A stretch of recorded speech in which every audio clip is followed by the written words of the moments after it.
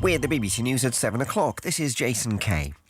Downing Street says it set no deadline for the inquiry into the tax affairs of the Conservative chairman Nadeem Zahawi, but says it wants the investigation to be concluded swiftly.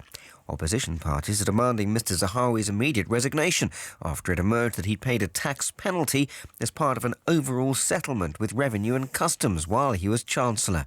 Mr Zahawi says he's confident he's acted properly. But Alistair Campbell, who was communications advisor to the Labour Prime Minister Tony Blair, says there's no doubt that he should go and Rishi Sunak should act now. There's no way that any of this is acceptable. And you don't need an inquiry for that because the ministerial code has been broken on several accounts already. And Rishi Sunak, I'm afraid, is just making this worse and worse for himself. And if I were him, before he stands up in the House of Commons tomorrow, I would say Zahawi's gone and then he'll try to repair the damage that's been done. A 17-year-old has been found guilty of the manslaughter of an Afghan refugee, stabbing him just hours after being sentenced in a magistrate's court for carrying a knife. Hazrat Wali, who was 18, died in hospital after he was attacked in a park in Twickenham in southwest London in October 2021. Poland has given Germany a 2-week deadline to approve its request for the re-export of German-built Leopard tanks to Ukraine. The Polish Prime Minister said if the deadline wasn't met, Poland would deploy the tanks with or without Germany's backing. Our defence correspondent Jonathan Beale says pressure does seem to be building. There is news from Germany itself being reported that the German Chancellor Olaf Schmidt has made a decision himself to send German Leopard tanks to Ukraine. Now, that has not been confirmed, but it is being reported inside Germany. At the same time, we've had reports in the US saying that they are leaning towards the idea of sending some Abrams tanks. The UK has confirmed 14 tanks, Poland 14 tanks, Germany maybe 14 tanks. There are the numbers building up. It's emerged that classified documents have been found at the Indiana home of the former US Vice President Mike Pence. A lawyer acting for Mr Pence said the number of documents was small and that Mr Pence would cooperate with any appropriate inquiry. Nominations have been announced for the 95th Academy Awards, with the adventure Everything Everywhere All at Once leading the field with 11 nods. Our entertainment correspondent Colin Patterson says the film's given its stars Michelle Yeoh and Jamie Lee Curtis their first chance of an Oscar. You think of her as absolute Hollywood heritage, but this is her first Oscar nomination, Best Supporting Actress, at the age of 64 for playing a tax inspector. Michelle Yeoh, the star of this film as well, her first Oscar nomination at the age of 60 in Crouching Tiger, Hidden Dragon. That was her huge hit 20 years ago. Never got nominated for that. And the weather, rain moving southeastwards across Northern Ireland and Scotland tonight. England and Wales will be dry with some mist and fog. That's the BBC News at 7:03. On BBC iPlayer. We have turned this house into a proper home. I love you, Stacey. I'm back with the team to sort your life out, tackling bigger challenges. This is the biggest shoe collection we have ever seen. All that stuff, where was it in the flat? Transforming families' homes. This is looking so much better already. It's going to be life-changing. And restoring joy to their lives all in 7 days. This is amazing. More than we could ever imagine. It's the start of my new life. Brand new Sort Your Life Out with me, Stacey Solomon. Starts Wednesday on BBC iPlayer. This is 5 Live Sport with Kelly Cates. It's North v South in the first leg of this League Cup semi-final. Burn into the penalty area. 1-0 to Newcastle United. Oh, they did! Gineville, Southampton have a 2-goal lead against Manchester City. Both managers have their sights set on the final at Wembley. We're delighted to be where we are, but the semi-final itself isn't enough. To say you got to a semi-final means nothing. It's a wonderful game against a real tough side, but look, it gives the club and everyone associated with the club something really special to try and achieve. And it's crunch time as the Australian Open reaches its latter stages. And it is Game 7 match. Stefanos Tsitsipas is through to his 4th Australian Open semi-final. From BBC Sport. This is 5 Live Sport. Hello, I'm Kelly Cates. Welcome to 5 Live Sport. Coming up tonight, we've got commentary of the first leg of the EFL Cup semi-final between Southampton and Newcastle. We've also got updates of the FA Cup third-round replay between Accrington Stanley and Boreham Wood. That game was supposed to take place last week, but it was postponed quite late on because of a frozen pitch. Our commentary team at St Mary's Stadium this evening, John Murray and Glenn Murray. John, it sounds like some kind of 1950s vocal group. Do you think so? Yes, the Murray brothers. It could be big. Could be big in the. I'd buy the record. And it would have to be a record. It would have to be. Yeah, well, yeah, it would be very much so. It'd be a long player, wouldn't it? It would. What are the conditions like for singing there, Glenn? I'm sure that the fans will be in full voice. Whether me and John are is another question. Perfectly ducked. John, is the team news in? It is, yes, it's just come in. So let's deal with Southampton first of all. We were both saying on Drive that we feel that Southampton will feel that they need a lead to take to Tyneside for the second leg next Tuesday night. And interestingly, Nathan Jones, the Southampton manager, is giving full debuts to two of his January signings. So Alcaraz in midfield, Carlos Alcaraz, the young Argentine, and also the Croatian World Cup player Mislav Orsic. So they are both in the team. 4 changes from the side that started against Aston Villa at the weekend here and lost, which was a setback for them at the bottom of the Premier League. The other 2 to come in are Gineppo, who scored against Manchester City in the previous round, and Mara, who scored against Manchester City in the previous round. So the top scorer, Adams, is on the bench, Adam Armstrong as well, Edozie and Lavia. And the Southampton team is Bazunu, Lianco, Chaleta Sarr, Salisu and Walker-Peters, Diallo and Alcaraz and Ward-Prowse, Gineppo, Orsic and Mara. And as for Newcastle, well, I saw them knocked out of the FA Cup earlier this month when they were beaten at Sheffield Wednesday. For that match, Eddie Howe made 8 changes, only their second defeat in any competition this season. But in this competition, for this semi-final, he's gone with his strongest team and he's unchanged. So Pope, Trippier, Shea, Botman and Byrne, Longstaff, Guimaraes and Willock, Almiron, Wilson and Joelinton. We're also joined this evening by former England goalkeeper Rob Green. Rob, it's always nice when you get teams who put out their strong, and I know we're at the semi-final stage, but put out their strongest 11 that are taking the competition seriously. Yeah, there's no two ways about it for Eddie Howe and Newcastle. They're on it. They're on a wonderful run, as John just touched on there. And yeah, they'll be full of confidence. I think Southampton, they're hoping more than anything. They're going back to what got them a couple of goals, and that's the key thing for them. Getting a goal, getting in the lead, and then if there is a miracle in this tournament, then you're looking at it, it's going to have to be a big one over 2 legs. It makes it that bit harder. It does make it that bit harder, but these are sides who are both looking for silverware this season. For Newcastle, it would feel like the culmination of a project, maybe even coming a little bit early in terms of their plans, Glenn. But it's a huge moment for Southampton, a huge opportunity opening up, because I'm not sure too many people would have given them a chance against Manchester City. No, I think that was obviously the shock of the quarter-final round. Manchester City get knocked out, who have got a real romance with this trophy. So, it's anyone's now. Yes, I mean, we look at the Premier League table and how well Newcastle are doing and where Southampton are sitting, which isn't pretty for them. But this gets rid of all those worries. But I think I'd just like to second what John said earlier on about we feel as though Southampton really need to take something to Tyneside to keep hold of, because 50,000 Geordies screaming after Newcastle, it'll be a very, very tough task next week. It will be a tough task this week, and it might next week, and it might be a tough task this week as well. Dan in Exeter thinks so. 4-1 to Newcastle, he's predicting. Sad to say, he said, I'd probably take that as a Saints fan with Jones and Child, while wistfully dreaming of what might have been had we gone for Howe ourselves several years ago. But one thing that should be guaranteed from the semi-final lineups this year is a real hunger for success. It is a very fresh look to the lineups. 4 teams are desperate to win something. And ahead of tonight's match, both Nathan Jones and Eddie Howe have been talking about what it means to them to be so close to a major final. We know what we've got to do. It's very tough to deliver that. This is going to be 2 really, really difficult games for us. We're under no illusions of that. And starting with the away leg will be very difficult. I'm sure it'll be a very good atmosphere.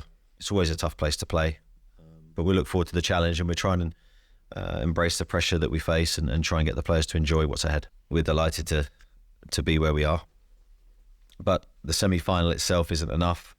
I don't think it's enough for anybody. I think you go into these games and to say you got to a semi-final means nothing. Ultimately, you want to get one step further, and I know the players feel the same way. Me and my coaching team feel passionately about it, that we want to make the final. We're desperate for the next step. Well, I think it's really important to the club and to the fans and stuff, something like that, to get behind. Obviously, for myself, I'd love to do it for a personal level, but the more important thing is that we can give the fans and the club something to something special, really. They've done it in previous years, and for Southampton to be competing at this level in terms of a semi-final shows that we've done something right in recent weeks, and that's a good thing, and it's a wonderful occasion. I wouldn't say it's a distraction. It's not. It's another challenge, but it's a different challenge, and we've stepped up so far, and albeit to a different journey in terms of some of the games, but it's a wonderful game against a real tough side. But look, it gives the club and everyone associated with the club something really special to try and achieve. Nathan Jones and Eddie Howe there talking about what it would mean to the clubs that they're working for. But one of the quirks that this lineup for the semi-finals has thrown up, Glenn, is that three of the managers, Eddie Howe, Nathan Jones, Steve Cooper, ahead of Forest's game against Manchester United, haven't won a major honour as a manager, and Erik ten Hag, of course, hasn't won a major honour in England. So there's a personal reason for them to want success. Yes, massively so, and I think Ten Hag's the one that stands out, that's probably got the most pressure on him. Yes, Eddie Howe will have a little bit of pressure, but I think this project has been superseded with this competition. Obviously, Newcastle do expect silverware in the future, but maybe not quite so early. So Ten Hag is the one for me that out of these four teams in the semis really probably needs to win it more than the others. Yeah, and you look at the sort of last time that they've been in these positions, Rob. You've got Nottingham Forest, their last silverware was the 1990 League Cup. Newcastle's last major final, the 1999 FA Cup final. But the last time a Newcastle captain lifted a trophy, Bobby Moncur lifted the Fairs Cup in 1969, which is one of those details that Newcastle fans are sick of hearing. Southampton last in a major final, 2003 in the FA Cup final. It's been a long time and a long wait, whichever way this one goes. Yep, and you look at the players, and some of the players won't even remember those finals, let alone been alive even. So it's like you're looking at, you're thinking, it's for clubs of that stature and the way that it's gone, and especially with the League Cup, you're thinking, weakened teams are all right. There's a real opportunity there, and as a player as well, you look at it and you look back at your career, and I don't know what you think, Glenn, but I look back, and I played in the semi-final for West Ham, and we were 3-1 up with 45 minutes to go against Birmingham and blew it. And you just look back at those moments and you see the relegations, the promotions, and just those key moments in your career. They only come around so often that you say you're playing for a Southampton, you're playing for a Nottingham Forest or a Newcastle. They don't come around that often for you to take, and it's huge. And this is, yes, you can talk about the history. The players and the managers will be desperate for themselves because it's tangible now, it's there. Yeah, I second that, Rob. I mean, these are the moments that you look back on in your career on a cold Tuesday night in Southampton and what could have been. And these are the moments where you've really got to sort of get the bull by the horns and make sure you get to that Wembley final. And if you don't win it, you just have a day out to remember and something to look back at in your career. John, just in terms of the context for Newcastle, they've been Premier League runners-up, 96 and 97. They've lost in the FA Cup final, 74, 98, 99. They lost in the League Cup in 1976. All of that since they last won their piece of silverware, the Fairs Cup, as we mentioned, in 1969.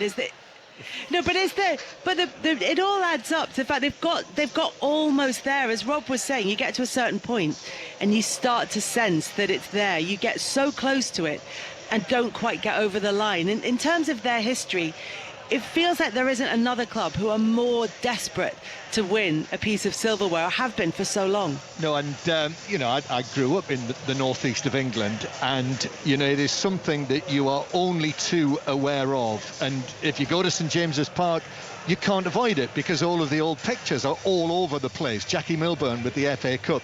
And you know, I mean, it's ancient history almost now because it's such a long time ago. You know, that last domestic trophy win was the FA Cup in 1955, and there was the Fairs Cup in the 60s. And yes, they have won things. You know, they've won the what is now the Championship title 3 times over the course of that period of time that we're talking. They actually won the Intertoto Cup as well, believe it or not.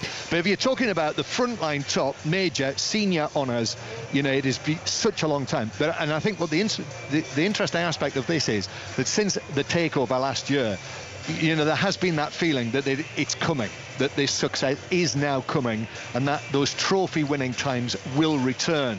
And I think the fact that they've got themselves into this position now, 180 minutes away from a final, at this still early stage of their development and where they are in the Premier League, that I think is why it feels so important for them, because if they're able to make that step, take that step now, you know, who knows what it'll lead to. Rob, you touched on this point earlier on when you said it's not just about the history. It is, and certainly I think here for Newcastle and for Manchester United in these semi-finals, it feels like it would be the start of something that feels as though it's building in very different situations. Yeah, and it buys you time. As a manager, it buys you that moment, and you think, OK, you've got that bit of silverware, and the manager then has that credit in the bank to go. He has a little bit more power going into meetings with the board, with the owners, and saying, right, OK, there's a relative success. Champions League football, a trophy, right? That was the plan. I've held my side of the bargain. You do so as well now. So it'll be interesting to see if, as we expect, well, I expect Newcastle and Manchester United to go through to the final, then where do the respective clubs go? How do they take it on board? Because you remember, go back to Alex Ferguson, he was moments away from getting the sack in the FA Cup, wasn't he, until they nicked a last-minute goal and went on to win the FA Cup. So they'll be looking, they'll be seeing it, and it is that real opportunity, that absolute bit of silverware. You say, yes, we have arrived. I've made my mark as a manager. I think also off the back of that as well, we know and we understand how wealthy Newcastle United are now, and we do believe that trophies will be imminent at St James's Park. But I think if they can get this trophy into the cabinet, I mean, it helps with attracting players and recruiting players in the summer. Not only the finances players want, but they can say, look, this is the project, this is what we're doing, we're going to win more, this is only the start. It is only the start, and it's not been as long for Southampton. So 2017 they were in the final as well, rather than 2003. It's not a small thing to miss out. Certainly not in the history of Southampton. But even so, it feels as though, you know, that opportunity to get into the final this time around for Southampton, for Newcastle, for Manchester United, and for Nottingham Forest, and we'll be talking about them a little bit later on, is a huge carrot in front of them, and it feels like it would be significant, particularly, Rob, when you look at the last few years and you look at the winners, and it's been Manchester City, bar last year when Liverpool won it, and again it's the team that finishes in second place. Suddenly it opens it up, it makes it a bit more interesting to fans of other clubs. Yep, and it's alive. It's a brilliant. All of a sudden, it's a really intriguing tie, and it's a really intriguing tournament again. And there's clubs that it means a lot to. So I think over the years, as you're saying, it's kind of proven to be, yes, clubs play their weakened teams, but it's the big ones that come through. So now we have this opportunity, this real hunger from fans, from players, from the managers, from everywhere.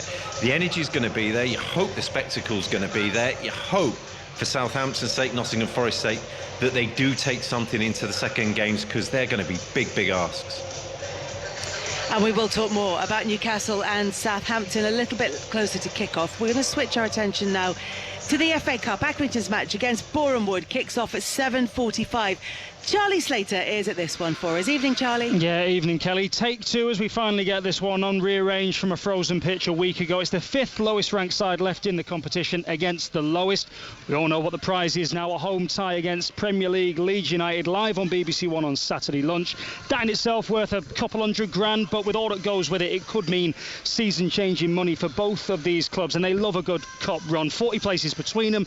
League One Accrington already through to the semi-finals of the EFL Trophy. Trophy. National League Boreham Wood simply looking to repeat what they did last year, went all the way to the 5th round. Accrington have made one change, couldn't make many more. They've got 19 players out injured. Boreham Wood, having kicked a ball for a fortnight due to all the postponements, have also made one change, and that means that top scorer Lee Unlove starts up top. Thank you very much for that, Charlie. Boreham Wood's manager, Luke Garrett's been in charge since 2015, and he's still just 37, but he's no stranger to the FA Cup. He made it to the 5th round last season and is hoping to take his team on a similar run this time round. There's no excuses on our part. We're coming here, we're athletes, they're all elite athletes, so they train and they prepare properly like they would do in any other club, and the focus is to come here and cause an upset. It's a 500-odd mile round trip. Had you actually started on your journey last time around before it got postponed? Thankfully not. They were kind enough to do an early enough of a pitch inspection, but looking at the pitch now, it looks lush. Obviously, I've seen on their social media outlets that they had the covers on, left the snow on, which works as an insulator, I believe they were saying. So, yeah, the conditions are superb. Not much of a wind, which is surprising considering you come into Accrington, quite a still evening. And this is warm for Accrington. I've got to be honest with you, I feel like I'm warm. But yeah, the temperatures are a lot higher up here than they are down south. So, yeah, for me, it's another opportunity of progressing and causing an upset, like I say, and making history. I've had some good interactions with my chairman over the course of the day, and he's just been class with the messages he's been sending, and it's all about memories this evening. A good cup run is nothing new to you. Everybody knows you went to the 5th round last year where you eventually fell to Everton. What is it about this football club and this competition? I keep saying it and people keep maybe saying that I'm a bit silly why I say it. I think the footballing gods are looking down on us. I genuinely think when COVID hit, the chairman paid us all 100%, paid all staff members, all players 100%, and I think that he's getting the reaps of his rewards. I genuinely feel that we've still got a large portion of that group that were paid in that pandemic that are playing for this football club, and I think that people are owing some sort of gratitude back to him. It's nice. He, of course, the money's great, but he would tell me how much it's not about the money, it's more about the memories. It is possibly season-changing money. It doesn't just look good on the football club, it must look good on you as well. I think I remember Frank Lampard, who was so effervescing with praise for you last year around. It's not doing your reputation as a manager any harm? It's unbelievable. It's a massive spotlight on the club. It's brought the community together, which is a massive thing. I walk up the town and get a coffee during the day, and people are stopping me with regards to what the Bournemouth night like, the Everton night like, the Bristol Rovers afternoon like, and yeah, it's a nice spotlight. I think the club has grown from strength to strength year on year. We have small steps. The place is unrecognisable from where it was 3 years ago, and that helps, and that's aided by these cup runs. But I keep saying, with the money's great, but my 2 young kids love football now off the back of the FA Cup last year, and there's a dad that's been involved in it for 20 years. That you can't replace that. That's priceless, and I've just gone and nicked 2 programmes for them so I can give them to them in the morning, because I know they'll be so excited when they wake up. Hopefully Daddy's put them into the 4th round and they get the opportunity to come and watch us against Leeds on Saturday. That is the magic of the FA Cup in its truest form. How does that sound? Premier League, Leeds United at your home ground on live television this weekend, Sam? So I'm going to be really boring. Go on. We have Accrington at 7:45 this evening, and that's only where my focus is. I'm so sorry. I don't want to give you a headline in any way, shape or form. I'll ask you the same question again at full time, hopefully. Nice. Fingers crossed. I hope so. That was Boreham Wood manager Luke Garrett speaking to Charlie Slater a little earlier on. The match itself is live on Sports Extra. You can listen to commentary. Tom Gale and Michael Brown will be there. And Michael joins us now. Michael, really interesting to hear Luke Garrett talking about the feeling at the club. He said he thinks the footballing gods are smiling down on Boreham Wood. And Andy Holt, the chairman, is quite an outspoken character on social media. The Accrington fans feel that they're being really stuck up for. The players clearly have felt back from the pandemic all the way through till now, and it seems as though that's filtering through to the football and to the achievements that they can get to on the pitch. Evening, Kelly. Yeah, I've just had 5 minutes with him actually, having a chat about the situation, how he's getting on, his relationship with the football club, the way it's built and got better and better. He said to me it's unrecognisable, the whole football club, to what it was 2 years ago. So we talk about these cup runs, how they can help a a community and a football club. I said, how's your relationship? He said, I love him. I get on so well with the chairman and the owner. As we know, Kelly, that often doesn't happen, does it? And he said he's enjoying this night. He's looking forward to it. He couldn't wait to obviously play against Leeds United if that was the case. But as he said in the interview, he was looking really to the whole season, and really the main aim. Yes, these are great nights, special ones to help the revenue, but it's still that ultimate goal of obviously getting promotion as it's getting tougher with some of the football clubs we know in the National League. The fact that it's going to be Leeds in the fourth round, does that add anything to the incentive to get there, or is that just there already? No, definitely. It's all day long, Kelly. You're looking at the players and they get an opportunity to play live on TV against a Premier League side. Yes, they had a taste of it, but not all of these players did, and that's the difference. So they'll be given everything. As soon as they're seeing that draw, the added incentive, you can only imagine that the lift that these players are going to have, and it's difficult obviously that opponents in Accrington, they'll be thinking, what are these going to bring? Can Bournemouth really lift the game? It's a game we have to go and win, so a slightly different pressure, and I think the pressure's off Bournemouth if they go on and do it. It's going to be a wonderful occasion at their ground on Saturday. Glenn, as good as the relationship is at Boreham Wood between Luke Garrett and the chairman, they've got the outspoken chairman at Accrington in Andy Holt, and they have that kind of feel around the club. And these are the clubs that we get these real stories from at this time of the competition. Either way, whichever one of these two gets through, you're going to be commentating on the match, aren't you, against Leeds? Yes, I am, and I won't tell you who I want to win, bearing in mind I'm based in Brighton, Kelly. No, I think we always like an underdog to win, don't we? And Boreham would have definitely got an affinity with this competition at the moment. It just seems that football clubs have little periods of having a romance with the FA Cup. I think a couple of years ago it was Lincoln, and everyone becomes a Lincoln fan for a few weeks of the season.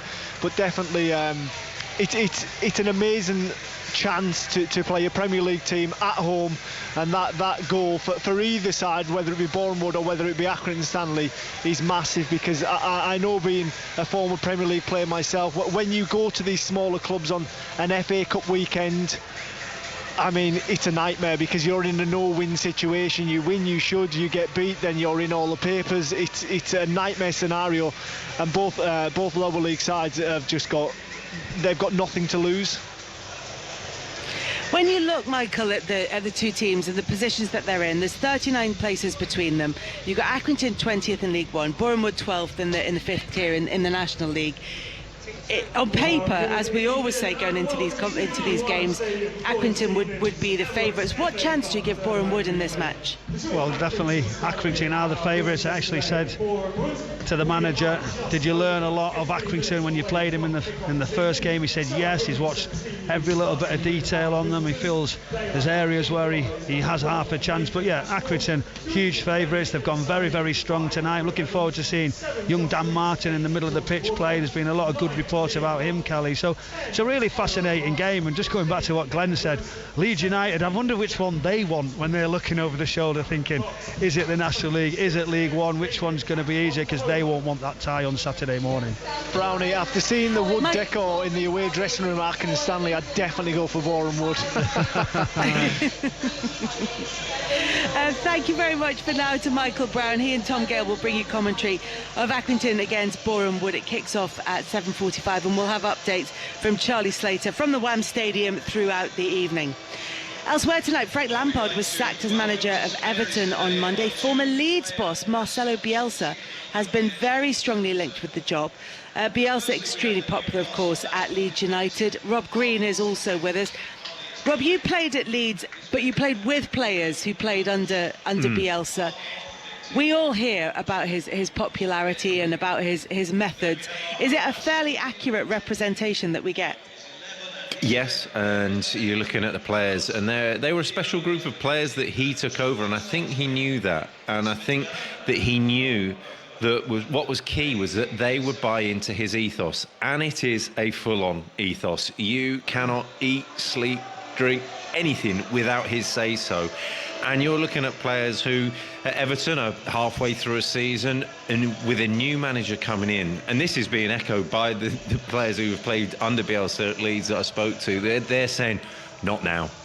No, do not bring Bielsa in now, because it could destroy you. It is a great fit for Everton as a club.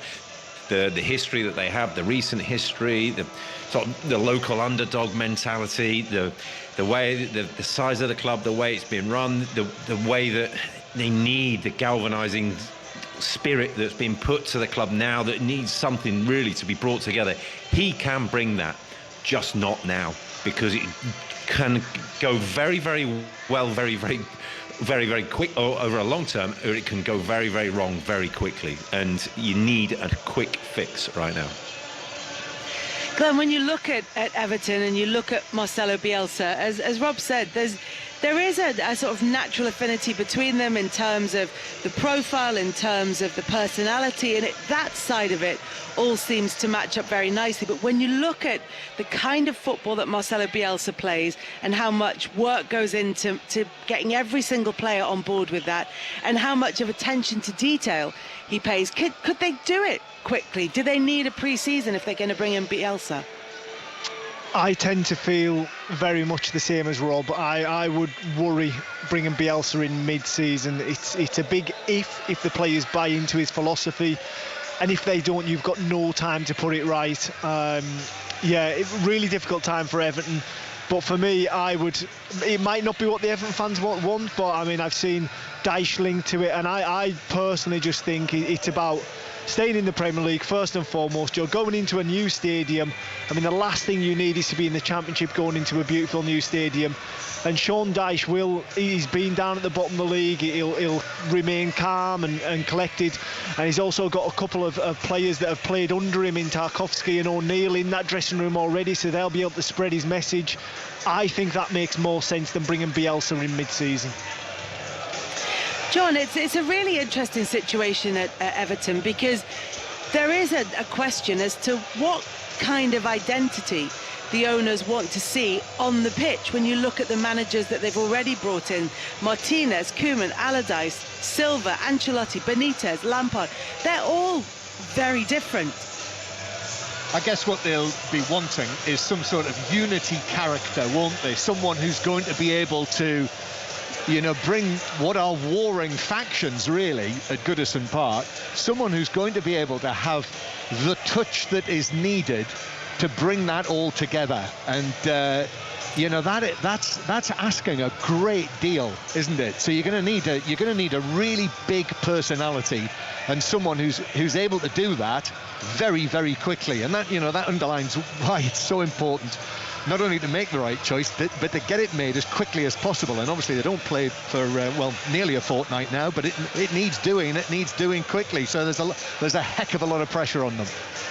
It's been quick fixes, hasn't it? A lot of quick fixes in there, and it points towards one thing: they don't really know what they're doing.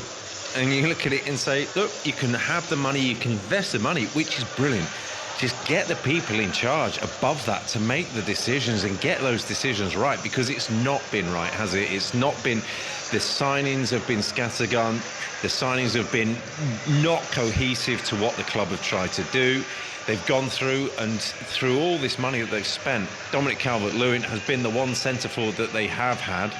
And you said that's the one position. He's been injured and it had difficulties sustaining his fitness in there. They've never once had it really right in any situation, really. And so, you know what, it doesn't surprise me. And all three of us are now saying it's got to be another quick fix.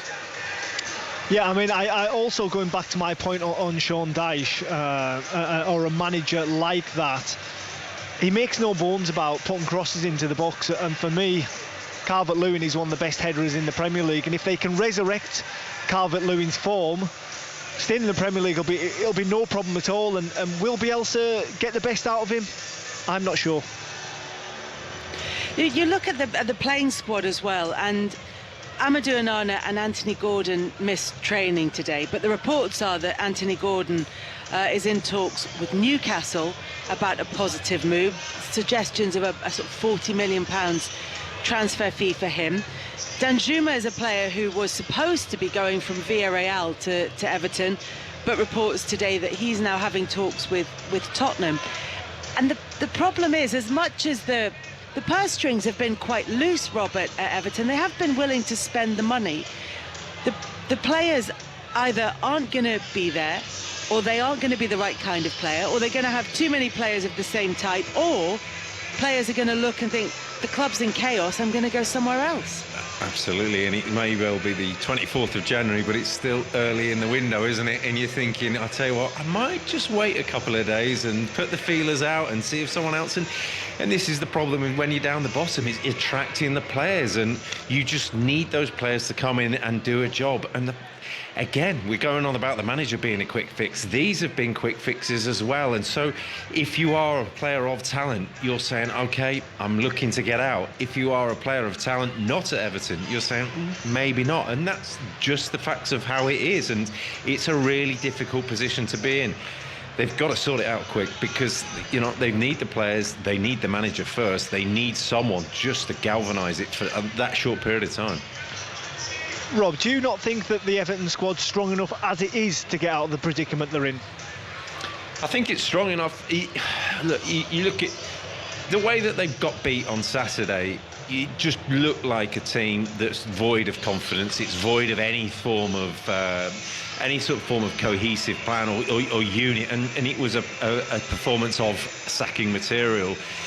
Now, the reaction from that needs to be instantaneous. Yes, they have goals in there, they have players in there, but it's getting that together, and I think just having the ability as a manager to get that plan out onto the pitch and making it being a difficult team is greater than any signing that they can make right now. So yes, they need the players in short term, but if there's players going to go, they've got to get some in, especially with someone like Anthony Gordon, who makes a difference, who is an Everton player, who is sort of someone Everton through and through. It's losing another little bit of your heart.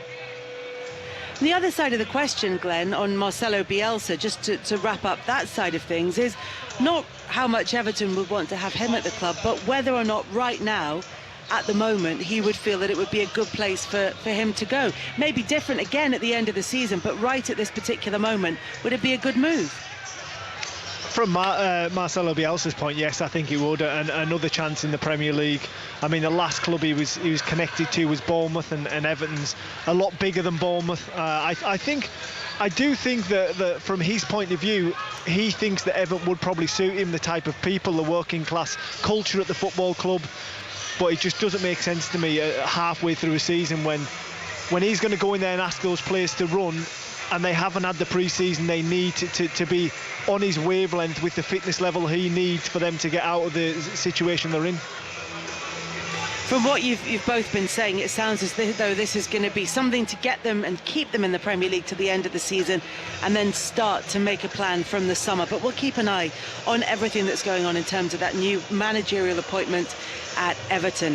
The quarterfinals of the Australian Open are well underway. Novak Djokovic and Victoria Azarenka booked their places in the semis today, and with reflection for the action from day 9, Gigi Salmon and Russell Fuller. Quarter-final day at the Australian Open, and Russ, it really felt like we were turning the clock back by watching Victoria Azarenka in action. Yes, she's 33 years of age now, Gigi, but she came through 6-4, 6-1 against Jessica Pegula, who was many people's favourites, the highest seed left in at the start of the day. And it was the start that Azarenka made in particular. The first 4 games were ferociously good.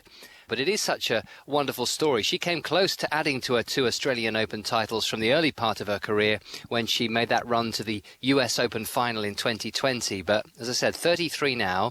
And you must also remember that she barely played for 2 years, having had Leo, but she's back and she's now got to tackle the Wimbledon champion Elena Rybakina in the semi-finals. So that was the first match of the night session. The first match of the day session was, as you mentioned, Ross, Elena Rybakina, who wasn't so happy with her earlier scheduling on the outside court. She's flown under the radar, but boy, is she playing well. She's playing fantastically well. She really has been impressive in the last 3 rounds. She's beaten last year's finalist Danielle Collins. She's beaten the world #1 Iga Swiatek, and now Jelena Ostapenko. And she was just the best better player. Her serve was far superior to Ostapenko. She won 6-2, 6-4. She looks very, very controlled. She looks very confident. The advantage of being a Grand Slam champion at Wimbledon clearly helps. And the ranking is starting to reflect with the tennis that she is playing. So her first Australian Open semi-final for the Wimbledon champion. So that sets up the semi-final in the top half of the women's draw. When it came to the men, this was also the top half that was being focused on. And Stefanos Tsitsipas, he's no stranger to semi-finals at the Australian Open, but he also felt like someone slightly flying below the radar coming into this tournament. But he's so consistent and successful in Australia. It's only the 6th time he's played. He's only 24, and this is a 4th semi-final. He dealt very well with Jiří Lehečka, the world number 71, the 21-year-old from the Czech Republic. He won in straight sets, saving, crucially, 5 break points in one service game in the second set, 3 more in another in the third set. And the second set tiebreak he played was just near perfection. It certainly was. And through to his 4th Australian Open semi-final, as you'd expect, Tsitsipas had plenty to say post-match. I feel great. I've been playing some good tennis. The thing that I talked about with the mindset, it's also the perspective that you get to see things from. There's this one way of looking at tennis that you're really exhausted after every match, and every single thing that you try and do on the court takes a lot of effort. And there's this other version of tennis where you're doing your job, but you're enjoying it so much that you don't care if it's exhausting or not. You're refreshed by it every single time, and I think I'm heading towards more of that lately than the other thing. I'm very happy to be out on the court. I'm very happy to be performing. I'm very happy to hit some good shots, come in. It's just this whole dynamic that has made me very hungry and has created a lot of desire for me to be playing tennis. So next up for Tsitsipas, well, the first thing he's got to do is put in another order for signed cards that he was handing out, pictures of himself that already signed, but he's run out. But now he's got another match to play, and that will be against Karen Khachanov. He's got the head-to-head over Khachanov, but the wonderful thing from the Russians' point of view is just he's also winding the clock, but this is the Khachanov of old who first broke into the upper echelons of the game. Yeah, he had that win at the Paris Masters, didn't he? And then was a semi-finalist at the US Open last year, but the few years in between were a little bit disappointing. He beat Sebastian Korda by retirement in the end today. He was 2 sets and 3-love up. A right wrist problem became a genuine issue for Korda from midway through the second set. So what do you think has changed, Gigi? He's not reinvented his game, but it just seems mentally he's a lot stronger and everything has just clicked into place. Yeah, he said he's worked on the mental side of the game. I think also becoming a dad has changed him. He said it's made him view things a little bit differently, dropping down the rankings to come back up again. But he's playing such clean, big tennis at the moment, and it is a second consecutive Grand Slam final. So it's a mouth-watering matchup between Khachanov and Tsitsipas, and that sets things up for the semi-finals in both the top half of the women's and the men's draw. There was also still British action taking place around Melbourne Park today, Russ. Yes, in the doubles there was not quite an all-British match, but there were 2 British players on court in the mixed doubles quarter-final, and it was Neil Skupski and Desiree Kravchik who came out on top in the third set against Jamie Murray and Taylor Townsend. And in the wheelchair events, they got underway today. 5 British players in action in the singles, and the 2 winners, Alfie Hewitt, who's world number 1 again after the retirement of Shingo Kunida, and Gordon Reid, both won their matches, and they will meet in the quarterfinals tomorrow. So plenty more to come, and I cannot wait for day 10, which will be headlined by the 9-time champion Novak Djokovic. Gigi, Russell, thank you very much. England have been dealt a blow ahead of the Six Nations next month. Elliot Daly and Jamie George have been forced to withdraw from the squad because of injury. They've been replaced by Newcastle Falcons' Jamie Blamire and Bath's Ollie Lawrence. And Glasgow Warriors have ended Rufus McLean's contract after he pleaded guilty to domestic abuse charges. Our commentary match this evening on 5 Live Sport is Southampton against Newcastle. It's the first leg of their EFL Cup semi-final. Nottingham Forest and Manchester United play tomorrow night. On Sports Extra, there's commentary of the FA Cup third-round match between Accrington and Boreham Wood for a place against Leeds United in the 4th round of the FA Cup. You'll be able to listen to that on Sports Extra. But as far as tonight's commentary match on 5 Live Sport is concerned, Newcastle, as well as being in the last 4 of the League Cup, are 3rd in the Premier League table. They're enjoying their best season in years. And Glenn Murray, so much of this, despite Newcastle having the kind of attacking talent on display that Newcastle United fans want to see is built from being strong at the back. Yes, it is, yeah, that structure that Eddie Howe's brought to the football club, and some very, very good signings to boot as well, especially in that back five, including the goalkeeper, Nick Pope an addition, Dan Burn an addition, Trippier an addition, and also Sven Botman, who's a long-time target for Newcastle. So he's really bolstered that, and everything good that's happened at Newcastle, he's coming off that strong foundation he's put in place. Rob, how much would you like to play behind that defence? Not just as you know, as accomplished as they are, but the fact that it's generally a pretty consistent back four as well.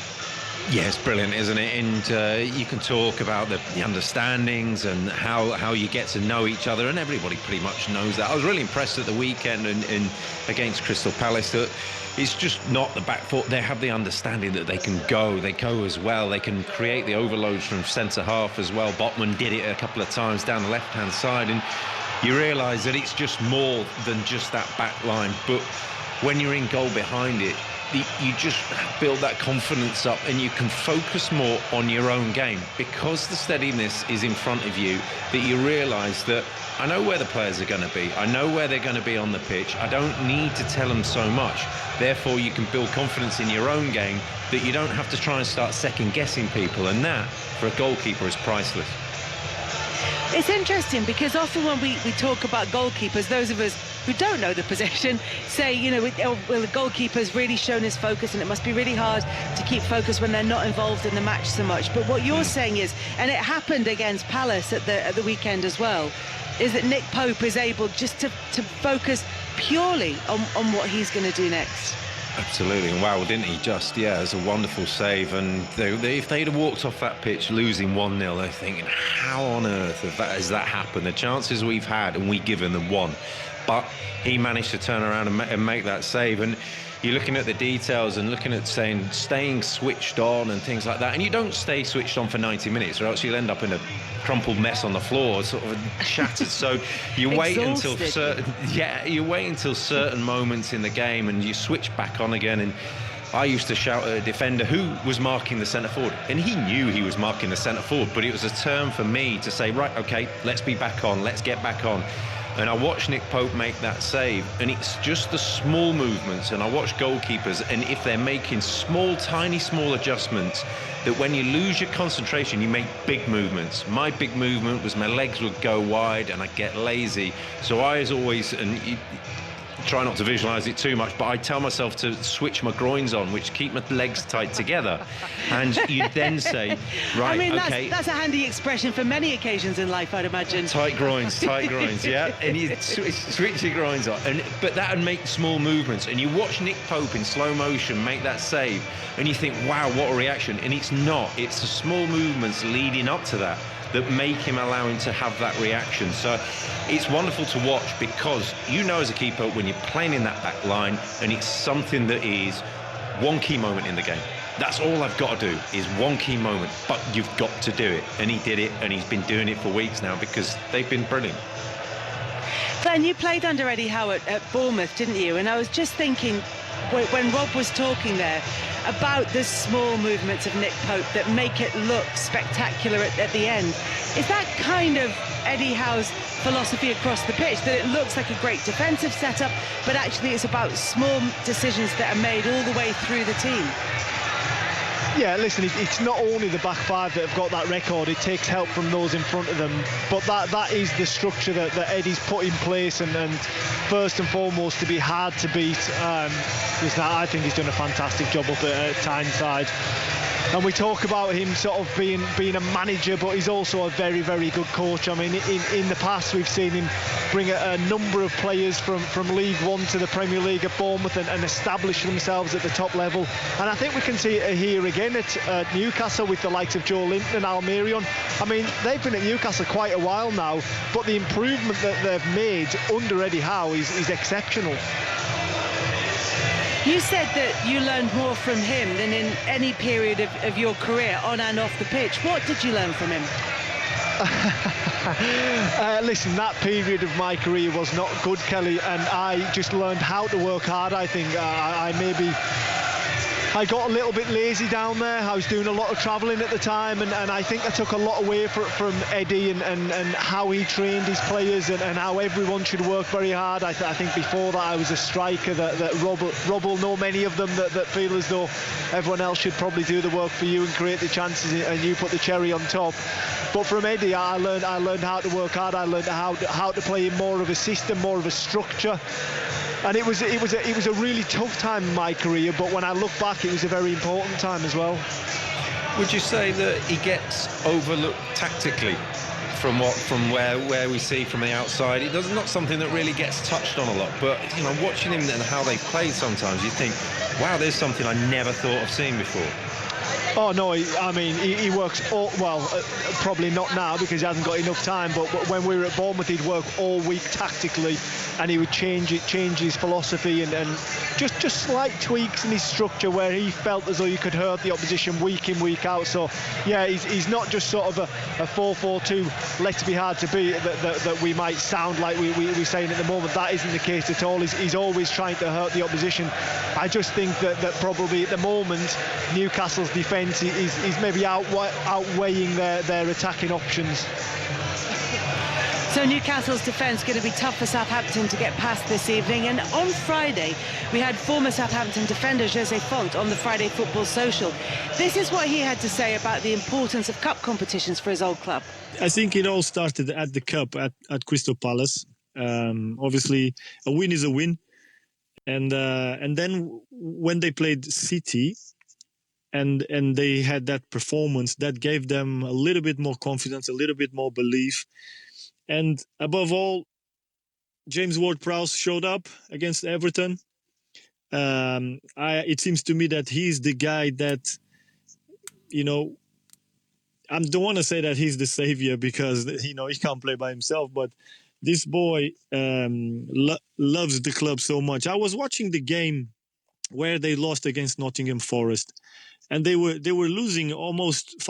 I think it was like 5 minutes to end the game, and I see James Ward-Prowse sprinting back to try and get the ball back on the counter that it happened for Forest. And the difference between his sprint and 2 or 3 other guys from his team, it was incredible. And his mentality and his attitude towards the team and the game is what his teammates need to look at, because the team may not be playing well or they're not doing so well, but if you show character, if you show that you can put yourself in the line, you can run, you will fight for your teammates, things will start to turn around. And that's what it looked like against Everton. They started to play as a team, being aggressive, defending together, fighting together. Even if you don't have the more quality, if you are a team and if you have a team spirit and if you fight together, results will show up. And they're hoping the result shows up against Newcastle at St Mary's this evening in the first leg of the EFL Cup semi-final. On James Ward-Prowse, Rob, he's worked very hard at not being just known as a player who is brilliant from set pieces. He is brilliant from set pieces. But have you seen an improvement in his overall game? Yeah, it's interesting since the manager's come in, and he's scored a number of free kicks this season, admittedly, but it's also, we've seen him play for England and a lot of the time for Southampton, sat as one of the deep line midfielders, and Nathan Jones he moves this formation around, changes it a lot in games, and tries to manoeuvre it so that it allows him to go further forward. Now, in recent weeks, he's had less touches, and I think he had the least touches in the game against Everton itself, but scored the 2 goals. But he's there behind the number 9, behind the main centre forward. And in some aspects, you look at it and you say, where do you want your best players? Where do you want your most creative players? Nearer the goal. So he may be taking less touches, but he does do that, and he works. He does work, as Jose Fontes was just saying. But you watch the way he took that goal, and it was almost like time stood still for him. He had that extra bit of time on the ball that players with real class, with real quality, just go, I know what I'm going to do here. I'm going to take a touch and a touch around this player and then sit the goalie down and put it in the other corner and make it look so easy. But he just had that time. And the only fear I have, and I go back to my time at West Ham, was we lost to Birmingham in the semi-final. We beat Manchester United in the quarter-finals. Scott Parker got Premier League Player of the Season, and we finished bottom of the Premier League that season. So he pulled up trees. Ward-Prowse could do the same, and it still might not be enough for them. On his numbers under Nathan Jones, so it's 5 goals and no assists in those 8 games. 16 games under Hasenhüttl, 2 goals and 2 assists. So it's not huge sample sizes for this season, but does it point towards the differences that you're talking about, that maybe it's a bit more about having a go himself rather than necessarily putting the crosses in or being in places where he can create them for other people? Yeah, and you play as an opponent, and you look at how the other team play, and they're changing all the time. Nathan Jones has gone from a back 4 to a back 3 to various formations within a game, just to get that manoeuvrability of the ball to play through the zones, as they call it in modern day football, with the main aim of getting him up there and about there. And if you're the opposition, and if you're Newcastle today, you look at that front line and you say, okay, we know we can deal with most of the stuff, but there's one guy that can do something that we're just going to have to hold our hands up, and he could do something spectacular, and that's James Ward-Prowse. And so much of the conversation about tactically will be how to stop him, how to stop that supply to him. So it's going to be critical today, not just in the context of this 90 minutes, but the whole 180 minutes and getting to the final itself. When you talk about the form in the Premier League as well, obviously that's got to be their priority, but it's only 2 games, and then potentially they could be in a major final. The League Cup, because the final is only a month away, it comes so early in the season. Is it that much of a distraction? Potentially at most 3 games between now and the end of Feb? I tell you what, if you give me the option as a player, I'll take the final, thanks, yeah. But you say, and you look at it and you say, look, just give us some momentum, give us something. The Southampton fans will be there going in hope rather than expectation, or galvanise on that hope. Let's get a bit of a run going. And if it's a feel-good factor thing, and that's all it is, then so be it. But just go into the games feeling good. You want to win every game, but with a semi-final at stake, you definitely don't want to lose it. Talking of a feel-good factor, John Murray, there's all kinds going on at St Mary's tonight. Yes, they've pulled out the stops for the semi-final here. We've had a light show. They've got flamethrowers on the side of the pitch. Again, as was the case in the previous round, we've got the Saints Oompah band playing when the Saints go marching in. They've got a huge banner as well that's been held over the centre circle with the Southampton crest on it and the slogan, "We March On." And it is sold out, this first leg of the semi-final tonight. Although I can still see empty seats around, but they are quickly filling up, and I think it is going to be full once we get to kick-off. Thank you very much for now, John Murray. Meanwhile, there is an FA Cup third-round match being played. You can hear that on Sports Extra. Michael Brown and Tom Gale have got the commentary of that one. It was a 7:45 kickoff at the Wham Stadium between Accrington and Boreham Wood, and Charlie Slater can bring us up to date. Yeah, slightly less glamorous here, Kelly. Accrington 0, Boreham Wood 0, still with 11 minutes gone. National League side proving tricky. Most dangerous attack from Boreham Wood on the counter-attack. Tyrone Marsh, the target at the back post, nicked away from him before he could slide the ball into the net. Still goalless. Charlie, thank you very much, and Charlie Slater's going to bring us regular updates from that match. We'll also have more from Rob Green throughout the evening, but now we're going to head back to St Mary's for the first leg of the EFL Cup semi-final between Southampton and Newcastle with Glenn Murray and John Murray. Yes, thank you, Kelly, and welcome everyone to St Mary's. Welcome to Southampton on what is a very cold night. And the players are out there, as Kelly suggested. Certainly Southampton Football Club have done their level best to make this into an occasion. But it is an occasion. And this season, unlike any other, has reached League Cup semi-final time. And we've got a semi-final here that we've never seen before in Southampton versus Newcastle United. And the teams are getting ready for the start of the match. The 2 captains are in the centre circle with the referee, Stuart Atwell, and Nathan Jones down there on the side of the pitch. And James Ward-Prowse just slapping hands and giving a hug to his England squad mate Kieran Trippier, who turns and heads back to his Newcastle teammates who are in a huddle together. Blue shirts Newcastle tonight, and those sort of golden shorts and blue socks. Southampton, of course, in the white shirts with the big red stripe down the front, black shorts and white socks. So Glenn Murray, Newcastle United clearly the favourites going into this two-leg semi-final.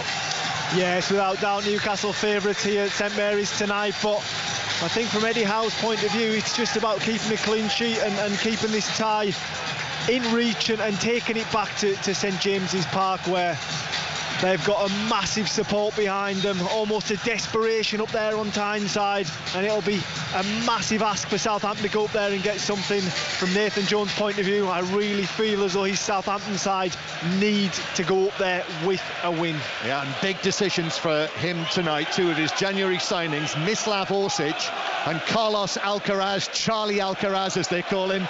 They are both in the Southampton team to start for the first time for this semi-final, which begins now with Newcastle kicking off, and they play from right to left as we look from our position here up near the back of the Itchen stand at St Mary's. Immediately the ball is fired forward, cleared away by Southampton. There is a dive forward from Lianco, who was claiming he was shoved. Referee Atwell has ignored that.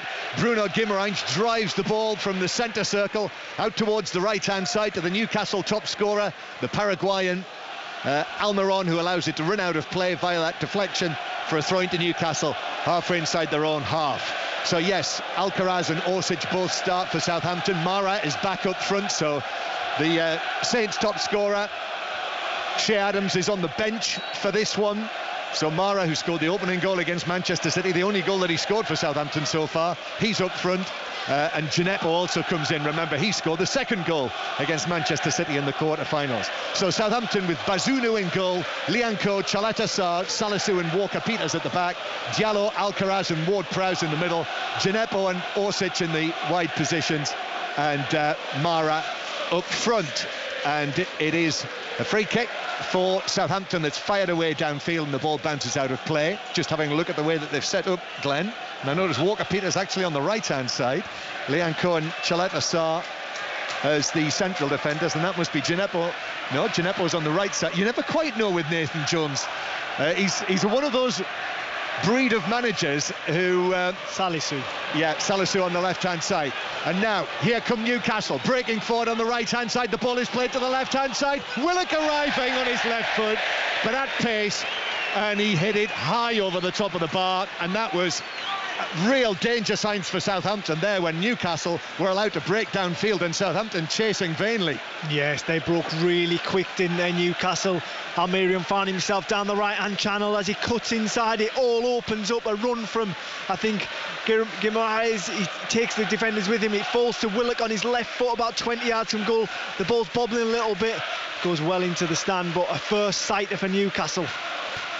Yep, so the Southampton, the back four, Walker-Peters on the right, Lianco and Chaleta are the central defenders, and Salisu on the left-hand side of the defence. Newcastle, it is tried and tested here tonight. An unchanged Newcastle team, his strongest team. Nick Pope, Trippier, Shea, Botman and Byrne, Longstaff, Guimaraes and Willock, and then Almiron, Wilson and Joe Linton.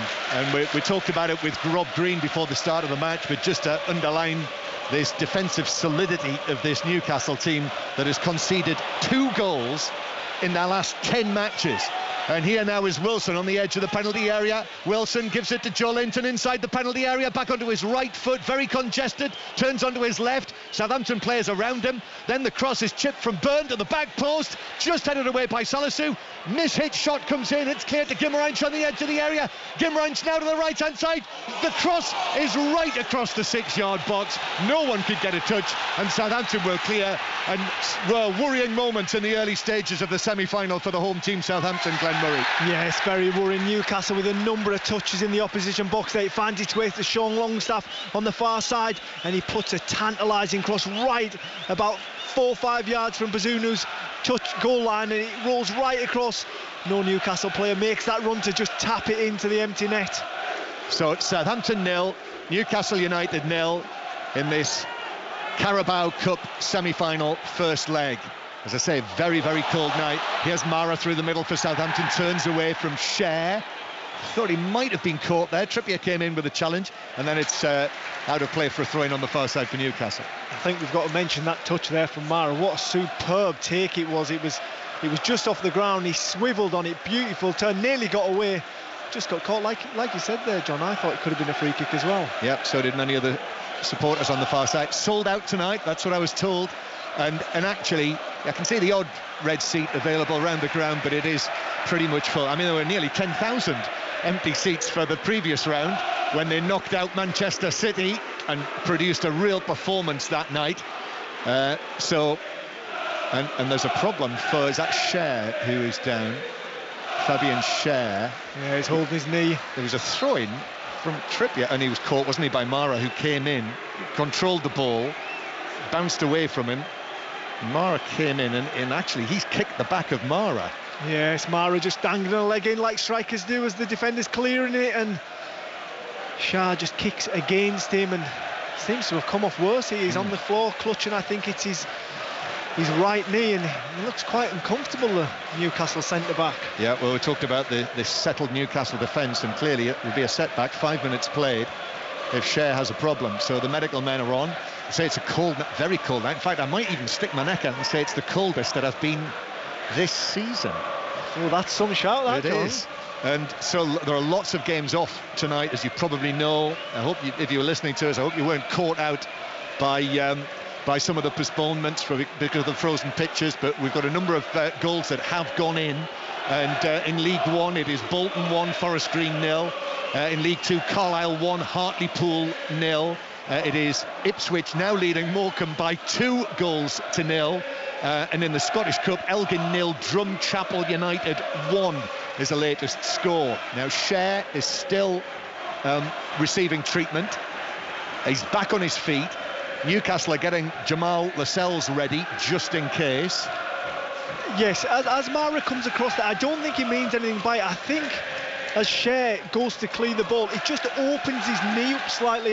There's no malice in the challenge, and I think it's just maybe called Cher a little bit cold on the evening early on in the game, and he's down on his haunches, and it looks like he's going to enter the field of play again. Looks like he's going to come back on, Cher. There's a choice of listening tonight, by the way. Carabao Cup here on 5 Live, FA Cup on Sports Extra. There was a 7:45 kick-off in the replay, Accrington against Boreham Wood. Charlie Slater? Still goalless here at the moment. Accrington coming close though with Doug Thorne from a corner kick, a header loop into the far corner, but headed off the line. Accrington with more quality. Boreham Wood though looking awkward, still 0-0. And the winners at home to Leeds United. That'll be our first FA Cup commentary match on Saturday at 12:30, and you have committed to that, whatever the outcome is this evening, Glenn. So you're going to be there. I am, yes, I am. It's going to be a good one, I think. Yeah, it will. That I think, arguably one of the ties of the round. Here is Ward-Prowse. So Cher has come back onto the field. We'll just keep an eye on him. They were very, very careful. You know, it looked as though it was a decision that had to be made. Offside flag is up against Orsic on the far side. Free kick to Newcastle.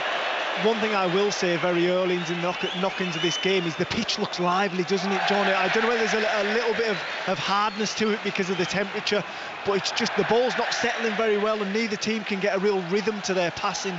I wouldn't be at all surprised, you know, if there was a bit of frost coming down. Well, you've said it's the cold night. You've said it's the coldest night of the year. Well, the coldest night that I've been at a football match this season so far. And remember, I had a month of that in the desert. Here come Southampton through the middle. Diallo gives it to Ward-Prowse. Ward-Prowse, he's got Gineppo available on the right-hand side. He uses him. Dan Burn in front of him. Cross comes Guimarães as well. Gineppo is able to find the ball in field to Diallo, who will play it out to the left-hand side. Salisu is there. Salisu back into the middle to Orsic. So this is the Croatian World Cup player, Mislav Orsic, who was a big part of what they did, that Croatian squad finishing third. If you remember, he scored a very good goal in the third place playoff. Now starting for Southampton for the first time. Walker-Peters on the right. Ward-Prowse wraps his foot around that cross to the back post, looking for Mara. Trippier got there first for Newcastle.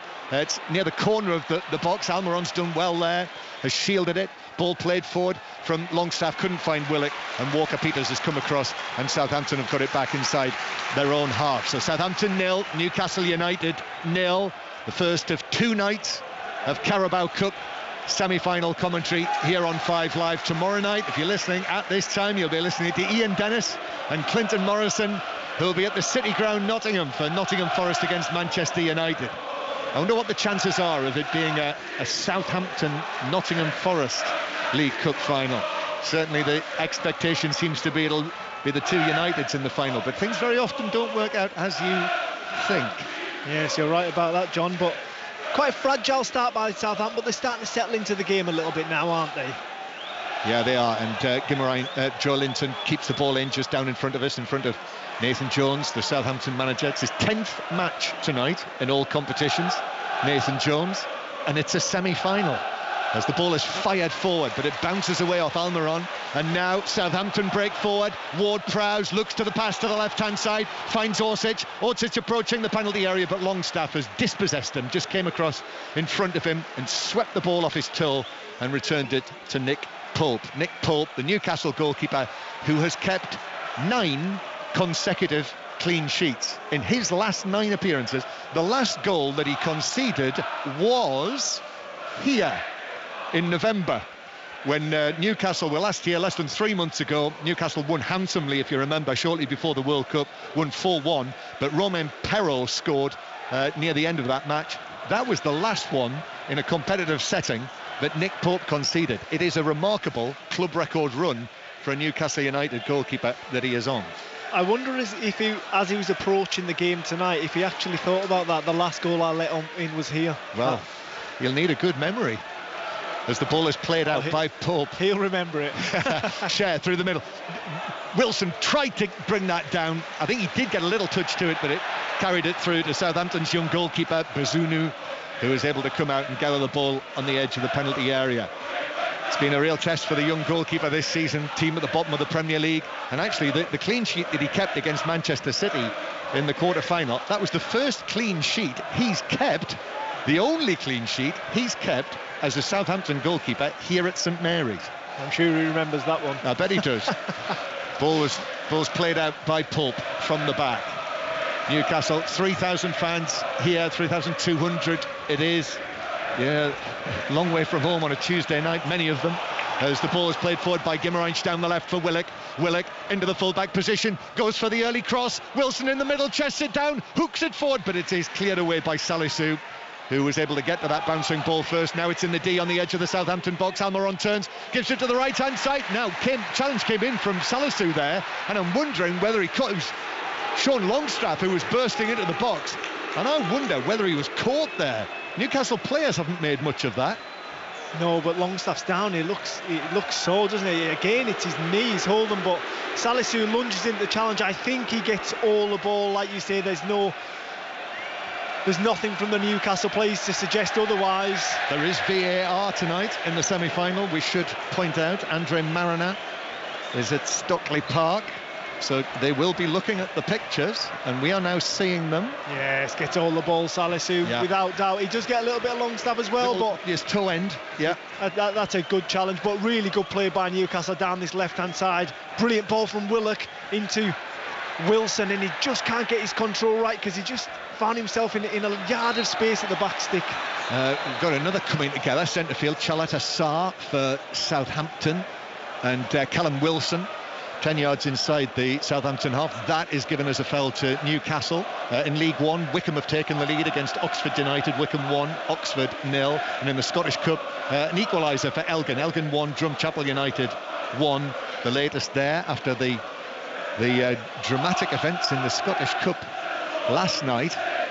I was listening to the Derval chairman this morning on the radio, who was very entertaining after their extraordinary cup upset against Aberdeen. Here it is 0-0, very early stages, and the ball with Dan Byrne on the left.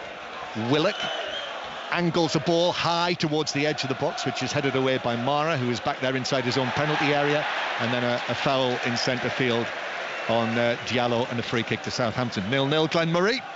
Don't think there was any argument to that free kick as Longstaff charges into the back of the Southampton player. Gives Stuart Atwell a very easy decision to make. Yeah, and it has filled up now, hasn't it, St Mary's? It will be round about 32,000 for the first leg of this semi-final. We'll be at St James's Park this time next week for the second leg as well. And after those early chances, the early breaks Newcastle had, it has settled down, and Southampton have definitely shown a little bit of something as well. Yes, they have. They're getting the ball to their main man, Ward-Prowse, and he's almost like a conductor in the middle of that midfield, picking passes out, and he's the threat from the Southampton perspective. So 0-0, and Alcaraz heading the ball through the middle, but it lands at the feet of Shea, who seems okay. Botman now passes it at pace to Guimarães, who then, unforced error, gave it away. Here's Mara for Southampton. To his right, Ward-Prowse, 25 yards out, angles it into the edge of the box, and Alcaraz arriving inside the penalty area. There was a defender there, so he wasn't able to get a clear shot on it, and it was deflected, took the pace off it through to Pope. Yes, good play. Again, that man Ward-Prowse putting the dangerous ball in. Good defending from Newcastle. But one thing I've been extremely impressed with is Southampton's pressing of Newcastle's back five. They're not letting them sit on the ball at all. And that was one of the impressive things, wasn't it, in their performance against Manchester City as well here in the quarter-final. I think that shows Nathan Jones and what he's about. He wants his teams on the front foot asking questions of the opposition, and they're certainly doing that this evening. Yeah, still bottom of the Premier League, but there have been signs of improvement. They did win 3 in a row before the Aston Villa game here on Saturday. Newcastle coming forward, though, the ball swept from the right-hand side, and Willock arriving at the back post. A defender ran across him, Walker-Peters, and that seemed to do enough to put him off, and the ball just whipped between the two of them and out for a throw. Yes, another tantalising ball across that Southampton back line. This time it's Trippier, and just no Newcastle player can get a touch on it, and like you say, Walker-Peters' recovery just puts Willock off a little bit at the back stick. Newcastle supporters, you can hear them now in good voice. This is the continuation of this rise of Newcastle United. It's their first appearance in a semi-final of a senior major competition for 18 years. The FA Cup semi-final in Cardiff back in 2005, when they were well beaten. Graham Souness's team at the time were well beaten by Manchester United, and first semi-final since then. Nathan Jones has just picked the ball up on the side of the pitch, just holds on to it. There's a message there for Gineppo. Yeah, there was a message for Gineppo, and Gineppo didn't look very happy about the message, but I think his manager just wants a little bit more from him. I think he wants him to stretch that Newcastle defence, give his team an option behind. Walker-Peters slipped and he's given it away on the halfway line, and Willock is quickly onto it. Willock now to Almiron, right corner of the box, on his left foot. Across comes Ward-Prowse, still with Almiron, who plays it back to the arriving Trippier. Now it's over there on the right-hand side. Longstaff back to the right. Trippier's ball into the penalty area. Important touch from Ward-Prowse back in there to take it away from Guimarães. And now Southampton might be able to break here through the middle. Alcaraz hits the pass, but he's overhit that, and Pope's able to come out of his penalty area by 3 or 4 yards. And right foot clear it away downfield. Alcaraz just didn't quite get the weight of that right over the surface of the St Mary's pitch. Now Joe Linton. Joe Linton tries to bring it forward in muscular fashion. Ends up on the ground as the challengers come in on him, but he's already played the pass forward to Wilson. Wilson now down into the full-back area, and Longstaff is beaten to it by Walker-Peters, whose touch, Dan Burnett was, Walker-Peters' touch takes it away, and behind for a corner to the visitors. Yes, and it came about from a backwards tackle from Gineppo. That a little bit of confusion between the Southampton defenders, and Callum Wilson's the first to react, getting the ball. Tries to play Dan Burnin, and Walker-Peters just enough for the big Geordie not to be able to get behind him. Still 0-0. Southampton 0, Newcastle 0. 0-0 on Sports Extra as well between Accrington and Boreham Wood. Here's the corner for Newcastle, first of the match. Taken in short to Almiron, and then Trippier swings it in. Dangerous cross in swinger, but Bazunu was able to come 5 yards off his line, get a good punch on it. Now Shea with a cross from the right-hand side for Newcastle. That's headed down and away by Salisu for Southampton. And Newcastle will go all the way back to goalkeeper Pope. So 0-0. We can clearly see the breath of the players on this cold air. We're not far away from the river, are we, here? Over on the other side, beyond the far side of the stadium from where we are, there's the concrete works, isn't there? And then you've got the River Itchen beyond that, which flows down into Southampton water and then down into the Solent. So Southampton with Chaleta Sarr passing it over the halfway line. Here is Alcaraz, the number 26, 20 years old, the young Argentine. He was actually introduced to the crowd last time I was here before the Manchester City game a couple of weeks ago, having just arrived in the country, and now he's in the team for the first time. Ward-Prowse overhits his pass down the right for Gineppo and was frustrated with himself. Hopped in the air, Ward-Prowse, throwing Newcastle. As did his manager. He's such an enthusiastic character, Nathan Jones. It's a joy watching him itself. Some interesting decisions, weren't there, tonight, Glenn, to bring in Orsic and Alcaraz to start for the first time in a semi-final, and leaving Adams on the bench. Adam Armstrong as well, the former Newcastle lad, Newcastle United supporter, only among the substitutes this evening, and Lavia as well, who's done well when I've seen him. Newcastle, Guimarães playing it through for Longstaff, but the ball runs down into the left-back position. The support there from Almiron, though. Now back to Guimarães on the edge of the area, tries to feed it back into the penalty area for the run of Almiron. Just slightly overhit by the Brazilian for the Paraguayan, and the Irishman was able to come out, goalkeeper Bazunu, and gather it. Yeah, every time Almirion's gotten the ball, he looks a real threat for Newcastle, coming in off that right-hand side on that tasty left foot of his, and he's linking up really well. He's just having a little complaint to Bruno. He wanted the ball back at his feet, I think. Yes. Do you think Bazunu must have Almiron maybe has just made contact with Bazunu as he came out there? Maybe a bit of blood dripping from the Irishman's nose there in the goal.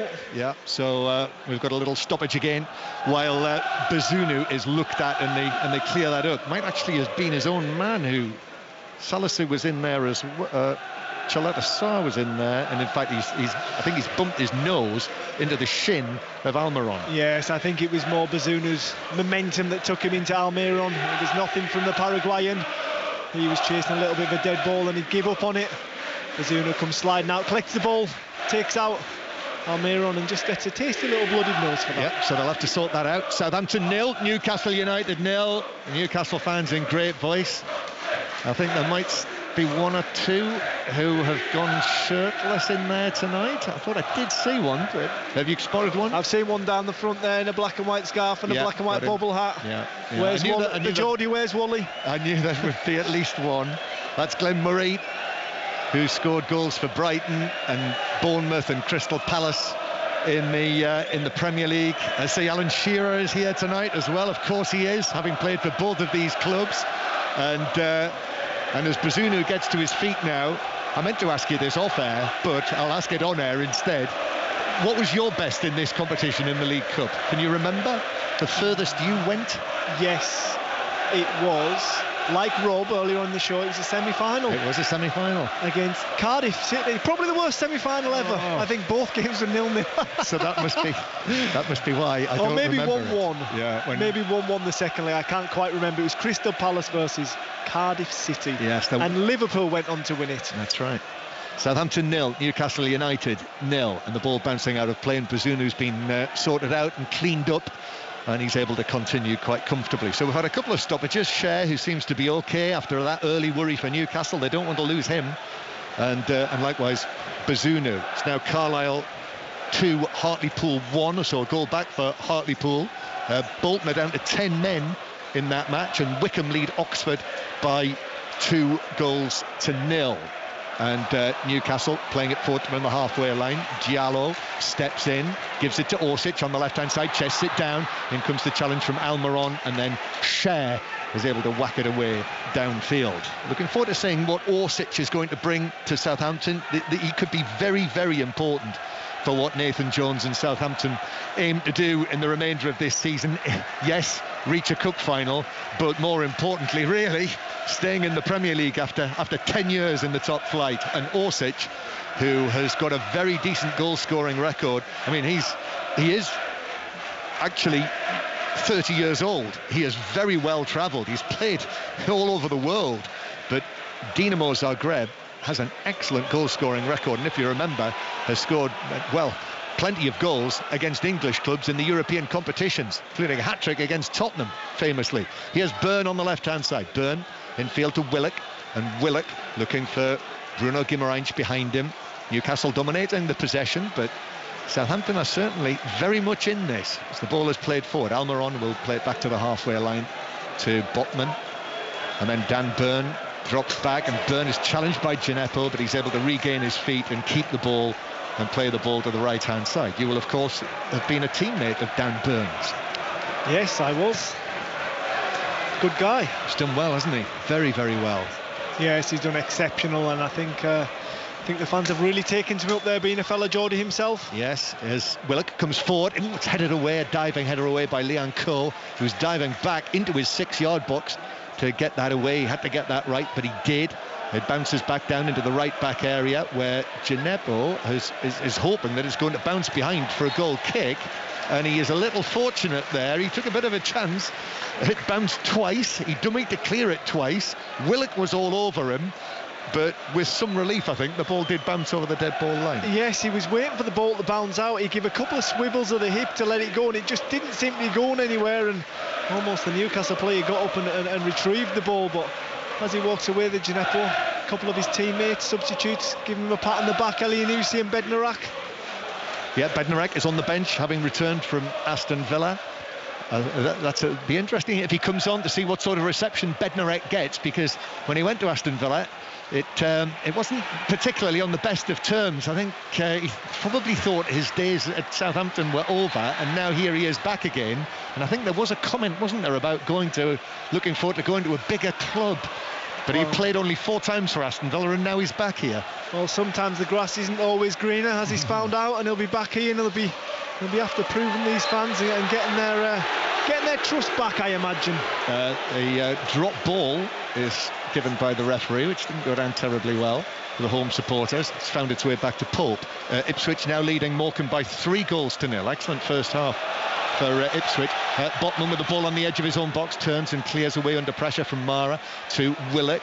2 Southampton players either side of him. Walker-Peters turns, plays it forward, flicked in field by Gineppo. He's passed it straight to Burn though, so Newcastle have got it back. Guimaraes approaching the centre circle. Ward-Prowse is just couldn't quite get there, but put Guimaraes under pressure, so his pass was a little astray and was cleared away on the edge of the box. Now Trippier with a one over the top. Looks as though Almiron was in an offside position, but in any case, Salisu pulled it down, and Southampton have got it back on the edge of their penalty area. Speaking to a couple of the regulars here earlier in the evening, you won't be surprised to hear that they were bemoaning their lack of a goal scorer. That's the big issue, and whether Southampton are able to get someone in before the transfer window closes next week who might be able to provide the goals. Were you surprised that Adams was on the bench tonight or not?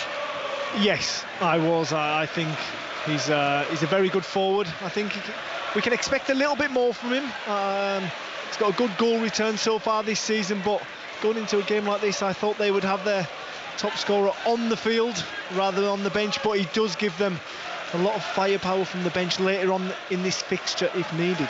Yeah, not scored in his last 7 appearances, but has got 4 in this competition in the Carabao Cup this season. Adams.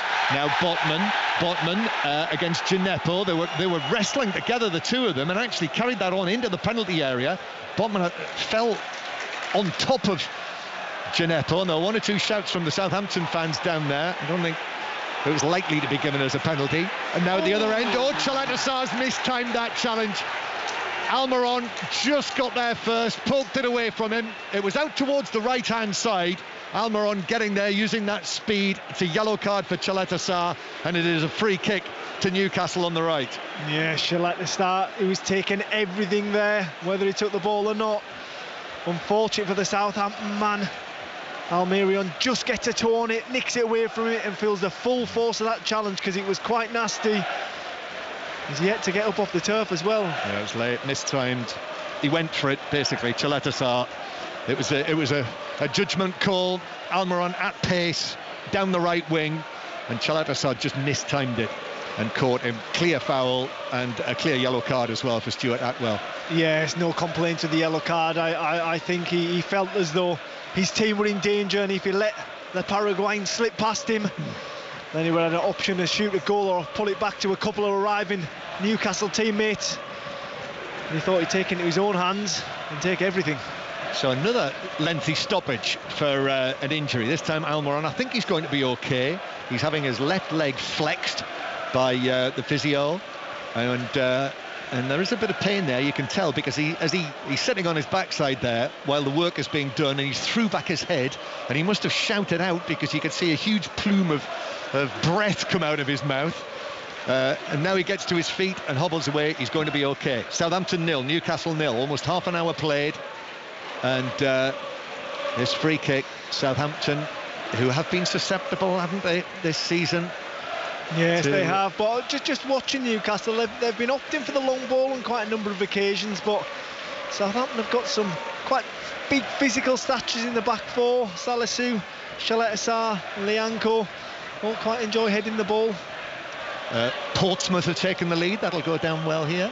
Fleetwood 0, Portsmouth 1 in League One, and a free kick for Newcastle on the right that is whipped in. Ward-Prowse got his head to it for Southampton, then it's nodded further away by Salisu, and then up through the middle to for Southampton.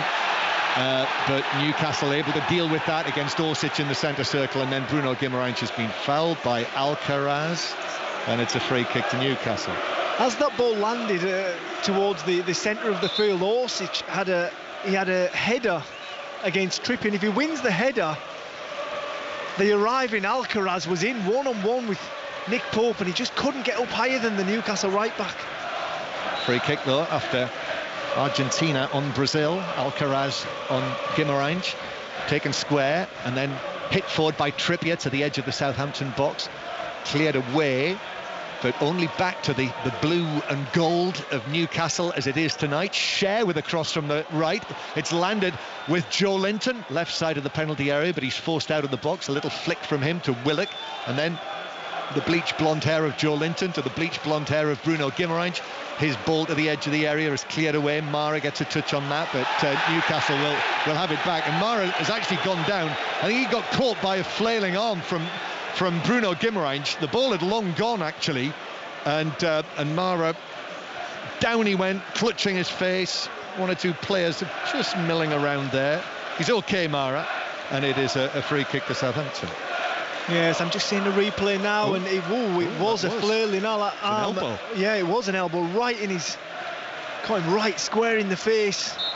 I feel as though he was more feeling for the man and not allowing him past him, but yeah, it was a flat elbow, wasn't it? It was a flat arm as opposed to an angled elbow. But he does catch the young Frenchman square in the face, but he's up and he's raring to go. Half an hour played then, just over. Southampton 0, Newcastle 0. That's Glenn Murray with us here at St Mary's. Newcastle fans watching Botman carry the ball out of his penalty area, and then it comes back centrally. Newcastle already out of the FA Cup, so won't be playing this weekend. So their next match is the second leg of this competition, so therefore it was Newcastle send a long pass forward. Share, Joe Linton catches up with it in the full-back position, plays it back towards the edge of the area. Almiron was arriving, but defenders were there for Southampton, and now Gineppo is able to play it away. Walker Peters away from Byrne, no, he couldn't keep it in, and it bounced out of play, and the throw-in is taken quickly by Newcastle, but Southampton were up to that. Giallo came across and put it out of play on the halfway line.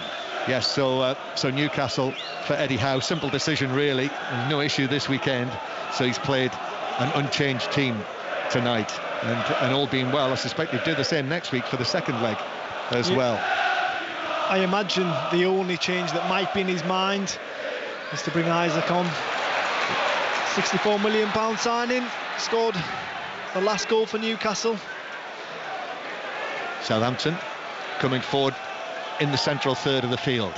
Isaac among the substitutes for Newcastle tonight. Here's Gineppo, does well, gets away from Byrne down the left, but Willock was able to come across, and in the end the ball's out of play from Byrne for a throw to Southampton near the edge of the penalty area. And that epitomises everything Newcastle are at the moment. Gineppo gets the drop on Dan Byrne, but his left midfielder's back covering him, Willock, and he gets back in as we see Lianco ready to throw this ball into the box. So we'll go to Accrington for another update shortly, but Southampton have got a throw, as I say, level with the edge of the penalty area. Lianco's getting himself ready. He's got a towel from the ball boy, so he's given it a wipe, and here is the throw from Lianco. towards the edge of the box, headed away for Newcastle, bounces down for Almiron. Almiron's running away from Ward-Prowse, who's chasing them. They're almost shoulder to shoulder. Almiron forced to move out towards the right-hand side, so he plays it back to Trippier, then Almiron, now Longstaff, back to Almiron again. Almiron right next to the white line on the far side, on the Newcastle right.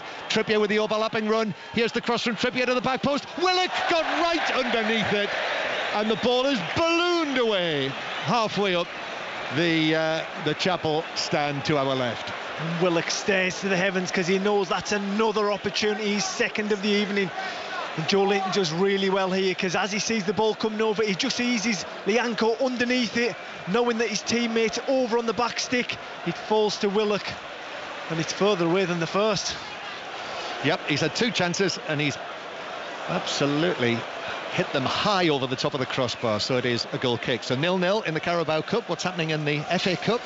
Charlie Slater. Half-time here, Accrington 0, Boreham Wood 0. Not a classic to say the very least. A game of long balls, long throws. The towel the players are using to dry the ball is getting more use than most of the boots. 1.5 chance apiece in the first 45. Second half has to be better, we hope. 0-0.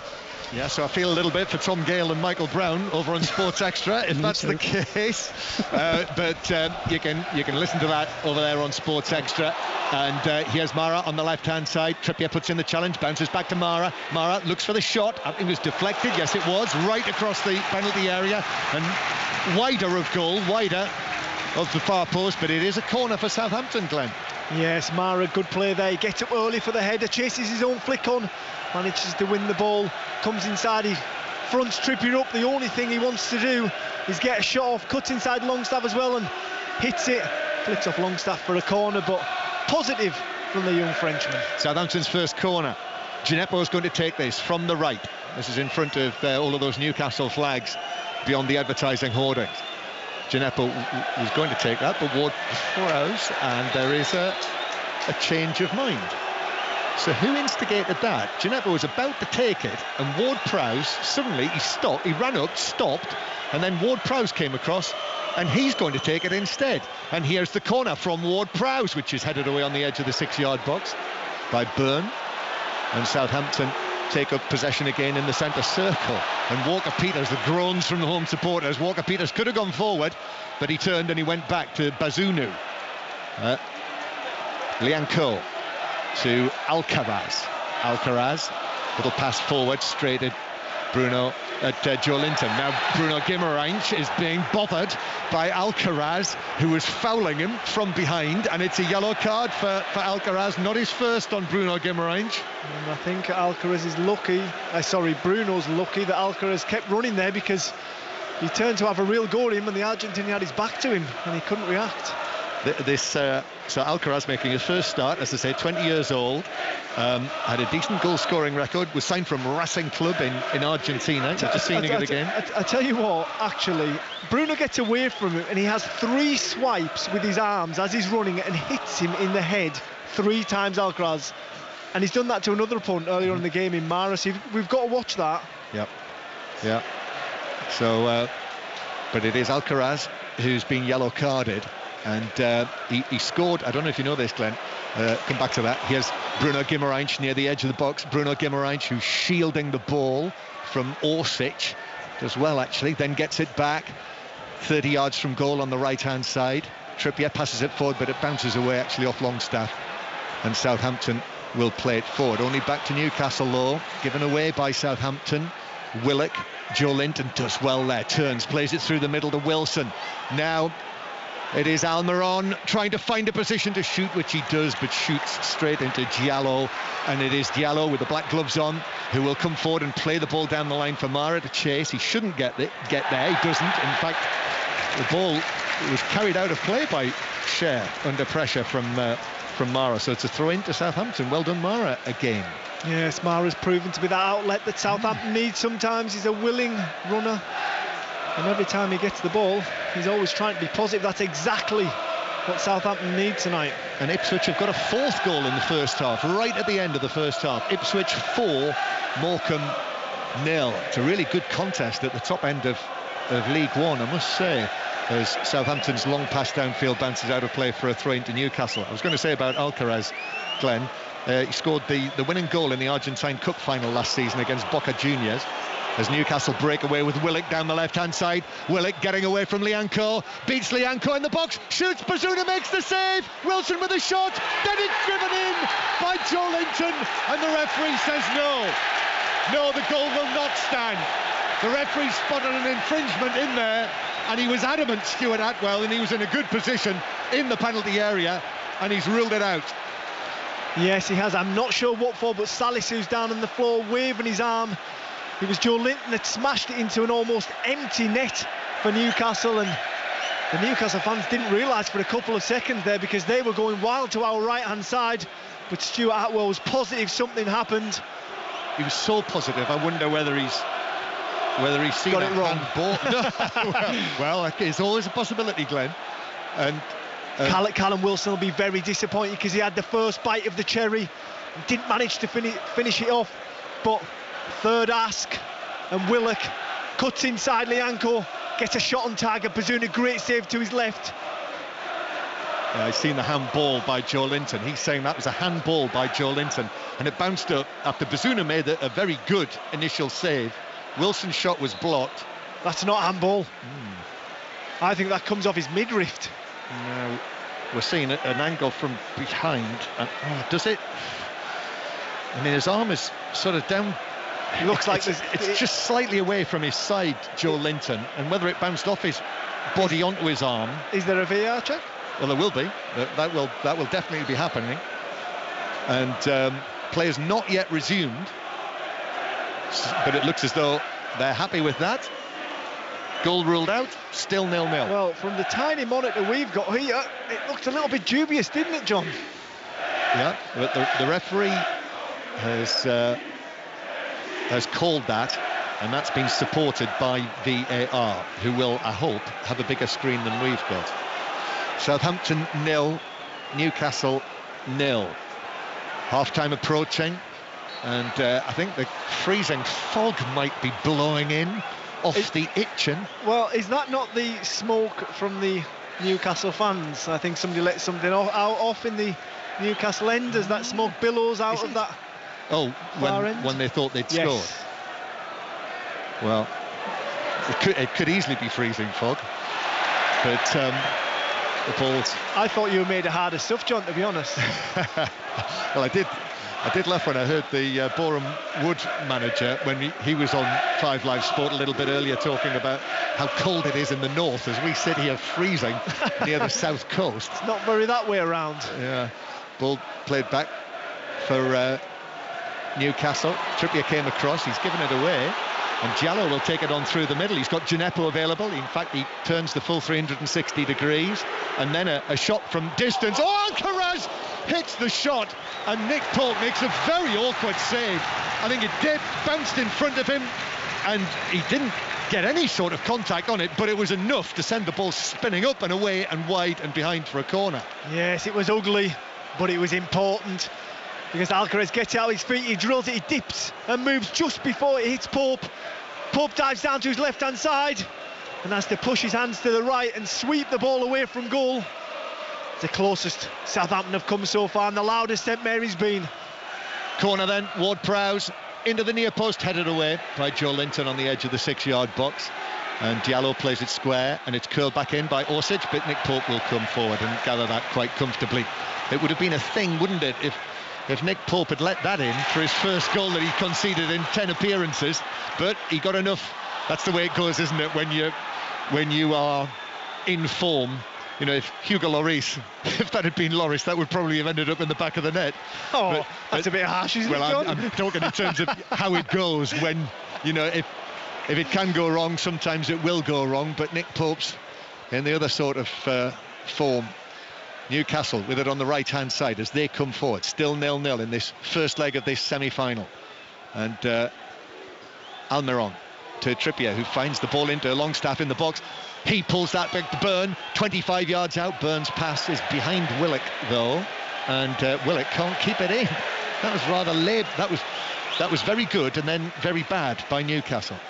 Yes, Dan Byrne with a bit of a sloppy pass out to the left-hand side, but Willock, his teammate, didn't really seem to bust the gut to get there, did he? You're right, you know, that was smoke, I think, isn't it? Because you can smell it now. You can smell the whiff of the pyros. Just watching that replay again of when the Joe Linton goal was ruled out for handball. It's a terrible angle they're giving us. It is, and also we're seeing another angle now, and a yellow card for Walker Peters for delaying the taking of a throw. So that's for time wasting. And the other question there is, how close to the t-shirt line is it that the ball strikes the arm of Joe Linton, if indeed it does? I think it might be just below. So it's certainly a point of discussion. Goal was ruled out, still 0-0. Pope has come out of his penalty area and heads the ball and collides with Gineppo. Pope got there first to head it away, but then landed on the Southampton man, who was underneath the Newcastle goalkeeper as he came down, and will have felt that.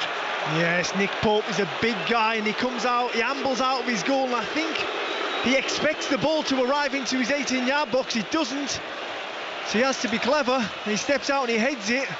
But boy, does he take Gineppo out as he does the oncoming Gineppo. Yeah, if he doesn't get the ball there, then he's in trouble, Pope. But he did. But he caught him. I mean, he's towering over him.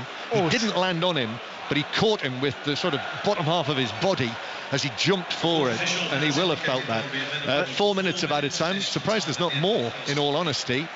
And now clearly they have to be careful with Gineppo here, who took a real clattering from Nick Pope, who is a big man, as Glenn Murray said, and this might take a little while. And actually, worryingly, he's lying on his back, and the two medical men have set themselves in the position where, it's not a good look when one of them is right over the top of him as the player lies on the ground, and the other one is lying away on the opposite direction with his head over him, and clearly there is a concussion concern here. I think they're just bracing his neck, making sure everything's all right. But yeah.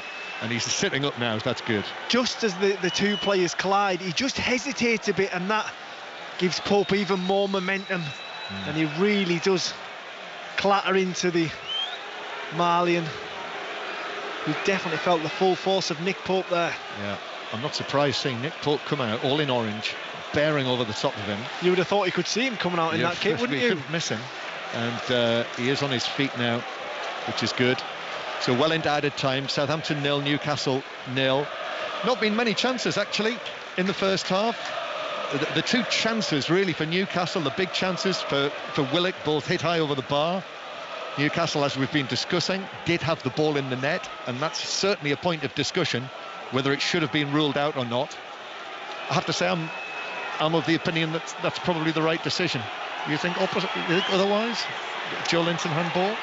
The jury's out for me. Yeah. I think Stuart Atwell, the way he made the decision, he seemed pretty sure about it. There was no messing around. But the replays I've seen so far are inconclusive, John. So therefore, I think you've got to stick with the referee's decision. Well, I'd like to think that the guys in the VAR headquarters would have better angles than what we've got on a much bigger screen. Yeah. And at the other end, for Southampton, the shot from Alcaraz that was bundled away wide. Well, Gineppo has been led off the field, and I think that's it. He's not going to. Yeah, they've decided they're not going to take a risk, which, of course, if there's any doubt, that's the right decision. And who's coming on, John? Who is coming on? The Newcastle United fan. It is Adam Armstrong who's coming on. So there's a story there then, Glenn, waiting to be written. We've teed you up, Adam. Yes, we have. Adam Armstrong, who I'm surprised he's not ready to go. You would have thought, or an opportunity to, well, he is now. Number 9, he's ready to go. I must say, in the 47th minute as a substitute, I wouldn't be ready to go either, John. Well, this is... so that is it for Gineppo, who's been led away down the tunnel. So we'll hope for the best for him. And yeah, so there's the applause for Gineppo. So on comes Adam Armstrong, former Newcastle youngster, Newcastle fan, played for the club when he was a much younger man. 21 appearances actually he made for Newcastle in the senior competitions. went on quite a number of loans, did well at Blackburn, ended up moving to Blackburn, and now here he is playing against Newcastle in a cup semi-final as the substitute, first change of the night. And it is Southampton in added time at the end of this first half, still 0-0. First half, a few chances as it comes back to Liancourt. Now Walker-Peters gets away from Guimarães. Walker-Peters still going. Joe Linton leans into him, so he has to check back, give the ball to the right-hand side where it is swung in by Diallo, cleared away on the edge of the box. Optimistic by Alcaraz, thinking he might win a free kick there. Threw himself down. The ball had already gone. Wilson plays it forward for Almiron, who's come all the way across from the right-hand side to the left. He's running down into the full-back position. I think he might be pulling the shirt of Salisu in there as well. But Salisu's done ever so well and has come out with the ball, although it was a poor pass downfield. And Southampton are fortunate that it's bounced to them. And now Adam Armstrong loses out to Bruno Guimarães. And Newcastle actually go backwards into their own half. And Botman will play it forward to Byrne, who flicks it down the line to Willock, and then in comes Diallo to block it out of play on the halfway line. I think that'll be just about it at the end of the first half. And that battle in the middle of the field between Alcaraz and Guimarães, they're just nibbling at each other, the Argentinian, the Brazilian.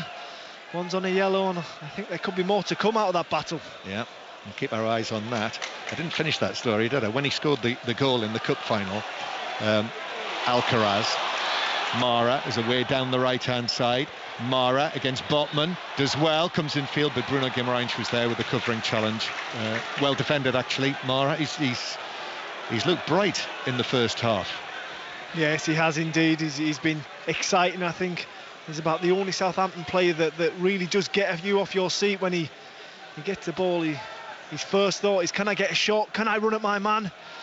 And he was getting the better of Sven Botman there before he got help from his midfielder.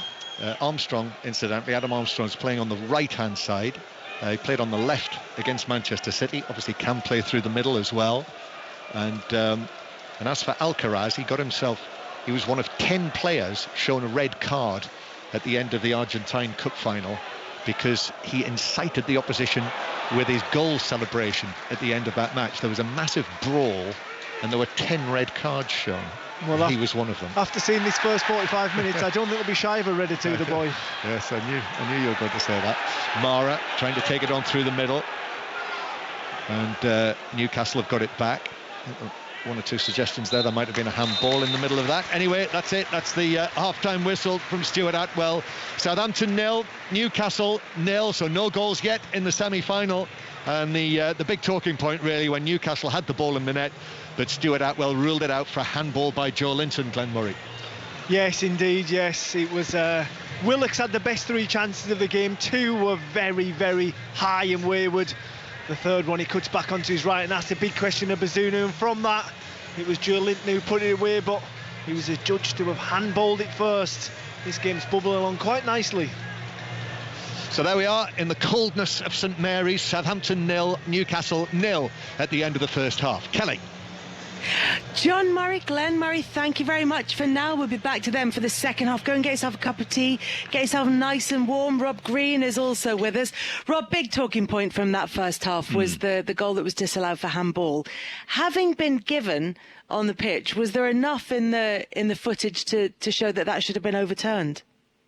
Well, there's not enough in the footage at all. And it's baffling to say that I can't work out how it's hit his arm for him to give it initially. So it's not clear and obvious to overturn it, but it's not clear and obvious that it did hit his arm. So we were in a position here... So if it hadn't been given, it wouldn't have been overturned the other way? It would, the other way, no. And I think it's very difficult for Stuart Atwell because the law states that if it directly interferes, whether it's intentional or not, that it then leads to a goal, then he has to disallow it. But you don't know that it does. I've watched it 100 times now, and I still cannot say it hits his arm. So for the life of me, I would have seen it as a goal, and there we are. But Newcastle look comfortable. They look strong, don't they? And they've, as the guys were saying, just had a lot more of the ball, a lot more possession, and the clear-cut chances. Yeah, it's a game that, I mean, I think Glenn used the phrase bubbling along quite nicely. It does feel like it's building to something rather than it's got there quite yet. We're a quarter of the way there. Yeah, it's not like a normal game where you say, oh, the first cagey first half. It was a cagey first quarter. And I think you're just looking at saying that Southampton are in a bit of a predicament that you watch James Ward-Prowse, who's doing the majority of the leading of the pressing, and they have a front 4 or 5 in there to press, and the back 4 or 5 are just quite a bit disconnected, and that allows Newcastle the time on the ball to either play a straight ball over the top or straight ball into the front men. And I think that's when they've looked most dangerous. So there's a key point in the game for Newcastle and for Southampton to address. But you say that it's 0-0, very, very tight, very, very cagey, as we say. Second half then coming up for you. We'll also be looking ahead to Nottingham Forest game against Manchester United with Rob as well. On social media, a couple of mentions for James Ward-Prowse. Paolo Morecambe said, why has he never been picked up by one of the big clubs? He's a fantastic player and a regular in my fantasy football team. Trevor said, I think James Ward-Prowse is one of those Matt Letizia figures who doesn't think of playing for anyone except the Saints. Awesome, he says, if that's the case. No goals as yet, though, at St Mary's from James Ward-Prowse or from anyone else. We'll look ahead to tomorrow night. EFL Cup semi-final first leg match between Nottingham Forest and Manchester United, and we'll also get an update from this evening's FA Cup third round tie between Accrington and Boreham Wood. That's coming up after the BBC News with Matthew Bone. Listen on BBC Sounds. This is BBC Radio 5 Live. Thanks, Kelly. The Foreign Office has said 2 British men who went missing in Ukraine earlier this month have been killed. Chris Parry and his colleague Andrew Bagshaw died while attempting a humanitarian evacuation from Soledar. Officials have released a statement from Chris Parry's family, which says that his selfless determination in helping the old, young and disadvantaged had made them extremely proud. A BBC investigation into abuse and neglect at children's homes in Doncaster has revealed that more than 100 reports of concern were made before action to close the homes was taken last year. Ofsted inspectors had continued to rate the homes as good despite receiving dozens of warnings. Both Ofsted and the Hesley Group, which ran the homes, have apologised. Our social affairs editor Alison Holt says it's thought more than 100 children were harmed. They were sent there by 55 different local authorities. Many were being sent miles away from their family, and that increased their vulnerability. That also pointed to failings in the checks and balances at every level.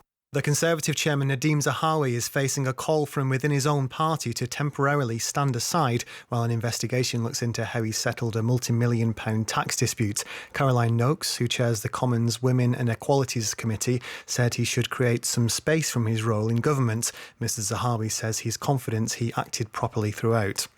Reports claim the German Chancellor Olaf Scholz has decided to send Leopard 2 tanks to Ukraine and allow other countries to do the same. The armoured vehicles are made in Germany and Berlin needs to approve any exports, but it had so far been unwilling to over concerns it could escalate the conflict with Russia. A nightclub in Birmingham where a footballer, Cody Fisher, was stabbed to death on Boxing Day has been shut down. West Midlands Police said the crane in Digbirth posed terrifying risks to customers. And this year's Oscar nominations have been announced. The science fiction film Everything Everywhere All at Once is leading the field. It's up for 11 awards, including Best Picture. On BBC iPlayer, we got to fight the powers that be. The story of a movement that changed the world. Hip-hop was created by the oppression because it was our arts that defended us against the oppression. Told by the artists who lived it. When hip-hop started, it started from the rubble. My art mimics me. So when you listen to my music, you're getting all the facets of Ice-T. And me, Chuck D. Hip-hop has saved lives. Fight the power. How hip-hop changed the world. Watch on BBC iPlayer. This is 5 Live Sport with Kelly Cates. Welcome back to 5 Live Sport. Our commentary match is the EFL Cup semi-final first leg between Southampton and Newcastle. No goals there as yet. There's also an FA Cup third round match taking place. You can listen to commentary on Sports Extra of Accrington against Boreham Wood, and Charlie Slater can bring us up to date with it. Yeah, 10 minutes gone here in the second half, Kelly. Still 0-0, Accrington 0, Boreham Wood 0. Attritional probably the best way to describe the first half. Second half has followed a similar pattern, but there is a reason, Kelly. Over 80% of Accrington's goals goals to date this season have come in the second half. Over 70% of Boreham Wood's goals, likewise, after the break. So we are hoping for more in the second 45. But as it stands, still 0-0 here as Boreham Wood win themselves yet another throw-in deep in Accrington territory. Thank you very much for that, Charlie. And there are plenty of League One and League Two games taking place, most of those 7:45 kickoffs as well. Bolton down to 10 men, but leading Forest Green Rovers by a 0-0. Fleetwood losing at home to Portsmouth. Ipswich 4-0 up against Morecambe. MK Dons 0, Shrewsbury Town 0. Port Vale 0, Derby County 0, and Wycombe Wanderers 2-0 up at home to Oxford. In League 2, Carlisle 2, Hartlepool 1, Colchester 0, Salford 1, Stockport County 0, Bradford City 0 is the very latest from there. As far as the rugby is concerned, England have been dealt a blow ahead of the Six Nations next month. Elliot Daly and Jamie George have been forced to withdraw from the squad because of injury. They've been replaced by Newcastle Falcons' Jamie Blamire and Bath's Ollie Lawrence. Glasgow Warriors have ended Rufus McLean's contract. He pleaded guilty to domestic abuse charges. And Novak Djokovic and Victoria Azarenka are through to the semi-finals of the Australian Open tennis. As mentioned earlier, second semi-final of the EFL Cup between Nottingham Forest and Manchester United. First leg takes place at the City Ground on Wednesday. There will, of course, be live commentary of that match on 5 Live from 7 o'clock. Steve Crossman's presenting with Ian Dennis and Clinton Morrison. Rob Green is with us to look ahead to that one now, though. Let's start with Manchester United. No trophy in 6 years, but it does feel as though something is building under Erik ten Hag. How important do you think it is to keep the momentum of that progress for them to get a trophy? Yeah, huge. And I think you're looking at the way he's gone about it. He's gone through what seemingly a lifetime ago, that tricky period with Ronaldo, and how things have moved on. And he's got people coming in. He's got players, on short-term contracts, on long-term contracts this season that he's looking to do a job. And it's not the finished article by a long way. He knows that, but what a big step it would be to win something right now and just to get that momentum back within the club and to get things moving again. As you said, he knows it's not the finished article yet, but what was interesting after Sunday's defeat at Arsenal, which wasn't a poor performance by Manchester United, Arsenal are just at that level at the moment, but he said, I told the players, if you want to win titles and medals, you have to change the mentality. You're in a top game and you are making such big mistakes. It feels as though the standards that he sets at Manchester United are extremely high. Yeah, and they have to. And it's Manchester United, and this is what they've lacked for a long time: is the standards and the intensity there. He needs that relentless nature of every game, and not just every game. Every moment within every game has to be right. And he's right. Those big games, you can't go around going to the Emirates or the Etihad or wherever it might be and saying, we didn't play that bad, and losing. That's not the standard. And so he's honing in on it. And I think those small details are coming through. And yeah, it's looking at this game, this next game, you're saying, well, yes, Nottingham Forest have been in great form, but you do fancy them to go over the 180 minutes to go through. Glenn Murray is listening to us from St Mary's, where he'll be bringing us the second half of Southampton against Newcastle. Glenn, given everything that Rob said there about the standards at Manchester United, the expectations that Erik ten Hag has, do you expect them to play their strongest possible team against Nottingham Forest? Well, I'm not going to lie, Kelly. I was just grabbing a cup of tea and trying to warm, so I didn't catch all of Rob's answer there. It wasn't that interesting, don't worry, Glenn. No, I do expect him to play his strongest side. This is a massive opportunity for him to get silverware in his first full season at the club, and I think it's so important for him to do that and trying to get that momentum moving forward as the Manchester United manager. He's definitely making strides and making the team better, but silverware will be a massive plus for them. But as you said, Rob, Nottingham Forest in really good form as well, and their boss Steve Cooper has been explaining to his players the importance of the competition. Well, we're really excited about it, that's for sure, and for to put Nottingham Forest on the stage as a semi-final of an important competition, it is right, and it's been a long while. So we're really proud of the fact that we can play on this stage, obviously against a really tough opponent in United. even before this round, we have been very clear about the club's history in this competition to the players. And I remember before the Spurs game, I think it was, we showed them of the history. And I know it was a fairly long time ago, but that's why supporters will get excited about this tournament, while they will put big importance on it. And we have to respect that, and we would anyway. So, the players are aware. Where it's obviously a different era now and a different generation. And we not just with League Cup, we are trying to create new positivity around the place, and the League Cup is inclusive of that. So we're really looking forward to the game. Rob, they're still, even though Steve Cooper is talking in a positive way about their season, in a slightly precarious position at the bottom of towards the bottom of the table. But they seem to have stayed calm throughout that first half of the season, and now it's only 2 defeats in 8 games since domestic football has come back. So is this part of the process? Is that why they were trying to keep calm? Because they knew that the performances would start to bring them better results? Yeah, it's been a very strange season, hasn't it? And almost up until the World Cup, you're thinking, well, as long as we're not out of it, then we've got that time to galvanise the squad. We've got the time for all these signings to come together, to work with them, as long as they're not away in the World Cup. But it seemed to work for them, and they're looking up. I think that's the momentum that they have, the way that they're moving forward. I think they're in a tricky spot tomorrow, because they'll know how hard it'll be to go to Old Trafford, and they'll go into the game tomorrow going, we need that thing. Do we go too hard? Do we go and press too much?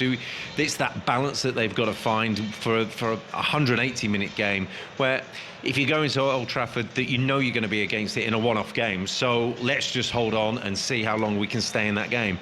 For the game tomorrow, there's that little temptation. Just shall we go for it a little bit too early? But you know what? They'll enjoy it, and yeah, they've got that history, and they've had good results there this season against big clubs like Spurs. Glenn, that's going to be the temptation, isn't it? At the City Ground, knowing they've got the second leg at Old Trafford to come, that Forest might just take a couple of risks. Yes, I think they've got to. I'd much rather go to Manchester United holding something than having to get something. So I think with that Forest crowd behind them at the City Ground, I know what those nights are like, and they can really light that place up. I think they've got to take a couple of risks, and Manchester United's susceptible. They can be undone, and Nottingham Forest will fancy their chances tomorrow night, I'm sure. Yeah, they're not invincible, Manchester United, but they are probably seen as fairly comfortable favourites, particularly after beating Forest 3-0 just after Christmas. Do you still see it that way, though, even though there's a chance there for Forest? Yeah, listen, I feel as though these cup competitions can go anywhere. We talk about what happened in the Premier League. It's very different. They've got nothing to lose on evenings like tomorrow night. And like I say, they need to go to Old Trafford with something, protecting something, very much like this Southampton side I see tonight. Do you know what? I'm just watching another replay of that Joe Linton disallowed goal, and it looks as though the ball's kind of got wedged between his arm and his midriff. I mean, still very, very difficult to tell, but the goal was chalked off anyway because it was deemed that he did use his hand and VAR did not overturn it. So it is goalless at the break. Rob Green is with us from full time and at St Mary's for Southampton against Newcastle in the first leg of their EFL Cup semi-final. It's Glenn Murray and John Murray. Yes, thank you, Kelly. Southampton 0, Newcastle 0. Yes, I've seen all of those replays at half-time as well. And I've seen enough, Glenn. I think that's the right decision. I think they've got it right. I think Joe Linton's got big ribs, John. I think that's one that Newcastle fans will be saying one thing, Southampton fans might be saying the other. Anyway, here we go, second half, and Southampton kick off. And the ball is cleared away downfield immediately by Newcastle. Southampton have it deep in their own territory. White shirts with the big red stripe down the front, and that famous Southampton badge with the swirling Southampton red and white scarf at the top of it. On their front, black shorts, white socks with the black and red tops, and Newcastle in the dark blue shirts with the gold trim, gold shorts and blue socks. Southampton, having made that one change, that enforced change, the injury looked like a concussion worry for Djenepo, so Adam Armstrong came on. So Southampton with a back four of Walker-Peters, Lianco, Chaleta Sarr and Salisu. Then Centrally, Diallo, Ward-Prowse and Alcaraz making his full debut. Adam Armstrong playing on the right-hand side. Another full debutant, Mislav Orsic, his third appearance for Southampton, Croatian World Cup player on the left, and Mara playing as the man through the middle, the striker. And Newcastle, as they started, with Pope in goal, as Dan Burn is caught in possession over there on the right-hand side. This could be trouble for Newcastle. Here comes the ball from the right. Ward-Prowse arriving, but it's just over the top of him and the Newcastle defender. And the visitors are able to get it away. Dan Burn caught in possession there, but Newcastle breaking away downfield with the speedy Almiron, who's away from Salisu, and he's still going, and he's into the penalty area on the left, and he pulls it back, but he pulled it behind Wilson, but Longstaff arriving on it alongside Chaleta Sarr, who was there with Alcaraz, who was there with him, and it was blazed wide and over by Longstaff. Yes, it was, and as Longstaff got up to that ball, it had settled, it was run along the turf really invitingly. And he's just got to keep it down and ask a question of Bazunu in the Southampton goal. But he gets a little rush of blood to the head, and again, high and wide and into the Southampton fans.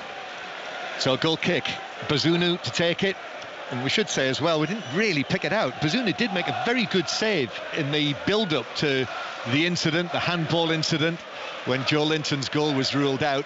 Bazunu made a very decent save from Willock's shot, which was on target from the left-hand side of the box. So 0-0 the score. That Newcastle lineup: Pope in goal, Trippier, Shea, Botman and Byrne, Longstaff, Guimaraes, Willock, Almiron, Wilson and Joe Linton in their 4-3-3 lineup. Second leg this time next week on the Tuesday night. Tomorrow night, 5 Live commentary on Nottingham Forest against Manchester United, and on Sports Extra right now, still Accrington 0, Boreham Wood 0 in the FA Cup replay. You can hear that Sports Extra on your digital radio or via BBC Sounds. And Newcastle playing the ball out from the back. They've given it away to Alcaraz, and now back to Diallo it goes. Southampton playing from right to left as we look towards the chapel stand. Still lots of people coming back to their seats. Not surprised on a cold night like this. No goals to warm them up yet, as Bazunu does a Cruyff turn to beat Wilson. I enjoyed that. And now Chaleta Sarr, the bearded left-sided central defender as he is tonight. And then Salisu, playing at left back tonight, is able to play the ball back to the edge of the penalty area. The real chill in the air here tonight. Chaleta Sarr, Bazunu passed it behind him, and Chaleta Sarr in the end hits it long and right-footed. Headed forward though by Shea, comes back to the Swiss international, who just hoists it high through the middle.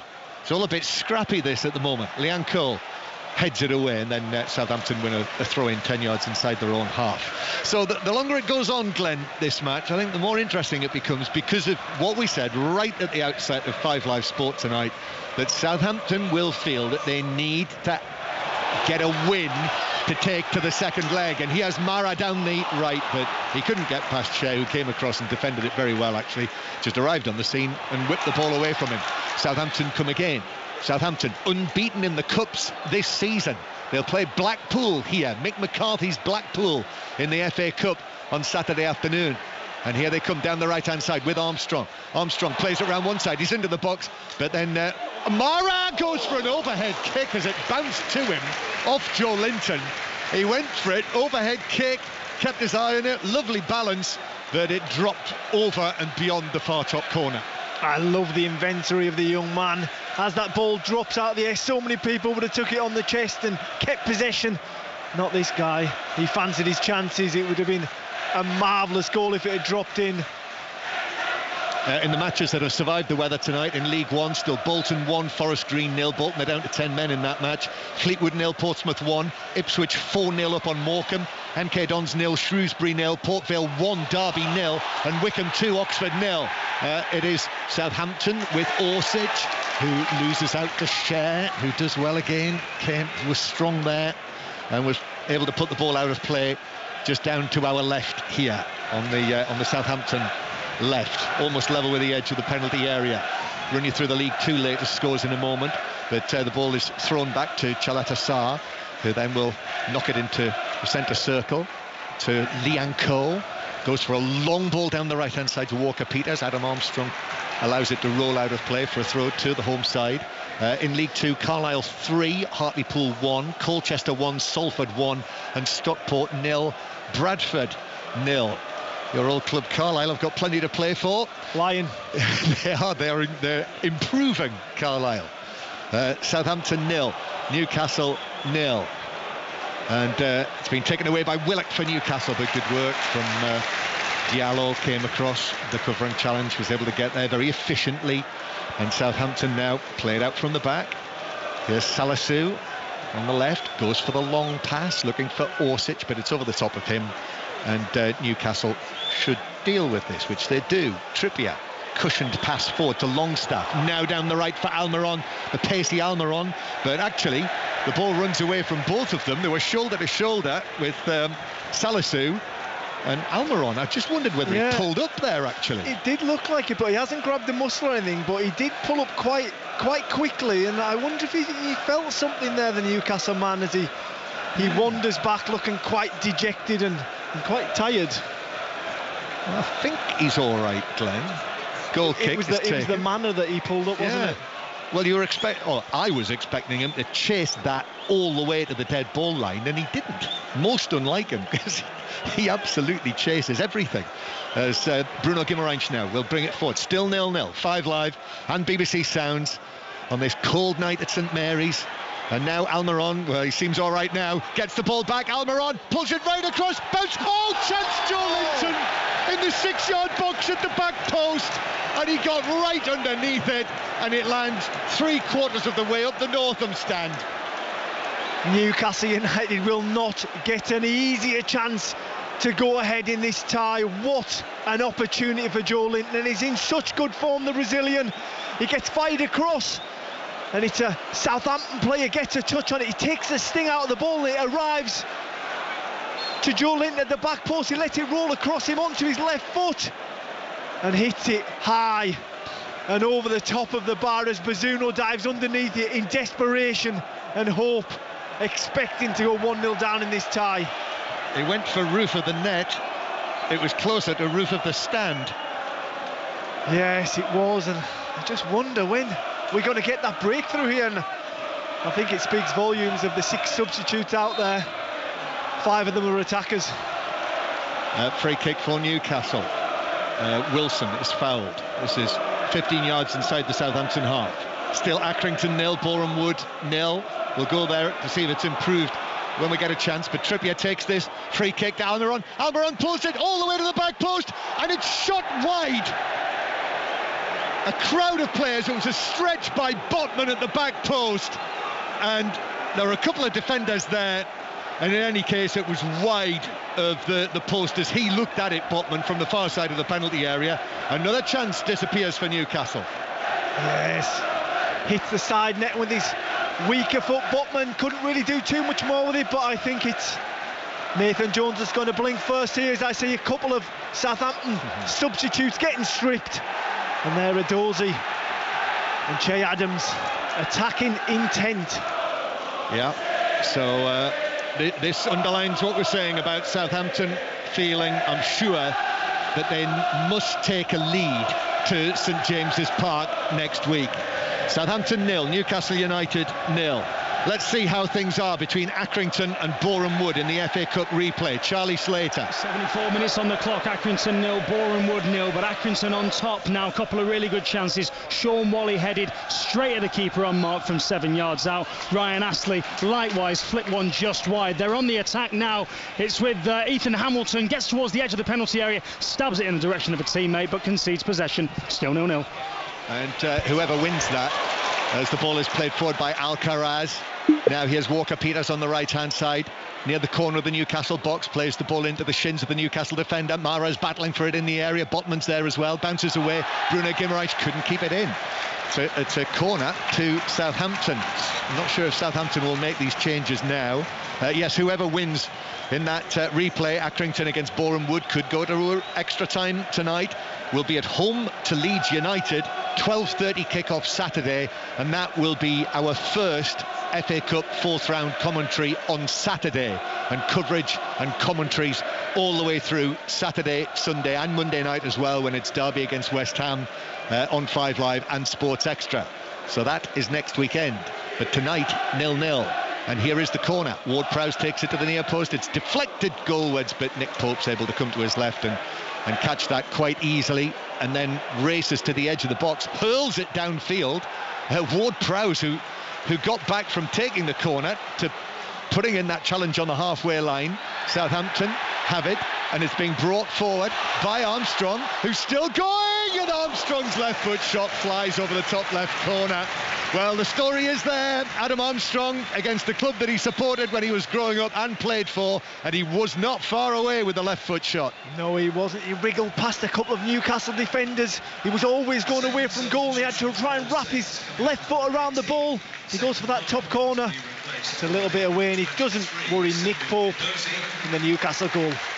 Well, disappointingly, I haven't had the opportunity to ask you who you thought would come off, but as it turns out, it is actually quite straightforward. It's Mara and Orsic who are coming off to be replaced by Edozie and Shea Adams. I am quite surprised Mara came off. I thought it was a bright spark on the evening throughout. Well, that was it. I thought he might keep them both on. Orsic, but no. I'm not surprised. I don't think he's had the impact that Nathan Jones would have liked. No.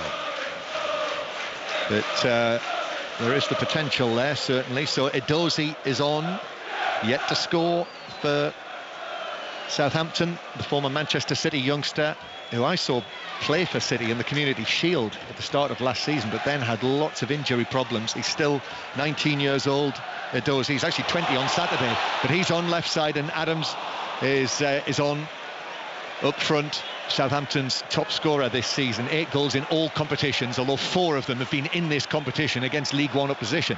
As we approach the hour mark, John, this game's really starting to open up now. It's end to end, both teams looking to get on the score sheet and take control of this tie. That's Glenn Murray, a semi-finalist in this competition, as we discovered, or at least as I discovered in the first half, as Joe Linton, who could have given Newcastle the lead, loses out. Southampton move it downfield. Walker-Peters has won a throw-in halfway inside the Newcastle half.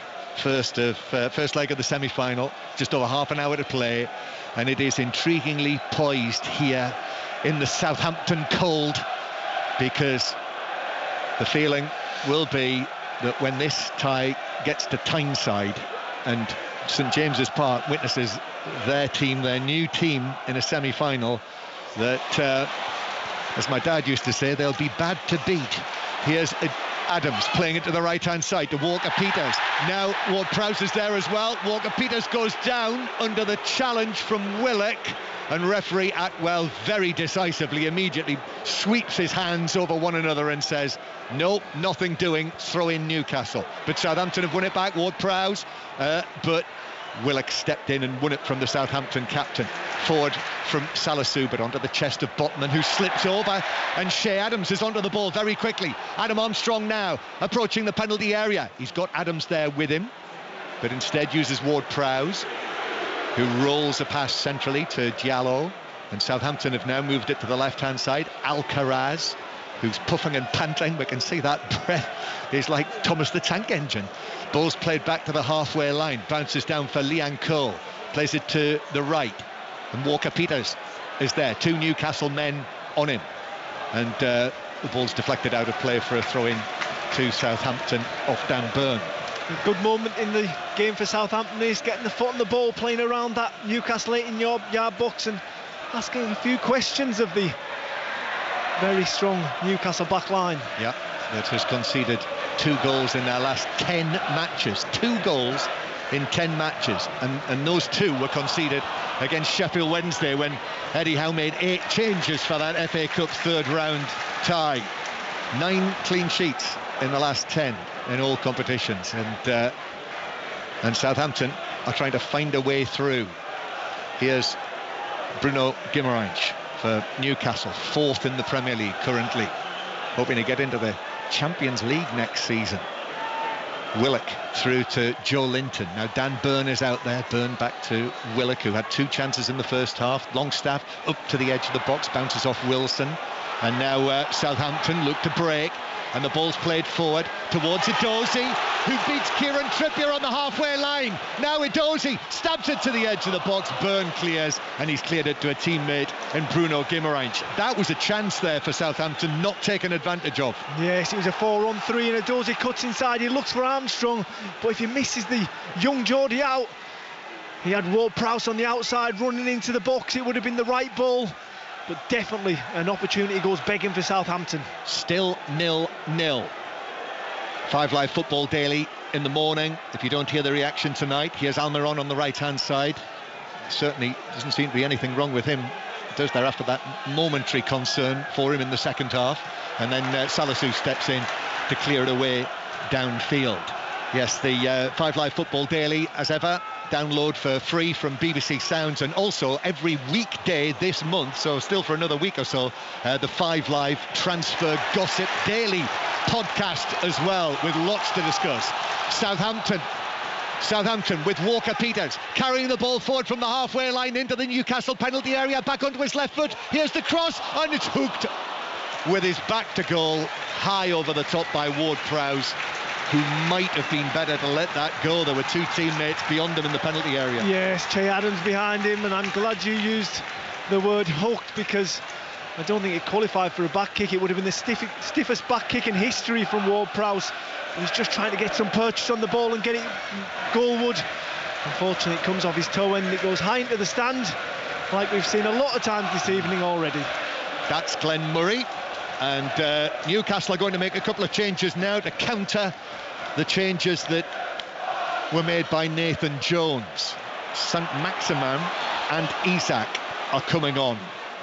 So attacking changes for Newcastle coming.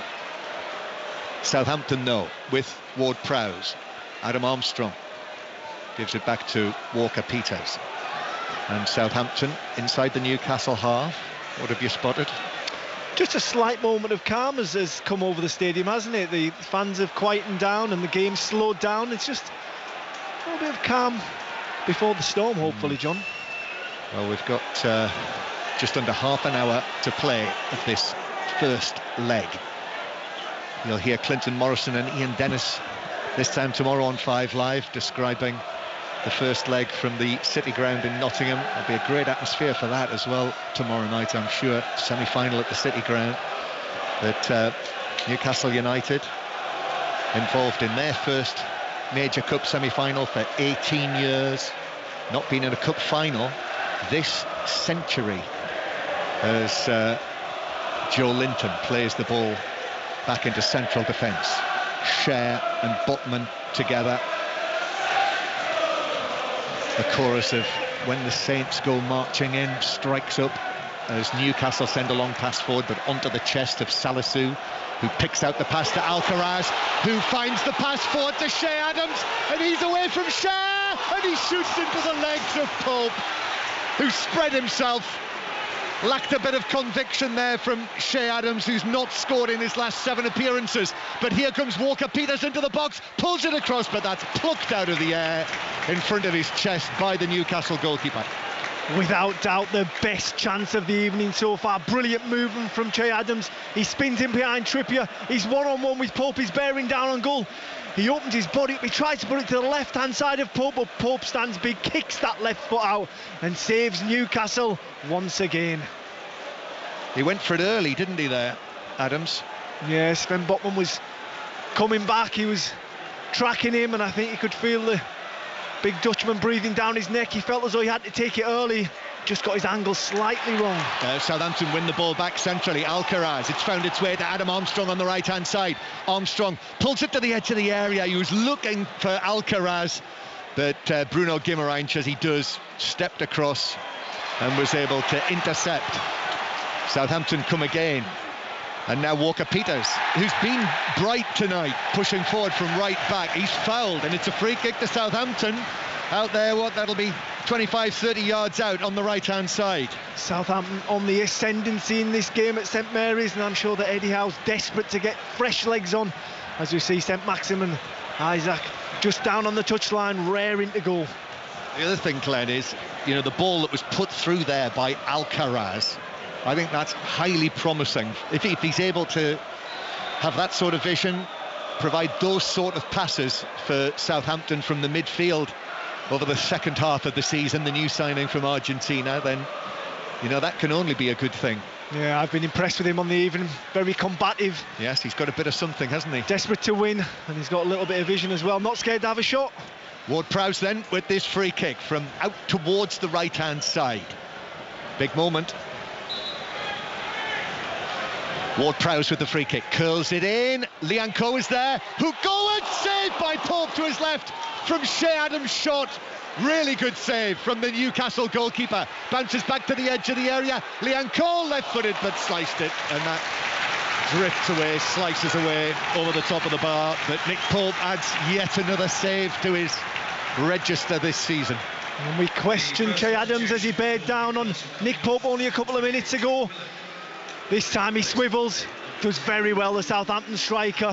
Hits it, gets it on target low to Pope's left, but the Newcastle goalkeeper's equal to it once again.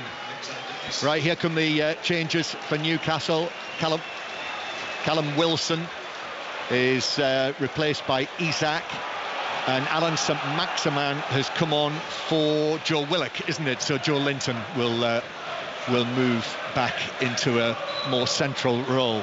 So Southampton 0, Newcastle United 0. Any sign of a goal in the FA Cup replay, Charlie Slater? Oh, Accrington thought they'd won it with around 3.5 minutes remaining. A brilliant save from the Boreham Wood keeper Nathan Ashmore. McConville from 2-3 yards out has scrambled it goalwards, and almost from behind him Ashmore has somehow kept it out. Still 0-0. That's on Sports Extra, the commentary from Tom Gale and Michael Brown. If it goes to extra time, then you'll hear that on 5 Live after we've finished here. In League One tonight, it's now Fleetwood 0, Portsmouth 2.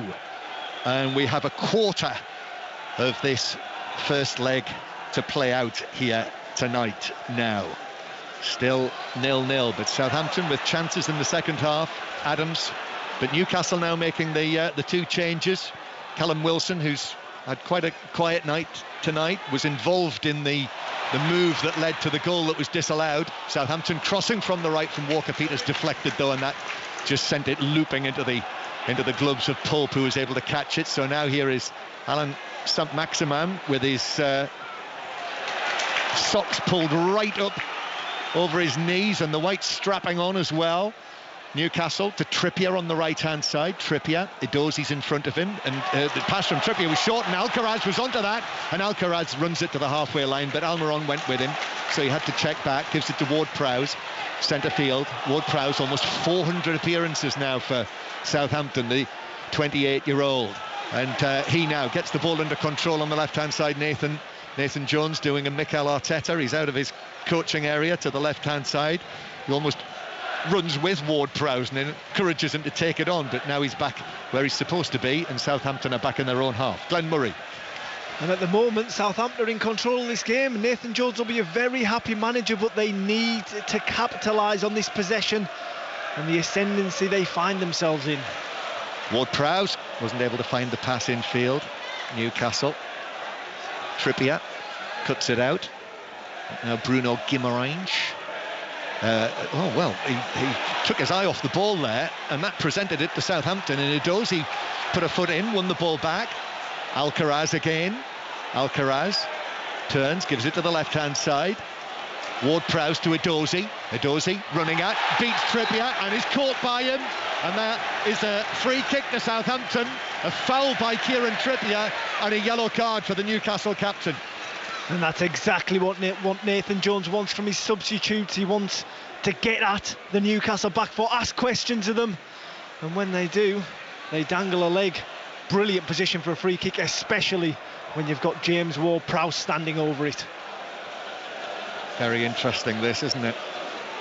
I feel that Southampton aren't far away from making the breakthrough. They've made Pope make saves. Adams twice in the second half. They've had more of the game. Still 0-0. Ward-Prowse with this free kick on the left. So he will be looking to deliver it in with the right foot, so it'll swing in. Edozie, by the way, still hobbling after that challenge from Trippier. So, free kick from the left-hand side to be taken by Southampton's James Ward-Prowse. In it goes. That's an excellent delivery, which was headed up away, took a double deflection. Initial header was a Southampton header. There were 2 or 3 of them in there, but it came off a Newcastle man and looped up and wide and behind Botman, I think for a corner. I think it was Alcaraz that gets the first touch and he heads it on towards Pope's goal, but also big Sven Botman is in the way of that. Corner then. Excellent delivery from Ward-Prowse. You expect that though. And here he is again, left arm raised. Up it goes, deep one this time. Pope's gone for it and he's caught the ball above his head in amongst, well, players in both white and blue, and then delivers it out. Delivers it out for Newcastle, and Saint-Maximin now running with the ball. He's up against Walker-Peters, checks back, gives it centrally to Bruno Guimaraes. Now back to Joe Linton. To the right-hand side, Trippier's ball in, a stretch away by Caleta-Car. That could have gone anywhere, sliced away by Salisu. Straight to Trippier. Trippier's pass to Saint-Maximin, far side of the penalty area. He delivers it back, Burns ball in. That rattles around on the edge of the 6-yard box. And Southampton clear. And that's what Saint-Maximin brings you. Stretches the play, runs at opponents, carries the ball, exactly what Newcastle need in this moment. Gets his team up the field, creates opportunities and confusion in the Southampton back four. I'm not absolutely certain that there is going to be a goal in this first leg, but this is certainly holding the interest because of the scenario, because of the 2-leg semi-finals. I'm not sure how long we'll have 2-leg semi-finals for. There's big discussions going on about the way that this competition will go. Here's Isak, does well on the right, plays it in, and it's turned in. And the Newcastle fans go absolutely crazy. Joe Linton was in there, and Joe Linton, who's missed big chances, he had the big moment ruled out in the first half, but he has done it and made the breakthrough for Newcastle United in the semi-final. And Eddie Howe's side lead 1-0 here at St Mary's. And the big Brazilian stands in front of the away fans, his biceps flexed. He's a very, very happy man. Missed a couple of chances early on, but this one made no mistake. Isak leaves, Caleta-Car for dead. Down this right-hand side, cuts into the box, puts a tantalising ball across the floor. And who meets it? Joe Linton smashes it into the far side netting for an easy finish. And the Newcastle fans go wild behind the goal. Well played, Isak. They've brought him to score goals, but he created that one brilliantly, going round Caleta-Car, as Glenn said, and just delivered it into the 6-yard box for the arriving Joe Linton to side foot in, 4 yards out. Well, he almost couldn't miss that one. Well, he didn't miss it, John. He nearly took the back of the net off with it, and all of a sudden the Newcastle fans are in full voice. The noise had dipped to the right-hand side of us as Southampton got on top of Newcastle during this second half, but now the scarves are out, the songs are out, and they're enjoying their evening on the south coast. Southampton 0, Newcastle United 1, and Joe Linton with the breakthrough, the opening goal of the semi-final in the 73rd minute. Southampton, now it really is an emergency situation for them. 1-0 down in the home leg. Ward-Prowse's cross comes off the head of Adams. Edozie sends it back over, and that's deflected in! It's the equaliser, and it's Adam Armstrong! The Newcastle United fan, the former Newcastle United youngster, who has forced it over the line via a deflection.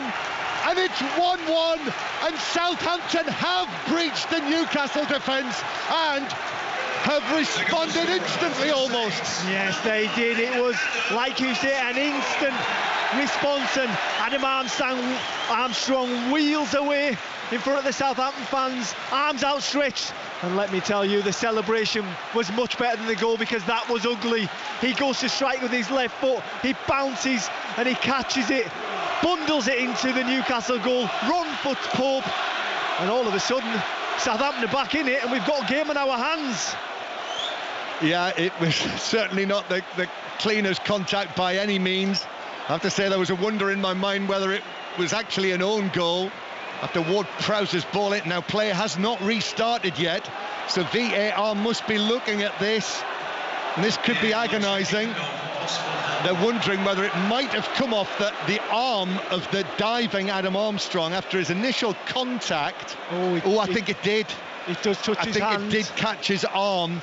After initially hitting it, it bounced off Dan Burn. Dan Burn flicks it onto his hand. This would be unbelievably harsh for Southampton. I think back onto the arm wrist as he fell forward. VAR taking the time on this one. And that is I'm afraid that's going to be ruled out. The pictures we can see here, they don't know this, the home supporters. Andre Mariner is the video assistant referee, and rather like Joe Linton in the first half, you know, the contact is not dramatic in terms of how it influences the play, but I'm sure it does strike the arm, and yeah, there we are. The goal is ruled out. Newcastle United supporters celebrate again, this time for the ruling out of Adam Armstrong's goal. He thought he'd equalised, but he must know that it did strike his arm, his hand, his wrist as he fell forward, and that's so unfortunate for Adam Armstrong. 1-0 Newcastle continue to lead. Yes, they do, and it's a big call from VAR. It did strike his arm, but this is so very, very unlucky for Adam Armstrong and for Southampton Football Club, because he didn't know anything about it. It flicked in off his knee, wrong-footed Pope into an empty net, and all of a sudden St Mary's is pretty dead, apart from my right-hand side where the Newcastle fans are tucked behind the goal. It's the right decision, Glenn, again, I think.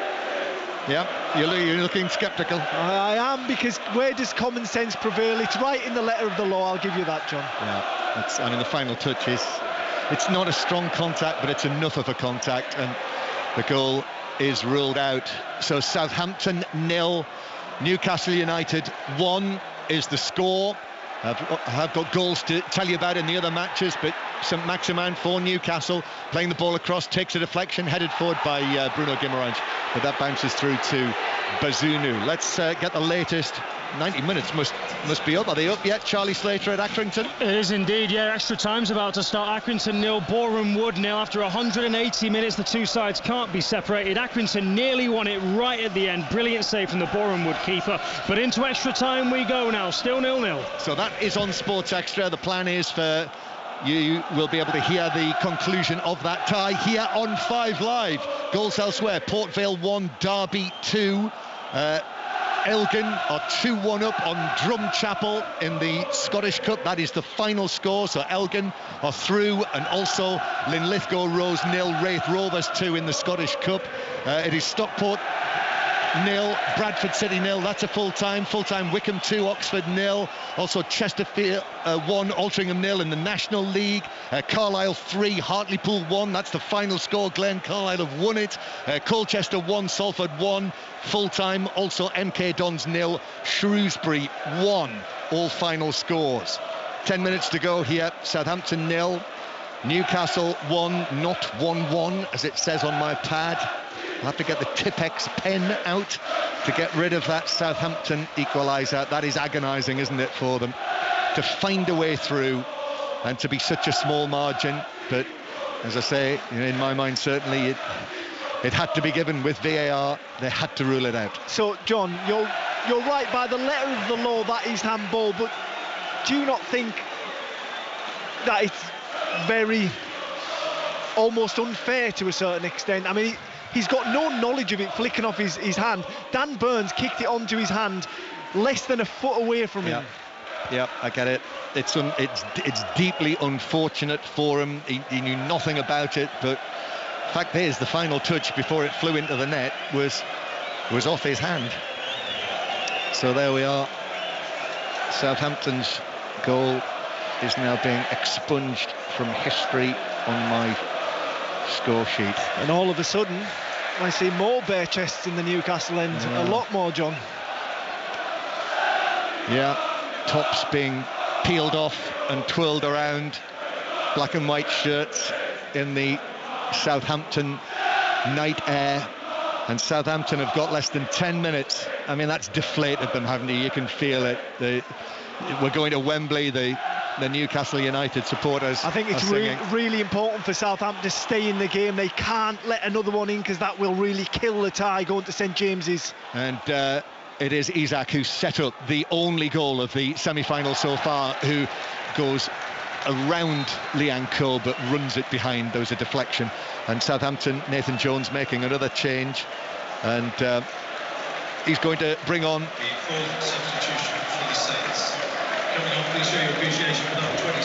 Lavia, Romeo Lavia, into the midfield. The former Southampton youngster, the young Belgian, and Diallo is the player to come off.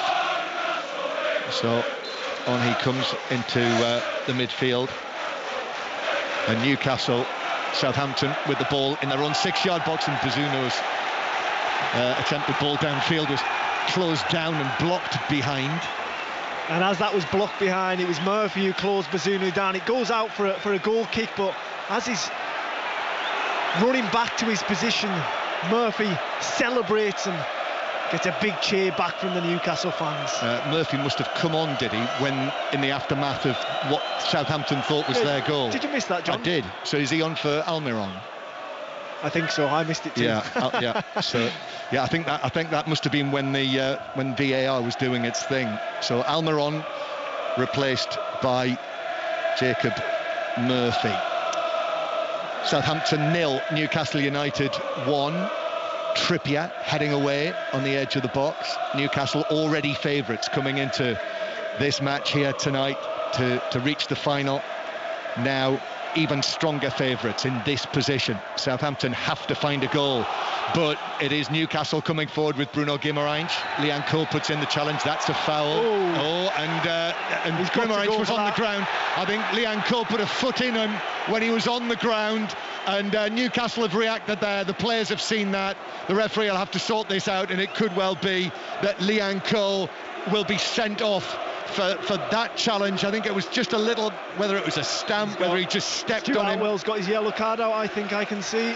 A yellow card only. If that is the case, Lianco is a very, very lucky man. Well, VAR could look at that. I mean, it didn't look good here. The one view that we've had of that, clearly VAR can have a look at that if there's a possibility of a red card.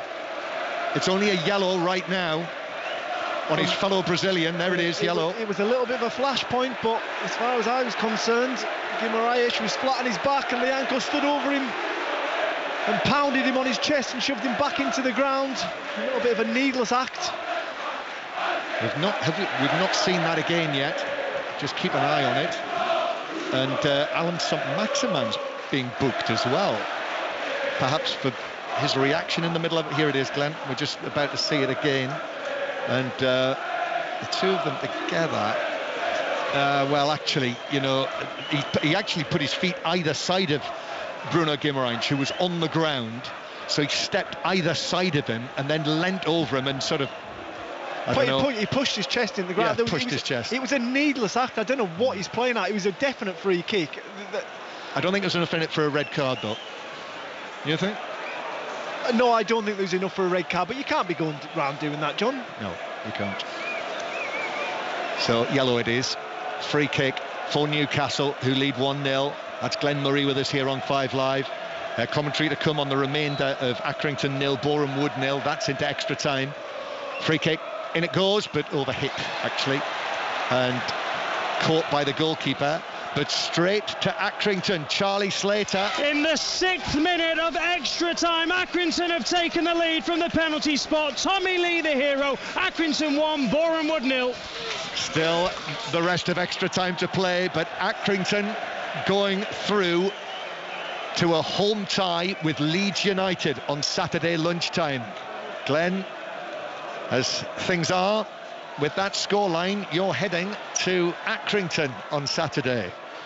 5 minutes to play here Newcastle 1-0 up. Joe Linton, the goal scorer, passing the ball through to St Maximin, who runs away from the halfway line and then goes past Chaleta Sarr, goes down, and that is a second yellow for Chaleta Sarr, who is sent off, and Southampton are now down to 10 men, and that also is clearly a suspension for Chaleta Sarr. Did Bruno get a red there? No, I don't think so. I think it was the second yellow for Chaleta Sarr. What was he doing? He gets a yellow card and then Bruno goes in and says something to him and he just shoves him in his chest, gets another yellow card, immediately turns into a red, and Chaleta Sarr's off. As I watched Jacob Murphy wave him off the field. No, did he? Yeah, that will not have gone unnoticed by the Southampton players. So now they're down to 10 men. And 1-0 down to 10 men. Nathan Jones, who's already made 4 changes, is going to bring on Jan Bednarek, who's going to make his Southampton return after his loan spell to Aston Villa was ended. He was recalled by Southampton, so he will come on. Have to see who will be taken off, but it is a free kick to Newcastle, just forward of the midway point of the Southampton half. And all of a sudden Southampton just seem to have imploded, don't they? They've gone a goal behind, they've lost their composure, they've lost their centre half. Stupid by Chaleta Sarr. It was a definite free kick on Alain St Maximin, no complaints, but then to shove Bruno Guimaraes right in front of the goal, right in front of Stuart Atwell, the referee, left him with no option but to give him his marching orders. So Jan Bednarek runs on, and there were 1 or 2 boos there, weren't there? After the comments he made when he went off on loan to Aston Villa, but he's on, Jan Bednarek, the number 35, the Polish international, and he takes a place in the Southampton wall, which is in the D. So the free kick seems to have been given a good deal further back than where Alain St Maximin was actually fouled, which I thought was quite close to the D.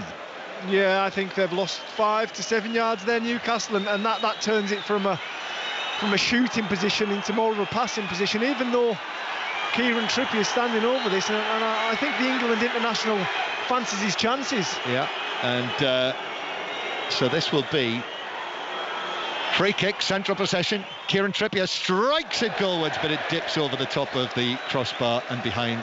And Southampton's player Jan Bednarek is just passing on instructions to Salisu and Lavia on the edge of the area. So goal kick to Southampton, time running out, got 90 seconds to go, more full times. Port Vale 1, Derby 2, it finished. Ipswich did win 4-0, they were 4-0 up at half time on Morecambe. Bolton have beaten Forest Green, even though they were down to 10 men in the first half. Bolton 1, Forest Green 0, and as I say, Accrington currently winning 1-0 in extra time against National League Boreham Wood, the lowest placed club in the pyramid, still in the FA Cup, not out of it yet. 1-0 down though in extra time. Tomorrow night, Nottingham Forest against Manchester United in the first leg of that semi-final, and tennis breakfast will be on in the morning. 7:30 Sports Extras, commentary on the Novak Djokovic Andrei Rublev match in the morning from round about 8:30 with Russell Fuller live from Melbourne. 1-0 Newcastle. Throwing downfield, really the Newcastle goal, and then Armstrong's goal being ruled out, and then Chaleta Sarr being sent off. Things have just spiralled away from Southampton, really, haven't they, in the latter part of this first half. But there's still a chance, but Edozie has pulled up for a foul, and it's a free kick to Newcastle halfway inside their own half. Yeah, it's just knocked the wind out of Southampton sails, because they were in the ascendancy of this game when Newcastle got that breakaway goal, and then to get a goal right back, strike immediately from Adam Armstrong, and then to be ruled out really is a big blow. So Newcastle in possession with Isak on the left-hand side. 5 minutes of added time. Southampton have got to go for it. They've got to get something to go to St James's Park behind in the tie and expect them to turn it around is asking an awful lot. I mean, at this rate, St James's Park next week will be a celebratory atmosphere. They will. They'll be loud, they'll be proud. With the expectation of a Wembley final. This is only the second time Newcastle have been in the semi-final of this competition, of the League Cup. I remember when they reached the final against Manchester City back in 1976 and lost to Dennis Stewart's overhead kick goal, which was at the time seen as truly spectacular. So that's as close as Newcastle have got to winning this competition. Joe Linton scoring tonight as the ball's played over the top for Saint-Maximin, who will play it across for Longstaff, back to Bruno Guimaraes, who picks out Murphy, who went for goal but hits it into the side netting. And a goal kick to Southampton in added time. Yes, and more chances are starting to arise for this Newcastle team as they flood forward in their numbers. This time it arrives to Jacob Murphy on the right-hand side, and he just can't wrap his foot around that shot and hits the side netting. Southampton living a very dangerous game at the minute. Yep, just the one goal, that Joe Linton goal. He is the first man to score in the semi-final of the League Cup for Newcastle United since Jeff Nolte, who scored the final goal when Newcastle knocked out Tottenham in the second leg of the semi-final in 1976. 5 Live Sport on air till 10:30 tonight when Colin Murray will take over. So once this match is over, once this first leg is over, we will go to Accrington for commentary on the remainder of that FA Cup replay, and then we will discuss this match again at the end of the Accrington Boreham Wood tie. So that is the plan for the rest of the evening on 5 Live Sport.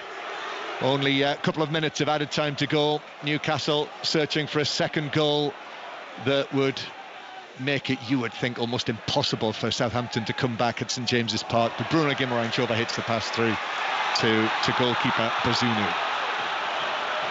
Yes, and we can see plenty of empty seats in the St Mary's Stadium now. Southampton fans have given up the ghost, but the team haven't. The majority staying on, but yeah, red seats appearing all around the ground, not in the Newcastle section. Black and white scarves being held high, Brazilian flags as well, Joe Linton in his honour. And he scored in the quarter-final, didn't he, against Leicester City, the second goal, and now a goal in the semi-final as well. You know, to say that he's turned around his fortunes at Newcastle, player of the year last season, remember, as Alcaraz comes forward. Southampton, there is still time. Edozie now running at Newcastle's defence. Trippier, but then slips it through. Adams on his heels, and the ball just runs through to Nick Pope, who's played his part, the Newcastle goalkeeper, in the second half. Thought he'd been beaten by Adam Armstrong, but the goal was ruled out as Saint-Maximin's attempted effort from 40 yards hits Lianco and bounces to Bazunu. He's been a good substitution by Eddie Howe.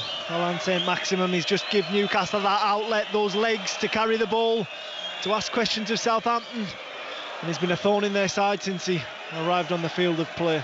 But it looks like Nick Pope is going to extend his club record for 10 consecutive clean sheets as the ball's put into Isak, who goes around goalkeeper Bazunu, but the angle was very tight, and on the fall could only steer it into the outside of the side netting. Yes, I can't help but feel that when Isak got on the ball, he could have lifted it over the onrushing Bazunu, who decides to go around him. Goes a little bit too wide, and then the angle's just too tight, and he finds only the side netting of the Southampton goal. So for Nick Pope, it would be 10 consecutive clean sheets for him, and for Newcastle it would be 10 clean sheets in their last 11 matches in all competitions. As Isak is blatantly pulled back by Salisu, and that's going to be another yellow card. Southampton already down to 10 men in this match. There it is. Another one of Eddie Howe's substitution that's been very good on the evening. Fresh legs. And Salisu felt the need to pull him back there, just couldn't. He really does provide something different, Isak, doesn't he? When you think Wilson is the sort of out-and-out centre forward. Yeah. Longstaff there's still a bit of something going on with Edozie, and Lavia has come across and to stand in between the two of them. Alcaraz is not far away from base either. The assistant is there, and the referee is going to speak. Bednarek has walked over to have a word. Can't help but feel the second leg's going to be quite spicy at St James's Park next week. Yeah, just a week between the matches. There will be some carryover here, and maybe that might be Southampton's best chance next week to try and get under Newcastle's skin, maybe. Well, at the moment it seems quite inevitable for Newcastle, but here's Trippier putting the ball in after the free kick was given, headed away for Southampton, and that is it. Newcastle's night. Geordie celebrations in the Northam stand here at St Mary's. They won 4-1 here in the Premier League in November, and tonight they have won the first leg of this Carabao Cup semi-final. Already favourites, they're now strong favourites to reach their first cup final of the 21st century. Still, half the job to do, but an away win puts them in an extremely strong position, Glenn Murray. Yes, it does. They've got a foot already down in London at Wembley Stadium. The fans believe, and that belief will only grow throughout the week.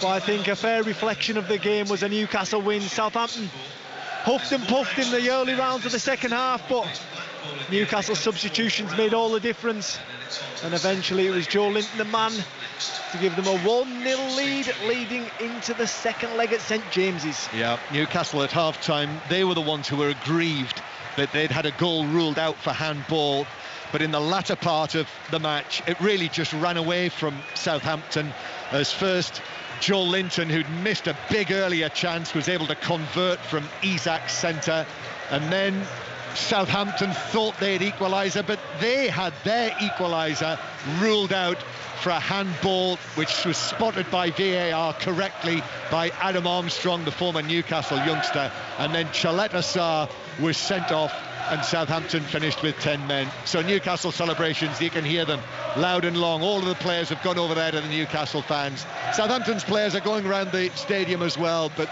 lots and lots of empty red seats already. Yeah. It looks like a lost cause after Southampton 0, Newcastle 1. I mean, when you... Sorry, go on, Kelly. No, Glenn, carry on. I was just saying, when you see the Newcastle players lined up in front of that away crowd, you can sense something special's happening on Tyside at the moment. There's a real connection between players and fans. So the Newcastle players out celebrating with the Newcastle fans at St Mary's after their 1-0 victory in that first leg of their EFL Cup semi-final. Glenn Murray and John Murray are at St Mary's. We're also joined by Rob Green. Rob, in the end, that game had, first of all, a goal disallowed for handball, then a goal scored by Joe Linton, then another goal disallowed for handball, this time for Armstrong for Southampton, and then Chaleta Sarr sent off in it. It was eventful after 90 minutes. It had it all, and it should have had a Joe Linton hat-trick after all of that, and with the chance that he missed as well, it really did liven up, and I was quite pleased that Southampton really gave it a go in the second half. They kind of sparked into life after that. They missed those chances, Newcastle, and was it down the right-hand side, Armstrong with Ward-Prowse and Walker-Peters combining looked okay. But other than that, you'd have to say it was Newcastle's evening, and if they hadn't have won at that, they'd have been walking off scratching their heads as to how they hadn't. So Newcastle with the better of the game and with the 1-0 victory at the end. We'll have lots more reaction from St Mary's at full time in the match at the Wham Stadium between Accrington and Boreham Wood. That's an FA Cup third round tie. There's also been EFL action in Leagues 1 and 2 this evening.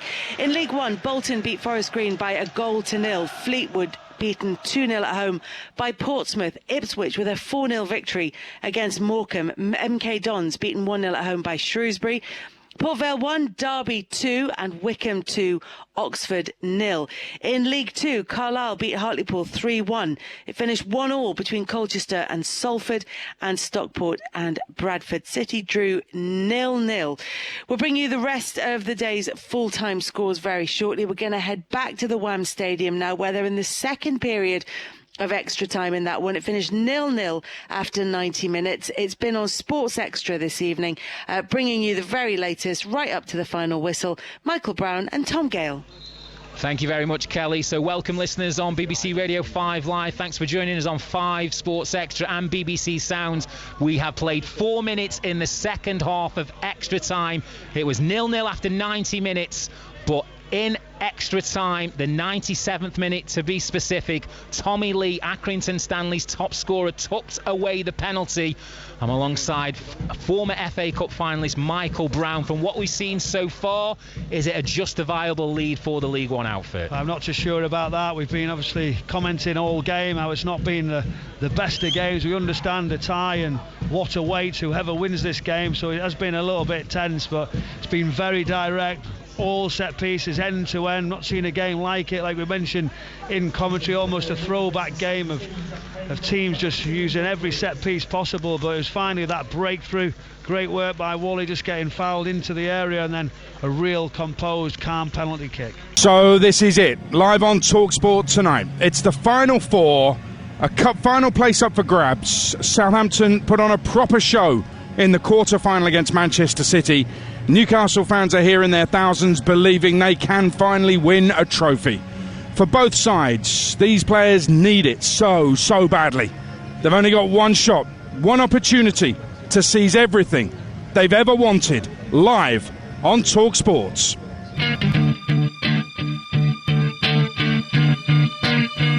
Lianco driving forward from right back. That's not the worst ball in. It's a brilliant goal. Mara giving Southampton the lead. Now Lavia's done really well to turn it forward. Genepo seeing the keeper off his line. Lights it over in for 2. It's finished at St Mary's. Southampton 2, Manchester City 0. There is a balance because, you know, you want to make sure that this, at 180 minutes, you are either ahead or you are in and around something to be able to do it. Burnley's trying to get in, and is in! And there is the lifelong Newcastle United supporters' first ever goal for his club. Almiron, it's a good ball forward, it's Jolinton, it's 2-0. Geordie jubilation all around St James's Park. Never been a part of a team like it where everyone gets on so well, and it's not just me, it's the rest of the team as well. We can't wait to get in and see each other, and you just don't really want to let each other down, and I think you can see that on the pitch. To be honest, just being in the semi-final was all we cared about. From beating Leicester was our big priority, and then you just take whatever is in front of you.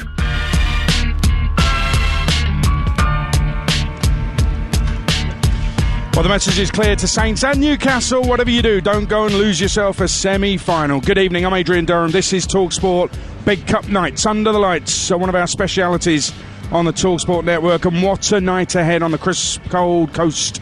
James Ward-Prowse, the Saints captain, leader, legend, sums it up nicely in the programme when he says that to give a trophy to the people of Southampton would be incredible.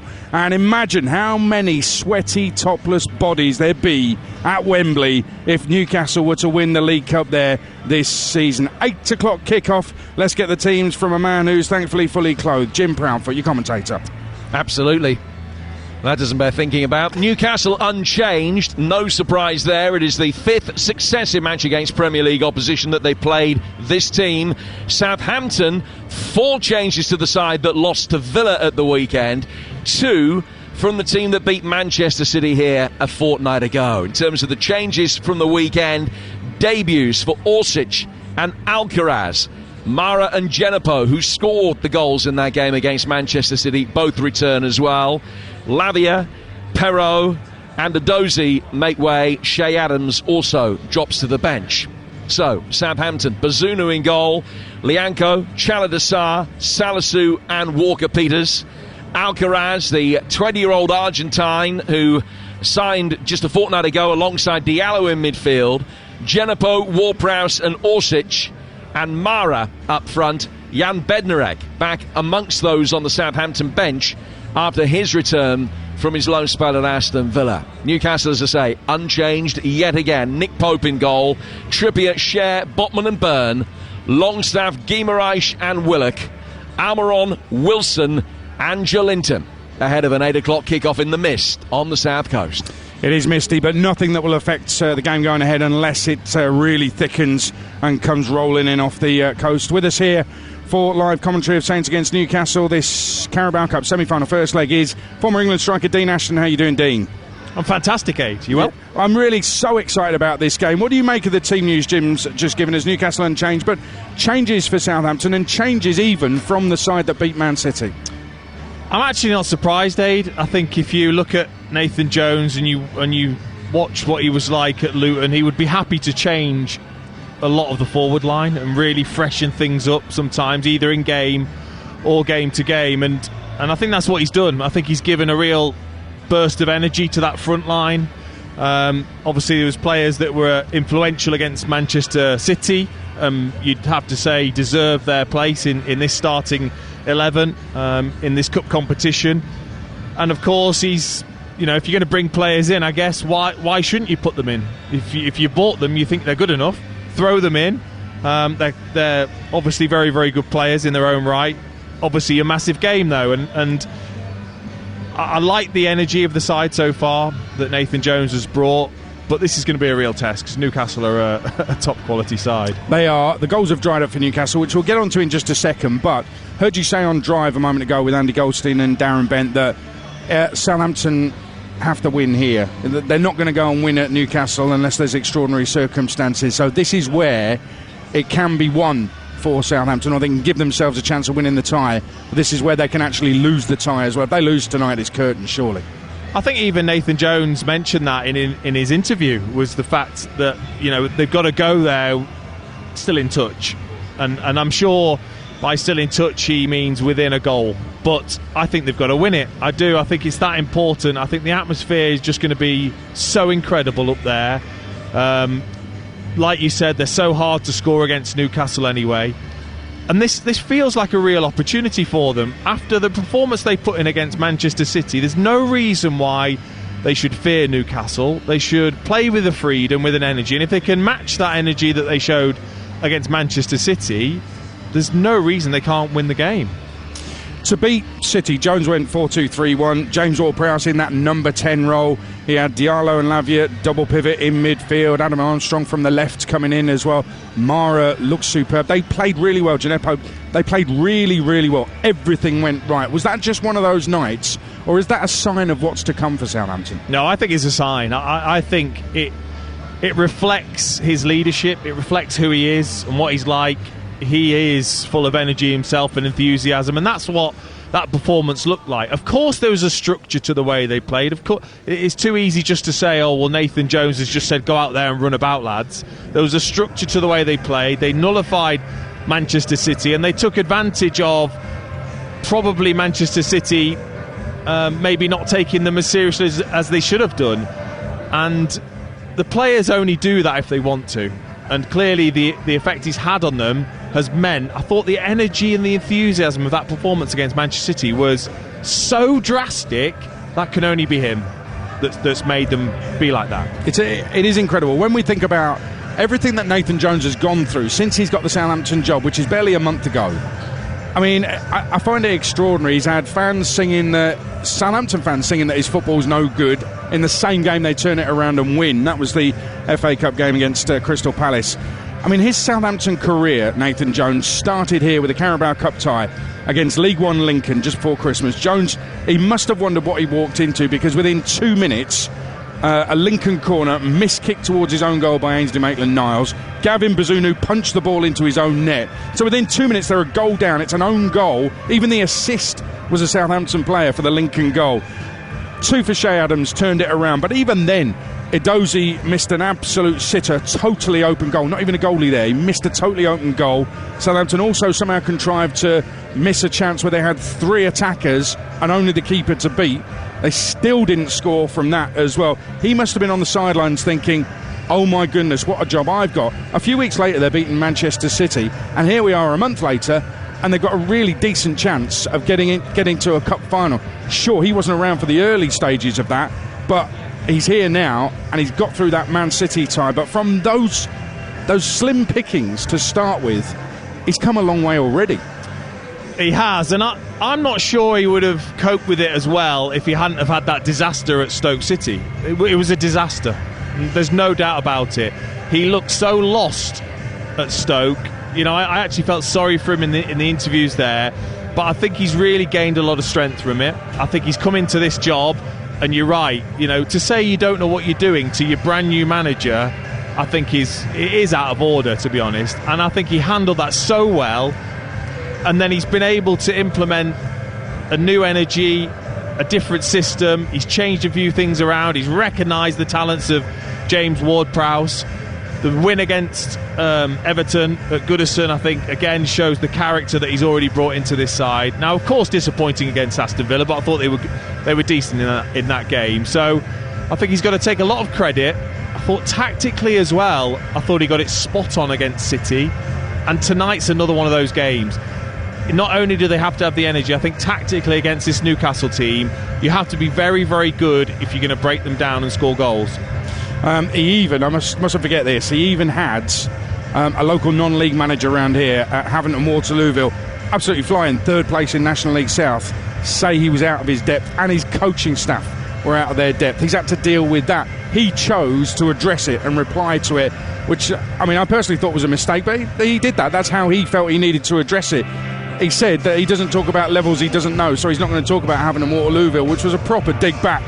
But he's got a little bit of feisty about him, Nathan Jones, I think. He has, but I think he's gained a bit of that from having that disaster at Stoke, going back to Luton and maybe realising in himself, actually, I'm not a bad manager, I do know what I'm doing, and coming into this job, I think straight away he batted that away, didn't he, from his own fans saying, I think you'll find I do know what I'm doing, and he's shown that, and I think that bit of character, that will rub off on the players. The players will see that interview and go, fair play, I like that about you. And they'll want to back him because of it. They'll want to back that adversity that he's already faced. And I think the players have responded in the right way. But they wouldn't respond unless they liked him and they understood what he's trying to do. Newcastle not scored in 3 of the last 4. We tried to answer this with Danny Murphy on Game Night last night. What do you think the problem is? I think that too often, too many of their players do think about their defensive work. And it can be very easy to get into that mode because they've been very good defensively, and why would they change that? But if always your first thought is where should I be if I lose the ball, sometimes I think you can forget about taking them risks when you've got the ball. And I don't just mean with the ball, I mean actually running beyond players rather than thinking, well, if we lose it, I know I've got to get back into my position.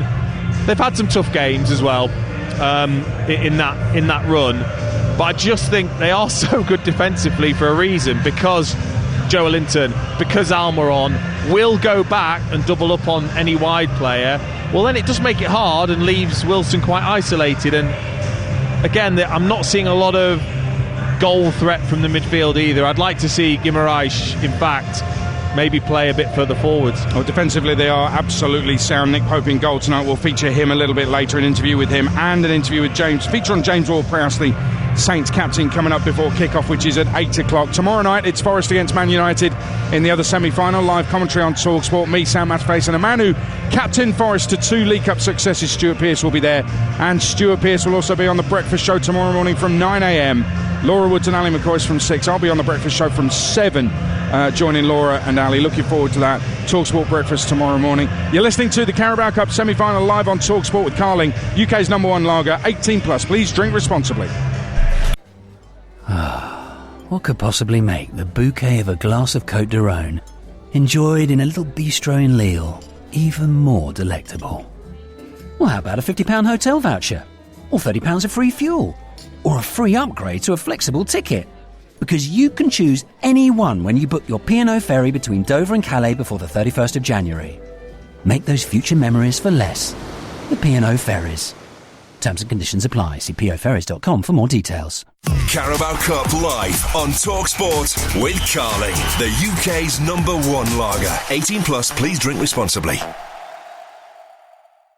See mcdonalds.com for opening times. Let's get ready to rumble! Let's get ready.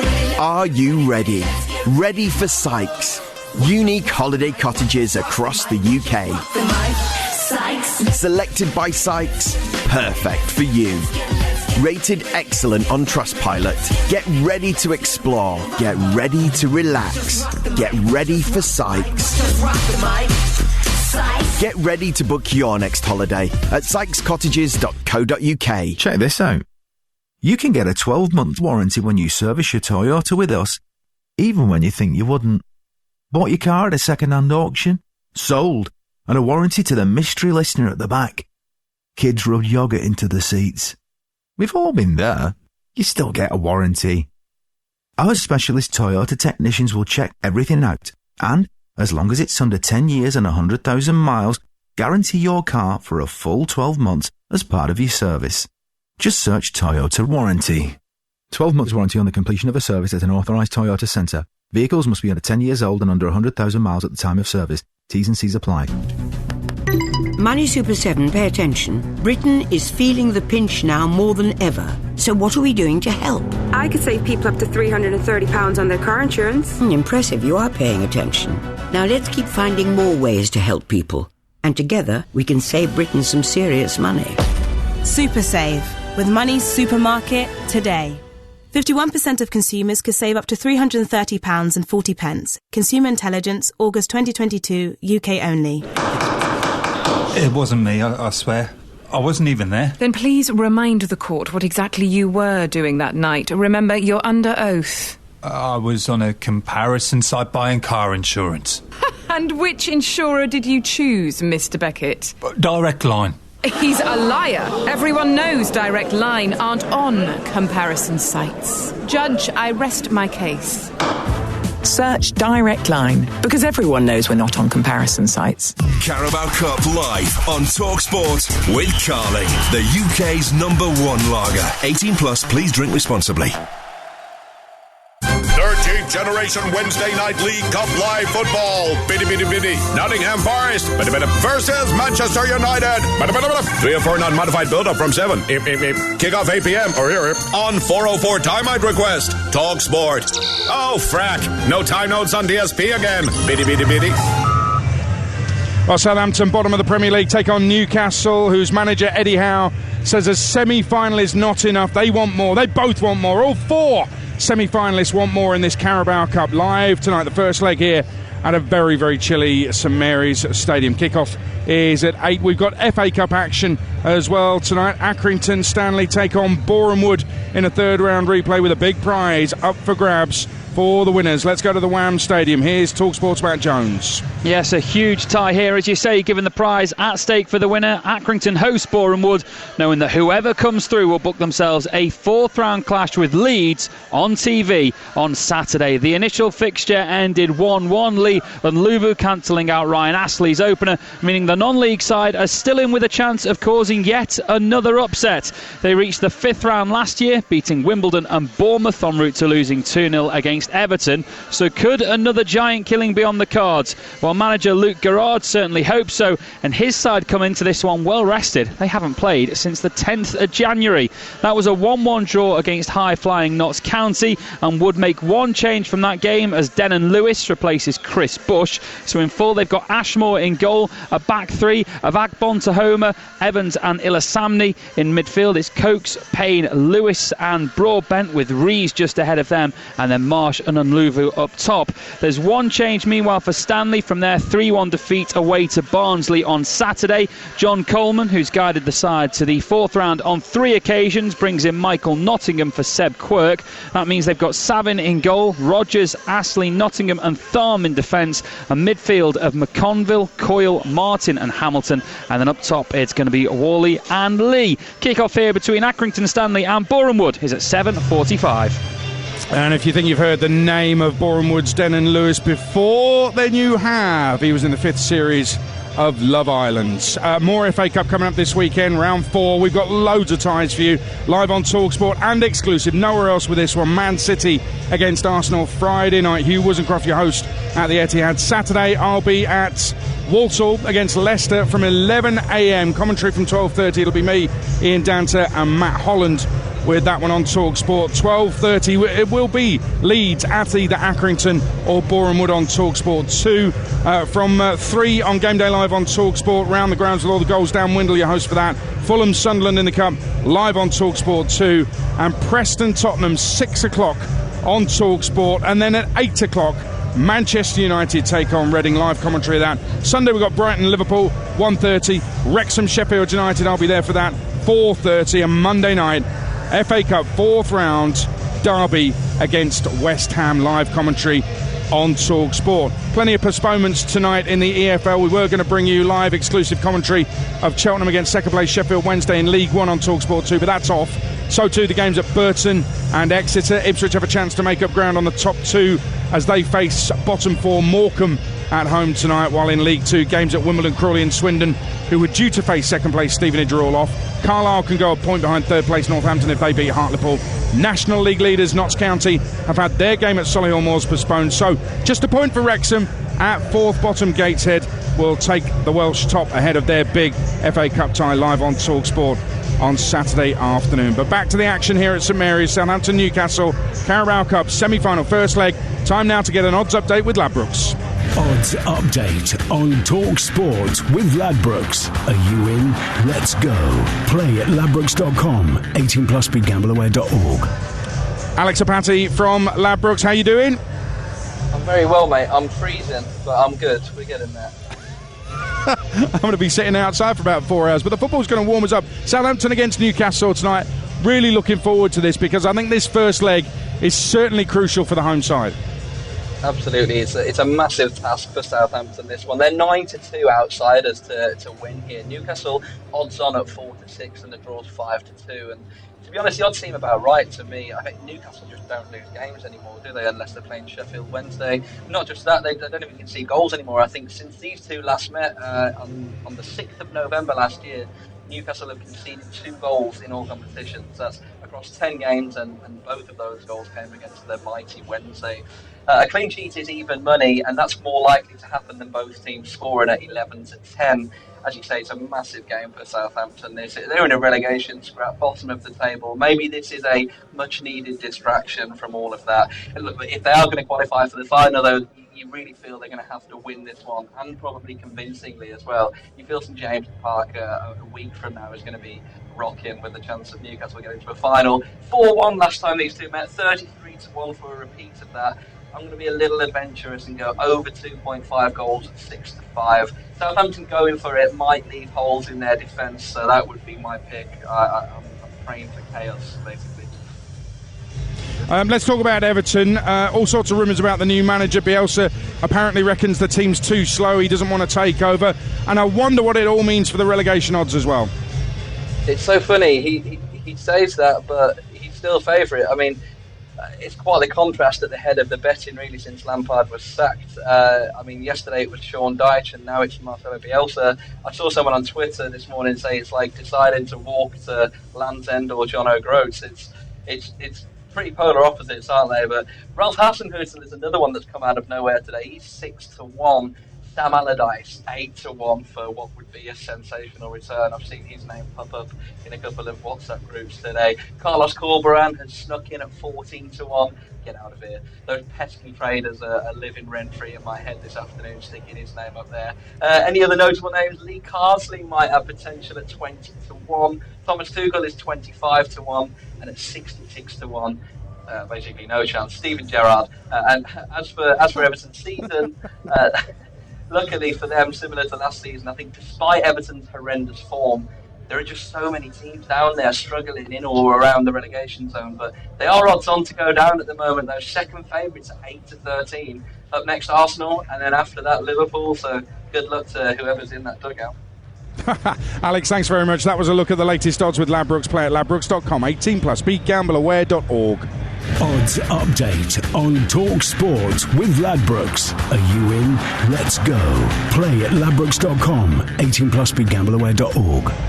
And actually, there's some real good Everton insight on the TalkSport transfer blog on talksport.com. It's constantly updating. Great way to catch up with the latest, not just transfers, but other stories as well.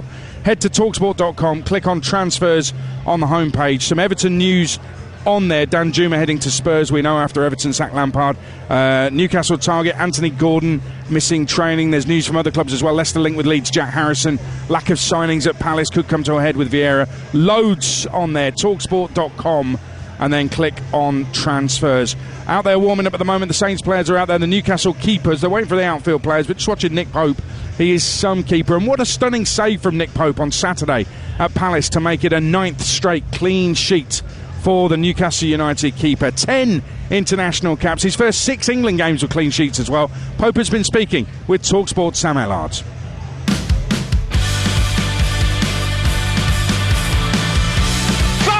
Terrific save by Pope. Wonderful stop by Nick Pope. Having this opportunity to play in these games and to push ourselves to get a trophy, for myself, I've got 3rd place in League 2, it's not too much to shout about. So, I'd like to add to that. Before I arrived, you realise of the stature of the club and how much it means to, the North East and the people of Newcastle, but, and obviously they have had great teams down the years, but obviously without winning anything, think of, Robson, Shearer, Esprit, the top players that have played at a club and in top teams, Champions League football, and obviously not quite got over the line. So, it's a big driver for the dressing room for sure to put that right, have that challenge thrown down to us as a squad. And like I say, we're a long way to go yet, really. So not getting too far ahead of ourselves, but it's great to have that carrot and have exciting things to chase as a football club, rather than staving off relegation. Into Lallana, brilliant save by Pope, one-handed down to his left-hand side. What a stop by Nick Pope. Is winning a trophy, though, something that you always get asked about when you're in the town centre? Fans always coming up to you, reminding you, telling you how much it means to them? Not too much. More the media, I think. The players know what it's about. It's something spoken about within the group. Something that we want to put right. The one player who had the biggest effect on the game today for his team to come away with something was Nick Pope. 3rd in the table, semi-final, a club record, top flight, 15 unbeaten. Tell us what it's like to be part of this amazing squad at this time. Yeah, it's great. The lads in there, it's a fantastic dressing room. Fantastic place to go to work each day. The environment that we've created is massive credit to the manager, the staff, and the players within it. I think it's a great place to play your trade. What sort of game are you expecting against Southampton at their place? Tough game away from home. First leg of a major semi-final. It's going to be a tough game. I think they've improved in recent weeks. So difficult. Nick Pope, big reason why Newcastle's defence is the best in the Premier League this season. Dean Ashton, little quiz for you. Like a little quiz, don't you? Love it. Okay. He said the best he's got so far in terms of honours, 3rd place, League 2. Who was he on loan to? Do you know? I've done him. It wasn't Mansfield, is it? No, it wasn't. You're right there. Go on. I'm going to ruin you. It would have been a tough get. Bury. 2014-15. Was it? Yeah, he played half a season there. They won promotion, 3rd place. And he kind of laughs about it. By the way, for Bury fans, what a memory that is. So fantastic for them. Yeah. But any success you get, promotion, whether it's a title, just going up, playoffs, whatever it is, treasure it. And Nick Pope, his journey is phenomenal. He's 30 years old now. He was an Ipswich Town season ticket holder growing up, was with them as a boy. They released him at 16, and at that moment, his world must have felt like it was ending. His heart must have been broken. His team had let him go. Would he ever make it as a footballer?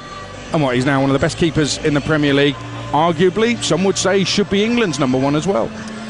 I think he's got a case, certainly, for it. I think if Pickford had made any sort of a mistake for his country, which he just hasn't, I think Pope would have been given more of an opportunity.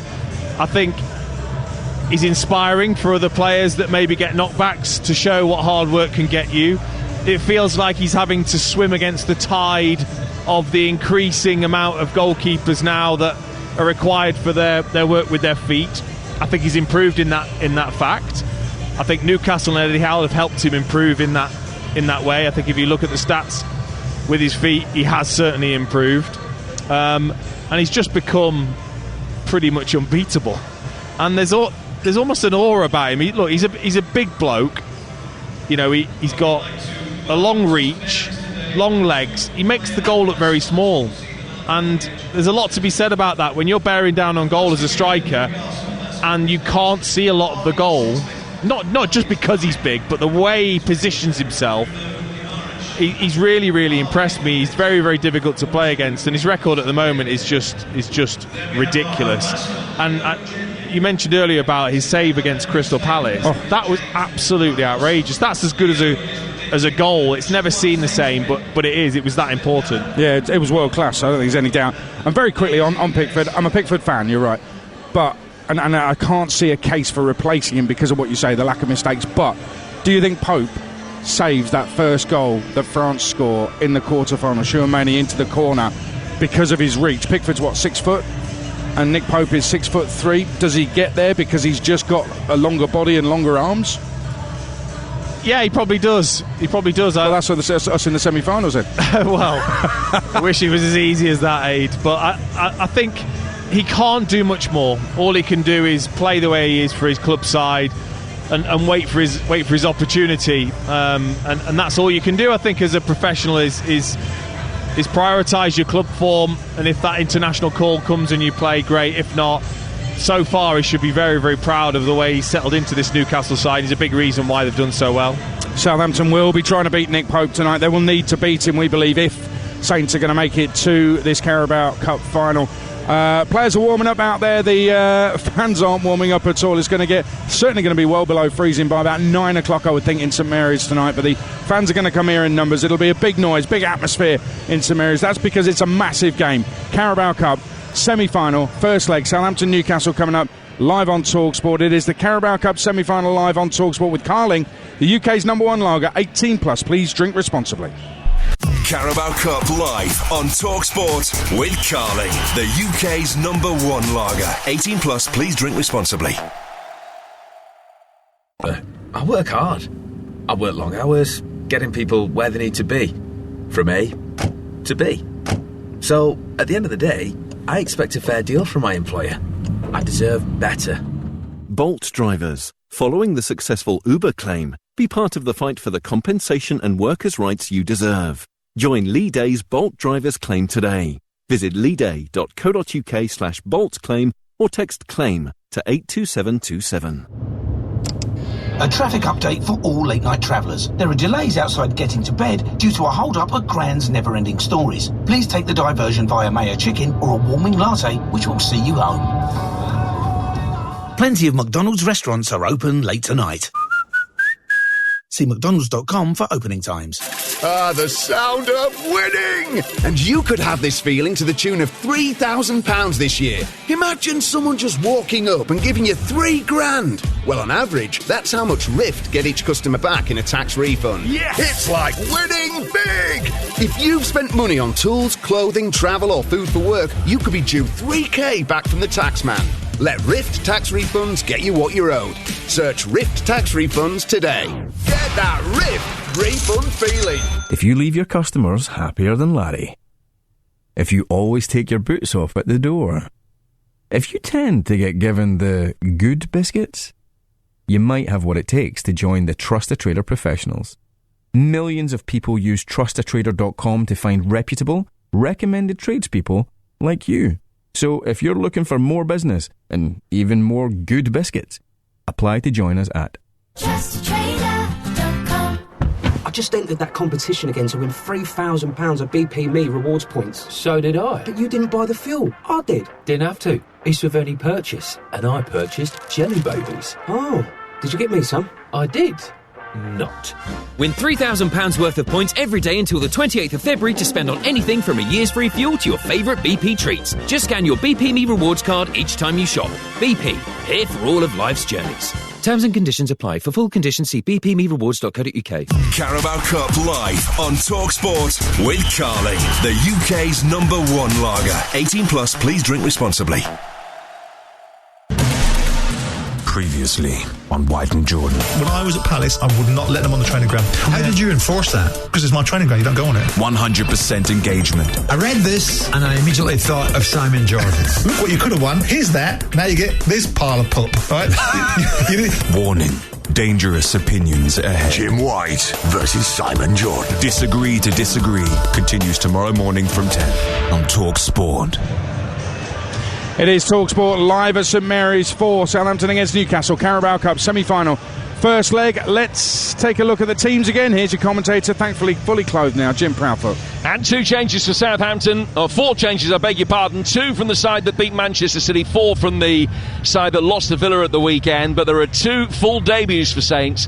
Mislav Orsic, who signed an £8 million deal from Dinamo Zagreb, and Charlie Alcaraz, the Argentinian who signed from Racing in his homeland for £12 million and who came on for the last 30 minutes at Everton. Both make their first starts for the club. Recalls as well for Sekou Mara and Genepo, who scored the 2 goals between them that knocked Manchester City out of this competition. Players left out: Edozie, Lavia, Adams and Adam Armstrong. As far as Newcastle are concerned, they are yet again unchanged. So Southampton, Bazunu in goal, Lianco, Chalatassar, Salisu and Walker-Peters, Alcaraz and Diallo, Genepo, Ward-Prowse and Orsic, and Mara up front. Newcastle, Pope in goal, Trippier, Cher, Botman and Byrne, Longstaff, Guimaraes and Willock, Almiron, Wilson and Jolinton. And Stuart Atwell, who took charge of Newcastle's league win against Southampton here back in November, is the official. We're 25 minutes away from kick-off in the semi-final first leg. Thanks, Jim. We'll be featuring Bruno Guimaraes very shortly on the show. I've been talking about Nick Pope as well. Last goal he conceded was to one of the Saints subs, Romain Perraud, before the World Cup. Time now to look at the latest football action with Ladbrokes. The big preview on TalkSport with Ladbrokes. Are you in? Let's go. Play at ladbrokes.com. 18+BeGambleAware.org. And there's a big feature with Saints skipper James Ward-Prowse in the matchday programme tonight, saying he's not just a poster boy for the academy or just for the football club, but he's a leading figure in the city of Southampton. Not bad for a boy from Portsmouth, born into a family of Pompey fans. Since I came in, he's been outstanding. I thought it was a masterstroke from Nathan Jones, giving him that freedom. You know, Prowse, he's a great professional to work with. I've always tried to lead by example. That's always been my way.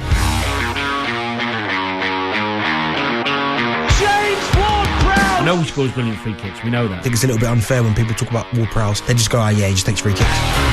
The first goal at Goodison at the weekend. Adams finding Ward-Prowse early in the second half, rolls the defender and equalises for Southampton. Running off the front man, the little bit of skill and the calm finish. He's been sensational. If I put James Ward-Prowse in goals, he'd do a job for us. He's since I came in, he's been outstanding. Attitude-wise, he's been everything you'd expect from a seasoned, wonderful England international. He's a midfield player that is very diligent in positional play, totally reliable in carrying out the jobs you ask him to do. Good range of passing. Whatever I asked him to do, he's wonderful to work with, and that's been a real plus for him to me, because obviously, with the greatest respect, a lot of people would question, well, how do you handle big players? As long as your work's good, big players respond, and he's a big player and he's responded. Hi, this is Perry Groves, former Arsenal and Southampton winger. Nathan Jones has pulled off a tactical masterstroke and playing James Ward-Prowse in a more advanced position, basically in the number 10 role. Up at Goodison Park against Everton on Saturday, he had more touches in the final third than any other Southampton player. He's freed him up from that defensive responsibility that he's had for the majority of Southampton days, running around like headless chicken trying to win the ball back. Because he's so technically good and such a good finisher and striker of the ball, he's played him further up. The reason I think he's so effective is because early on in his career, he played in wide positions, and then he plays as a holding midfield player. He would have played against numerous number 10s that caused him problems by taking up positions behind him, in the hole, going out wide, going out left. So I think he's used that knowledge to be able to make himself even more effective when he's running in behind defences, when he's coming short to get it into feet. He's got protection of Lavia and Diallo behind him, and with his fitness and his athleticism, he can not only do it in the first minute, he can take up the positions in the last minute. We do a lot of physical work, a lot of pressing, a lot of running and getting around the pitch, so I think that's a big strength of mine, something that I try and do. And when Southampton are out of possession, then he's got the tactical awareness and now to actually get back and make it a solid midfield three. In the last 3 games, he's got 3 goals, and arguably, without his leadership and his quality in the final third, they wouldn't be in the position they're in. Obviously, in terms of the leadership and the captaincy, I try and lead the team in the best way that I can. Everybody leads in different ways, and that's something that I'm looking to try and develop all the time, is how to be an even better captain. Oh, what a goal! What a magnificent strike from James Ward-Prowse! Clearly, James Ward-Prowse isn't just about the free kicks. But you know what, Dean Ashton, when we heard from Gareth Southgate in that piece there, but everybody's saying what he can do, different positions he can play, the leadership that he's got. I'm thinking, how on earth has he not made a Southgate squad for a tournament? He's almost like the perfect squad player because he can play in different positions. Set pieces, brilliant. Penalties, he's the one you want to bring on late to take a penalty. It baffles me how he wasn't in the World Cup squad. I think it annoys me a little bit, actually. some of the comments there. I mean, there wasn't a bad word to be said about him, and that's credit to him because of, I think, the type of person he is, the type of character, the type of professional.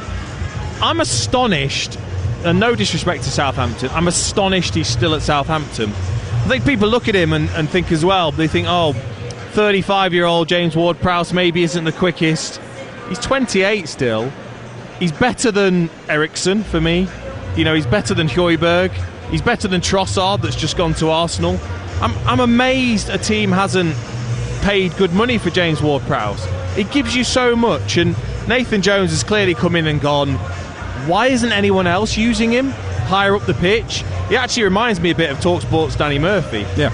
In that he's very creative. He's got wonderful technique.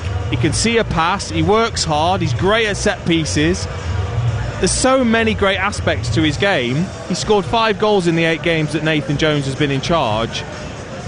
People say, it's a masterstroke.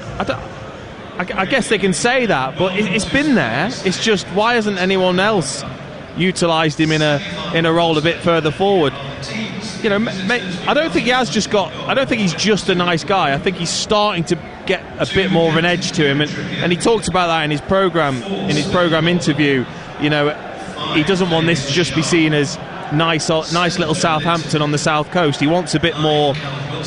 He wants a little bit more fight and a bit more fearsomeness from the Southampton team. I just think he's a superb player. I love watching him, and I'm amazed a top side hasn't taken him yet. Well, if they do go down, I'm pretty sure he will be staying in the Premier League. And listen, he's got that head boy image, hasn't he? But there's no way that you survive a Premier League level and be so successful, i.e. getting into England squads, if you're all nicey-nicey. We've seen, his battles with Wilfried Zaha over the years.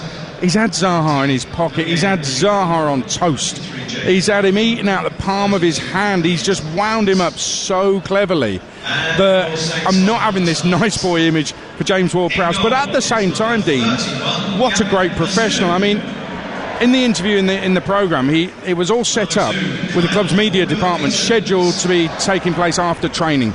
Nathan Jones delayed training. So what would a player do? A player would say, no, I can't do it, delayed training. They would bin it off. They can't be bothered to do it. Or, let's reschedule it another day. He came in early to do it. And all the pros I've known over the years, yes, sure, some of them would. But he can call the shots around here, James Ward-Prowse. He still wanted to do the right thing for other people working at the football club to make sure that they were okay, their schedules were okay. So he came in early.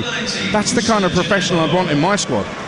Absolutely, he leads by example, and I think he's taken that role on even more now that they've gone for a younger team. A lot of experienced players have left.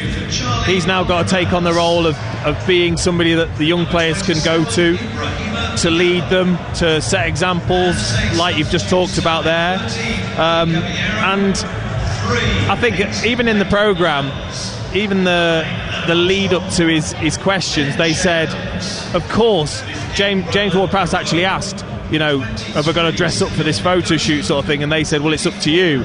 And they said, and of course he turned up in just black with some white trainers. And I thought, even that doesn't sound fair, because he's not just a plain, boring, average player. He's so much more than that. And maybe he's got to take it upon himself to thrust himself more into that limelight and say, hang on a minute, I'm way better than I'm probably giving credit, and start to have a bit of arrogance with it. You can still be a lovely bloke, but you've got to have some arrogance maybe too. I understand exactly what you're saying, but I had the privilege of interviewing him on Zoom during lockdown, James Ward-Prowse. It was pretty clear that very happy with his life, very happy with his lot, loved playing for Southampton, loved playing football, was really, really privileged to be in the England squad, but loved his home life as well. So there was a kind of happiness about him where you almost felt like it would be out of character and almost wrong for him to suddenly be all arrogant and demanding, and it just felt like it would be wrong. He's very happy doing what he's doing. Yeah, I mean more in a case of, even in interviews, I think he plays himself down, and I think he could. sometimes you've got to be your own biggest fan in this business, and you're right. I'm sure he loves his life here, and he might stay here for the rest of his career and see that as a real triumph, and it should be seen as that. But I'd still like to see him test himself at the very, very highest level, and I think he's still got plenty of time in his career for that to happen. Players love records, especially records around goals. He's going to get Beckham's free kick records, there's no doubt about that, and he'll be happy with that. I mean, we were talking last night on game night about how with Harry Kane, is it about trophies? Yeah, of course he wants to win trophies, but he loves having goals records as well. Shearer loved having the goals records. That's what it was all about for a striker. I think James Ward-Prowse will be equally proud of his free kick record when he finally breaks Beckham's record, as he would be of winning a trophy for Saints. And he's kind of the only one now that scores free kicks on a regular basis. Harry Kane's got one in the Premier League. Let's put it into perspective. But it felt like there used to be more players that were specialists in that area. He feels like the only one that you think every time he steps up, this could easily be a goal. I think that's credit to him. He obviously puts the work in, but he's a lot more than that, and I've been really impressed with the way he's taken on that role since Nathan Jones has come to the club, and I think he could have a really big influence tonight. Well, listen, let's see how it goes for James Ward-Prowse. I know he's desperately hungry to bring a trophy to these Saints fans who are filling up St Mary's tonight. They're cranking up the noise, cranking up the atmosphere with 15 to go to kick off. Just to chat about the Saints skipper, their talisman, James Ward-Prowse. Will it be a free kick that makes the difference tonight? That's all thanks to Ladbrokes. Play at ladbrokes.com, 18+, begambleaware.org. The big preview on TalkSport with Ladbrokes. Are you in? Let's go. Play at ladbrokes.com, 18+, begambleaware.org. Players still out there warming up, and they need to warm up. I've just checked, it is below zero already here at St Mary's. It's chilly. This football's going to warm you up though, live on TalkSport tonight. Carabao Cup live on TalkSport with Carling, the UK's #1 lager. 18+, please drink responsibly.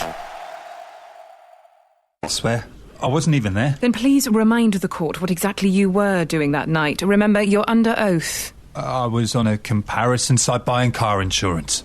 And which insurer did you choose, Mr. Beckett? Direct Line. He's a liar. Everyone knows Direct Line aren't on comparison sites. Judge, I rest my case. Search Direct Line, because everyone knows we're not on comparison sites. Good evening, late-night revellers. This is the last bus home. Calling is still ringing and tired dancing feet via warm fries or a cheeky cheeseburger. Our final destination, as always, is home. Plenty of McDonald's restaurants are open late tonight.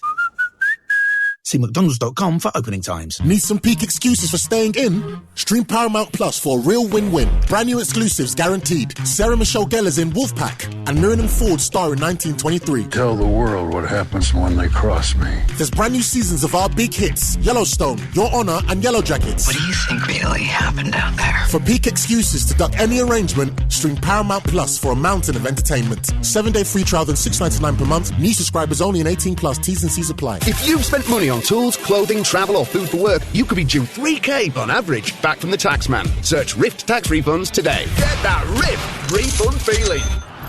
Malware and trackers are on the attack. But NordVPN comes into play. Spectacular save. NordVPN and TalkSport have an exclusive offer just for you. Help to secure your online privacy. Don't miss this chance and grab the deal at nordvpn.com/TalkSport. Carabao Cup live on TalkSport with Carling, the UK's #1 lager. 18+, please drink responsibly. Radio's #1 goal machine. Slammed home again. Kick-off V-Cup special. Oh, brilliant! On TalkSport. Deep to the far post, headed back by Byrne. Flick goal, it's an in! It's 2-1! And would you believe it, it's Bruno Guimaraes on his first start for Newcastle United. Really good player. Somebody who is very good at kind of organising the midfield. Somebody who's physical, intense. He's influenced us at all ends of the pitch, really, because of his game, all action. So he can play really well from deep, but he can play really well from higher up as well. So naturally, I think he's been outstanding for us. I like him. There's not a lot to dislike about him. He'll graft. He's got athleticism. He can play. Yeah, I like him. I was worried, like every other Newcastle fan, I think, when he got injured, as you say, he was really upset, and you thought, oh, that's a bad one. But you've got to give him credit, give the medical team at Newcastle great credit as well, whatever they've done with him.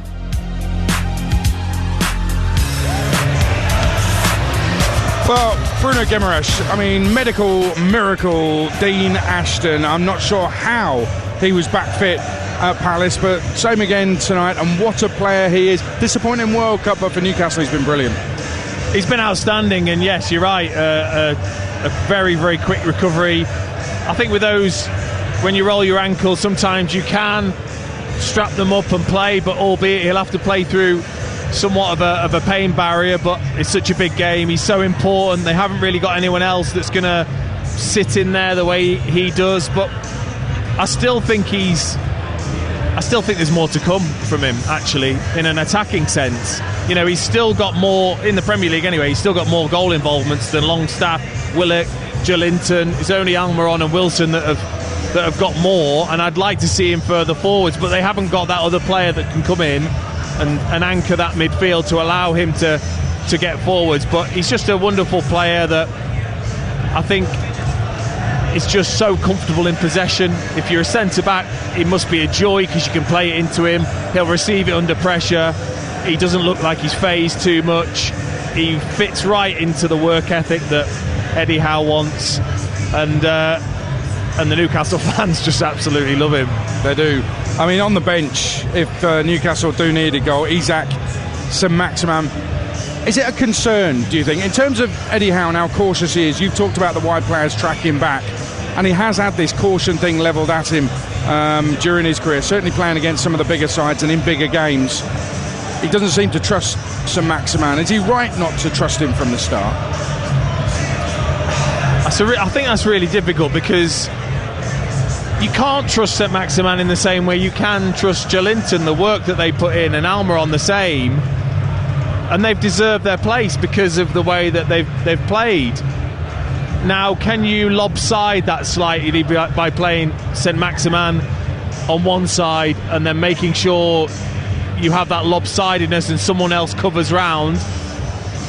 I think he's happy with what he sees, and I think he's always, since he's got in at Newcastle, it's not been about the stars, it's been about, no, it's going to be a team ethic, and I think so far I don't see why he needs to change that particularly yet. I think the one area where Newcastle really excel down the left-hand side with Joelinton and Willock, we'll see it tonight, that they will start, I would imagine, with Joelinton on the left-hand side of the front three and Willock in behind him, but they will frequently interchange. Joelinton has had great success coming in and playing on the left of a midfield three on occasions, and I think that versatility is going to be a real boon. And I think that's one of the reasons why Saint-Maximin isn't getting in the team at the moment, because of the great understanding that those two have playing together. I think it'd be more likely, almost counterintuitively, if he was going to come back, that he'd take Miguel Almiron's place on the other side. But again, he is somebody who's improved the defensive side to his game no end. I think the worry, and going back to Bruno Guimaraes, the worry I would have if I were a Newcastle fan is the lack of strength in depth. The fact that Eddie Howe is playing almost through necessity this 11 week in, week out against Premier League opposition, and you saw that when he changed it up completely for the tie against Sheffield Wednesday, they lost. Now I know that Sheffield Wednesday are a good team and flying high, unbeaten in 20, but even so, I think that really illustrates the lack of a change in depth and strength in depth. And I think that Eddie Howe would love to get another number 6 in this transfer window. I know he's got Shelby, who's injured, but he'd love another number 6 just to give him safety blanket. If anything happens to Bruno Guimaraes, that's a massive problem for Newcastle.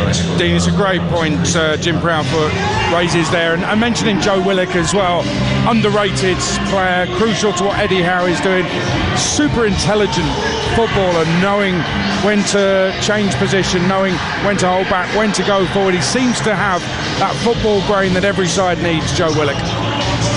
He has, and he surprised me actually in that discipline and that understanding of that role.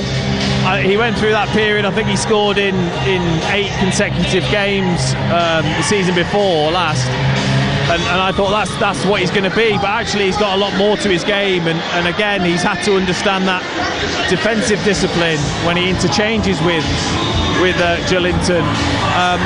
But I think Jim makes a great point. He's having to play the same 11 all the time, or is he a little bit loyal to every player? And actually, the likes of St. Maximin, Richie, will that start to annoy them over a period of time when you sort of think, hang on, I can see Almiron's just dipped a little bit from his high standards. Can he freshen things up? But he did that against Sheffield Wednesday and they lost. Well, Danny Murphy on Game Night last night was saying he feels that Callum Wilson's streaky Isak is going to get his place regularly in the starting lineup soon. Light show has started here at Southampton. Saints fans have a right to be confident. Tomorrow is the 6-year anniversary of Shane Long's late winner at Anfield that sent Southampton to the League Cup final in 2017. Remember that final against Man United? Manolo Gabbiadini, his first game for Southampton in the League Cup run was the final. He had a goal wrongly ruled out for offside early on. United went 2 up. Saints drew level with 2 Gabbiadini goals before Zlatan grabbed a late winner. We recently saw Gabbiadini come on for Italy against England in Milan in the Nations League, the 1-0 win for Mancini's side. So he's still around doing his stuff in Italy. But that was the last time they were in a final, and unlucky to lose it under Claude Puel as well. The thing he said, Dean Ashton, about the Saints fans, Gabbiadini, was that he said it in an article in the Times today that the Saints fans never complained. They just kept singing and supporting their team, and that's what they'll need to do tonight and in the North East next week. They will, and I mean, I'm looking forward to this atmosphere tonight because of that Manchester City game. I think it's probably given lots of these Southampton fans more hope than they probably would have had, and it's a big opportunity. Semi-final of any competition, you don't want to be that loser. You do not want the feeling of losing in a semi-final when you can almost taste the Wembley turf, and this is their opportunity tonight at home in front of their fans to try and get themselves ahead in this 2-legged tie. Saints go marching in, and a big circular banner in the centre, World Cup style, being held.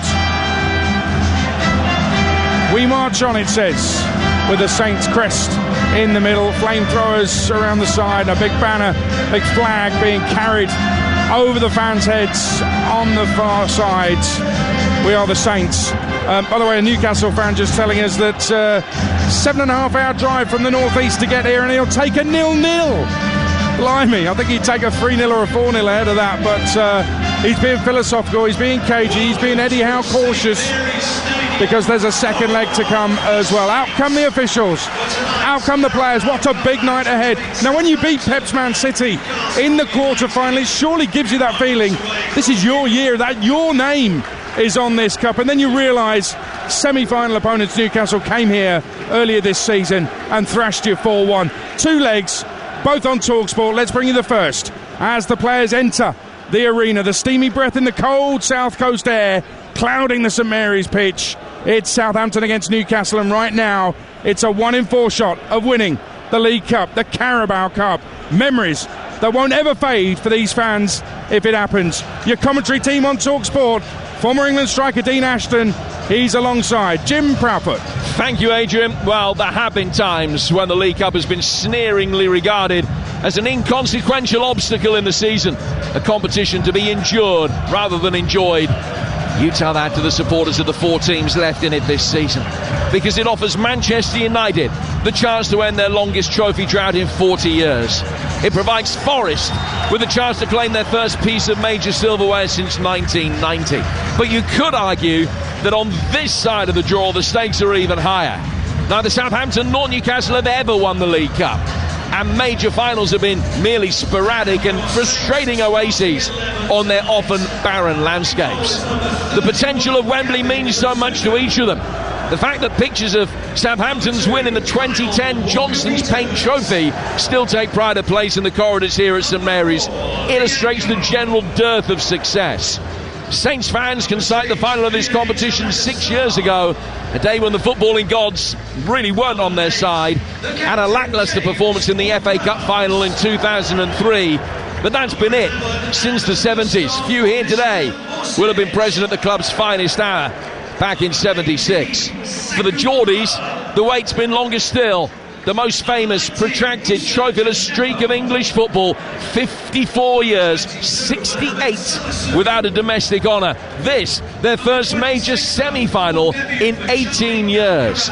Those 68 without a domestic honour have included 3 Division 2 titles, but not a lot else.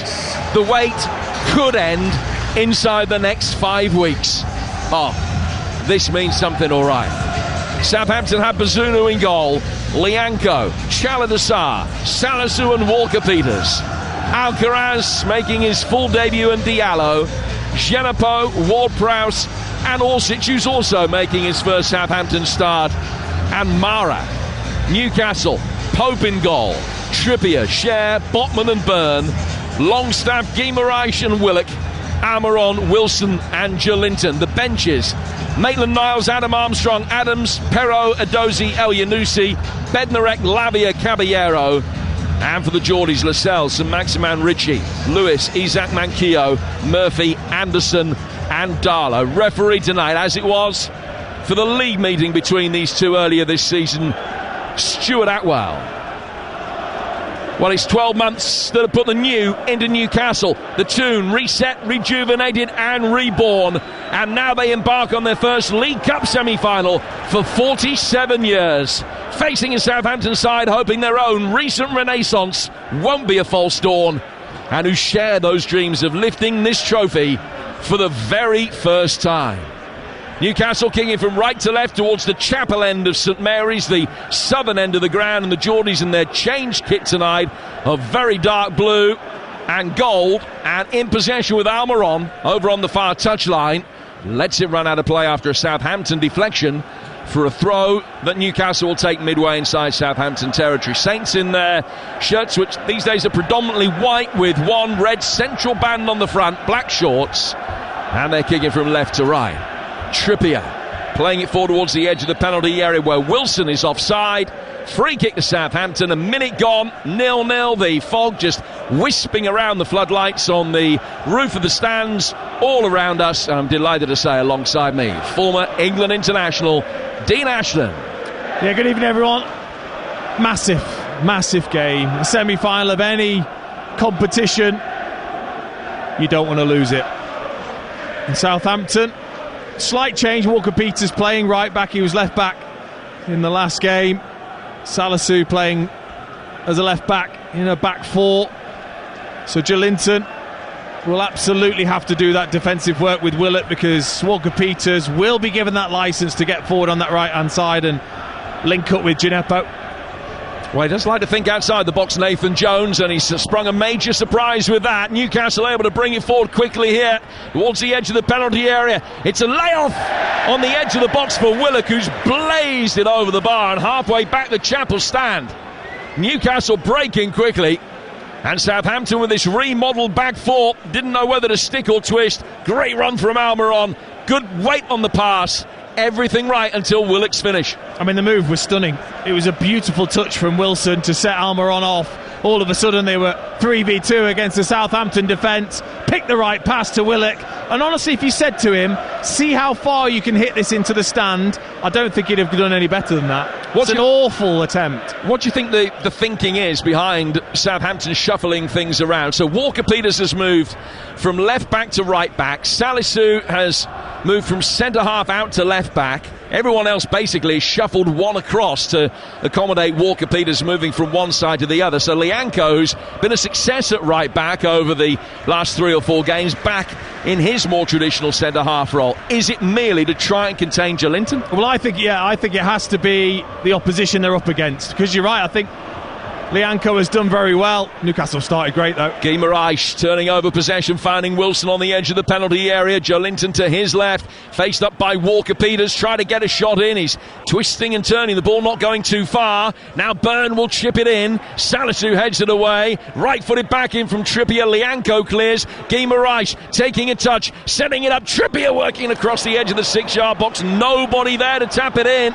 It's all Newcastle in the opening 3.5 minutes, but it remains 0-0. Oh, what they did really well there, Newcastle, is they ring-fenced that penalty area. So when that ball then came out to Guimaraes was there, stepped onto it, faked to shoot, lovely little pass down the right-hand side, and that's just where you need a little bit more movement. But I watched Callum Wilson.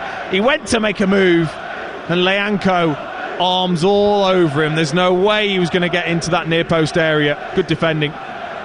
Callum Wilson, a player that is just struggling for goals at the moment. He's not netted in his last 8 games since a brace against Villa back before the World Cup. Wilson not having a side goal yet, but heavily involved in the early stages. Eddie Howe actually saying over the last couple of days that Wilson picked up a bug that was going around, came back from the World Cup, was ill, and that has seriously affected his training regime. The Newcastle fans just have to bear with him. Eddie Howe's certainly doing that, and he's picked, instead of Isak, through the middle for the Geordies again tonight. Bit of pressure being applied by Sekumara over on the far touchline, and he's clattered into Fabian Schär over there on the far side, who's down holding his knee after that challenge. Amara in slightly late after a throw is taken by Trippier. Back for Schär, and Schär might have a bit of a problem here. Yeah, I mean, as a striker you go across and you just try and block the attempted clearance and kind of stick your studs up in the air. And actually, I think probably where Schär has got the issue is as he's followed through, his knee has kind of wrapped around Mara's thigh, and that's where he's probably got a bit of an issue with his knee. I'm surprised, actually, that the referee, Stuart Atwell, hasn't dished out a yellow card, to be honest, because he's gone across and just stuck that leg out aimlessly, Mara.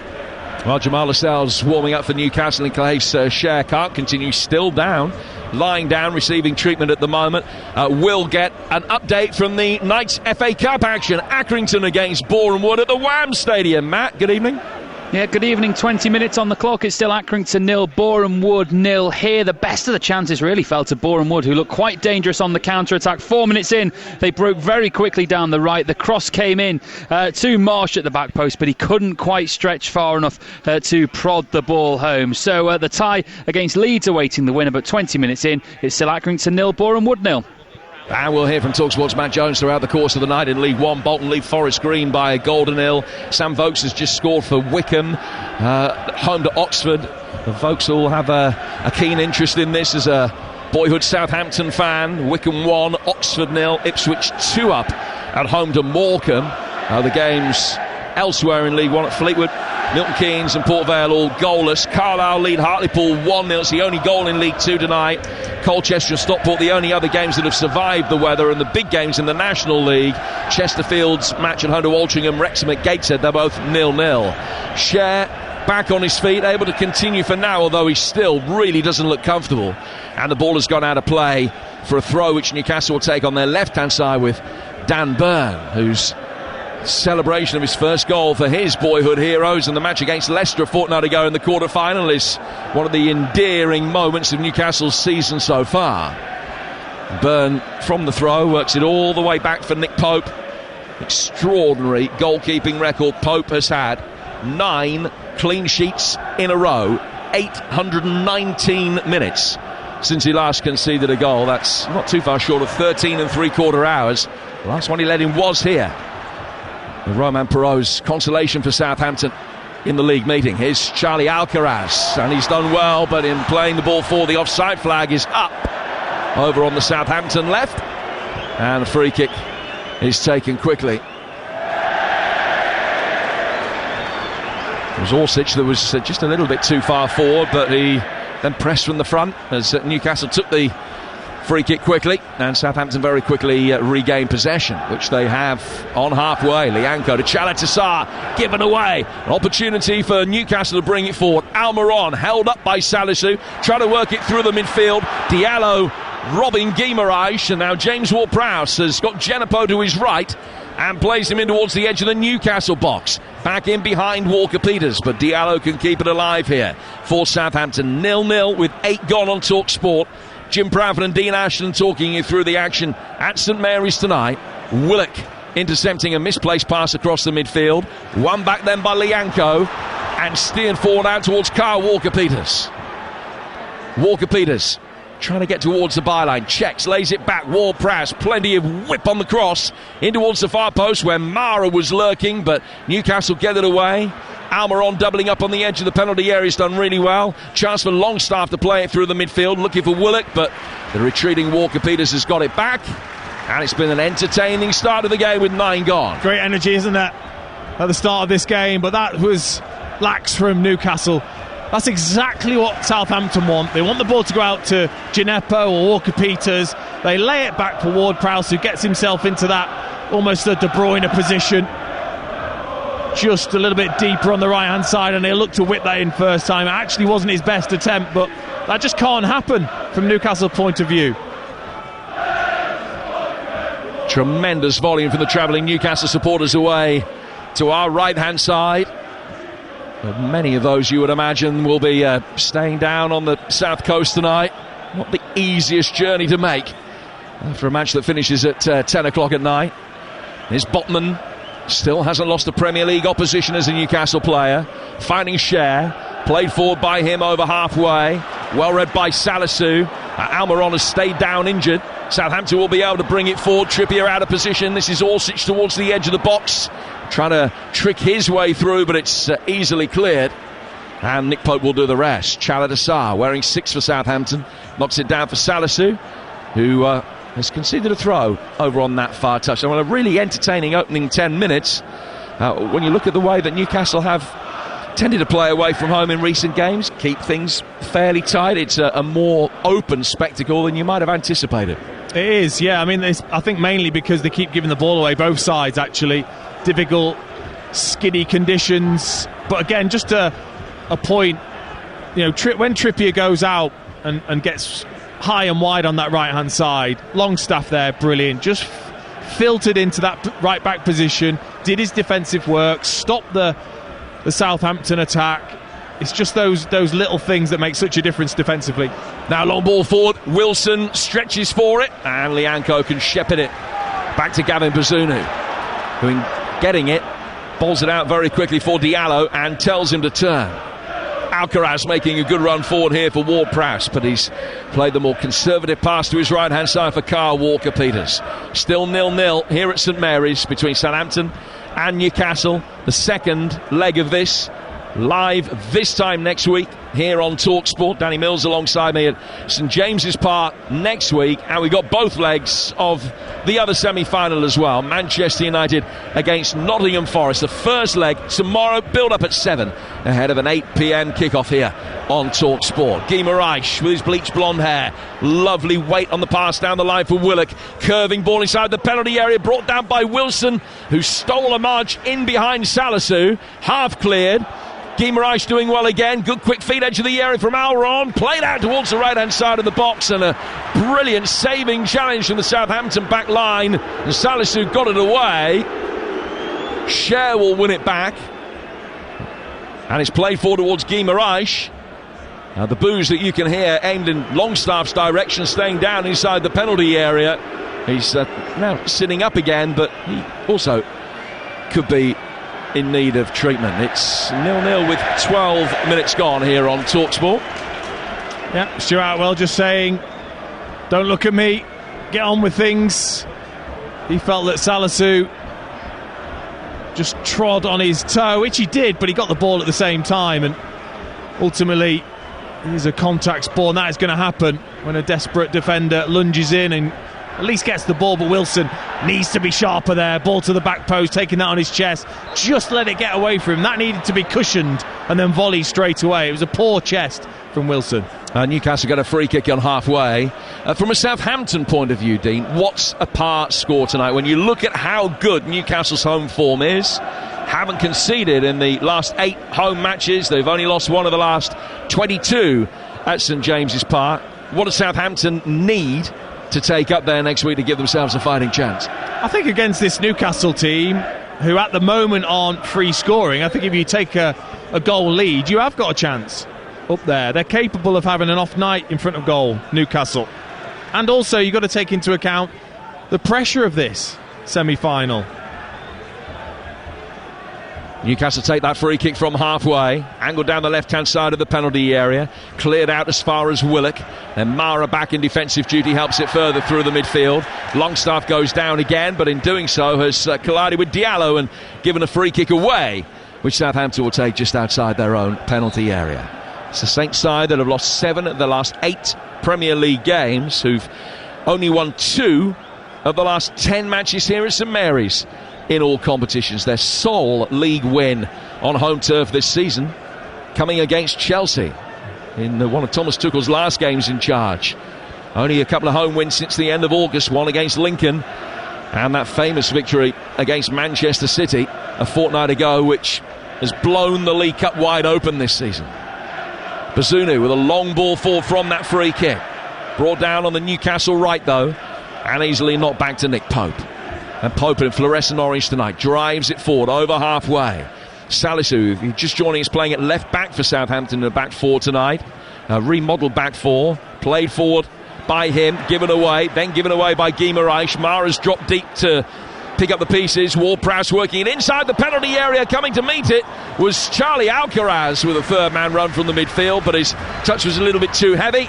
Ends up in the hands of Nick Pope, and Newcastle will very quickly get themselves back on the front foot with Longstaff. That's a couple of times now. Alcaraz has made that run from midfield next to Diallo. But as soon as that goes to Ward-Prowse, that's when Alcaraz makes that run, because Ward-Prowse is slightly deeper and will be looking to play that with his right foot, curling it into the area. Alcaraz just making that run, and it was good defending in the end from Cher just to get a block in from the strike.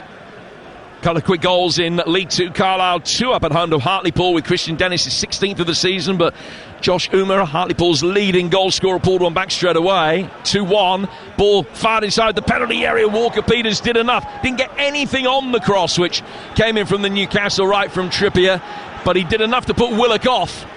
And he goes out of play for a throw. Saw a great stat the other day. Kieran Trippier in Newcastle's match at Palace set up more chances than any other defender in a single game in the Premier League for 11 years. And Trippier has been very much involved in a lot of Newcastle's good attacking play in this first 15 minutes here tonight as well. He's been a ridiculous signing. He really has.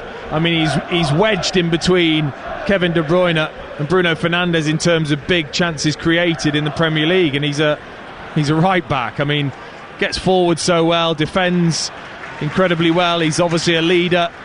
Kieran Trippier, what a signing. Lovely touch from Alcaraz in the midfield, who settled in well, and this is his first start. He did play half an hour at Everton, but he's done well so far. He's just a youngster, and Southampton do tend to buy him young these days. He's only 20. £12 million, a fee that befits his huge potential and big reputation in South America. Diallo beaten here by Willock. Willock bringing it forward for Newcastle. On the edge of the Southampton penalty area is Almiron. Almiron twisting one way onto his right foot, then check back on his left. Trippier never too far away. And any attacking move down that Newcastle right. And Trippier gets it back here from Longstaff. Guimaraes given the instruction to turn. Ward-Prowse has tracked him, and Alcaraz can help get it away for Southampton, and the counter attack could be on, and he's played it forward for Mara, but Pope will come outside the penalty area. Read it very well. The England custodian hammers it away way over halfway. Chalasar's header seized upon in the midfield by Guimaraes, and now Jolinton has it, and Jolinton forced away by Diallo. Genepo came back, stuck his foot in. Southampton fans bemused at how easy it was for Wilson to pick up the pieces there. Corner of the penalty area, good ball down the line from him, and Dan Burnford wins the first corner as Walker Peters is forced to come across and concede it. Yeah, nice and bright work from Callum Wilson. Didn't let that ball go, chased it down. Little combination with Dan Burn, wins his team a corner just because he was nice and alert. 16 minutes gone on TalkSport. Southampton 0, Newcastle 0 in this Carabao Cup semi-final first leg. Second leg, this time next week, will also be live on TalkSport. Trippier to take this corner. It's going to be an in-swing. I know he's worked it short, actually, to Almiron. Back for Trippier. Now it's an in-swinger. Easy for Bazunu. Came out and fisted it away. And it breaks outside the penalty area where it'll be picked up by Fabian Cher. Cher's okay after that, a knee injury that he picked up inside the opening 10 minutes. Southampton clear the lines again. Longstaff picks it up. Trippier goes all the way back for Pope.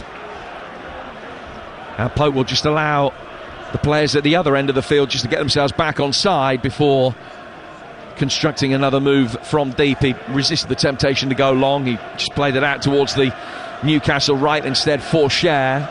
Now it comes from Botman to Byrne and back again for the Dutchman, who's been another hugely impressive signing for Newcastle. And now Cher will work it forward. Khaled Assar winning it back, finding Alcaraz.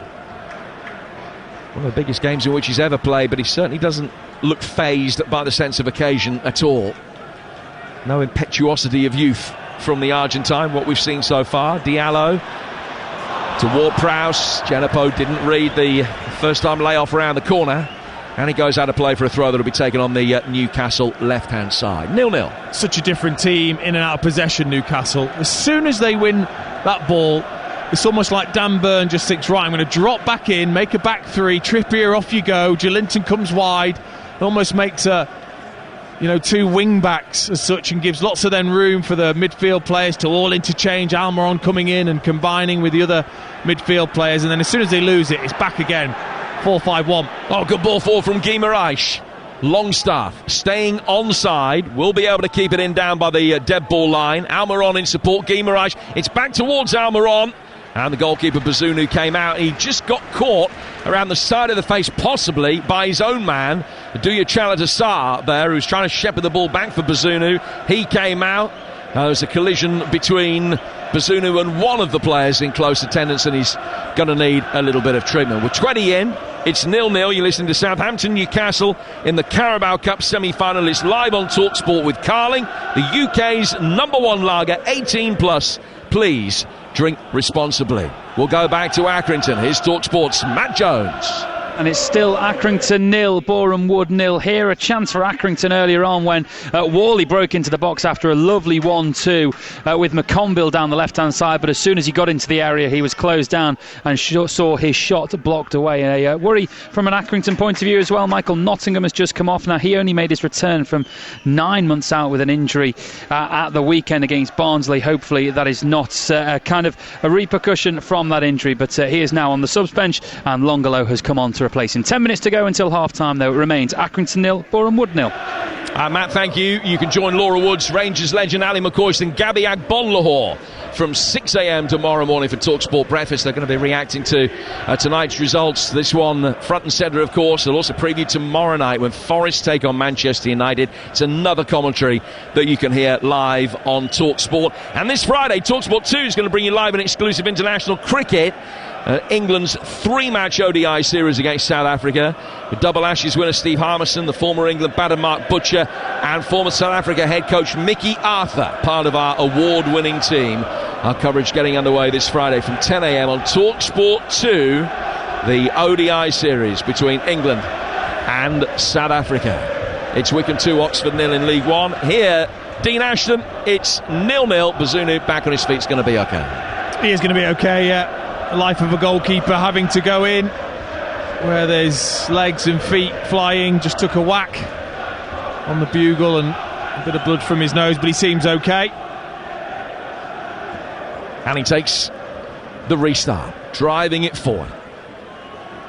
Cher got his head to it and drifts out of play. It took a Southampton deflection, which I must admit I hadn't seen, but everybody on the same page over on the far touchline. Newcastle players allowed it to run out of play for a throw, and the assistant referee on the far touchline, James Mannering, indicated it is a throw to Newcastle, which they've taken quickly, but Diallo has it. Has been a wee bit scrappy in the midfield. Dean's alluded to the number of times the ball has been given away, and long passing moves are few and far between. Alcaraz doing well to wriggle away in possession from 2 challenges, but then he gave it away. Southampton pick up the seconds. Orsic, who's been quite quiet so far, drives forward. Cher clears from him. And Lianco back at centre-half tonight. The Brazilian takes a touch, and now he will ping it forward, but nowhere in particular. Trippier can come across and shepherd a header easily back to Nick Pope. 0-0. I mean, there's been lots of industry, lots of energy from both sides. Both sides naturally tense because of the occasion. Yet to see any real quality, aren't we? Yet to see either goalkeeper tested at all with an attempt on target. just still looking to battle, especially in that midfield where it's sort of 3 against 3 at times for supremacy. It's Newcastle that have looked the more potent, though. The early miss from Willock, a good couple of perceptive crosses coming in that haven't quite found their target as well. Willock finding Byrne here, and it's play back for Willock again. You're with TalkSport and it's still goalless. Guimaraes across the midfield for Fabian Schär. Forward from him into the feet of Almiron. Almiron just given a little push once the ball had gone from Salisu. Byrne almost turning into trouble. Nathan Jones, as Janapo didn't quite embarrass Dan Byrne to set up the counter-attack, put his hands to his mouth. He knows that was close and would have been 2 against 1 if they come away with possession there. Ipswich 3, Morecambe 0 in League One, as Jolinton lays the ball off to Willock on the left-hand side of the box. Willock driving in a cross with real pace across the edge of the 6-yard box, which Lianco headed away. Back it comes in from Bruno Guimaraes. Janapo letting it bounce once, twice, 3 times, and electing from a long way out. He was going to try and shepherd that over the line and out of play for a goal kick. His body language suggests he was relieved when the referee pointed for a goal kick. I think it took a nick off him, but then hit Willock. And Janapo wasn't too sure whether that was going to be a goal kick or a corner. It is a goal kick, which Bazunu will take. We played 25 minutes, largely chanceless at 0-0. No, he got lucky, didn't he, Janapo? Willock's really impressed me so far in this game. He's looks confident on the ball. He's making intelligent runs from that midfield area, not really being picked up. Something Southampton have to look at. Newcastle fans still in fine voice. It's been a constant chorus with a Geordie lilt from our right-hand side so far. This is Sekou Mara, who at this stage of the game against Manchester City a fortnight ago had scored. Play stops, the ball just hit referee Atwell. And the players from both teams are claiming that they had the last touch before it hit the referee, and the drop ball should be given in their favour. But the referee is going to give it to Newcastle. I'm not sure he got that right. And he wouldn't have known either, but it was a play from behind him and hit him. He probably should have been given to Southampton. No harm done for either side. Not a controversial one necessarily. Newcastle worked it all the way back anyway. Mara throwing himself acrobatically into the line of Botman's clearance. Played forward again, down the Southampton right, but it was too intricate a flick from Janapo. Easily mopped up by Newcastle and Guimaraes. And Guimaraes will now drive it forward, trying to get Jolinton in behind Lianco. One Brazilian up against another. And the Southampton South American clears. Back it comes from Trippier. Another ball over the top. A sense that Almiron might have been offside. It was well brought down by Salisu. No flag came up. He might have timed his run to perfection. Southampton have cleared it though. Chaladasar back for Bazunu, who hurriedly clears after a first touch. Just gave Callum Wilson the opportunity potentially to come and close him down. And it ends up going out of play for a throw that will be taken on the Southampton right. We talked about Nick Pope's astonishing goalkeeping record this season. 9 clean sheets in a row.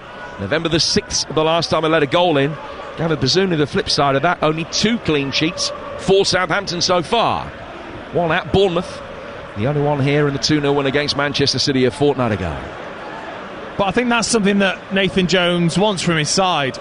I mean, 5 games now where they've only conceded 1 goal, and it's meant they've had more chance of winning the games, which they have done.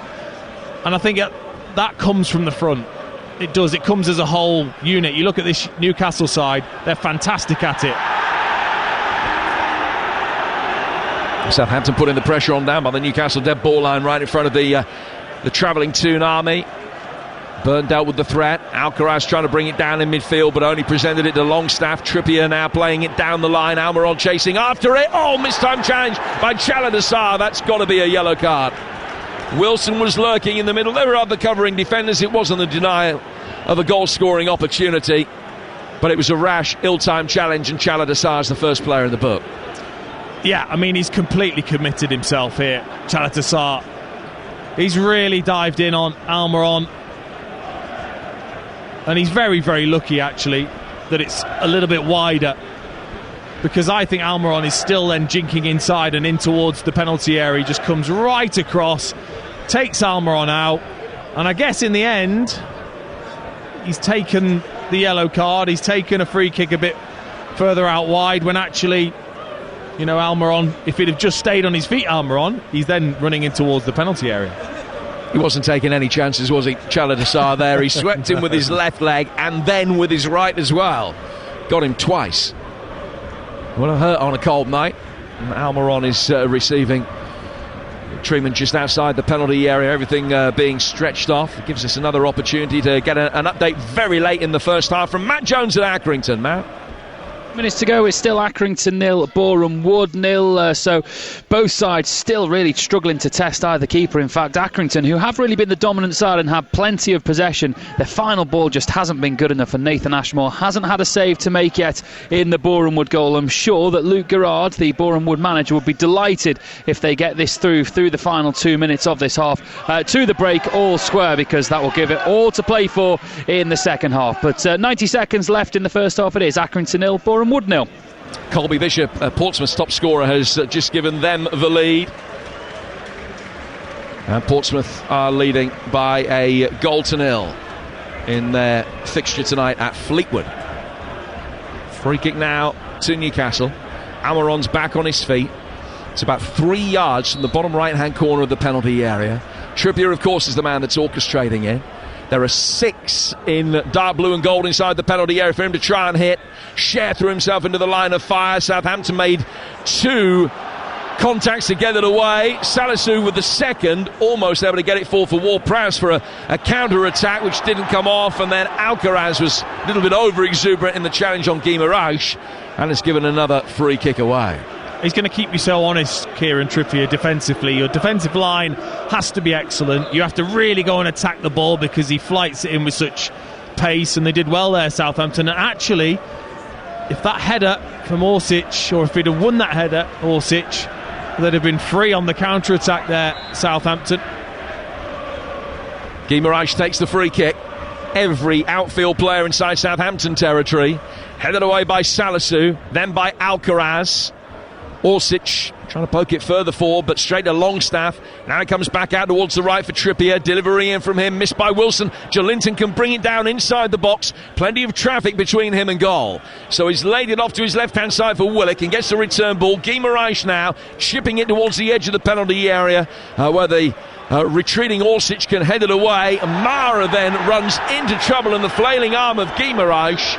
Mara goes down, and that's a free kick to Southampton, and it has become quite stop-start over the last 5-6 minutes or so. We're just past the half-hour mark. You would talk sport, and it's 0-0 at St Mary's. Dean Ashton. Oh, it's a great battle, though, isn't it?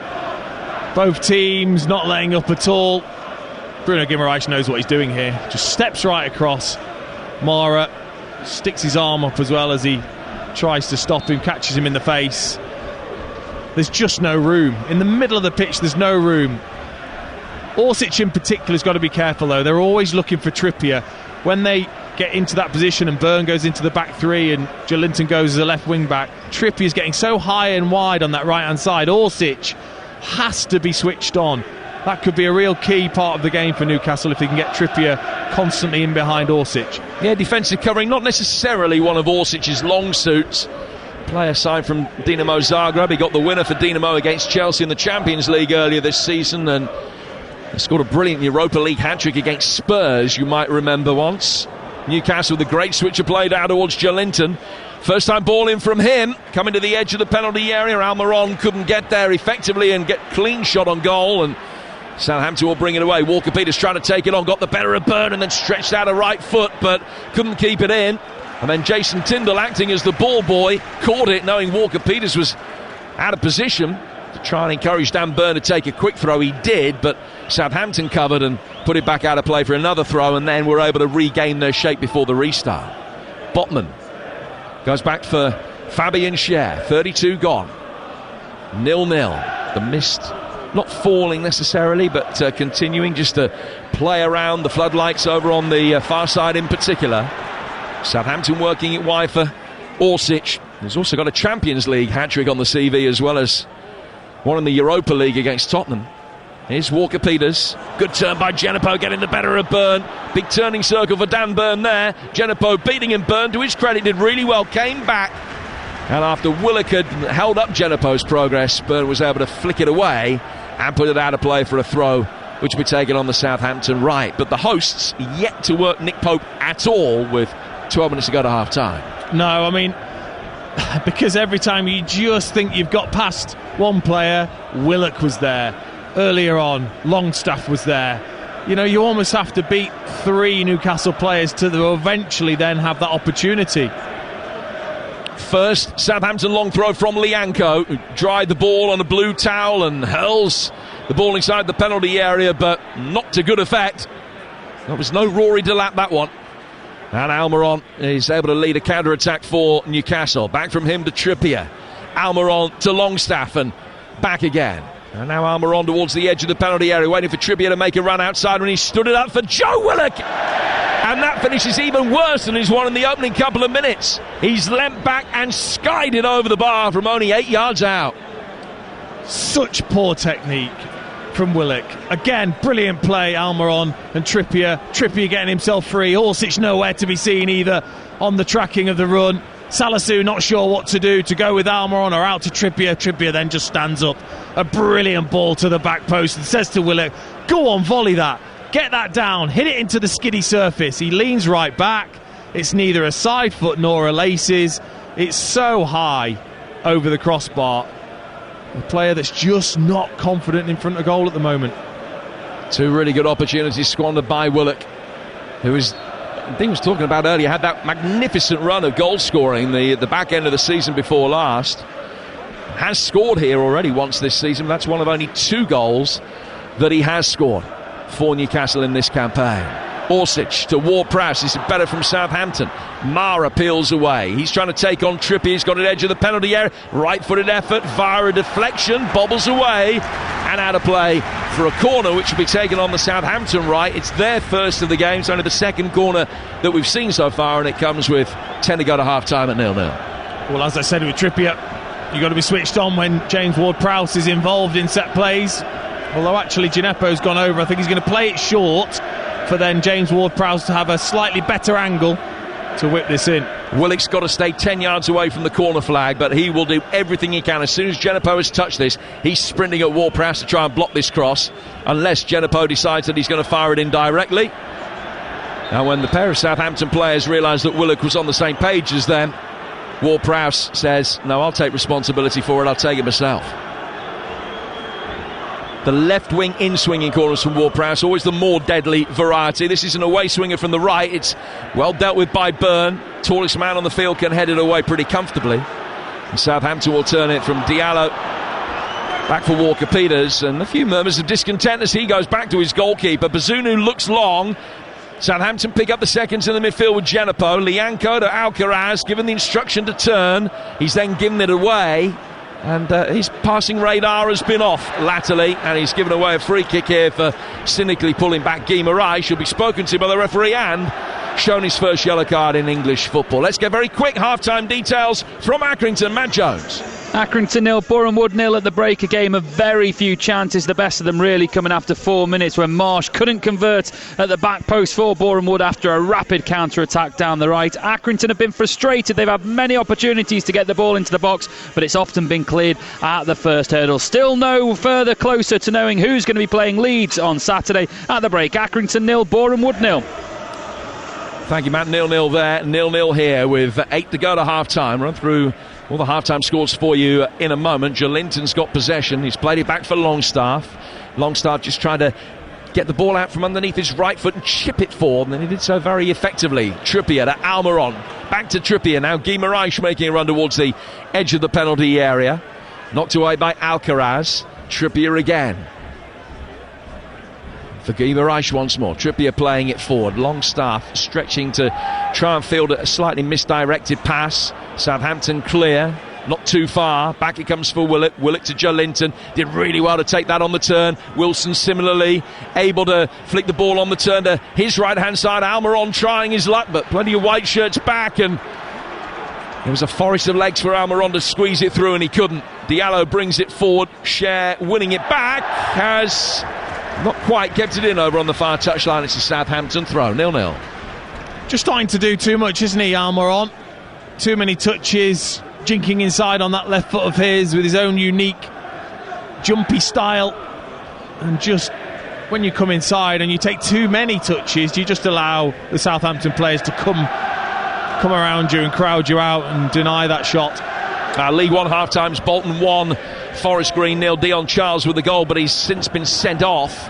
Fleetwood 0, Portsmouth 1, Ipswich 4, Morecambe 0, MK Dons Shrewsbury and Port Vale Derby are both 0-0. Wickham 2 up at home to Oxford. Those are all half-times in League One. Willock bringing it forward here for Newcastle down the left. Willock turning back inside, getting the better of Lianco. It's a good shot, well saved, but he should be put in by Jolinton, and is. And Newcastle strike first. Scenes of ecstasy away to the right-hand side from the travelling Newcastle supporters, but it doesn't count. Now, there's no VAR in this game, but the referee, Stuart Atwell, has seen an infringement, and the goal is chalked off. Jolinton firing the ball in, bodies inside that 6-yard box, including Carl Walker-Peters, who's one of the players that is down hurt. I don't know what the referee saw. We're just waiting for a replay. Jolinton putting the ball in, thought he'd scored, but it remains 0-0, Dean. Oh, well, I saw Salisu as well when diving in to try and block the chances. Bazunu had made a great save, actually. Willock down the left-hand side, just cut inside Lianco. Brilliant low shot, brilliant save from Bazunu. And then Salisu just goes in, tries to block it. Wilson's there as well. Just not quite sure what the referee has seen. It's just a collision. Should be a goal. Yeah, Newcastle will feel hard done by that. The challenge was Wilson on Salisu. Wilson had played the ball, he'd nudged it past him. Salisu defending on the line, trying to stop the shot, and he managed that, but there was nowhere for Wilson to go once the ball had been played, and the ball ricocheted then to Jolinton, who put it in. It remains 0-0, but Newcastle will feel very hard done by, and had there been VAR, I think that might have ended up being given, but it is still goalless. Oh, it would have been given, yeah. I mean, Wilson's gone to take the shot, and of course he's just fallen into Salisu. It's just unfortunate. The goal should stand. Newcastle fans slightly prematurely let off pyrotechnics by the looks of the smoke over on that side. Just one word: limbs. In that away end. No. It was just, as I said, a sea of ecstasy, but premature ecstasy.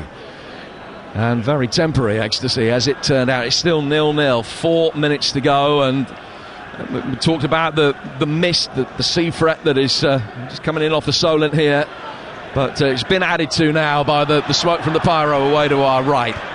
Ball back out of play for a throw, which will be taken by Dan Byrne on the Newcastle left-hand side.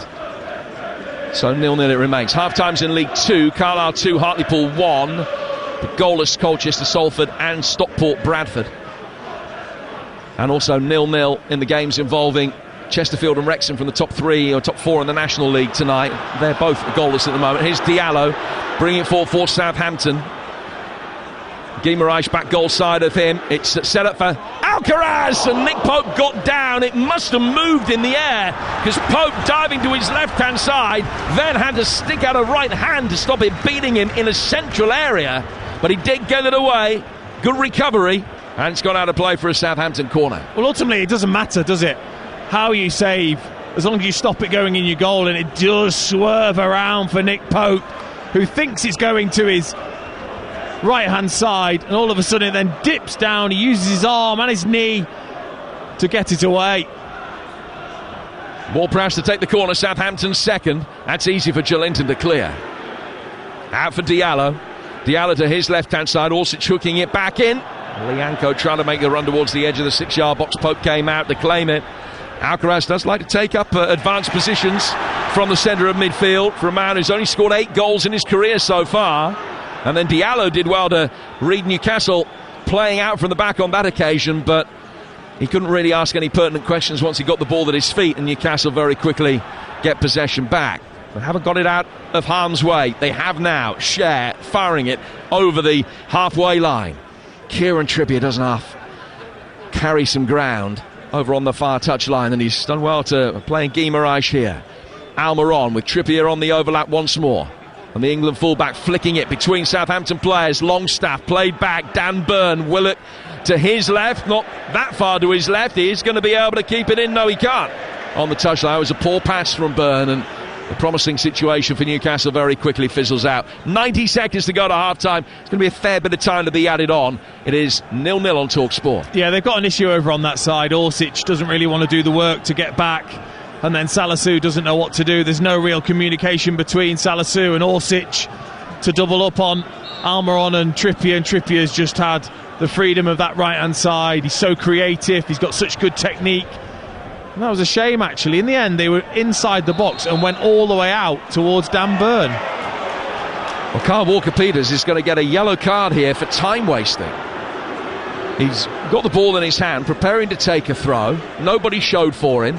And then he shuffled forward a yard, and still nobody showed for him. And then the referee said, no, it's a deliberate delaying of the restart. So he's the third Southampton player booked, along with Chaladasar and Alcaraz. He's got the ball at his feet now from that throw. Played back to Walker-Peters. Now he's chipped it over the top. Oh, Pope's come out. Heads it away. Leaning over Genepo in the process. Genepo, I don't think he's been knocked spark out, but the referee is showing signs of concern. Pope barrelling into him. Southampton fans think that should be a free kick. It's going to be a throw that will restart the game, but boos for Nick Pope and for the referee. Oh, I mean, this is just a mismatch. I mean, Genepo's got to realise that he's just got to get out the way here. You know, Pope's coming out. He's given a big call. I could hear it from here. He's just gone absolutely all the way through Genepo. Knees in the chest. But Pope is he's going for the header. He knows he's going to take him out. He's got to win that header. There's nothing he can do other than to barrel into Genepo. Genepo's just got to get out of the way. Well, he won it cleanly. He can't make himself invisible. Can't be like something out of Rent-A-Ghost and you stick your fingers on your nose as soon as you're looking at me. I know that's a cultural reference for someone a lot older than you. I appreciate that. But people of my age will get it. That they stuck their fingers on their nose and they disappeared. Well, Pope can't do that. He's come out and headed it, and he's going to still be there. And Genepo ends up flat on his back. That certainly will have hurt. I don't think he's lost consciousness, but, you know, Don King isn't sanctioning Nick Pope against Moussa Genepo anytime soon. No, I mean, it's really difficult because it looks really nasty, and obviously Pope has completely wiped him out, but he can't do a lot. He's coming out to head the ball, and Genepo's there. I'm afraid Genepo's got to realise the situation and think, this is really not worth it. I think he's just realised that now. Yes. He's okay. He's back on his feet. And they've got to go through concussion protocol. So the fact that he didn't move to start with isn't necessarily a bad or an ominous sign. He's okay. He's back on his feet. We've got 4 minutes of stoppage time. Those 4 minutes won't start until play resumes. So we're still waiting for the 4 minutes of action to start. Still waiting for the restart. Genepo back on his feet, still being attended to by the Southampton medical staff, and referee Stuart Atwell is there as well to make sure that everything is okay. A reminder that the second leg of this is coming your way on TalkSport this time next week, live from St James's Park. Tomorrow, Forest against Manchester United. The winners of that will play the winners of this. And Sam Matterface is alongside Stuart Pearce, Adrian Durham in the chair from 7 tomorrow ahead of an 8 o'clock kickoff on TalkSport, the Carabao Cup second semi-final, first leg. Friday, FA Cup action starts, and we've got 9 of the 16 fourth round ties live for you on the TalkSport network over the course of the weekend, including Manchester City against Arsenal Friday night. It is exclusive to TalkSport. Genepo's not going to be able to continue here, I don't think. He's back on his feet, but is walking with the air of a man who's won over the 8, let's say, and he's just making his way towards the technical area now. It's more than knocked the wind out of his sails. Adam Armstrong's going to come on against the club that he supported as a boy and started his professional career with. We are back underway. Willock scooping the ball out of the Newcastle right-hand side. Too high for Longstaff, and it goes out for a Southampton throw, and that's going to allow the Saints to make the change. So Genepo not in a position to continue. Adam Armstrong on, a man who Played 21 games for Newcastle, very successful, already built his reputation on loan spells away from St James's as a youngster. And Adam Armstrong on for Genepo here in first half stoppage time. Dean Ashton. I'm not sure there's any of us that would have been able to carry on after that whack from Nick Pope.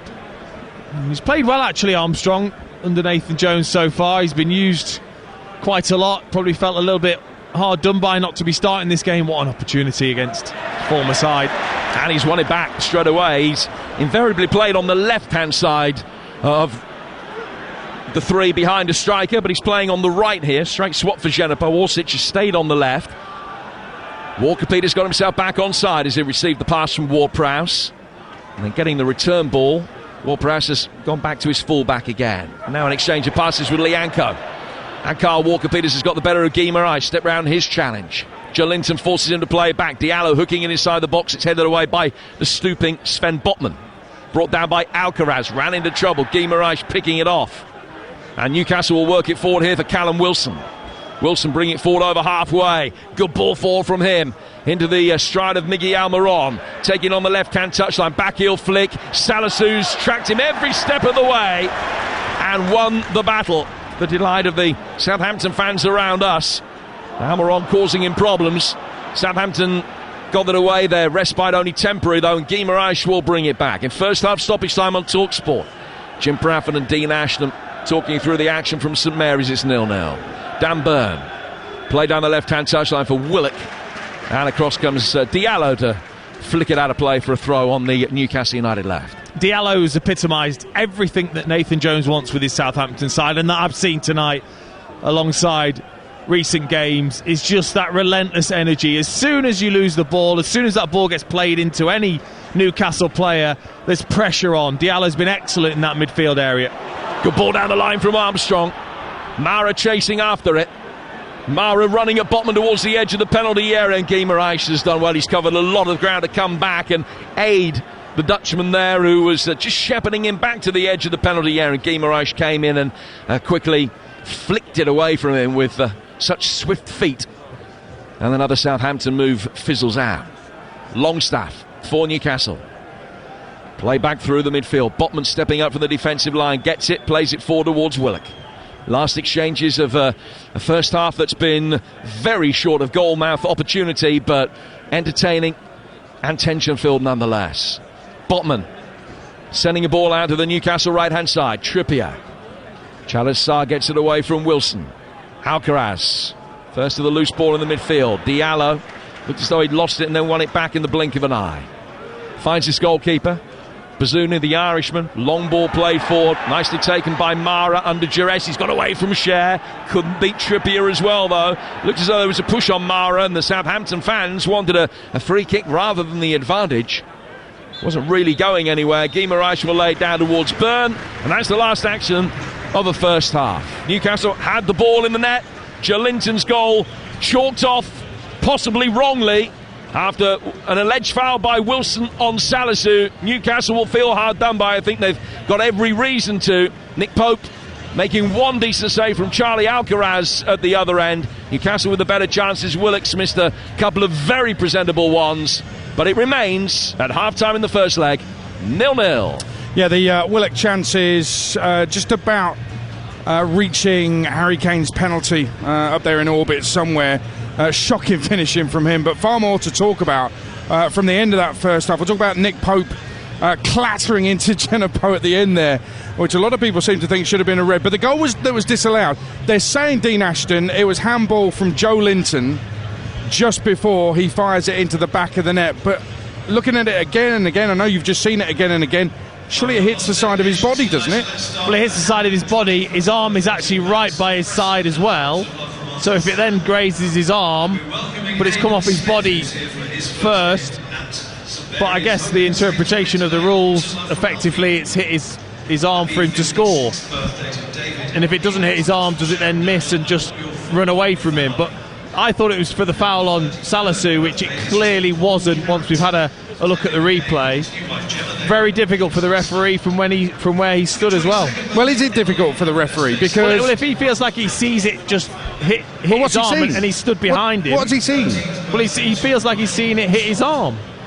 From behind Joelinton, it'll look like it's hit his arm, and then he's volleyed it in. But he hasn't seen that because it didn't happen. I mean, I'm struggling with it. I mean, Stuart Outwell it feels like he's making that up as he goes along. If there's some sort, and again, sometimes you want referees to explain. I'd love him to explain what he thinks he saw. An honest, genuine mistake, fine, but that for me looks like a perfectly good goal. So it is, and I can't understand why that's been ruled out. Now, Nick Pope on Genepo at the end, there's a number of people, certainly socials are whirling around saying, hang on a minute, how has Nick Pope not been sent off? It's like Schumacher on Battiston in the 82 World Cup. That is a complete wipeout that's left the Southampton player concussed and off the field. That is a red card. Your thoughts? What else is he meant to do, Aid? I'm being serious. What else is he meant to do? He's gone to win the header. Gineppo's there. What does he do? Does he jump and try and head it and jump around Gineppo? I think it's obvious that he's the one that's going to win it and not Gineppo, unless Gineppo just doesn't even know that he's there. I just think it's very unfortunate. It's not nice to see, but I don't see what else Nick Pope is meant to do. So if they're thinking serious foul play, that's why he should be sent off. It's reckless at worst, is it, or is it just an accidental collision? For me, it is an accidental collision because Nick Pope's winning the header, and then nothing else can happen other than the collision. Well, people say, well, Nick Pope can see what's going to happen, therefore he knows what's going to happen, therefore there's intent in it. Not for me. Jim? No, I don't think Nick Pope is culpable in any way. I mean, it's unfortunate there's been collateral damage and Genepo's had to go off injured. It's not a red card offence. He's gone out, he's headed the ball, he hasn't gone out with boots raised and kicked his opponent. He's gone out and headed the ball. He literally has nowhere to go. He's got there in plenty of time. The collision was inevitable. There's nothing that Nick Pope can do there. I think the referee got that one absolutely correct. That's your commentator Jim Proudfoot, alongside him Dean Ashton, former England striker. They will be bringing you the second half, and it's still in the balance. It will be at the end of the 90 minutes here at St Mary's, because there's a second leg to come next week, and we'll have that live on TalkSport as well. But let's get the half-time odds with Ladbrokes. Odds update on TalkSport with Ladbrokes. Are you in? Let's go. Play at ladbrokes.com. 18 plus begambleaware.org. Alex Apati from Ladbrokes. It's as we were, 0-0 at the start, 0-0 at half-time. Yeah, I mean, on that disallowed goal as well, I thought it was pretty harsh personally. It didn't look like there was much wrong in it for me, and it was an honest and fair mistake maybe from the referee, as you said, but surely that's why VAR are there, no? And I've backed over 2.5 goals, so when it rains it pours over here. I was going to say, as we've come to expect recently, Nick Pope has had very little to do up to this point, and as I was writing that out, he went ploughing into a Southampton striker and forced him off the pitch. He had a decent save 5 minutes before half-time as well. That's about it though, really. Him and Newcastle now odds on at 4-9 for a clean sheet. Newcastle are still odds on just about to win the game at 10-11. A draw wouldn't be the worst result in the world for them, although it would be, if it stays like this, goalless, it would be their fourth 0-0 since New Year's Eve.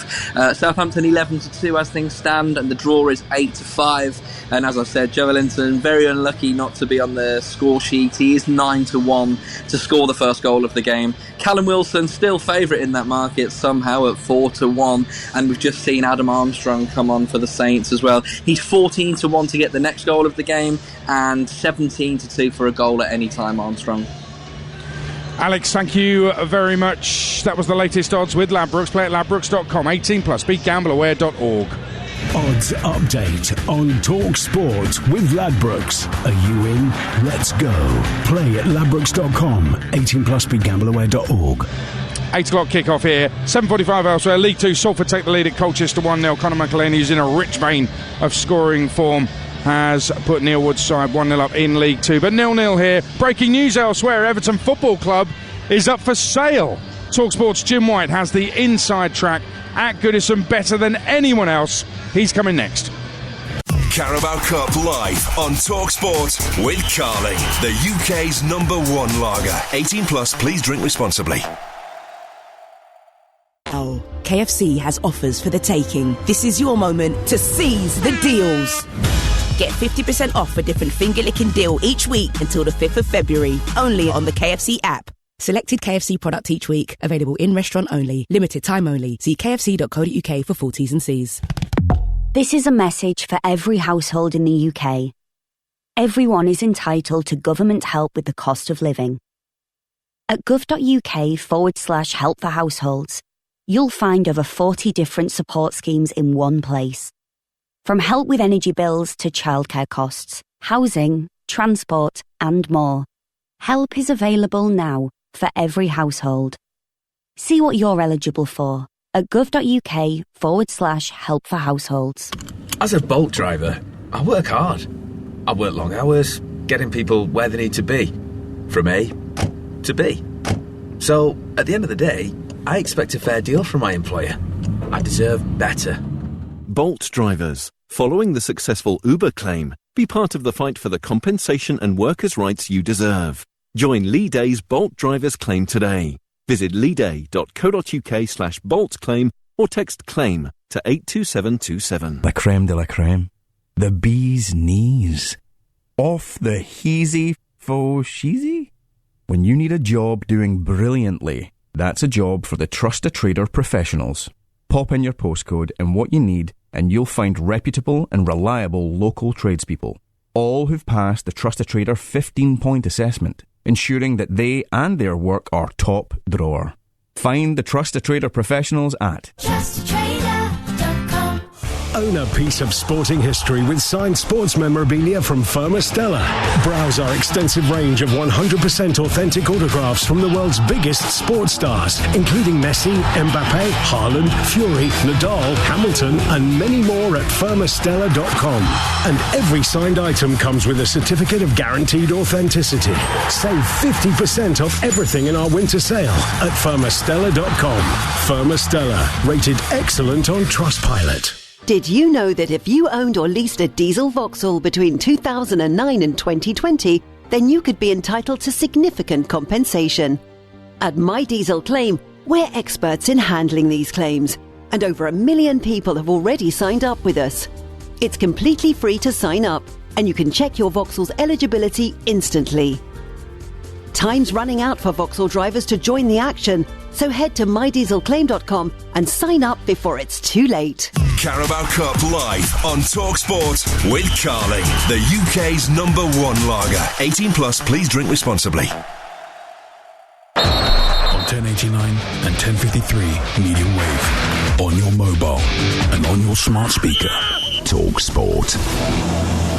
On digital radio and 1089 and 1053 AM. That is a superb goal. Kick-off the Cup special. It's a quite brilliant goal. On TalkSport. Yeah, you would TalkSport live at St Mary's, but big news from the football world tonight. TalkSport understands that the Everton owner, Farhad Moshiri, is willing to sell the club. Obviously, Frank Lampard has been sacked. They're in the relegation zone. A number of protests against the ownership by the Everton fans at games around the ground and all across Merseyside as well. TalkSport presenter Jim White has the inside track from Goodison. Good evening, Jim. Thanks for sparing the time to join us tonight. Can you tell us exactly why Everton are up for sale and how much for? Well, Adrian, good evening to you. I was at West Ham against Everton on Saturday, and those who were holding up sack the board signs and Moshiri get out of our club might be beginning to think tonight that they're going to get what they've been campaigning for. A report tonight, Adrian, that the club is up for sale with Moshiri looking for offers of more than £500 million. We know in recent months he's been looking for outside investment, but this is on a different level altogether. Of course, Moshiri would want to recoup the money he's invested in the new stadium being built at Bramley Moor Dock. It's been reported tonight, Adrian, that Deloitte has been instructed to handle the sale of the club. That is unconfirmed. About £700 million has been spent on more than 50 players in the Moshiri era, with just more than 400 million in recouped sales. Now, it's said the club's last 3 available sets of accounts have shown combined losses of nearly £380 million. And, of course, his stadium under construction at a cost of at least £550 million. So there is without doubt a lot to consider here, Adrian, before any bidder makes a hard and fast move. So will there be buyers out there? I'm reliably informed there will. But of course, any potential bidder knows that he or she could end up with a championship club if Everton fail in their attempt to stay in the top flight. And that would very much affect the asking price. So, I mean, it's fair to say Moshiri is having his most troubled week in ownership. Fans' protests, Frank Lampard sacked, and now we hear Marcelo Bielsa having doubts about replacing Lampard. And now to cap all that off, Tottenham seemingly hijacking their move for Arnaud Danjuma. Now, Adrian, I've had no response tonight in my efforts to contact either Moshiri or Chairman Bill Kenwright. No doubt Simon Jordan will have his say in all of this from 10 tomorrow morning on TalkSport. No doubt about that at all. Jim, thanks very much for sparing us the time. Yeah, 10 a.m. tomorrow morning, Jim White alongside Simon Jordan. He will be digging for details all night, Jim White, no doubt about that. And the expert opinion of a former Premier League club owner in Simon Jordan from 10 a.m. tomorrow morning on TalkSport. And Dean Ashton, I know the fans wanted the board out, so they're getting what they want, but that probably means there's going to be very little, if any, money spent in this window, which means a lack of improvement for the squad, which almost certainly means, with Bielsa saying, I'm not sure I want to come to Everton, they're doomed. They're going to have the best stadium in the Championship. Yeah, they certainly are. But it's what they want, I'm pretty sure, is to have a change of ownership. I think they've got the players there with the right manager that could get out of the situation they're in. They're not as if they're cut adrift. They're right there with everybody else. Tough couple of games coming up. Do they have the players? Yeah, I think they do. Yeah, I do with the right manager. And I'm talking about only just surviving, not doing anything else other than surviving. I think there's still enough in that squad to survive in the Premier League. But ultimately, it shows what power the fans have. And if you are fired Moshiri, why would you want to stay? Why would you want to? Unless you really felt like, the return on your investment was going to be there.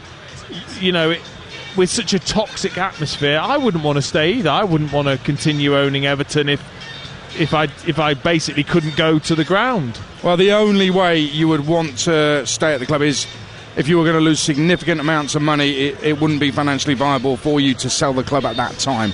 But I can understand why it's up for sale. £500 million. I don't know, maybe in Premier League terms it doesn't seem that much, but it feels like a huge amount of money for somebody to shell out for a club that could well be heading down. And how quickly is this going to happen? Like you just said, such an important part of the season when you could possibly bring in players. How's this going to work? How long is it going to take? Is there that real interest? Simon today talked about on White and Jordan, he doesn't think there is a queue of people that want Everton. Well, we'll find out, won't we? We absolutely will, and I have to agree with that. I heard that this morning.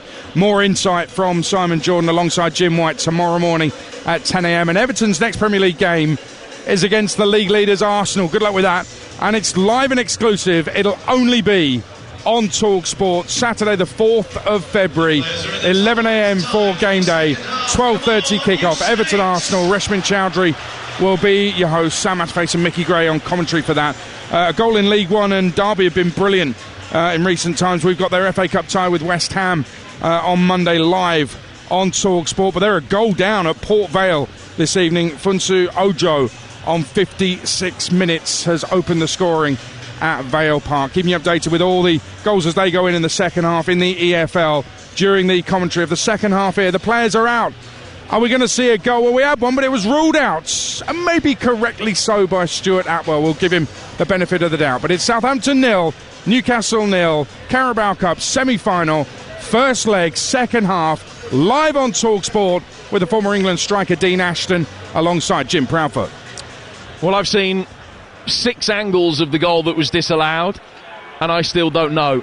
And that just goes to underline, really, exactly what the problem that Stuart Atwell and the officials had on the night, that there is no VAR. The bottom line is, whether it's accidental or not, if the ball does hit the arm of Joelinton and he scores, it has to be disallowed for offside. Had it hit the arm of Joelinton and Wilson scored, and it was accidental, then it would have counted. We're back underway. no further changes. Southampton forced into one in the last moments of the first half when Jenipo went off injured after the Nick Pope clearance, which resulted in a collision between the pair of them. And Adam Armstrong came on to replace him. Southampton are kicking from left to right to left, I beg your pardon, in the second half in their white shirts with the red central band and black shorts. Newcastle changed kit of very dark blue shirts with gold shorts and trim. And the Newcastle fans at that end of the ground willing the Geordies on. This, their first major semi-final for 18 years. Their first League Cup semi-final since 1976. They lost the first leg of that one. 1-0 at White Hart Lane to a goal from Tottenham's John Pratt. And then won 3-1 in the second leg. And at St James with Jeff Nolte scoring the aggregate winner. Here's Adam Armstrong for Newcastle. For Southampton, getting to the byline, chipping it inside the penalty area, and it's headed away. Brought back under control from Joelinton, who can poke it forward. Willock helping it on, and now Almiron will try and get himself isolated against Salisu, and he's just beaten him for pace. And still he goes, Almiron. Salisu having a little nibble at him. He's pulled it back behind Wilson. Longstaff coming onto it, and he's fired it over the bar. I mean, electric pace from Almiron. I mean, he was just trying to claw at him, wasn't he, Salisu? Every time he just thought he'd got him. Another little bit of injection of pace for Almiron, and he was away. And then actually I think he's probably trying to find Wilson actually in the way he cuts this back. He goes past Wilson, Longstaff's there, and he thought, I'll have a competition with Willock to see how far over the bar I can smash this. No real caressing of the finish, just laces up and over the top. I reckon Willock's still coming first and second. Yes. In that particular battle, but it was not Longstaff's finest finish. It remains 0-0 with 2.5 minutes into the second half. I'll run through the two teams for you shortly. More goals at the in League 2. Colchester 1, Salford 1. A quick exchange of goals there. And Carlisle are 3-1 up at home to Hartlepool. Carlisle still with an outstanding chance of automatic promotion this season from League 2 to League 1. Lianco, good turn from him. Gets it away from Willock. And now the ball will be worked out towards Kyle Walker-Peters. He's driven it forward. James Ward-Prowse sticking out a right leg was unable to bring it down. Now Newcastle work it back to their goalkeeper. The visitors, Nick Pope in goal, Trippier, Share, Botman and Byrne, Longstaff, Guimaraes and Willock, Almiron, Wilson and Joelinton. Here's Alcaraz in the heart of the Southampton midfield, making his first start for the club today. Back from him to Diallo, to Ward-Prowse. Southampton lining up Bazunu in goal. Walker-Peters, Lianco, Chaladasar and Salisu, the back four. So a different combination for those same four defenders, as we've often seen.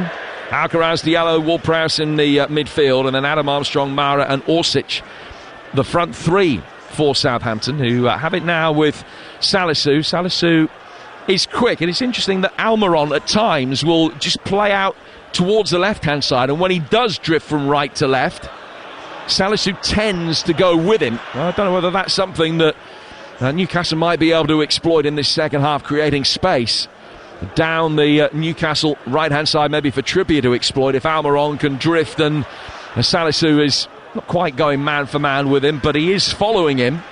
That last Almiron run down the inside left channel, Salisu was the man that was there. He covered a lot of ground to get there. It's got out of play for a throw. It's 0-0, Dean Ashton, 4 gone second half. I think you're right. I think Newcastle want to make that space. Oh, good ball. And it's down the Southampton right, and it's Mara, and he's got Ward-Prowse in the middle, and he tried to cross it but forgot to take the ball with him, and that made it easy for Newcastle to clear. He's done that too often, Mara. He's tried to take people on rather than keeping it simple, and you've worked hard to get the ball back. He just gives it away because he's dribbling too much, trying to do too much himself. Walker-Peters playing it out towards Armstrong. Armstrong round the first challenge, not the second. Joelinton, it's Mara! Overhead kick. And Pope watched it wide. But an attempt from Southampton. A little bit of improvisation from the former Bordeaux player, but he couldn't hit the target. Very difficult chance. Oh, I loved it though. I loved the thought of it. The technique was really good in terms of using that left arm just to, as soon as you see that left arm go up in the air, you know the bicycle kick is on the way. Just gets his angles wrong, that's all, because he connects really well with it. He scored 5 goals in 5 games as France won the Under-20 World Cup. His only goal for Southampton so far in the League Cup quarter-final against Manchester City a fortnight ago. Orsic battling down the Southampton left, forces Cher to put it out of play for a throw that the Saints will take level with the edge of the Newcastle penalty area. Newcastle won at Bournemouth in mid-October. They beat Everton 10 days ago, did the Saints, though the only league wins they've had in 9 games. Have held Arsenal since then, only other point in the last 7. Burn knocking it away.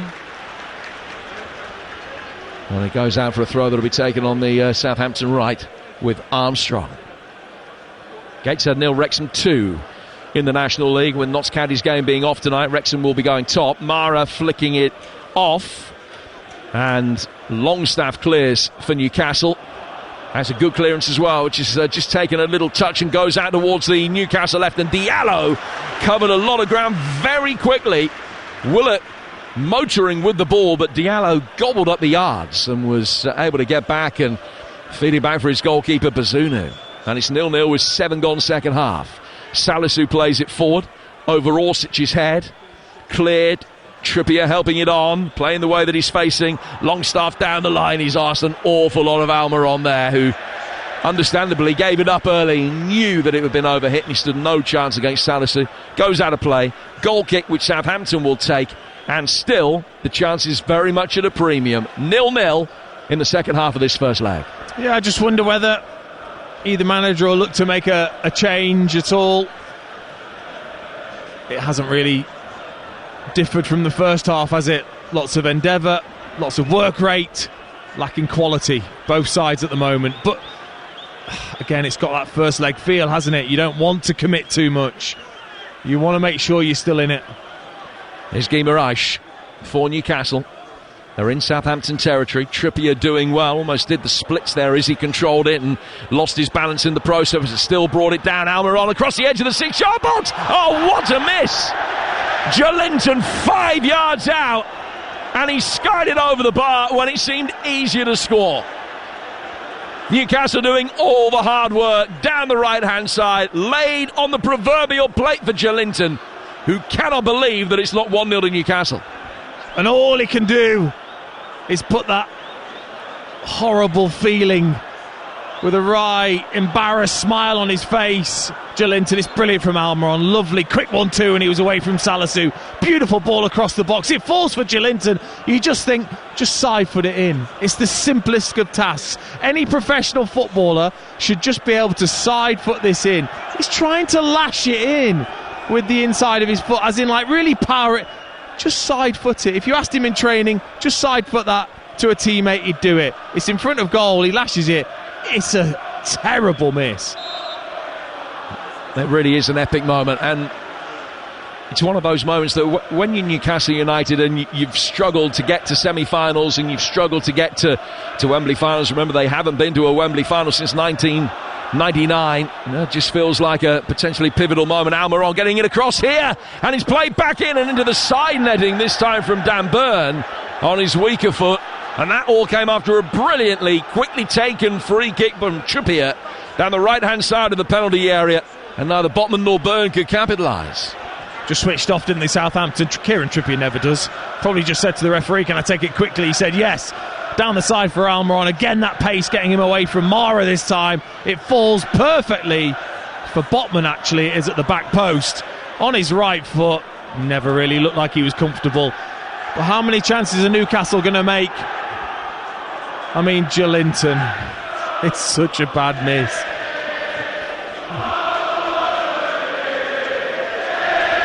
Well, there's some action on the Southampton bench. As soon as Joelinton missed his chance, Nathan Jones and co were getting instructions across to the substitutes. They wanted to make a change. Edozie is the player that is being readied. Edozie for Orsic, potentially. We'll find out very shortly. Maybe with the younger, fresher legs, a little bit more defensive cover, as Southampton concerned that they're being ripped apart with increasing regularity now. Mara's got it for the Saints on halfway. It's played down towards Ward-Prowse. Ward-Prowse back through the midfield. Alcaraz, that's a lovely pass out to the Southampton right-hand side. Carl Walker-Peters checking, trying to take on Byrne. Can get it in, taking the deflection. Mara flicking it over his shoulder. Can't beat Guimaraes in the process. It's gone out of play, and it is a corner. First for Southampton in this second half with 59 gone. And 0-0 the score. You would expect it to be Orsic. He's given very, very little, hasn't he? It's been all Trippier, to be honest, who's won that battle. You just think Orsic has got to offer something down the left-hand side, and he hasn't. You're right, Alcaraz with a brilliant ball out to Walker-Peters, and they're fortunate, really, to get the corner. Adams for Mara is a change that is certainly going to happen for Southampton, and Adozi will be coming on as well. It'll be a double change. Here's the corner from Southampton's right. Ward-Prowse, and Mara got his right foot to it, little more than that. Scooped it forward, and Pope made a comfortable save and bowls it out quickly, and Ward-Prowse off balance, got nothing on it as Newcastle try to find Willock, but there was covering from Diallo, who's having a great game for Southampton. Armstrong now, still Adam Armstrong goes, and still he goes. That one also over, but it was a close run thing. Pope did have it covered, but it only beat the bar by about a foot. Oh, he's got lovely coast control, hasn't he? Armstrong weaving his way in and out, tiny little steps as he goes through the Newcastle defence with a lovely change of pace onto his left foot, and then he's just stretching, can't quite cut it back, and high and wide, but nice and bright from Armstrong. So Orsic and Mara off, and Adams and Adozi are the players that are coming on, Dean. Yeah, I'm not surprised. Orsic has offered very little and been poor defensively, actually. And Mara's unlucky, he's not had a lot to feed off, has he? Up there on his own, a lot of long balls to fight against Botman and Cher, which he's not really going to win. Che Adams maybe, a bit stronger, a bit more experience as well. Well, he's the joint top scorer in this season's League Cup. Che Adams, 4 goals in his 3 ties this season. His first ever senior goals came in a League Cup semi-final. Absolute belter at Bramall Lane. What a privilege it was to be at that game that night. Sheffield United against Spurs in the snow of South Yorkshire some 8 years ago. Christian Eriksen playing a major part that night for Tottenham, who eventually got the job done, but despite Che Adams, who really made a mark, it only just signed for the Blades from Ilkeston. Here's Guimaraes bringing it forward and playing it in behind Jolinton and out to the Newcastle left-hand side. Bruno Guimaraes has got that again, but he's under pressure from Ward-Prowse. Lays it back for Fabian Cher. Cher clipping it forward. Cher to Jolinton, who controlled it, but Diallo picked his pocket. Alcaraz had a quick look at the referee to see if play was allowed to continue. It is. Walker-Peters brings it forward, trying to take on Dan Byrne. Out of play for a Southampton throw. We'll get a very quick update from Matt Jones at Accrington.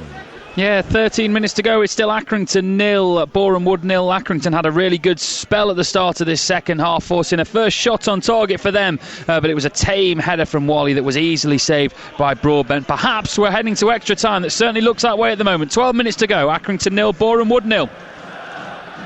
This the first leg of this League Cup semi-final. Of course, no extra time or penalties or anything tonight, just the 90.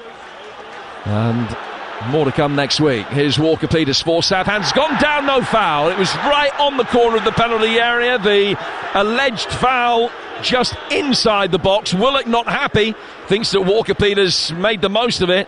Southampton players not happy at the non-award of a penalty, but I think Stuart Atwell got it absolutely right. Here's Ward-Prowse. And Newcastle can bring it away with Willock, and Salisu is in there on the scene very quickly, and a stumble from Botman, and Che Adams seizes upon possession and plays it wide for Adam Armstrong. Armstrong still playing on the right with Adozi on the left for Southampton at the moment. Back for Diallo, urged to shoot. He's only ever scored once for the Saints, he'll think better of it. He's played it back for Alcaraz. Alcaraz has had Southampton's best chance so far. The swerving shot that was saved by Pope late in the first half.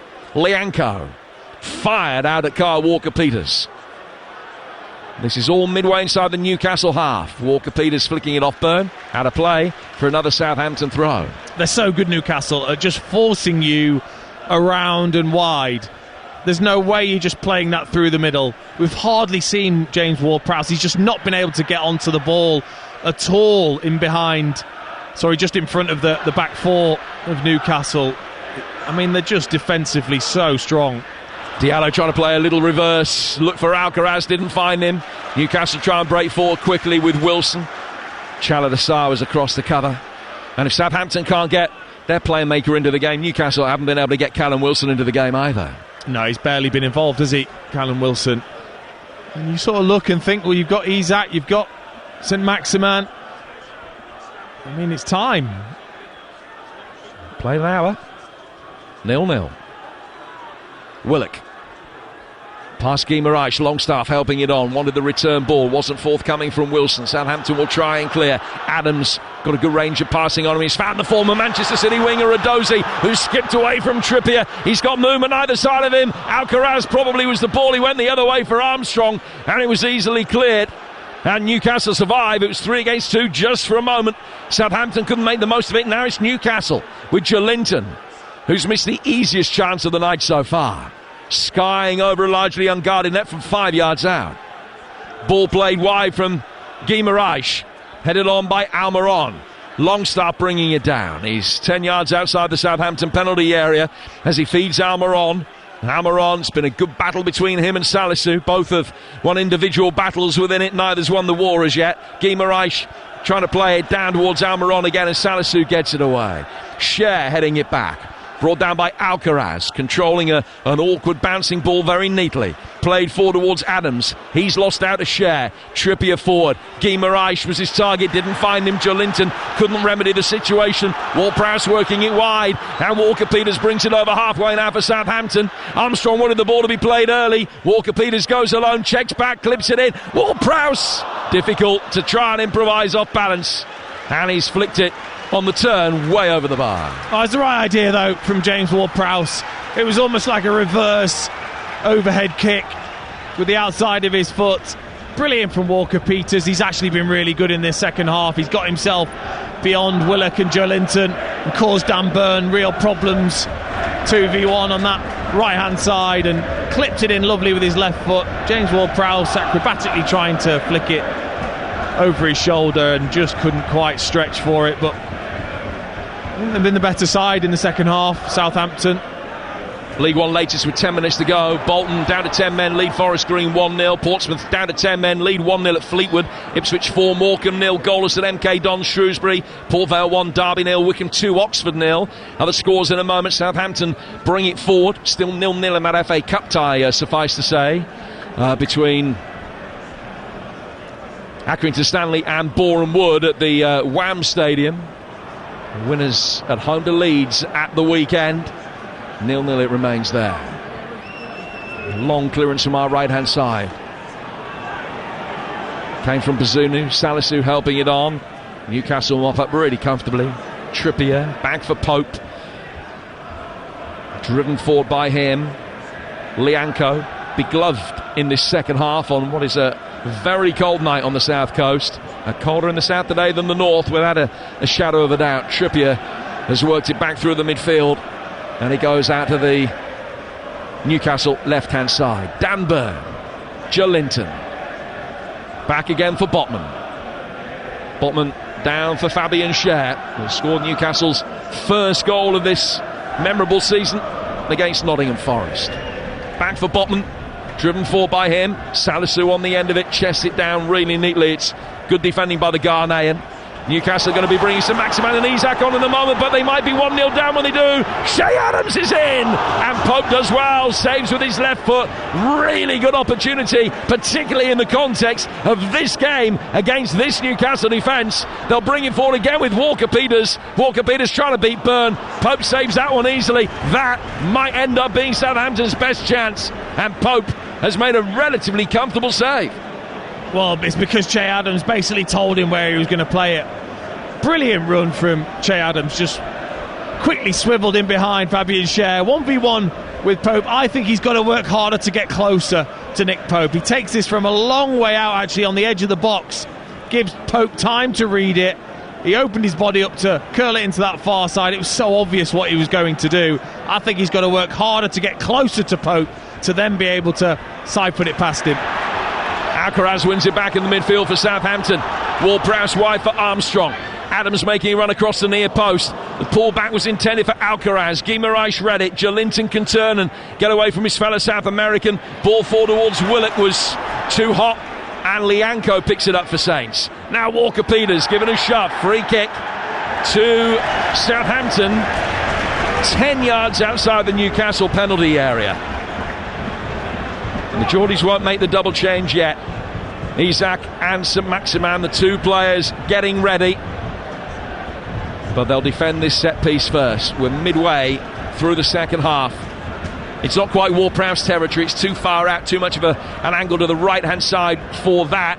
To the left he might have fancied his chances, from there to the right he won't, but it is a good position to try and tease it in behind that Newcastle back line. Yeah, because he's got that ability to just caress one in from a deeper angle, James Ward-Prowse. But their intensity's been brilliant in the second half, Southampton. It's been too strong, really, for most of the half for Newcastle. Pope past 14 and a half hours without conceding. As Ward-Prowse fires this one in, Lianco going up for it. Adams on the turn, great save, Nick Pope. Dive to his left. Armstrong works it back in, blocked by Botman. Diallo heading it on. Lianco turning, left-footed effort over the bar. That's a good save from Nick Pope. I mean, it's nothing like the one that he made the other day against Palace, but it's a good stop, an important one, and it keeps it at 0-0. What made it a really difficult save to make was he couldn't see the ball. There was so many bodies in the way as Adams just swiveled and volleyed, so he had to react late. Nick Pope down to his left-hand side, two hands on it though, just wasn't quite far enough. It has to be far enough away for him not to save it at the moment, Nick Pope.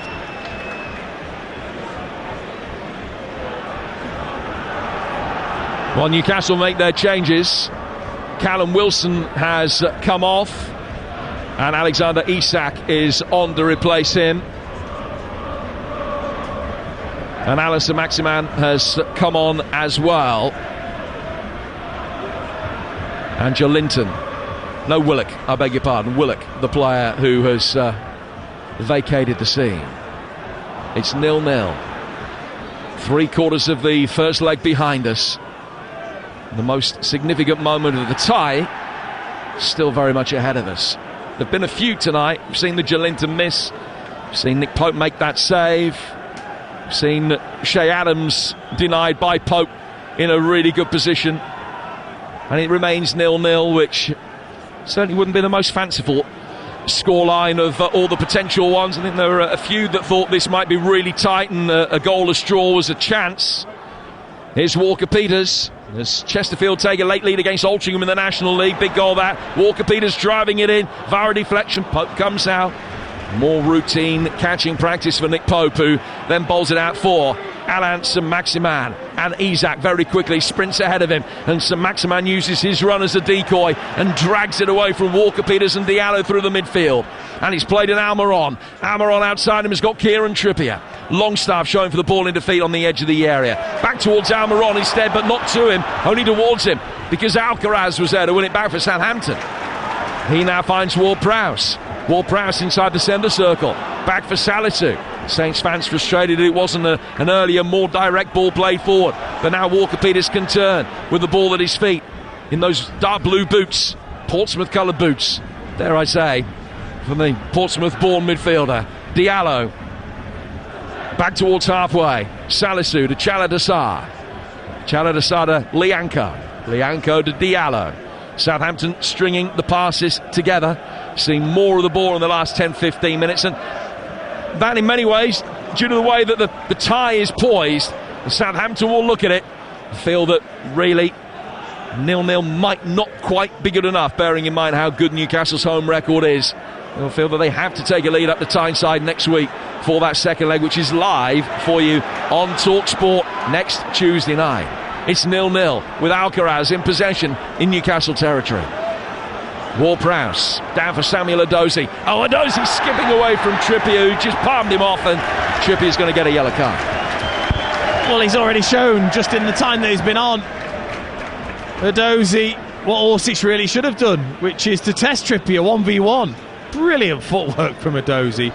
looked as if Trippier was just about to get it, and he just exchanged the ball from his right to his left foot, flicked it past him, was taken out by Trippier, rightly so, receives a yellow card. Great bit of skill from the young man. Late equaliser for Derby at Port Vale in League One. They've still got a couple of minutes to go there. Port Vale 1, Derby 1. Ward-Prowse, of course, is the man that is standing over this free kick for Southampton. Still the travelling Geordie support, whose support has been magnificent, as it invariably is. Ward-Prowse drying his hands on his shorts, takes 2 or 3 very deliberate steps back. Adozie's back on his feet without the need for treatment. This will be an in-swinger from Ward-Prowse. There's a 9-yard gap between Pope and the Newcastle back line, and he's bent it into that area. It's taken a touch. Everyone claiming it's their ball. Newcastle disappointed to find that a corner has been given. 20 to go, 0-0. Again, it's just a magnificent delivery from James Ward-Prowse. Pope takes a step as if he wants to come for it, and then dips away from him. Brilliant defending in the end from Botman. Potential late winner in League One for Shrewsbury at MK Dons. They're 1-0 up there. Steve Cockerell's men. Ward-Prowse to take this latest Southampton corner. Right-footed in-swinger, very deep. Pope has done well. Good early decision to try and navigate his way through the traffic. Comes out, catches it, then bowls it out. And Isak will try and bring it forward here. Ahead of Sanak Maximan. Walker-Peters didn't know whether to stick or twist. Play back for Guimaraes. Guimaraes to Joelinton. To Kieran Trippier. Right-footed ball in from him. Missed by Chaladasar. Missed kick from Salisu. Trippier chips it. Back post. Peeling away. St Maximan is there. Pulled back for Dan Burn in towards Isak, and Southampton can clear their lines. Derby have trailed at Port Vale for a long time. They've scored twice very quickly. 2 in the last 3 minutes there. Port Vale 1, Derby 2. But still playing. It's 0-0 here with 18 minutes to go. Guimaraes. It's been a decent 0-0. It's been excellent. In terms of the intensity of the game, it's been brilliant. It's made for a scrappy game because of that. But there's been chances. I mean, there should have been goals in this game for both sides with the chances that have been created. Newcastle have won their last 2 trips here. They've only lost 1 of the last 6 at St Mary's. Here's Isak. He's run round Chaladasar. Gets to the byline and he's put in. Well, Joelinton missed from 5 yards. He wasn't going to miss from 5 feet. He fires it in. Isak, the man that has done the damage. Joelinton literally could not miss this one. It's first blood to Newcastle, and they've got the first leg lead. Will that be the platform for them reaching their first League Cup final since 1976? And he owes it all to Isak. It's just wonderful play on this right-hand side. He just slows Chaladasar up, who's on a yellow card, who can't make the challenge. He slows him up, and then all of a sudden he just swivels and he's away. Completely gone away from Chaladasar, takes it to the byline, picks out Joelinton, who's making a really late run into the box. Joelinton actually runs all the way from midfield. He just carries his run on in between Lianco and Walker-Peters, and you're right. There's no way he's missing this. Even if he hits it, it's still going in. Brilliant from Isak. Newcastle 1-0. Well, he's missed the target from very close range. He's seen the goal disallowed in the first half, but now he has scored, and the Newcastle fans will allow themselves the first optimistic chorus of K Sarah Sarah. They haven't played at Wembley, at the new Wembley. They were there in the 1999 FA Cup final and the previous season as well. They lost both of those. Haven't got to a League Cup final since 1976 when they lost to Manchester City. They've never won this competition. But that could be a moment that gives them an outstanding chance of earning the right to have another crack at the final this time around, nearly half a century on. Ward-Prowse for Southampton, who are looking for a response. Adams helping this on. Adozie clipping it back in. Coming to need it was Armstrong. It's 1-1. The lead lasted only 2 minutes. And Adam Armstrong, lifelong Newcastle United supporter, is the man that silences those Geordie celebrations. A scruffy goal. It broke its way inside the 6-yard box, bounced off him. But Adam Armstrong off the bench on the score sheet with a goal he will never forget. The tie immediately back in the balance. No muted celebration was there from Armstrong, his former club, but they let him go. And it's just brilliant. He's the one that then drives towards the Newcastle defence. Lovely little jinking run. James Ward-Prowse again with a delightful ball in, causing problems. Che Adams with the flick on. A dozy back in, and honestly, it won't get any more fortunate than this for Adam Armstrong. It's played back in. It's hit, must have been his knee, his shoulder, probably his arm. I mean, it's just fallen into the goal in the end with Armstrong following it in.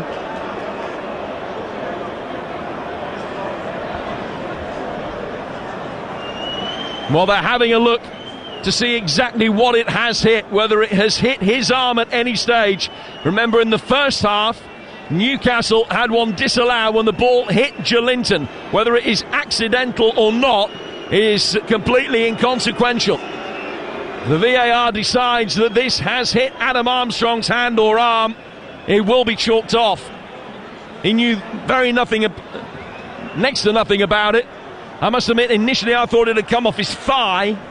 They're having a much longer look at this one than they did the first one. I think there's a double touch there. I think this may well be disallowed, but it's very hard to judge. Yes, it is disallowed, and Newcastle's lead remains intact. It's handball. Well, absolutely. If the first half handball for Jolinton was disallowed, that absolutely is going to be. I mean, he misses the first volley, Armstrong. It then bounces up, hits his arm, hits his leg, bundles into the net, and he has to disallow the goal.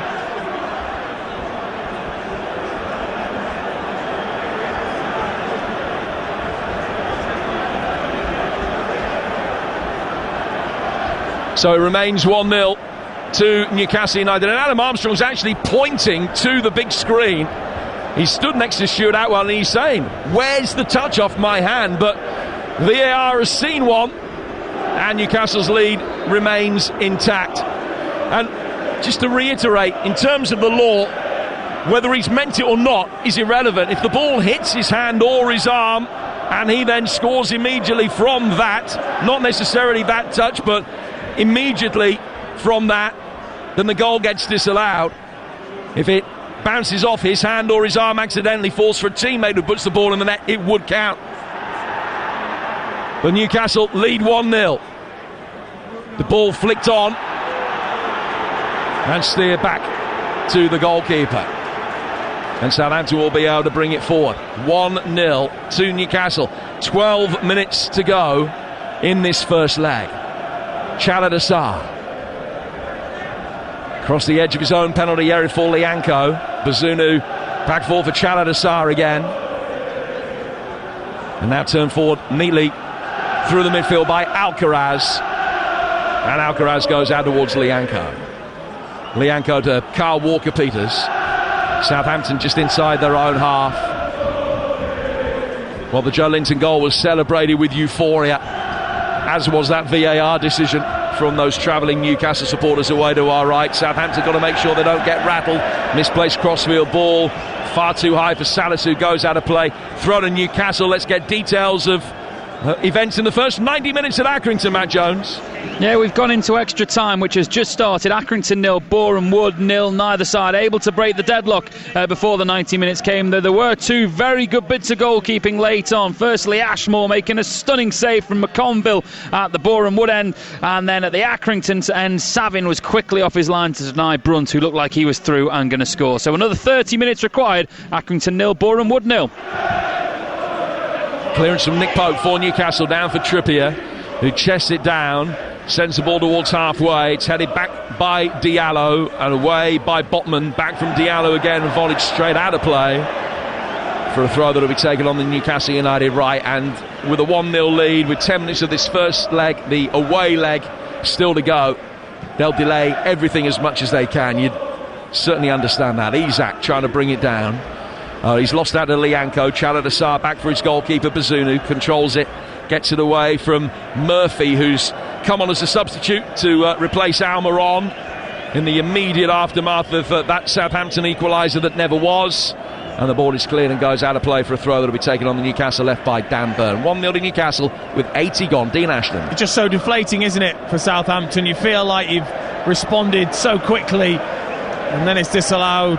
They've got to try and go again. They've got to try and keep the intensity up.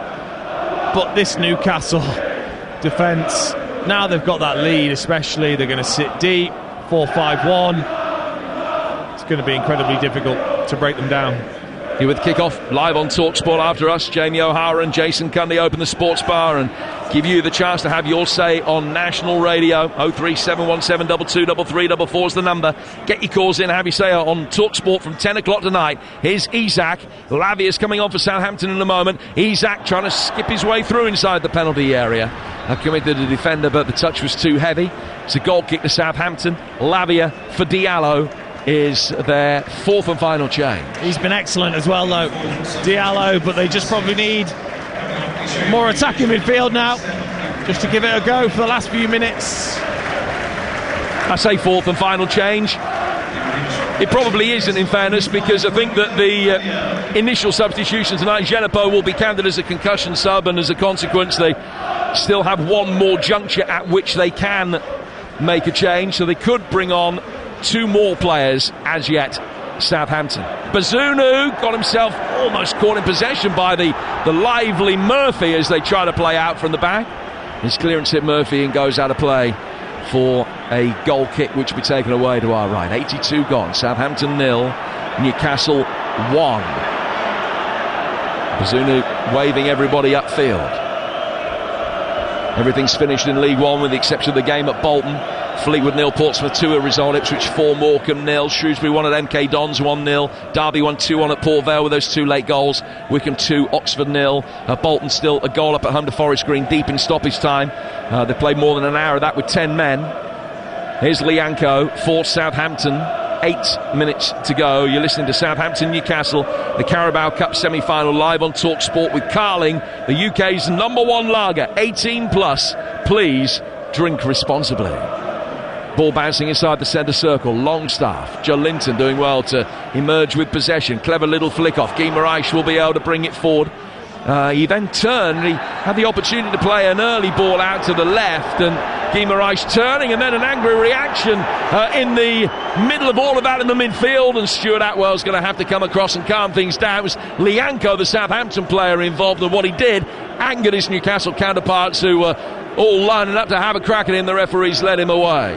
Well, I think he felt like he was slightly held as he tried to get back up Lianco, so he turned and pushed Guimaraes on the floor. He's going to get himself a yellow card, Lianco, for that reaction. And then, as always, teammates jump in and bounce their chests together.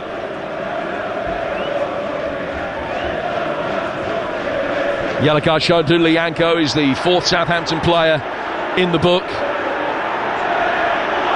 Now the ball has been kicked away.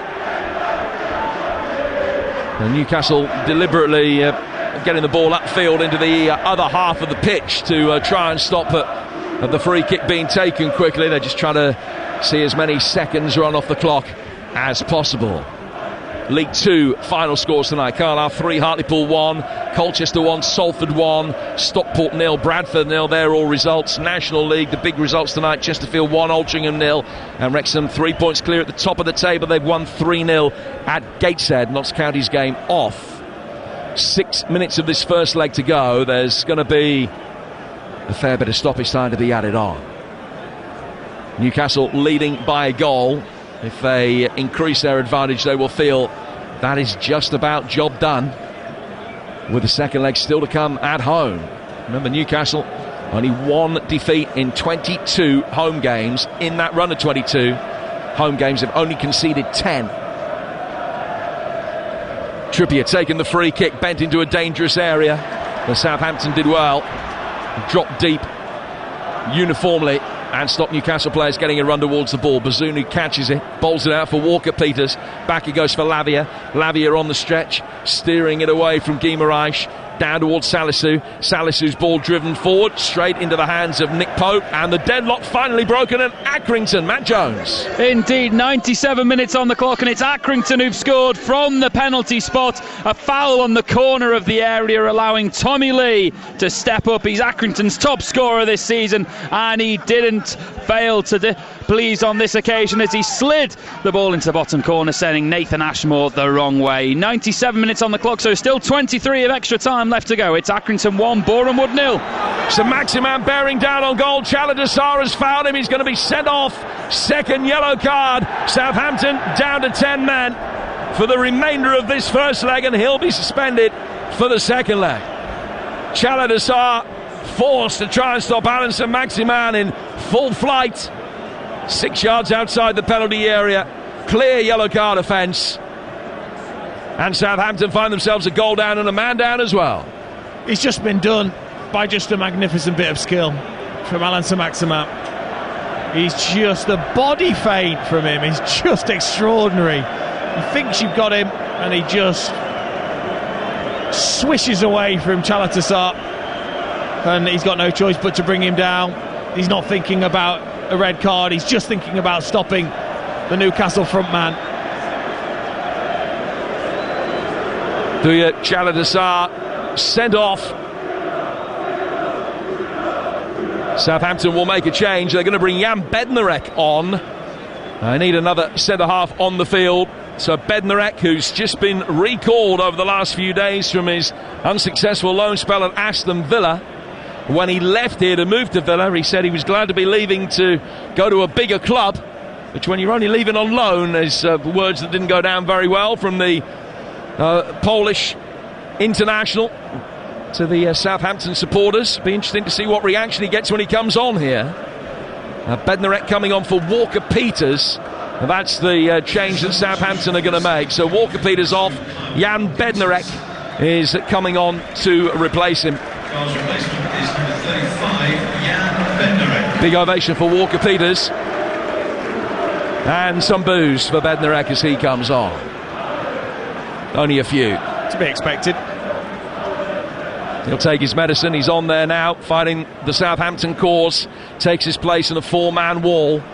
And Kieran Trippier might fancy his chances. It's maybe just at the limit of range, but he's got such a good artillery and repertoire of free kicks that he will certainly fancy this. He spotted it down.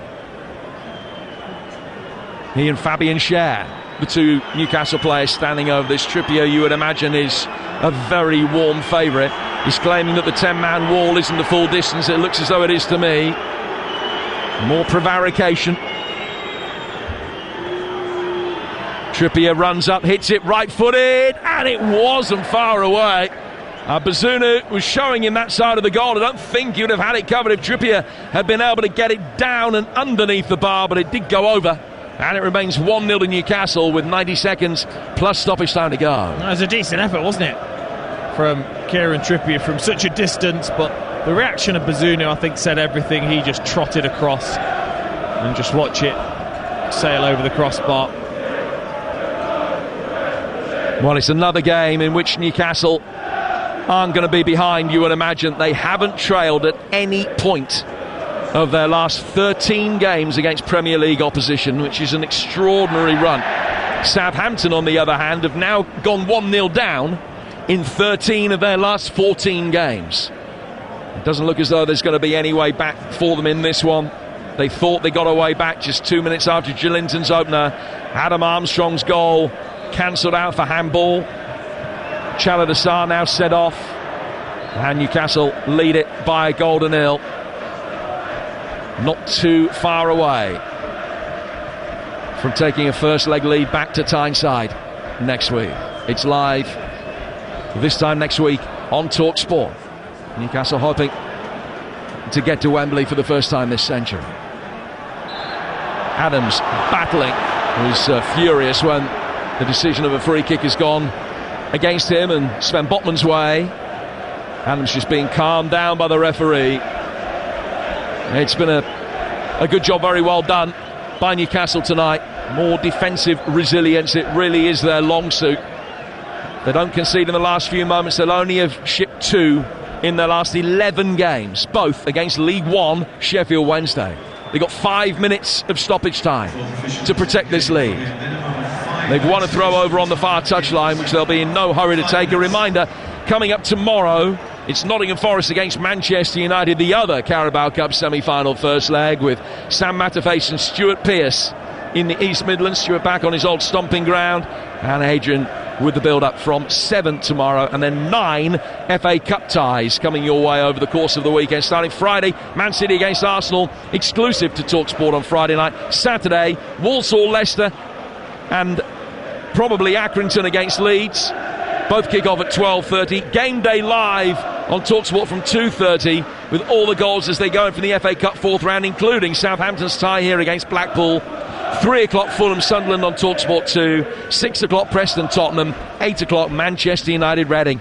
Sunday it's Brighton Liverpool, Wrexham Sheffield United. Monday it's Derby West Ham. Tuesday it's the second leg of this. Live football all the way on TalkSport. St Maximin, edge of the penalty area, setting up Longstaff. Longstaff for Guy Moraes. Guy Moraes for Murphy. The angle's tight, and he's driven it into the side netting. 1-0 to Newcastle. Waste. That is a waste from Jacob Murphy. Brilliant ball from Guy Moraes. Really fizzed it into his feet on the right-hand side of the penalty area. He's then just struck it harmlessly into the side netting. Just get that back across. As like with the goal.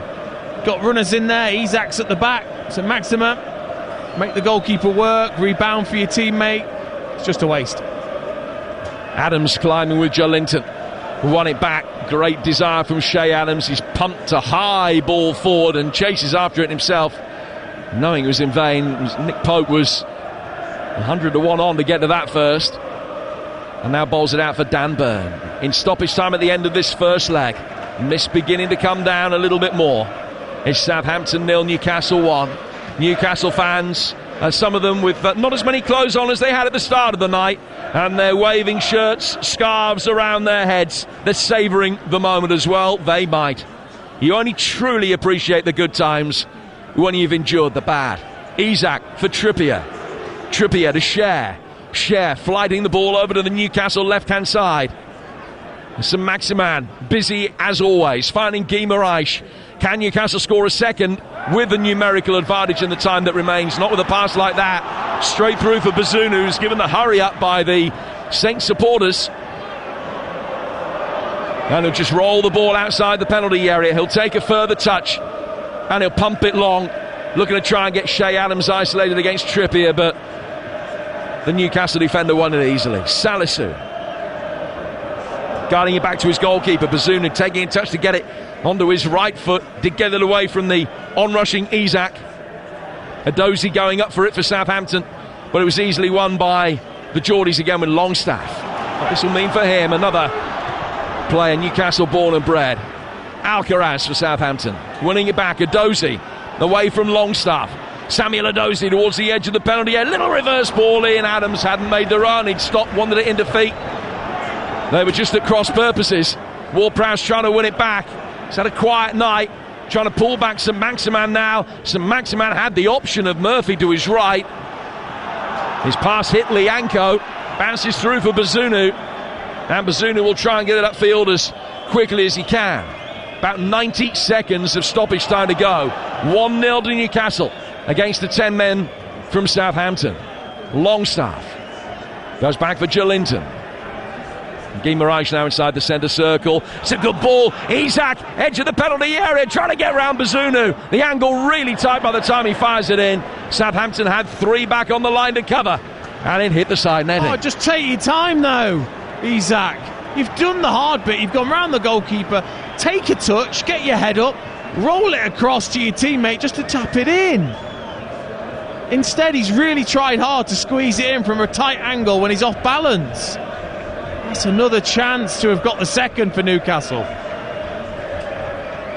Well, the lead doesn't look precarious, but neither is it a tie-winning lead definitively for Newcastle. Oh, Salisu, cynical, has pulled Isak back there. That's going to be a yellow card as well. I mean, he was miles away from the edge of the penalty area. And Isak has really tormented this Southampton back line since he's come on, and now a bit of pushing and shoving going on. Adozie and Murphy both involved in that. And the referee's going to go across and calm things down, and Longstaff is in there. Salisu's pushed Longstaff into Adozie, possibly to try and tempt a reaction from either player. And the referee and the assistant on this near touchline, the excellent Darren Cann, both on the pitch trying to calm matters down for a moment. Trippier being spoken to by the referee in his role as Newcastle captain, and he's telling his players to calm down. 5 minutes of stoppage time are up. Just a little bit of time to be added. Trippier standing over this free kick. Can Newcastle turn a good lead into an all but impregnable one? Trippier firing the ball inside the penalty area from the free kick. Southampton headed away and then clatter it clear upfield. The cheers you can hear are from the travelling Newcastle United supporters. It is a big, big step towards their first League Cup final since 1976. Joelinton with a scruffy tap in from just 5 feet out, but it's a goal of inestimable worth. Newcastle United deserving the advantage. Southampton had their moments in the second half. The Newcastle rode the storm. Yet another clean sheet for Nick Pope and a goal from Joelinton. Newcastle dare to believe they're going to St James's Park before they go to Wembley, but the songs are out. Southampton with a world of work to do. Newcastle United fancying their chances from here. Southampton 0, Newcastle United 1. Well, listen to the Geordie noise. They think they're on the way to Wembley, and it may be below freezing on the south coast here in Southampton tonight, but a lot of those Geordies are staying here overnight. It's skins tonight, it's tops off in the cold, and it's going to be party night all night because they believe this lead from the first leg live on TalkSport will be enough to take them to Wembley. That long wait for a trophy stretching back to Fairs Cup in 69, but the longer wait for the domestic trophy back to 55 when they won a third FA Cup in 5 years, when Ward Jackie scored 3 in 3 finals. He was brilliant. Amazing. Scored after 45 seconds of the third of those FA Cup final victories. They haven't known such glory since, and they just smell it, they sense it right now, those Geordie fans, those Tsunami fans, as the Newcastle players and staff go over to applaud them. Nick Pope's gone all the way up the other end of the pitch to applaud those fans. He heard the noise all night, and that celebration for the goal was matched only by the celebration after Adam Armstrong's equaliser was ruled out by VAR. 1-0 they lead at half-time in the tie. The second leg next Tuesday, live on TalkSport, and Newcastle going to see the job through. Dean Ashton, let's talk about the goals. Joelinton missed a chance he couldn't miss, but he really couldn't miss the one he did score. No, he couldn't miss that. It was as simple as you like from a couple of feet out from the line. It was great work from Isak, and to be fair to Joelinton, it didn't stop him getting in the area. It was so important that he made that late run, and you could forgive him maybe for not doing it after missing that Giltez chance, but he got himself in there again. He got his reward, and I tell you what, Newcastle are a tough team to play against once they do go in front. Well, Nick Pope looks unbeatable, but he was beaten. I'm still bewildered by, that handball. I mean, if it's handball, it's handball, but was it clearly handball? If it wasn't clearly handball, does clear and obvious come into it? I'm just bewildered by the whole thing. I feel a little bit for Southampton. Listen, if it's handball, then yes, you have to disallow it because he's the man who put the ball in the back of the net. Or was he? Because actually there's a feeling that it might have gone in off a Newcastle player, might have actually been an own goal. In which case, does that mean that the handball from Armstrong, if it was accidental, shouldn't be brought into the equation? Very, very complicated. They've overcomplicated the whole laws of the game. But I don't know, I mean, it just feels to me, it felt a little bit wrong to rule that one out. I could understand Armstrong being frustrated by it. Same with the one in the first half. It feels wrong, but I guess by the laws, ultimately it is his hand that knocks it. Whether it knocks it onto his knee, Burns' knee, it's his hand that knocks the ball effectively into the goal. And he's very unfortunate. But then again, I don't feel that sorry for him, because actually it's his own fault, because he missed the left foot volley, which then meant the ball bounced up and then his hand followed through and hit it. So the chance was there just to side foot it in with his left foot. He missed it, and then obviously the handball. But you could just tell as soon as that was disallowed that you could tell it deflated Southampton. They never really recovered. No, they didn't. And a word for Eddie Howe, because tactically he's got it right. He's kept... It's amazing. We were talking about the tactical genius of Nathan Jones pushing James Ward-Prowse into an advanced position, and you were wondering why nobody had done it before. Nathan Jones did it, and it worked. Eddie Howe's countered that by keeping him quiet, and he's really done an away first leg job in this semi-final, hasn't he, Eddie Howe? Yeah, he has. He's suffocated any space that James Ward-Prowse would want to play in. I think I can only remember once where that ball was played back for Ward-Prowse to play it in. After that, pretty much Jolinton, Willock, Longstaff, Guimaraes, they were so tight to him, they denied that space for him to play in. And it meant Southampton couldn't... I was impressed with them second half, actually. Their intensity was great. Walker-Peters was getting joy down the right-hand side. But it's so hard to create even chances against Newcastle, let alone score against them. 1-0 is a give Saints a chance score, and I'll tell you what, there'll be fireworks, because there was some needle there. Chaleta, when he's sent off, Murphy is literally waving his hand right in front of his face. The Saints players won't like that. They'll want a bit of revenge for that next week, and I can see there being some fireworks. It was getting tetchy second half. Yeah, there was a slight loss in discipline. I didn't feel like the game had it, other than it was quite scrappy, but the stakes are so high, so both sets of players are going to have that passion because of that. I just think I can't see anything other than Newcastle going through. I think the noise, the atmosphere up there is going to be spectacular. And, with that home record and what I've seen tonight, I just don't see Southampton having enough. Great effort, great endeavour, just not enough at the moment for this Newcastle side. Dean, you're staying here, aren't you? Good luck sleeping tonight. Home seats have emptied out, the away seats still full. They are singing, and to the backdrop of the Geordie Toonami singing to their success. Let's read you the full times. Carabao Cup semi-final first leg, Southampton 0, Newcastle 1. Second leg next Tuesday live on TalkSport. The FA Cup third round replay still ongoing. Accrington lead Boreham Wood 1-0. Stays like that. Accrington home to Leeds Saturday 12:30 live on TalkSport 2. I'll be at Walsall Leicester on TalkSport from 11 a.m. on game day. League One tonight, results: Bolton 1, Forest Green 0. Dion Charles, the goal scorer, was sent off, although there's a feeling it was mistaken identity, his red card.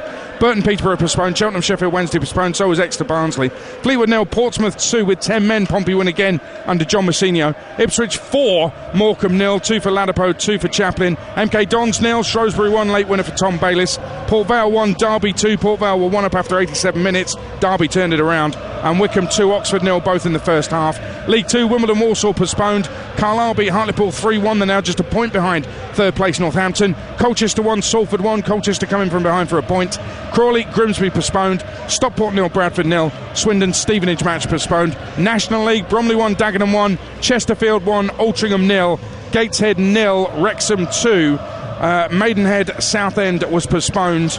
Maidstone 0, Aldershot 3. Ini Effiong with his 18th non-league club, the 31-year-old with a hat-trick tonight. Oldham 2, York City 0. The games at Solihull Moors and Yeovil were postponed. Wrexham go top of the table with that win at Gateshead, by the way. We're there live Sunday afternoon for their FA Cup fourth round tie with Sheffield United. What a game that promises to be. National League North, Blythe Spartans 1, Southport 0. Curzon Ashton 0, Kidderminster 1. Farsley Celtic 2, Buxton 1. And the games at Hereford and Kings Lynn were called off. National League South, Chippenham's game was called off. Dulwich Hamlet 1, the leaders Ebbsfleet 3. St Albans City, Havant and Waterlooville called off. Tunbridge Angels 4, Dover 0, and the Weymouth game called off. FA Trophy fourth round, Banbury Colville called off. That'll be played tomorrow night. Scottish Cup fourth round, still haven't recovered from Aberdeen going out to Darvel. Elgin 2, Drumchapel United 1. Drumchapel led in that. Linlithgow Rose 0, Wraith Rovers 2. Scottish Challenge Cup quarter final, Dundee 4, Dunfermline 2. Irish Premiership, Ballymena United 0, Newry City 0. First 0-0 draw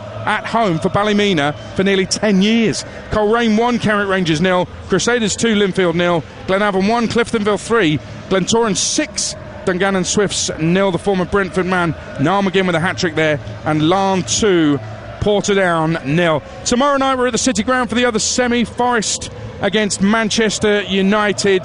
Stuart Pearce is at that one with us. He's also on breakfast tomorrow morning from 9 a.m. with Laura and Ali. They're on from 6 a.m. I'll be joining them from 7 a.m. Jim White and Simon Jordan will have more on Everton being up for sale from 10 tomorrow morning. So join those two for that. Tonight, terrific first leg here. The second half was electric. Shay Adams had no hope against the Pope, who saved 2 great chances from the Saints sub. Joelinton missed a sitter, but then slammed in the opener before VAR took an equaliser off Southampton. Newcastle fan and Saints striker Adam Armstrong unhappy.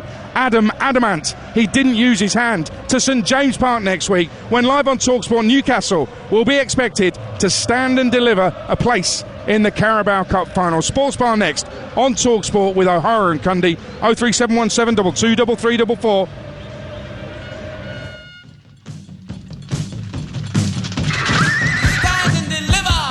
Here's Isak, he's run round Chaladasar, gets to the byline and he's put in! Well, Joelinton missed from 5 yards, he wasn't going to miss from 5 feet. He fires it in, Isak, the man that has done the damage. Joelinton literally could not miss this one. It's first blood to Newcastle, and they've got the first leg lead. Will that be the platform for them reaching their first League Cup final since 1976?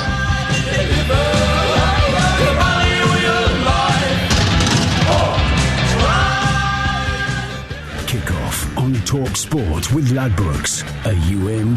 Let's go. Play at ladbrokes.com. 18 plus begambleaware.org. Hello, Albert Einstein here.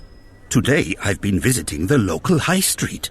More and more businesses are using smart meters to help them feel more in control of their budgeting. The smart meter sends gas and electricity readings straight to the supplier. So rather than estimates, you receive accurate energy bills. And that means you know exactly how much you're spending each month. Now that's smart. Get a smart meter for your business by searching Get a Smart Meter today. Eligibility may vary. This is a 30-second ad. That's not long, but it's long enough to do something that could save you money on your energy bills. In 30 seconds, you can turn your boiler flow temperature down to 60 degrees, or switch off unused appliances. Dial down the temperature on your washing machine, or swap in an energy-saving light bulb. Each one you do will be 30 seconds well spent. They all add up and could save you hundreds of pounds. Visit gov.uk/save energy for more energy-saving ideas. Malware and trackers are on the attack. But NordVPN comes into play. Spectacular save! NordVPN and TalkSport have an exclusive offer just for you. Help to secure your online privacy. Don't miss this chance and grab the deal at nordvpn.com/TalkSport. A traffic update for all late-night travellers. There are delays outside getting to bed due to a hold-up at Grand's Never-Ending Stories. Please take the diversion via Mayo Chicken or a warming latte, which will see you home. Plenty of McDonald's restaurants are open late tonight. See mcdonalds.com for opening times. At Adrian Flux, we offer value-for-money specialist insurance for all kinds of vans and commercial vehicles. From couriers and caterers to plumbers, chippies, and even Mr. Whippies. Last year, our customers saved an average of 21% with a cost-effective, expertly tailored policy from Adrian Flux. Get van insurance that works hard for you and your business. Visit adrianflux.co.uk to get a call back today. Adrian Flux, insurance for the individual. Carabao Cup live on TalkSport with Carling, the UK's #1 lager. 18 plus, please drink responsibly. On DAB, online, and on your smart speaker. TalkSport. On DAB Digital Radio and 1089 and 1053 AM. The Sports Bar on TalkSport. All right, fans, here we go with the main event of the evening.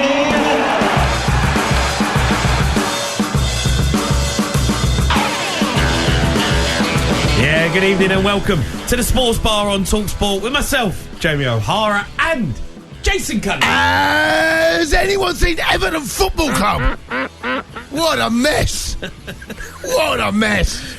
Oh dear, Everton, what is going on? Carabao Cup action though sees Newcastle beat Southampton 1-0 in the first leg of the semi-final. How good is this Newcastle team looking? Could Newcastle win the Premier League next season? They've got more chance of winning the Premier League next season than Liverpool have. 03 717 22 33 44 and Everton. We've got to talk about it. We did touch on it last night. Frank Lampard gets sacked. They've now been put up for sale by Mashiri. What has happened to this great football club? Everton fans, have your say on it. 03 717 22 33 44.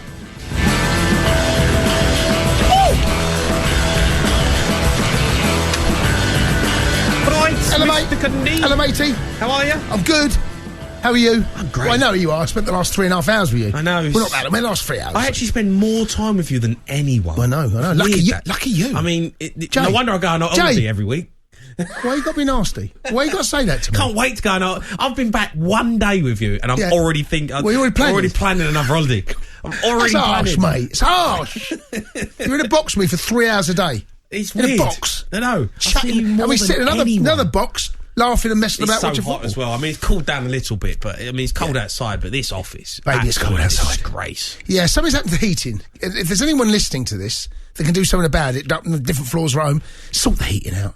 It's something wrong. It's like a sauna. There's something wrong in this building. It's very hot. It's very hot. Very hot. Yeah, no, I'm good, mate. How are you? What you been up to? Nothing. Playing another holiday? Playing another holiday, playing a bit of golf. You know, I'm like Gareth. I'm like Bale, aren't I? I'm talking about Bale later in the show, aren't we? We are talking about Gareth Bale a bit later in the show, but yeah, just playing a bit of golf, living the dream. Nice. What about you? What you took my little boy to dancing. That's it. Right. That's it, mate. I don't do a lot, mate. I don't do a lot. You're really boring. I'm like a slug during the day. I just lounge, just move around the kitchen, sit in front of the telly, listen to TalkSport, have a little kip. You know, slugs are just snails that have got divorced. They lost their home. That's it, lost their home. Exactly that. I'm one of those without a shell. That's me.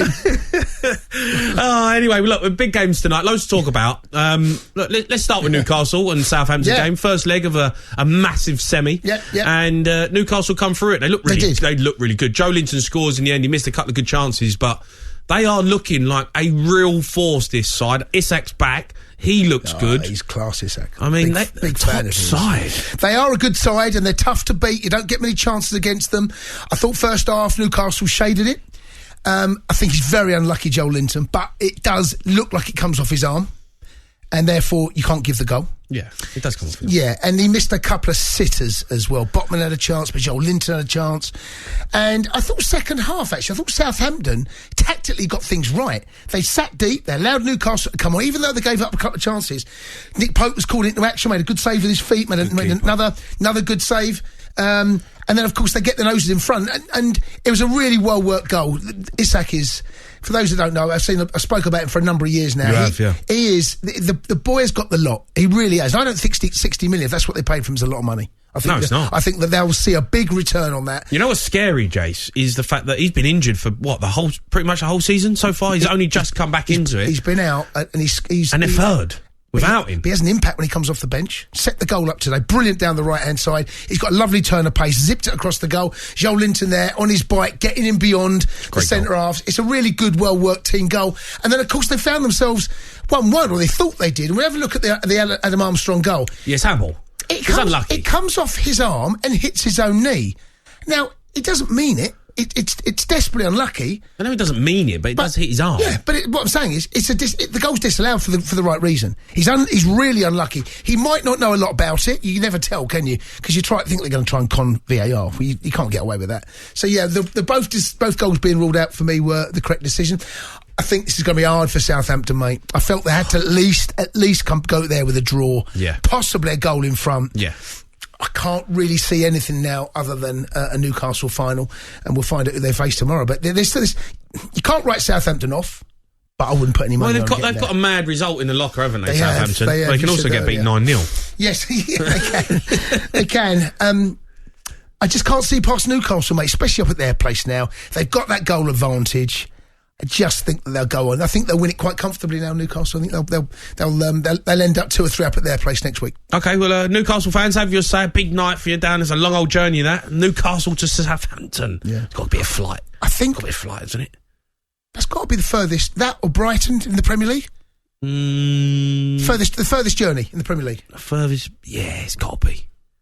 It's got to be. Southampton. Yeah, it's one of those. Southampton's a trek. Southampton's a trek from London. Yes, it is. Yes, it I is. mean, so fair play to all the travelling fans for making that they'll be out trip. tonight. All the Newcastle fans, they'll be out in Southampton. Probably. Well, good night out. Good night out. Southampton Arena. Can be. You know about it? No. Yeah, you do. Right, let's go to George as a Newcastle fan. All right, George. Georgie boy. Hello, you all right? Yeah. Hey, George. George, big result for you. Hello. Looking like you're going to be in the final. Trophies on offer this season for you.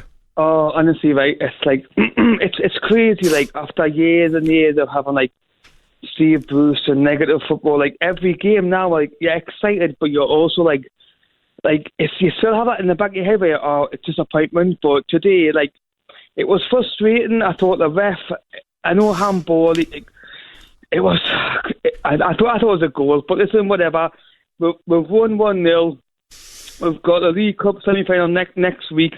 But the thing is, I have actually got a dilemma, and I'm going to tell you how. Oh, no. So, listen, right, my last baby's due is the 22nd of Feb. Right. The final is the 26th. Yep. I've already told her, listen, I'm going to the final. Do you know what I mean? I've already got 1 4-year-old. Yeah, but that's all right. 22nd comes on the 22nd. You can nick it off 3 days later, can't you? If it gets delayed, though, like, at the end of the day, she's got a year off work. I haven't. I have to go back soon, so I'm gonna have Wembley. Do you know what I mean? I can't wait for it. Really. Is this your first? Is this her first, George? Yeah, it's her. They're notoriously late. The first. They can be late. The first baby, George. Good. Get it induced. Get it out. I've heard. I've heard Vindaloos are pretty good, but I didn't know. Do you know what I mean? So when's the final? 26th of Feb. And the baby's due on the 22nd? There's loads of time, George. Loads of time. The thing is that my first babe, her birthday is the 25th. Like, I've just got no look at the minute. Like, I hopefully, like, the finals gets delayed or something. I don't know. Final? Like, get delayed? Well, just for you, George. Do you want us to put in George, the Newcastle fan wants it delayed because his wife's having a baby. However, it's the first League Cup final ever. Like, the last time we won a domestic cup was 1955, man. Like, come on, I can't miss this, man. It's selfish, to be fair. George, look, there's 4 days between when the baby's due, all right, and the final. Okay, it's 4 days. What advice would you give him? Well, I would be speaking to one of the nurses privately, saying that, look, here's the situation, right? I've got to go. I've got to go, and I would see if there's anything you can do to help. You know, just get the baby out. Safe and sound, of course. Safe and sound. Well, I was just going to just throw me phone in the time and go missing for a week. So I think what you said there sounds better, to be fair. Like, but it's not all serious. Listen, like, it's the atmosphere like up here at the minute is amazing. Do you know what I mean? Like, I thought it was a hard game today. Like, we're third. I think we need a few. I do think we need a few players this window just to help it over. But yeah, I'm absolutely ecstatic, to be fair. It's good to be a Newcastle fan again, to be honest. Yeah, it really is, George. Well done. Thanks for phoning in. And if we don't speak to you, good luck with it. And we'll see you at the final. Phone us and let us know next week, you know, how things are going. Yeah, we will. George, top man, thanks for calling in. It's full time in a 3rd round FA Cup replay between Accrington Stanley and Boreham Wood. Watching for TalkSport is Matt Jones. And it's taken a replay. It's taken extra time to separate these two teams, but Accrington have got over the line. Accrington 1, Boreham Wood 0, secured through Tommy Lee's penalty in the 7th minute of extra time after a foul on the corner of the Boreham Wood penalty area. It was a pretty even game and there weren't that many chances chances. Two really good saves by the keepers towards the end of normal time. Ashmore from McConville and Savin from Brunt. And then once Accrington had taken the lead, Boreham Wood really did throw the kitchen sink at them. And for the final 3 minutes, really, they had Nathan Ashmore camped in the opposition penalty area because they had a string of set pieces, but they couldn't make any of them tell. And in the end, after a heroic defensive effort from them, but not much going forward, the non-league side bow out of the FA Cup at the third round stage. But Accrington march on, and they will face Leeds United here at the Wham Stadium on Saturday lunchtime. It's a massive tie for them, and it's a money spinner for John Coleman as well. So he'll be absolutely thrilled. We'll get his thoughts shortly. But full time at the Wham Stadium. It's Accrington 1, Boreham Wood 0. Right, let's go to Dom, who's a Southampton fan. All right, Dom. All right, Dom. How you doing, mate? You all right? Yeah, Dom, what did you make of it tonight? It looked like you needed to win that one to go up to St James's Park next week. Is that Jamie, is it? Yeah. I'm disappointed, mate. Do you know what? It reminds me of 2018, Jamie. Go on. We've been done by... Well, we should have VAR then. There's no VAR then. No, it's in play and we still get robbed, you know? Is that... Go on, Dom, what we upset about? The handball on Armstrong? Listen, it was never handball. Never. It is handball. It's not handball. It's his hand. It goes in the goal. How can you tell me it's handball? Because it is his hand. It's ball to hand. What happened to the rule, ball to hand? No, Dom, I'm sorry, mate. Not when it goes in. If it indirectly, he has an effect. No, you're wrong. You're wrong, because if a defender does it, then it's never a goal. But if an attacker does it, it's a goal. No, Dom, not if he scores it. If another player had scored it and it was accidental, Who scored it then, Jake? Who scored it then? Adam Armstrong. Exactly. That's why it's a goal. It comes off his hand. If that had happened to Newcastle last season, now they're a big club, they get away with it. To be fair, they had one disallowed as well. No, they didn't. Get rid of this. He's Dom John, isn't it? Dom, all right, look, we'll let you go. I don't know if you're on a wind-up or not, but they definitely did have a goal disallowed. But it'd be interesting to see what Southampton fans make of that performance tonight, because tough game. You've got to go into it and try and win it, I think. Second half, I thought they played well, Southampton. They caused Newcastle one or two problems. They just lack a bit of quality. They lacked a cutting edge in front of goal. Agreed. Yeah, and that's where the best teams have the best players. And Southampton just lacked it. All right, let's go to Paul, who's a Newcastle fan. All right, Paul. How are you doing? Yeah, all right, Paul. Another victory for the Mags tonight. No, you can't stop winning. I think I've just seen something here. Is it 10 games without conceding a goal? I think so, but just on about that Southampton man that's just been on there, he needs to pick his dummy up, doesn't he? Well, look, I have to say, Joe Linton's was a lot thingier than what Armstrong's was. Yeah, they're both handball. Yeah, they are. They're both handball. In this day and age, whether we agree with the VAR and how it gets involved, it does, and it is handball. It is his arm, and it goes in. So it's just one of them. You have to. He's unlucky. Getting back to the Newcastle team, how good's Bruno and that defence and Nick Pope as well. You know what I mean? And it's a well-balanced team. And do you know the most remarkable thing is that Newcastle, we're going to talk about Everton in a second, all right? Yeah. And we're going to talk about how much money they've spent and wasted over the years. I don't think Newcastle spent a huge amount of money. I really don't think to be where they are. On good players, what fits into the team that won it. But you think... Like, they haven't bought superstars, they've bought, thereabouts, but players that won it, like Bruno and Botman and that. Look how good Botman is, man. I know, but but it's not in the grand scheme of things. It's not a lot of money. Everton have spent 600 million. Everton spent 600 million, and they're in the relegation zone. Mm-hmm. And the club's up for sale as well, isn't it? No, we're going to talk about that. No, we're going to talk about it, Paul. But just on your team, I mean, look, you could win this. There's going to be trophies this season. I actually said to Jason, I think Newcastle have got more chance of winning the Premier League next season than Liverpool. Yeah, well, we're coming for the Red Devils in the final. That's what we're doing. We're coming for the Red Devils. Well, you both got to get there first. I mean, I think you will. You should do. Southampton come up that place. It'll be rocking, and it'll be hard for them to get And like you said, I haven't got the cutting edge up front. No, I think you will, but... We are lacking up front as well. I think we are lacking centre forward-wise. Maybe it's because, Wilson's... He's good, but is he that way he's going to get work to the extra, You've got Isak, who's coming back into the team. You've not had him all season. But he's a winger. Him and Maximum both on the wings. And, Almiron will eventually have to come to the bench, probably when them two are firing. All right, Paul, top man, thanks for your call. Keep them coming in. Newcastle, Southampton fans, more of your calls next. We've got plenty of angry Everton fans as well waiting on the line who aren't happy with how their club is being run. You can have your say on it. 03 717 22 33 44. The Sunday session is back. Absolutely extraordinary. And as TalkSport gears up to bring you another blistering Sunday afternoon Premier League experience. Official betting partner Betfair is also back to make sure you've got all the latest odds at your fingertips. What a goal! Hear the fever pitch build-up live on TalkSport with Betfair. Get a hand from Betfair's popular bet builder and easily add our fan favourite football selections to your bet slip. Terms and conditions apply. See support.betfair.com. 18 plus. BeGambleAware.org. Did you know that if you owned or leased a diesel Vauxhall between 2009 and 2020, then you could be entitled to significant compensation? At My Diesel Claim, we're experts in handling these claims, and over 1 million people have already signed up with us. It's completely free to sign up, and you can check your Vauxhall's eligibility instantly. Time's running out for Vauxhall drivers to join the action, so head to mydieselclaim.com and sign up before it's too late. Need some peak excuses for staying in? Stream Paramount Plus for a real win-win. Brand new exclusives guaranteed. Sarah Michelle Gellar's in Wolfpack and Mirren and Ford star in 1923. Tell the world what happens when they cross me. There's brand new seasons of our big hits, Yellowstone, Your Honor and Yellow Jackets. What do you think really happened out there? For peak excuses to duck any arrangement, stream Paramount Plus for a mountain of entertainment. 7-day free trial than $6.99 per month. New subscribers only and 18 plus. T's and C's apply.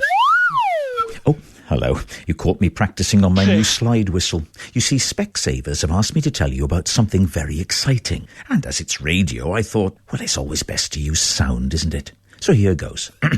While prices everywhere are going, at Specsavers they're coming. Thank you. With glasses now from just £15, you're better off with Specsavers. I could have just said that, I suppose. Includes standard single vision lenses. Ask in store for details. It wasn't me, I swear.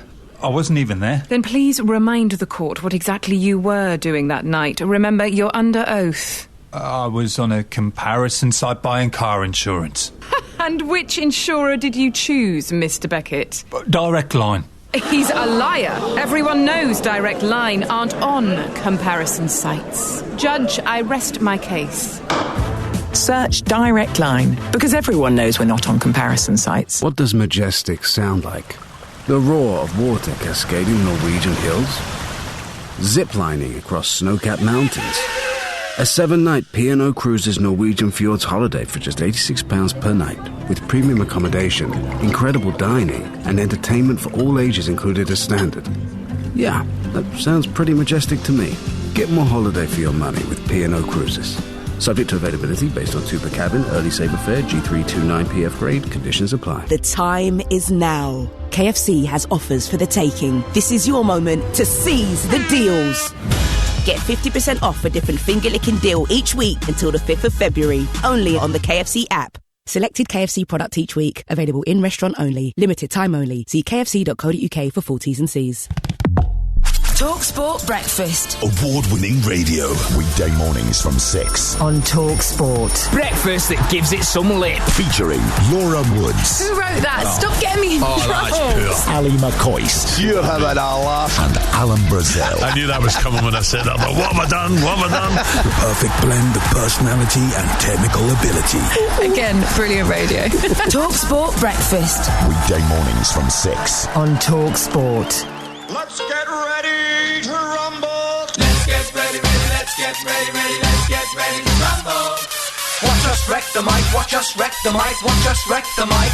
Psych. Let's get ready, Who's come up with this? You're listening to Sports Bar and TalkSport with me, Jamie Ryan, Jason Cundy. Our music theme tonight, anything to do with Newcastle.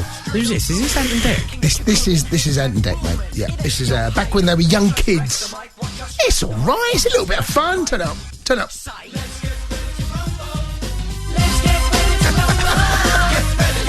Get ready. It's harmless fun, mate. Yeah, as you harmless fun. Do you know which one's Dec and which one's Ant? Ant's the big one.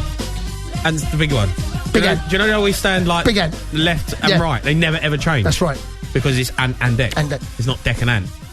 It's not Dec and Ant. It's not Dec and Ant. It's Ant Dec. So why is that? Just change it up. That's just the way it is. It works, doesn't it? I don't know. Do we work? We work, yeah. You're always on the left, I'm always on the right. Who am I? Which one am I? So what, you're Ant. You're Ant. Yeah, the big one. The big one. And I'm the bigger one. With the big head. Right, get your calls in 03 717 22 33 44. Everton fans, your club has been allegedly put up for sale by Mashiri. You've sacked Frank Lampard. What's going on? It's a mess, Jay. It's a mess. How can you sack your manager one day and put the club up for sale the next? What's going on there? No stability at the top. Sounds like no stability. They are, honestly, and not Everton fans need to hear this because they know it. They're sleepwalking right into the Championship, aren't they? It's kind of dog and duck at the minute, the way they're being run, isn't it? Yeah. I mean, for a huge football club, and a man who's obviously earned a lot of money in his career in business, to make such bad decisions. I know. Well, football does that to you, doesn't it? You know, it's almost like something out of non-league. It is. Like they're being run like a... He's taking them there. He's taking them to non-league. But it must hurt Everton fans to see Newcastle where they are. No. After, when you think about where Newcastle have been over the last, say, 15 years, what's happened to that club? Going down to the Championship, coming back up, bit of a yo-yo club, being managed or certainly overseen by a man that clearly just wanted to keep them in the Premier League. It's like, they've only been in charge, 18 months? Something like that, the new owners? Yeah. 18 months, look where they are. You know, the scary thing is as well now is they've sacked Frank Lampard, and new managers now are going to be looking at whoever they're looking to bring in, whether it's Bielsa, Dyche, whoever, will actually go, well, hold on a minute, what's going on here? You're selling the football club, you're bringing me in, and then what, you're looking to get out? I don't know how they're going to... How do you employ someone now? What wage do you put him on? There's so many unanswered questions here, mate. It is. So many unanswered questions. It really is, and look, Everton fans, you can have your say in it. Let's go to Tony, who is an Everton fan. All right, Tone? Tone? Yeah, you okay? Yeah. Look, Tone, it's a bit of a mess at your fantastic football club that it is over the years, and it's steeped in history. But it's a nightmare for Everton fans right now. It is, but I think one of the major problems now is, guys, is we don't know any answers. So we've got today, we should have signed a very, very good winger, right? And at the last minute, he's disappeared and he signed for Tottenham. Who is in charge of transfers or recruitment at Everton Football Club? Yeah, but do you think Dan Juma's obviously looked at it, Tone, and has heard that Mashiri's putting the club up for sale, and he's probably gone, this ain't happening, I'm not going there. Yeah, but... He can't go to a football club. One that Mashiri's probably might have pulled the deal and said, actually, no, I'm not spending any more money. I'm not spending £30 million on a player, and I'm selling the football club. And he's probably looked at it and gone, why do I want to sign for a football club where the owner got no manager and the owner's putting the club up for sale? What would you do, Tone, if you're Dan Juna? What decision would you make? You are absolutely 100% correct. But exactly where I'm coming from now, who makes these decisions? Who's making the decisions? At the last minute, literally, he didn't put pen to paper. You've actually said that in the Liverpool Echo. He didn't put pen to paper, and he jumped on the train and he disappeared to London and signed for Tottenham. I don't blame him, Tone. Don't blame him one little bit. It's like, can't force someone to sign. Clearly, Spurs have seen a bit of an opening. He would have had serious doubts anyway after what's happened the last 24 hours. Next thing, Spurs give him a lifeline. Get me down to London. Jamie, you're right there, mate. But what I'm saying to you is now, right, this should have been done 4 days ago. He was there 4 days ago. So what is going on? We've now had Marcel Brands, Steve Walsh. We've now got Cherwell. It's ridiculous. It's a mess of a club. It's an absolute mess. Yeah, Tone, do you think you're going down? Do you think you're going down this season? Do you think this is going to be the moment that Everton finally leave the Premier League? Do you know what? Yeah, I actually do. But depending on who we get, do you know what? Can I ask you guys, right? If you were in charge of Everton now, who would you put in charge? Sean Dyche. Yeah, I think Sean Dyche ticks all those boxes. Sean Dyche. Yeah. For me, he's the manager. I can't believe he hasn't got a Premier League job. He's done so many great things at Burnley, and I think he was probably underappreciated for a long time there in what he was capable of, and he knows how to keep teams in the Premier League, and that is all that Everton need to do right now. And also, he knows how to get teams out of the Championship. I think you've got to have one eye if things do go pear-shaped completely. What about Bielsa? Because, there are reports of Bielsa. Is that... I don't. That seems a little bit left field. That seems like a massive roll of the dice. But also, Bielsa's got Leeds out of the Championship. So they're leaning towards that. You need to. I think they go into this. Whoever's going to appoint, they need to have at least a perspective on the fact they might be Championship next season. You can't have a manager that's never managed in the Championship. I think that would be a bad move. You say that. Vincent Kompany's gone in at Burnley. Look what he's doing. Unbelievable. So I'll take that back. You can manage it. But ideally, you want someone that knows that football, don't you? Don't you? In an ideal world, Vincent Kompany's he's bucked the trend.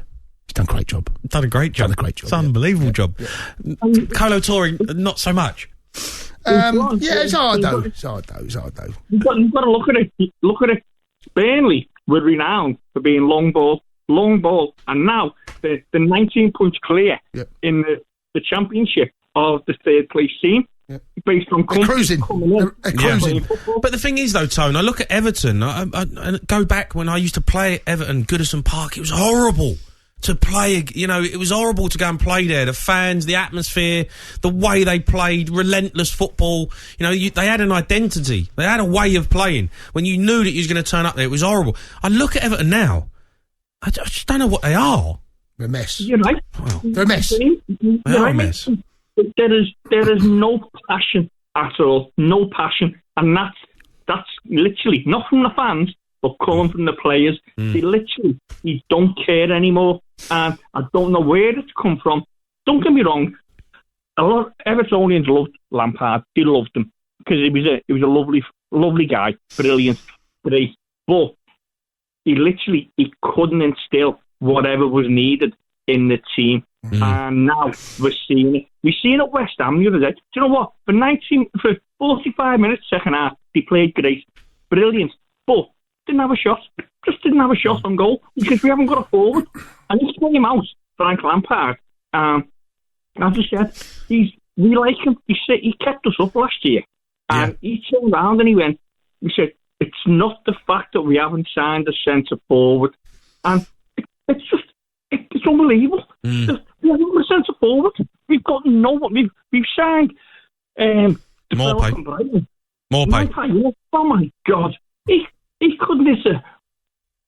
I'm not going to say anything. But careful, Tone. We know what you know. What you want to say. Tone, poor old Tone. What are you going to do to cheer yourself up, mate? Because I know things are bad. Look, Valentine's night's coming. It's a couple of weeks away. I mean, you need something to look forward to, Tone. I mean, that's not enjoyable for anyone, is it? Well, I'm trying to help Tone out here. It can't be any worse. It can't be any worse than what's going on at your club at the minute. You've got no football at the weekend. What about the lucky Mrs. Tone? I've got divorced. You've been divorced, have you? I've just got divorced have you? Last year, so somebody else. All right, Tone. Join the club. Tone is two very sympathetic men here. What are you doing the weekend, Tone? What's good? You got no football at weekend, right? It's a free man. You're a free man. What are you doing? You out with the lads? I am, but it's hard work, isn't it? When there's no football on, what you do? Tone, forget that, mate. Forget that. You got no. Do you know what, Tony? Everton this week, whatever happens in your life, Everton won't put you on a downer because they're not playing. No, think of that. But everyone silver lining and all that. Silver lining, you're gonna have the best weekend ever. Everyone won't get to you. All the lads saw me tonight. Like when I get on TalkSport, I'd say that all day.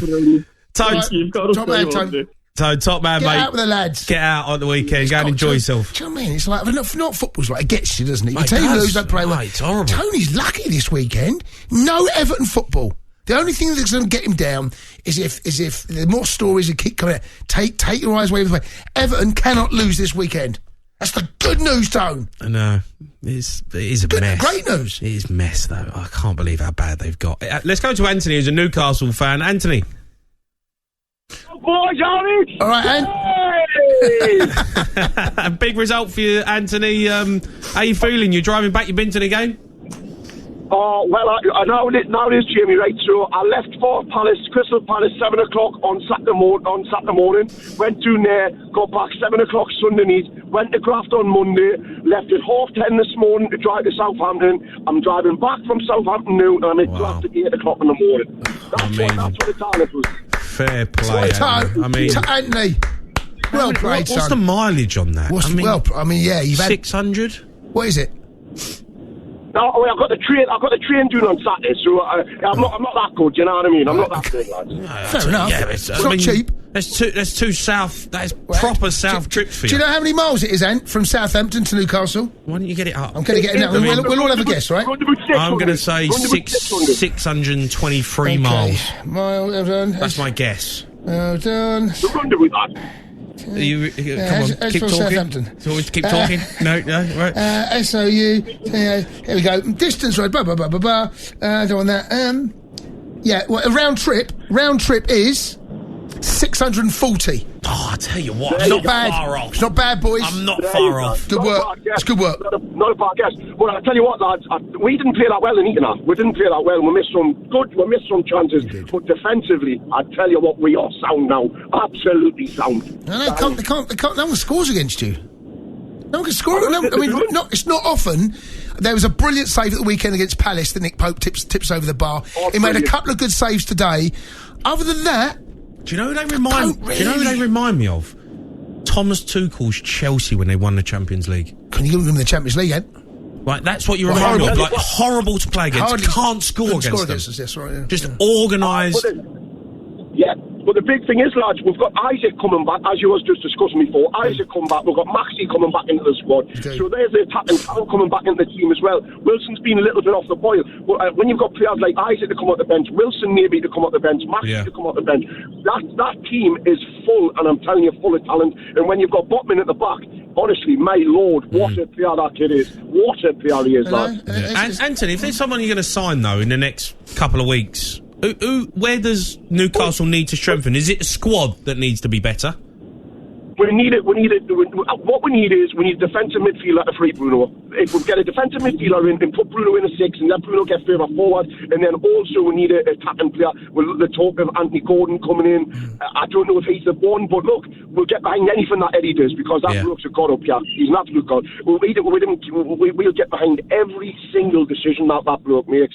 But honestly, to just go away, I mean, I've had a nightmare today because the Ben comes home the way with me all the time, and I couldn't bring him today because I had to share the driving room, so one of the lads from work's come, he's sitting next to us, and the Ben found out when he come in from school that I wasn't taking him. He was a bit upset, he's 14 year old, and he rang us up kicking off, so I'm going to be getting in the neck off all that when I get to him now. Good work, Anthony, top man. Enjoy the trip home. A fantastic win for Newcastle tonight, and that's what Newcastle fans are about. Miles he's clocked up there. They are doing some mileage. Over 1,000 miles in 4 or 5 days. It's unbelievable, but that's what you got to do as a fan. You follow your team, especially they're worth following at the moment. Newcastle fans. I asked a question earlier whether Newcastle are closer to challenging for the title next season than Liverpool. What's your take on it? 03 717 22 33 44. I'm a British Gas money saving engineer, tooled up to help bring your bills down. Replacing your old boiler might seem like a stretch right now, but a new energy efficient one could save you over 20% on your energy bills. And you can take the heat off by splitting the cost over 4 years interest free. Not a clue where to start? We'll help find the right one for you. Search British Gas New Boiler. For savings, see website. Geographical restrictions and terms apply. A credit broker, not a lender. Using panel of lenders. Credit subject to status. Malware and trackers are on the attack. But NordVPN comes into play. Spectacular save! NordVPN and TalkSport have an exclusive offer just for you. Help to secure your online privacy. Don't miss this chance and grab the deal at nordvpn.com/TalkSport. There are lots of little things you can do to save money on your energy bill. Like turning your boiler flow temperature down to 60 degrees, swapping to an energy-saving light bulb, switching off unused appliances, dialing down the temperature on your washing machine, closing all of your curtains at night, and if you can, finding and filling drafts. On their own, they may not sound like much, but they all add up and could save you hundreds of pounds. Visit gov.uk/save energy for all of our energy saving tips. 2023 is back of the net for TalkSport Bet. The Premier League, the Champions League, the EFL, Europa League, the FIFA Women's World Cup, the League Cup, the FA Cup, and our cup runneth over for fantastic football flutters in 2023.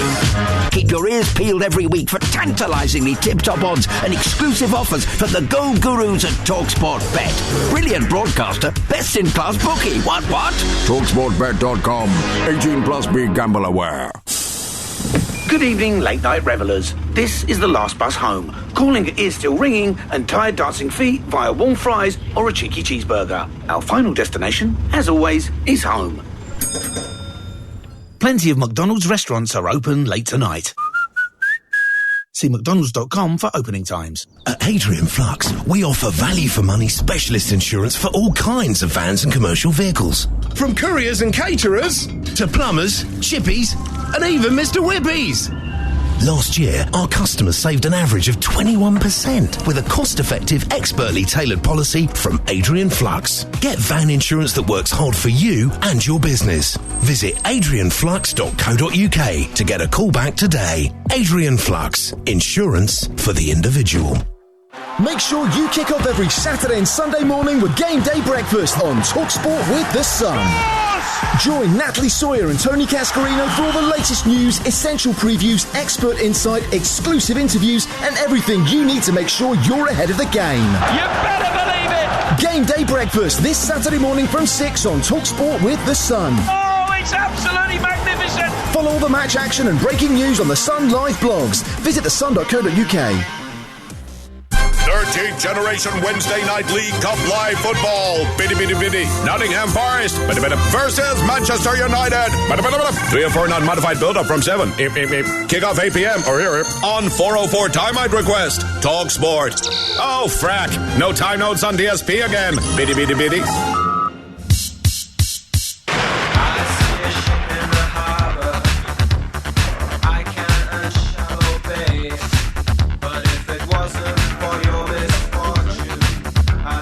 You're listening to the Sports Bar on TalkSport with myself, Jamie Hara, and Jason Cundy. Get your call in.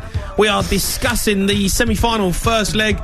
Southampton lose 1-0 to Newcastle. What was your take on it? Everton fans as well. Your club is in an absolute mess right now. What has happened to this great football club? 03717223344. Just had a tweet in. Can anyone translate what the Geordie said? Right. Now, listen, we're going to get a lot more Geordie fans phoning up because obviously they're going places, right? Yeah. And it looks like they got 1 foot in the final, right? They could win it. Flying. Right? They're flying. They're going to be one of the talked about clubs now, aren't they? Because of what's going on, right? Yeah. I caught every third or fourth word there, Van, right? And I think I got the gist of it, all right? I think we have to say, just slow down a little bit. I know I talk quickly. Talk so fast. But I was getting a little bit of that. It was. Right? It was. So if you've got that broad Geordie accent, I think we just say, help us. Just slow down a bit. Because, we want to hear from Newcastle fans. Yeah. Don't we? Oh, they're brilliant. Because will be one of the most talked about clubs in world football. They certainly will be the next 2 or 3. We're going to hear lots of them, right? But we've got to understand. Some of that was a bit tricky. I got work guy, can't make it. Getting it in the neck from his kid, and on his way back, and he's going to get it in the neck. That's what I got. Yeah. And I just kind of gathered from there. Piece around the edges. Yes. That's what we don't want to do that. We don't want to do that, right? But it was a good call, though. Just slow down. Slow down a little bit. Let's go to James, who's a Liverpool fan. All right, James? Jimbo? Hello. All right, James, how are you? Yeah, I'm good, thanks. I'm actually a Man United fan. Oh, well, who's put that? I hate Liverpool. I think your lady on there got it wrong. I hate Liverpool. Shambles. But look, Shambles. I want to talk about Stuart Atwell tonight. What, James? Referee. Hold on. Right. The referee tonight. Hold on. Right, so we've got two Jameses on the line right now. So we've got James, a Liverpool fan. I've got James, a Man United fan. You've put up James, a Man United fan. I was too fast. Right, shambles from the tech op. Not your fault. Right, James, the Man United fan. What do you want to say? Yeah. So Stuart Atwell was the referee tonight. Okay. Now, he was in the VAR last season when United got knocked out of the cup by Middlesbrough. Right. And it was a very controversial handball decision which was given, where the ball hits the Middlesbrough player's hand and it bounces down. He crosses it in for the equaliser for Borough, and they go on to win on penalties. I remember it. There was no VAR. I remember it. No, it was at Middlesbrough, wasn't it? No, it was Old Trafford. I think it was it the replay? It was Old Trafford anyway. Oh, there was one at Middlesbrough. 1-1. That was the equaliser, and I think it went to VAR. And I think, but Stuart Atwell was in the VAR studio who gave it last year. Now, I'm not having a go at Stuart Atwell. Yes, exactly what you're doing, Jimbo. No, I'm not at all, Jason. Not at all, because he was consistent. But it's the rules that are inconsistent. So he gave the goal tonight. It was the referee tonight. He gave the goal. Right. VAR overruled it. Okay. Yeah, because he can't see that, though, Stuart Atwell. It's hard to see that goal. Fair enough. But what my point is, same goal. Accidental handball, the middle of the play, accident, hits his hand. No, but the rules are changing, James. The rules have changed from last season. The handball rule with goals, it's changed. If it hits any part of your arm now and it goes in the goal, and you score it, and that's it. It's disallowed. Doesn't matter how it happens. The law has changed. He's right, James. But the thing is, it changed. It changed the year before. It changes all the time. It wouldn't have been a goal. But it wouldn't have been a goal. James, what are you talking about? You talking about tonight? Or you talking about last season? Well, I'm sorry, both the goals were the same. So one was the rules changed last year to allow it. So now you're saying they've changed back this season to disallow that goal. Yeah, but we're not. I agree with you, James. They're constantly changing. They don't know how to get it right. It is a joke. It's a joke. But that is the rule has changed this season on handballs. If it hits your arm, any part of your arm, and goes in the goal, it's disallowed. Do you remember there was a goal that Declan Rice had a big, excuse the pun, handed away at Sheffield? I think it was Sheffield United. Do you remember that where he ran through and it struck his arm and he kept going through. Yeah, it's a great goal. Yeah, yeah, and in the end they disallowed it because it hit his arm. Yeah, on the way through. On the way through, but it was outside the box. Tonight, the two goals. What happened was both handballs happened by the player that ended up scoring the goal. So they had laws. You disallow that. Yeah. That's the law. Yeah. If someone else allowed, I think. I mean, it looked like it hit his chest when you look at it from different angles. No, it's his arm. James, it hits his arm. The Joe Linton one. Okay. It does. It hits his arm. If you go back 2 years, that goal that knocked United out of the cup, that would have been disallowed. Go back 2 years. Jason Cundy was a decent presenter. Jimbo, let it go. I mean, things change. Jimbo, let it go, matey. It's not about. I'm not having a go at referees. It's the inconsistency. It's the changing the rules every year. Go back 2 years. But how do you keep? Yeah, but the thing is, 2 years ago it wasn't. It was disallowed. Then it was allowed. Now it's disallowed. Now we've gone back to what we were 2 years ago. And it's disallowed again. So, sorry. No, James, I agree with you. Of course, I agree with you. They keep changing the rules. They keep changing it, but until someone actually gets on top of it and they get it right, this is just going to keep happening. Of course, it is. But do you know what? If you go back now, to the 1984 FA Cup final, Kevin Moran might not have been sent off. That was 85. 85 was it? So you get your facts right. Get your facts right. I was there, Jason. Nearly got it right. 85. James, just 85. While I've got you on, you're a Man United fan. Big game tomorrow. You fancy yourselves? Well, you never know, do you, in football? But I think they should over 2 legs. They should win over 2 legs. You've got to say over 2 legs. United should win. Yeah. But I want to say one thing about Weghorst or Workhorse. One of the punters called him Workhorse on Sky. That's harsh. I think it's a great signing because I think they've said to Ten Hag. I think Glazers have said to Ten Hag, "We're selling Man United. We're going to give you 50 pence in the transfer window." So you go and get who you want. Chelsea are spending 300 or 400 million. Yeah. Tottenham are spending money. Arsenal are spending money. They've got a great signing in Trossard. But United are being given, because they're up for sale, they've been given nothing to spend. And I know they spent big money in the summer. But, City have got Haaland. We've got workhorses. Look, James, I agree with you, by the way. Manchester, I've given Tottenham a load of stick over the last few months because the fact that the owners are not invested enough in top players and top quality players. Manchester United are in a great position right now. They're back amongst it. They're back. Manchester United, you'd say, with Ten Hag, all of a sudden, this Man United team, he's doing a great job. They're back in business. You've got to go and sign a top centre forward. Yeah, but the Glazers. I just don't think you're going to do that in January. We've got about 3 days left, haven't we? We've got a week left, so Jimbo, what are the chances tomorrow night Nottingham Forest scoring a goal that comes off someone's hand and you phoning us up tomorrow night? Yeah, well, great rule. You just never know, do you? The rules between now and tomorrow, the rules will change. There'll be different set of rules tomorrow, and they'll be given against us. Yeah. So let the Middlesbrough one go, James. Let it go, mate. Let it go, James. Let it go. We've all been there. Look, right, we got away with the City goal. That was ridiculous. Right. My other thing about VAR is, what's the rush? Like, do the lads have to get home in time or they won't get their dinner or their wives will kick them out or they'll be in sleeping with a dog. And what's the rush with the VAR? Why can't people wait 5 minutes? What do you mean? For the right decision? No, James. No. Well, they think they've got the right decision. We don't need to wait 5 minutes to give a decision. But United got away with it against City. Yeah. Shouldn't have been given, really, should it? Yeah, the ref, that was an on-field decision. It was, yes, it was. But the VAR wasn't going to get involved because they're afraid to go to VAR because there's so much pressure on referees to give a decision there and then. But that's the ref's job. To get it right. Can't wait 5 minutes, Jimbo. What do you mean, James? Jimbo, you can't keep stopping the game. All right, 5 minutes. Let's go 5 minutes. Let's double check this. It could go. It's the complete opposite of what everyone wants. I don't know, they do it in rugby, don't they? They do it in rugby all the time, you know. And the what's rugby then? Well, I don't. It's not. I was not saying, but I'm only messing with you. But I just don't get the rush. Why? You know, why can't they take a minute or 2 minutes to make the right they do, decision? James. They do take them. Sometimes it can go in 3 or 4 minutes. But then it's not clear and obvious, is it? You know. Are you married, James? Are you married? No. Can I just imagine you have your missus? Listen, my dinner should be here now. It's not. It's not on. It's not on the table. But I've got the woman's list again, so she'd be laughing though. But it just drives me nuts. I can tell. I can tell, Jimbo. All right, James. James, thanks for your call. Really appreciate it. He's thrown out a game about 4 years ago.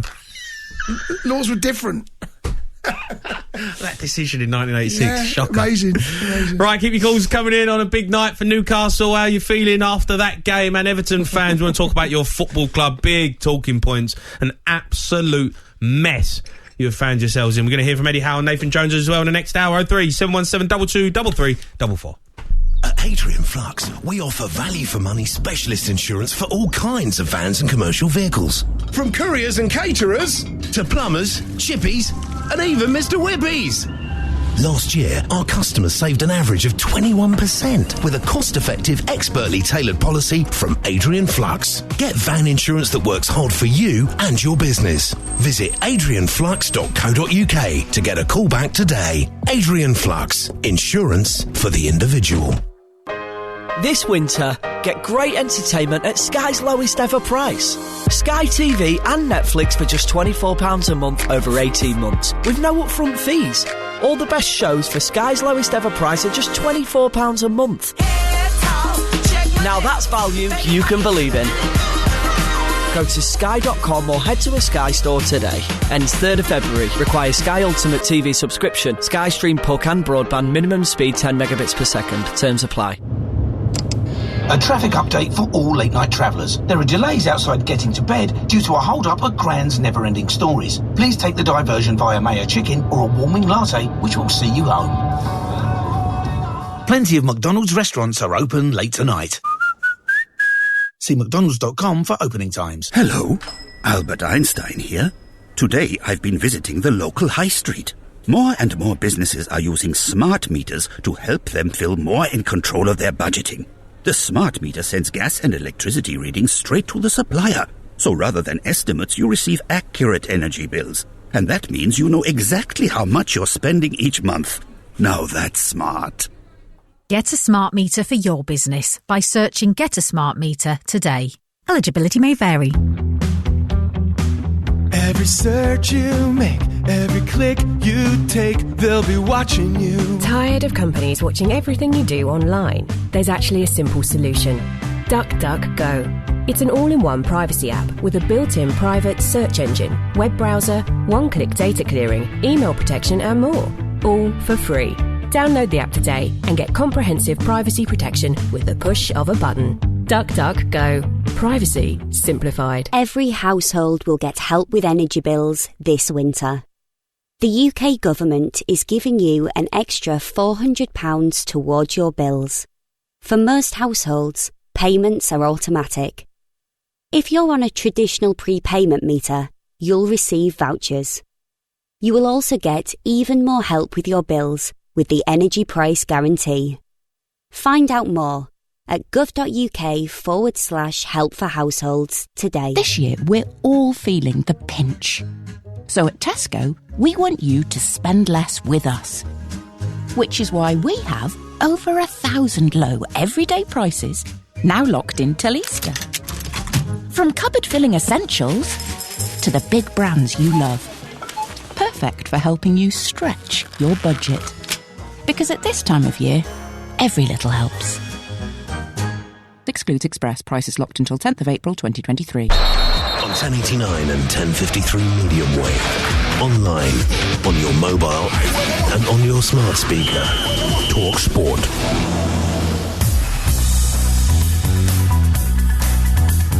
Keep your calls coming in on Sports Bar 03 717 22 3344. Well, let's get some news and sport headlines now. Jake Robson. Thank you very much. Coming up, the death of 2 British volunteers in Ukraine has been confirmed, and in sport, Everton put up for sale.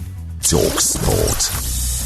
Good evening. The Foreign Office has confirmed the deaths of 2 British volunteers in Ukraine. A statement issued on behalf of Chris Parry's family say he and colleague Andrew Bagshaw were killed attempting to evacuate civilians from the city of Soledar. They say they're extremely proud of his selfless determination to help elderly and disadvantaged people in the country. Chris Parry spoke about his volunteer work evacuating residents in November last year. Basically, we get requests to evacuate people from the most newly liberated villages on the east a few days beforehand, usually from family who have fled to the west, saying, my mum and dad, my grandma, or whoever is in this village, and we think it's going to be retaken soon. Can you please go and get them out?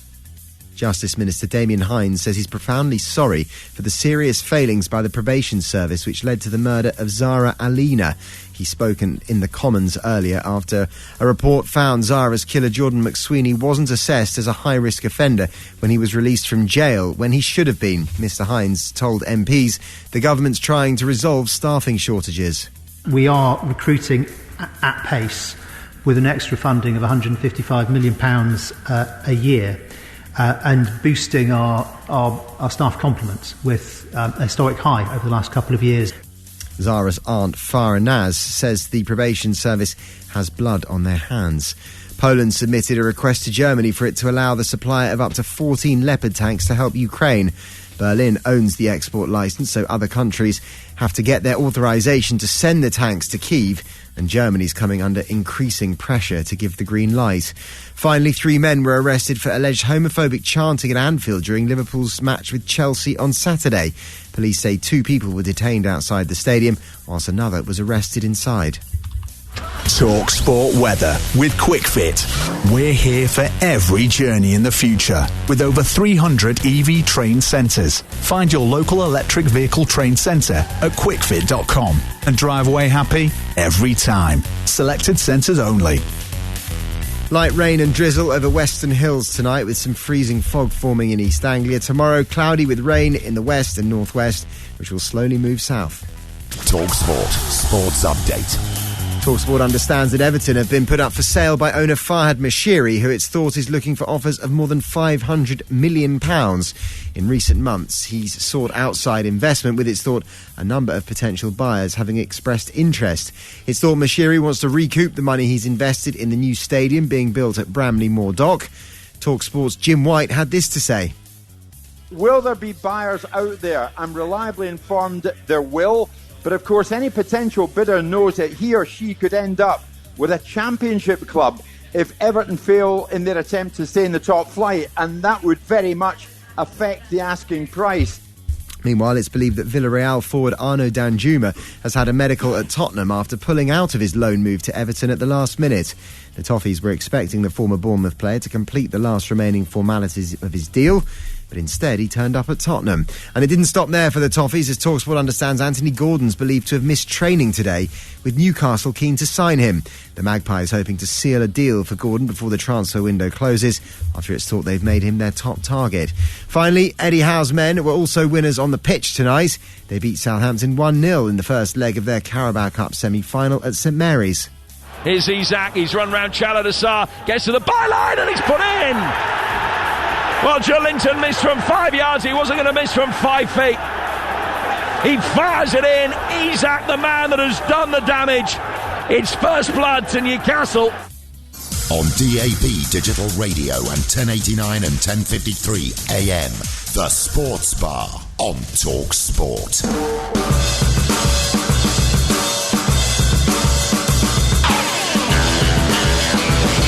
Yeah, good evening. You're listening to the Sports Bar on TalkSport with myself, Jeremy Hara, and Jason Cundy. A big night in the Carabao Cup semi-final first leg sees Newcastle win away from home against Southampton 1-0. What a job Eddie Howe is doing. How good is this Newcastle team? Can they win the Premier League next season? That is how good this side can be. 03717223344. And Mashiri is open to selling Everton Football Club a day after he sacked Frank Lampard. What has happened to this once fantastic football club with brilliant fans? It is turned into an absolute mess. So I want to hear from Everton fans. Let's go to James, though, who is a Liverpool fan. All right, James. Jimbo. Okay, lads. How are you, James? Am I okay to come on now? Because I was just that Manchester United supporter just came on in front of me. Yeah, no, it's all right. We've got the right James now. You're the Liverpool man. You want to talk about Everton? Yes, Jason, thanks for having me on, Jason and Jamie. Yep. Yes, because I always want Everton to be in our shallow, which they have been for years. So, okay, fair enough, bit of banter and all that. Mm-hmm. I don't want to see Everton go down because you don't have any derbies with them, you know. The great derby match, and that's a traditional derby, and the atmosphere is great when they were played. I think you're in the minority there, James, to be honest with you. I think a lot of Liverpool fans would love to see Everton relegated. They'd love it. No, but I'll tell you, I'm a Liverpool fan. I hate Everton. I wouldn't like to see them go down because the derby match, we missed the derby match. And the city's always buzzing the derby matches on. Yeah, it's true. I disagree. Merseyside derby's going to go. Liverpool Man United's a bigger game. It is a big game, but he's talking about in the city of Liverpool. Liverpool Man United's a bigger game. Liverpool Man City's a bigger game. Yeah, but mate, imagine not having North London derby. Imagine how you'd miss it. Arsenal relegated. No, you're relegated. Spurs are relegated. Love it. Arsenal, see you later. No, James, no. You're a Liverpool fan. You don't want to see your rivals do well. Right. Okay, fair enough. The thing is, just say if Arsenal went down, say 4 or 5 years' time, Man City went down, and you are two ex-players, aren't you, of Chelsea and Tottenham's, I know. Yep. Would you be glad to see your rivals go right down Division 2? Do you know what? Yeah, absolutely. Do you know what, though? Okay. Play Wigan every week. Yeah, I mean, look, I love the games I look forward to most. Spurs at home, you know, the derbies, Liverpool, Manchester United, Newcastle being on that list now. They're the games I look forward to. Imagine Spurs, and then Joe seriousness, if Spurs got relegated, would it be funny? Yes. But I'd actually miss those games. The games between Spurs, they are good games. Whatever you say, the atmosphere is like nothing else. Oh, I know, but you're going to miss that. Game. You'll be playing Preston. Would you ever play Preston or Chelsea? Preston. What's I'm trying to say? Plus, Everton made a blunder. But look, sorry, lads, it's derby. Yeah, but the truth is, though, Jimbo, there's nothing you can do about it. Everton are an absolute mess. Sorry about that, lads. Everton made a blunder by not appointing Duncan Ferguson as our manager. He knows the culture of the club. Where is Duncan Ferguson right now? Did you say as our manager? Sorry? Did you just say as our manager? No. I'm Liverpool man. No way. You just said the big mistake they made was not appointing Duncan Ferguson as our manager. No. Duncan Ferguson as their manager. Sorry about that. I was misinterpreted. Duncan Ferguson, he knows the culture of their club and everything. Would you bring Duncan in? No. Why? I'd bring Dyche. If you gave me the choice, if Dyche would come, I was a man that knows, as you said, look, a bad season last year. It felt like they couldn't keep flirting with the trapdoor, Burnley, and eventually they went down. But he knows how to get a team out. You liked Duncan, though, when he was Everton manager. I like Duncan, but you need a little bit more than that, don't you? Don't you need a little bit more? Not right now, they don't. All they need to do is stay up. They're in a dogfight. But wasn't he there with Frank for a bit? Didn't he stay as like Frank's... as one of the coaches for a bit, didn't he? I'm not sure. Maybe. Ask Jim. He's a little Everton fan. James. I'm Liverpool fan. You're waiting I'm me only up. joking. I know you are, lad. But the thing is, I want to see the Merseyside derby go because it'd not be the same, you know.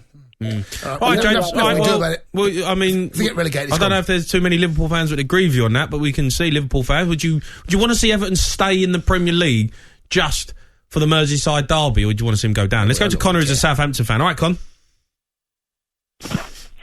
Connor? Hello. All right, Con. How you getting on, good, right? Yeah, good. What did you make of it tonight? Played well second half, Southampton, but you just look like, for me, you just lack quality in the final third. Who's that I'm speaking to? Is that Jamie or is it Jamie and Jason. Listen, Jamie, can I speak to Cundy? You're a bit biased for me, Jamie, I can't lie. What, because I'm Pompey? Yeah, I can't well, with it, buddy. Listen, I'll have my neutral head on. But I do remember the FA Cup game there, 4-1. No, I played for Pompey as well, don't you? Did you? Yeah, I was there. Come on. So, Con, you're speaking to two former Pompey players. How do you feel? Disgusted. What do you want to say, Connor? I just want to put it out there. I thought our fans sung their heart out tonight. It seemed a good atmosphere. I mean... Well, what about the team? Even hear the Newcastle fans, that's the funny thing. Oh, we could. Yeah, Newcastle fans they travel They travel well. They travel well. They do travel well. They're a huge football club. But, Connor, what about your team? Yeah. What about the team? What about the game? The problem is that the Newcastle fans don't really care about the emissions. You know, they're travelling all that way down. I think it's embarrassing. He's on the wind-up. Yeah. He's on the wind-up. He's on the wind-up. He's on the wind-up. I mean, he's obviously upset. Two Pompey players. Yeah. Well, were you any good at Pompey? I retired there. There 6 months. Played 13 games. Knee went. Another knee. Yeah, no, the knee. The knee. The knee. Oh, it's such a bad knee, honestly. The knee. Your knee is so bad. How do you ever even walk around a football It's pitch? like a 12-year-old girl's arm. That's what it's all. That's how buckled it is. It's so bad. You need a knee replacement. I need a leg replacement. They used to take off at the hip and give you a new one. Horrible. Can you do leg transplants? No. Can you do? What do you mean? Can they do leg transplants? No, they can't. I would go for it. Do you know that? I would actually be open. Yeah. If there's a surgeon listening to this, wants to use me as a guinea pig, not a guinea pig's leg, but a human leg for human leg. Can he do a face transplant for you? Apparently, there must be. Can we get someone on that next week? Doing a leg replacement. Who are you going to get? You're asking. Who are you going to ask Bill to get? Billy, find someone from America. They'll do it. They'll do anything for the right price. They will. Someone from America. They'll operate in anything. The Americans. If there's $1 in it for them, they will. See some of the someone who will give Cundy a new leg. A leg replacement. I'll be open to that suggestion. It's a hell of a lot, that, isn't it? I mean, I can't. Wow. It's not happening. Let's go to Alex, who's an Everton fan. All right, Alex. All right, lads. Yeah. Go on. Look, your club at the moment, an absolute shambles, and it's sad to see. I'm a big fan of Everton and the club, the fans, everything about it. It's a huge football club. Been in the Premier League for so many years. Yeah, in the inception of the Premier League, right? There's only about 5 or 6 clubs that have stayed in the Premier League the whole time, isn't there? Yes. Liverpool, Man United, Spurs, Arsenal, Everton, and I think it's just 5 now. Liverpool, Spurs, Arsenal, Chelsea, Man United, Everton. Did you say Everton? Liverpool, Spurs, Arsenal, Man United, Chelsea, Everton. Have I said Everton? Have I said Spurs? I don't know. But anyway, that's 6, isn't it? It's 5 or 6. Hold up. Just count. I'll say them now. Ready? Sorry about this, Alex. Everton, 1. Liverpool, 2. Spurs, 3. Chelsea, 4. Arsenal, Liverpool, 6. 5, 6. Yeah. Right. Sorry about that. I don't know what that sounded like. These two idiots. These two idiots can't. Honestly, Jamie was holding fingers up. I didn't know whether I said it. I said it so many times. Honestly, there's 6 teams. Like?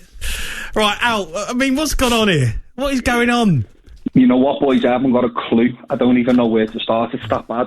Literally this evening, I was watching an interview that Machini put out on Everton, and he was saying how he's going to be looking for investment, how he's going to be planning to do this, planning to do that, and it's just all nonsense.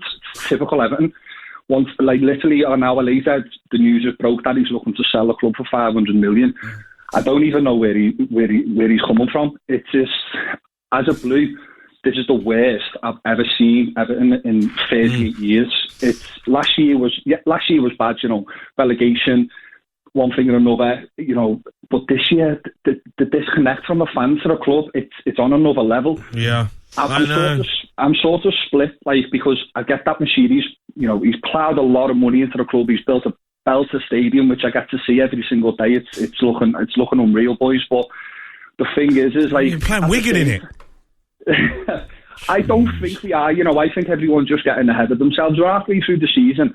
If we can get one or two signings and we get a decent manager in who can get the boys playing, we'll survive. Alex, he's selling the club. Who's going to go there? You've just seen Danjuma get on his bike. This is what I wanted to talk to you about the club. Everyone's saying who's going to buy the club, who's going to do this, who's going to do that. But the thing is like, you've got to compare us to City when they got bought. City were a bad team, just like we are. But what did they have? They had a new stadium. What have we got? We've got a new stadium. Mercedes looking to sell it for 500 million. There's investors out there that would see Everton as a bargain. Now, that stadium cost 700 million just alone, do you know what I mean? And Mercedes in his interview today turned around and said, in today's prices, with the prices, everything going up, that stadium would cost 1.1 billion to build.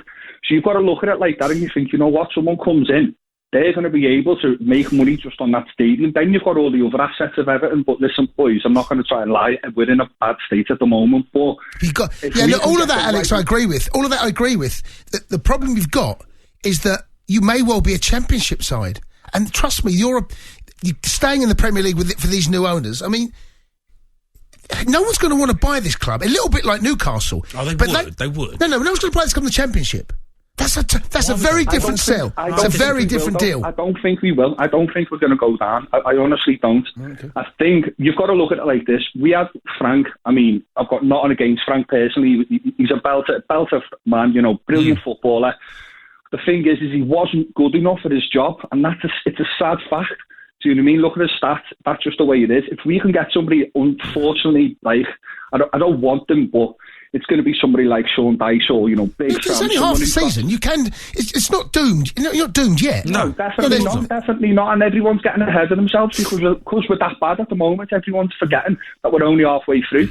Yeah. If we can get somebody in who can start making these players play, we're going to be all right. Yeah. Do you know what I mean? You've got 2 weeks until your next game because the FA Cup comes round and you've been knocked out now. So you've got 2 weeks off. You can have 2 weeks off. At least this weekend, I don't know if you heard speak to your mate Tony. At least this week, Everton aren't going to drag you down. You know what, mate? It's a blessing in disguise. I can't be. Yeah, Chelsea as well. Can't be dealing with it. Yeah, Chelsea ain't going to let you down. Yeah, exactly. They have been all season. Yeah. Alex, thanks for your call. Keep them coming in. Want to hear from you, Everton fans, Southampton fans, Newcastle fans, and Liverpool fans. The Merseyside derby. Do you want to see that gone, or is it just a minority that actually want to see? Liverpool fans want to see Everton stay in the Premier League? No, get rid of them. If it was Arsenal, get in the Championship. Off your pot. 03 717 22 33 44. What's the best form of escapism? Is it a book? Or a podcast, maybe? How about lounging by a hotel pool? Or sightseeing on a city break? Now that's escapism done right. Book your escape to one of Europe's top destinations with EasyJet flights from Luton, from only $29.99 one way. Selected seats and travel dates. T's and C's apply. See easyjet.com. 30 million people around the world are just like me. I value knowing that my investments are all in order. I value having low fees so I can keep more of my returns. And I value that my investment firm has its clients' best interests at heart. Join the 30 million investors around the world who value getting Vanguard value. Took the words right out of my mouth. Vanguard. Value to investors. When investing, your capital is at risk. Did you know that if you owned or leased a diesel Vauxhall between 2009 and 2020, then you could be entitled to significant compensation? At My Diesel Claim, we're experts in handling these claims, and over 1 million people have already signed up with us.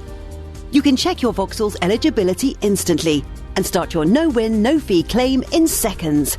Time's running out for Vauxhall drivers to join the action, so head to mydieselclaim.com and sign up before it's too late. Good evening, late-night revellers. This is the last bus home. Calling is still ringing and tired dancing feet via warm fries or a cheeky cheeseburger. Our final destination, as always, is home. Plenty of McDonald's restaurants are open late tonight. See mcdonalds.com for opening times. With his new iPhone 14 Plus and its incredible dual camera system, George can capture all the beautiful detail of the year's first snowfall in any light. Even that one. The amazing new iPhone 14 Plus, now in Vodafone's big winter sale. It's only £39 per month plus £49 up front with 6 gigs of data. That's £144 saving. Vodafone. Ends 26th of January. CPI plus 3.9% increase. Credit check eligibility. 24-month airtime plan and terms at vodafone.co.uk. Credit by Vodafone. Jim White and Simon Jordan on TalkSport. Mid-morning radio that's up for the job. I'm hot under the collar with this. Concrete sports talk. Edge that one a stone. Rapid setting opinion. Why can't the FA step in? Because the FA can't find their backsides with both hands in a funnel. Big names all backed up. David Moyes, John Hart's, Ian Rush. Jim White and Simon Jordan. Delivered tomorrow morning from 10 on TalkSport by Selco Builders Warehouse. Check out this month's real deals at selcobw.com. Grab your sunglasses and your motorcycle for a Skynet cybernetic assassin Saturday afternoon of live FA Cup football. Warsaw meet Leicester City in a frenzied death battle of the endoskeletons. Build up from 11. Armageddon 12:30 sharp. Come with me if you want live Saturday afternoon football on TalkSport. I'll be back off the net. Ha ha ha. Football joke. And I've not seen the boring fields in so long. I know I've grown, but I can't wait to go home. I'm on my way, driving at 90. Oh, what a song, what a song. Who's this? They're cheering, isn't it? What's this got to do with Newcastle? I don't know. It is Ed Sheeran, isn't it? Castle on the Hill. You thought you knew Ed Sheeran. I know the song, but I don't know what it's called. Grief. Come on. Come on. Right, get your calls in. 03 717 22 3344. Newcastle fans, big result for you. Looks like Wembley is going to happen for you this season. But let's go to William, who's an Everton fan. Right, William? All right, lads. You're okay? All right, Willie. Yeah, look, we didn't really have a chance to talk about Frank Lampard getting the sack on, and then a day later we're thinking we'll talk about Frank. And now more news has come out of Everton that the club's up for sale. I mean, it's a bit of a nightmare for you at the moment, Everton fans. At the moment, the club's just a joke. All of them. The whole from top to bottom. And like you keep hearing, we all keep hearing this. Top to bottom, it's a joke. The board and that, I've got to go. Simple as that, because if Macheri's to blame, then sell the club and go. Don't be wrong, Macheri's put his money where his mouth is, and he sorts the ground out. Hopefully that finishes. He's bought with players, but then he was advising him to get these players in, because even when we had Koeman, we bought how many number 10s? I think it was 5 or 6 number 10s. Yeah. And it was like 50 million ago. And you're like, well, hang on. Yeah, we have spent so much money. But someone that has advised him has done it wrong. So who is going to stand up and take account for that? Well, no, but they're not going to, though. They don't need to now, do they? Do you know what I mean? They're probably not there anymore. I mean, before the show, I said, look, can you get me some information on Mashiri and the club? And if you're watching this on YouTube, I've got a list here, an A4 piece of paper, and it's absolutely full of players that Everton have signed since Mashiri took managers. over. It's £600 million they've spent, and the list is the whole length of the page. And I look at the players that have come in. They're not bad players. Some of them are good players. But it just seems like it's just been an absolute disaster. I know, but like you say, when you go through this many managers, and this is where the club's going completely wrong, they keep picking managers, so then one manager comes in, doesn't like to play like that, so he's trying to sell managers that some players that aren't good enough. They're playing with other players' managers constantly. You had 7 managers in 7 years. Yeah, terrible. What was that? What was that film? Seven Brides for Seven Brothers. Oh. Remember that film? Yeah, I mean, look, you've had Lampard, Koeman, Silva, Allardyce, Martinez, Ancelotti, Rafa Benitez. Yeah. I mean, a lot of these managers, apart from Frank, a lot of these managers have been hugely successful. So it can't be. There has to be something going wrong at the football club behind the closed doors. It's a poison chalice, mate. That's what we're all saying, and that's why we're all kicking off, going, there's more behind this. Please show us what's going wrong. And then, in the day, we're all struggling these days. We're going to work. you're working everything off, you're going in there, you're spending God knows how much to go to games. That's what we keep doing week in, week out. And then you turn up, you see nothing, and you're thinking, what's going to change then? What can change? Get a new manager in. Where's that going to change us? No. The thing is what astounds me with Premier League football clubs when they look like they're so badly run is I don't get it. You're at the complete top of the pile in terms of the Premier League in the world. Surely you've got to have the best people in every department that are available to run the football club properly. It can't be that hard. You know, Mashiri's not an idiot. You know, he's earned billions of pounds in business over the years. How can you get it so wrong? Well, this is what we're asking, and that's what we're trying to get. But no one's communicated with the fans from the board. They've all kept themselves to themselves. Mashiri hasn't been in a game for how many games now since he came to West Ham one? He hasn't been for ages. They don't come to games anymore. They don't have sportsmen's things to come and see the fans, speak to your fans. Yeah. It's a mess. It's a mess, Willie. I feel for you. I feel for you because you just hope that the owners of your club come in and they have all the best intent. I don't doubt that he had best intentions, but he's made an absolute pig's ear of it. I would never doubt that. He did, and I believe he's put his money where his mouth is. But whoever's been giving him stuff to say or buy has been badly advised. It's like Jason Cundy going to run a football club, isn't it? I mean, it'd just been I know, a shambles. Leave him alone, you would, It'd just be a shambles. But some of these players, right? There's a question. What happened to Alan? Alan, that was the player I was talking about the other day. But he was a good player. I liked him. He was at Napoli with, I think it was Jorginho, and those two played well together. Alan went to Chelsea. What happened to him? I don't know. We seem to bring them in, and they've got high expectations. They just disappear. You sign them, and they just disappear. Yep. We've done it so many times. We sign these players that are on the rise, and we think, aye, we'll have a bit of this. Davy Klassen, nearly 24 million. Yep. And Anamola Lookman. I mean, good player by the way. Yeah. You know, Schneidlin, Balassi. Yeah. Vlasic. Hold on. Used to go missing quite a lot. Hold on. Who's this fella? Jean-Philippe Gabamin. Who's? Yeah, Gabamin. Yeah. Who's he? Signed him for 22 million from Mainz. I've never heard of him. Yeah, well... He's the only one I'm looking at this list going, I don't know who he is. We didn't get to see much of him, trust me. Right. 22 million gone. Yeah. We got him from Croatian team. I can't remember what team it says Mainz on here. Yeah, it says Mainz on here. Yeah, look, check Tosun, 27.5 million from Besiktas. Iwobi. Yeah. I mean, Arsenal must have been laughing. 27 million for Iwobi. Well, to be fair, Iwobi's done well underneath Frank. He's done all right recently, yeah, but... Yeah, underneath Frank. Morgan Schneidlin. What happened to him? Where's he gone? They just disappear. Do you know that? What I mean, yes. Everton sign players, and they just disappear. Into thin air. No, where they gone? They come in, and then when they get disappear. Some go, when the ones that are rubbish ended up just hiding, and you're like, where have you gone? But they just hide. I'll tell you what. Yeah. Give me them players on that list. Give me 11 of them players.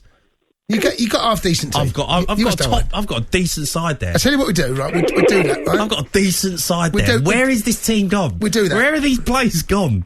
We'll do one. Next break we're going to pick a team. Gomez, what happened to him? Where did he disappear?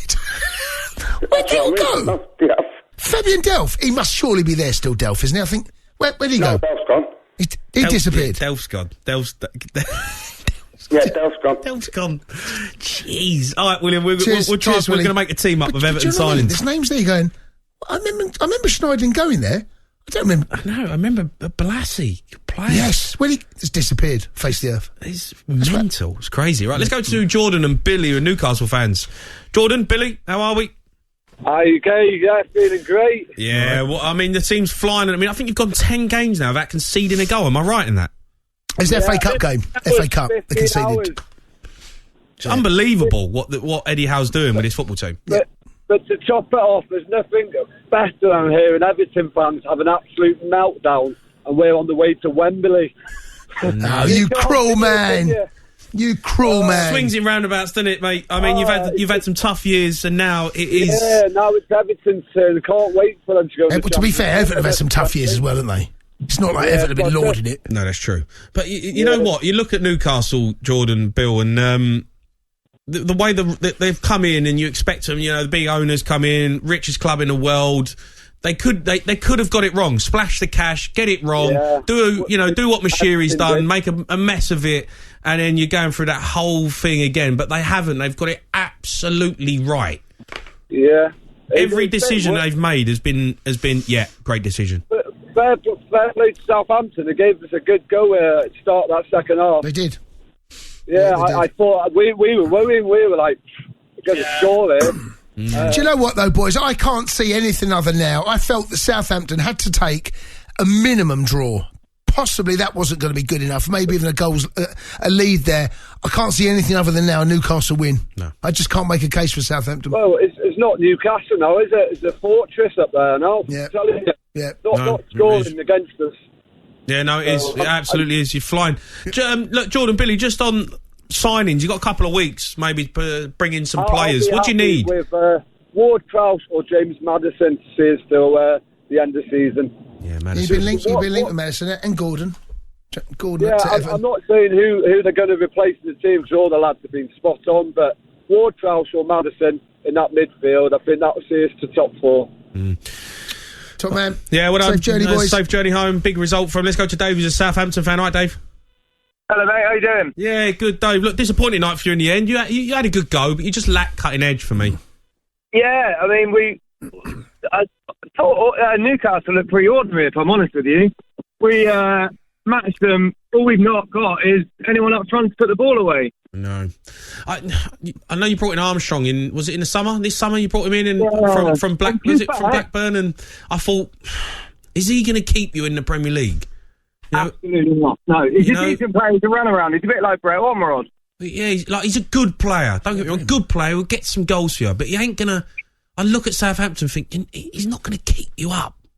No, 100%. We've always had that out-and-out striker. We've had James Beattie, Pahard, Kevin Davis in the past, but there's no one there. There's no one there to put the ball in the back of the net, and we're getting the ball up there. We got one of the best number 10s in the Premier League now in Ward-Prowse. Che Adams had a chance though. He had a 1v1. He's taken it a bit early. He could have had another step to compose himself, and he took the chance a little bit early. To be fair. Yeah, he's getting used to that. He's a box-to-box midfielder, but we're having to play. I lost you there, Dave. Sorry, I have to move on. Let's go to Dom, who's a Newcastle fan. All right, Dom? Evening, boys. How are we? Right, yeah, good. Dom, look, talking about the fortress at St James's Park, it's looking like Wembley for you. Mate, honestly, I'm just driving back from the game now, and my voice is going, and it's just such an unbelievable feeling, because we are so good. To be fair, tonight, our performance was nowhere near as good as it has been. We were really sloppy on the ball, and Southampton gave us a really, really good test. But you know what? It's just testament to this side, this defence, this club in general now. It's just unbelievable. Yeah. You know, what's happened in the short space of time is quite remarkable. That takes... It's built from the back. That takes almost 3 years, you would have thought, to get to there, wouldn't you? Not like a year. It's taken 12 months. It feels like we are so far ahead of schedule. Yeah, but, you're 3 years too early. You know, I guess with a thing like this, though, there is no schedule. You know, you build and you know, and obviously I remember when Steve Bruce was sacked, you guys laughed at the fan who said Eddie Howe. And, you know, he's just gone an absolute... No, that was before he was sacked. That was before he... That was the day the takeover looked like it was going to happen. Well, you still laughed at Eddie Howe. No, let me explain that. You don't like this, do you? No, I'll tell you why. I'll tell you why. Because the context of the show was not... We done a show, it was a fantasy show. It was. And we were phoning up saying, right, who do you want? Zinedine Zidane, you can have Jose Mourinho, you can have Pep, you can have... And all these players... Everyone was phoning... And this bloke phoned up and said, I want Eddie Howe. We're like, come on, that's rubbish. That was the show. And then TalkSport kicked it up. But what you don't get context. No. There's no context to that. Fair play. No, that was the show. I remember doing the show. Yeah, because the clip goes around on Twitter like nobody's been... Yeah, but see, you've got no context. And also, it's a little bit like saying, if I said to you, well, any striker in the world you can have, right? And you phone up, you say, we want Mbappe, and someone phoned up and said, Chris Wood. would have said, what are you on about? But actually you bought Chris Wood as well. I'm not saying Chris was a bad player, and actually we weren't saying about Eddie Howe. That it's what you don't get is the bit as what the show was and the reaction, and all you get is that, which is why clips like that in social media are so dangerous, because you don't get any context. Yeah, absolutely. That's the thing, isn't it? But you know, it's Eddie Howe. And you know what? I worry for when Southgate's contract comes up, because I genuinely see him as the next England manager. Not yet. You know, it's the first time. Not yet. No, not yet at all. Not yet. But the stuff that he's doing with his club. I mean, I was in the ground for about 25 minutes after the full-time whistle was probably half the allocation that was there. And it was just unreal. You know, there's never been this sort of connection with the club for such a long time. And it's just such a special feeling now to be thinking we are 90 minutes from Wembley for a major cup final. And, you know, even if it is Man United in the final, in a 90 game, I think we could take it. That is a 50-50 game. Well, when it gets to cup, you know, that's a like, 50-50 game. Chelsea have been in finals how many times? Yeah. One thing I always found with Chelsea in cup finals, they don't concede goals.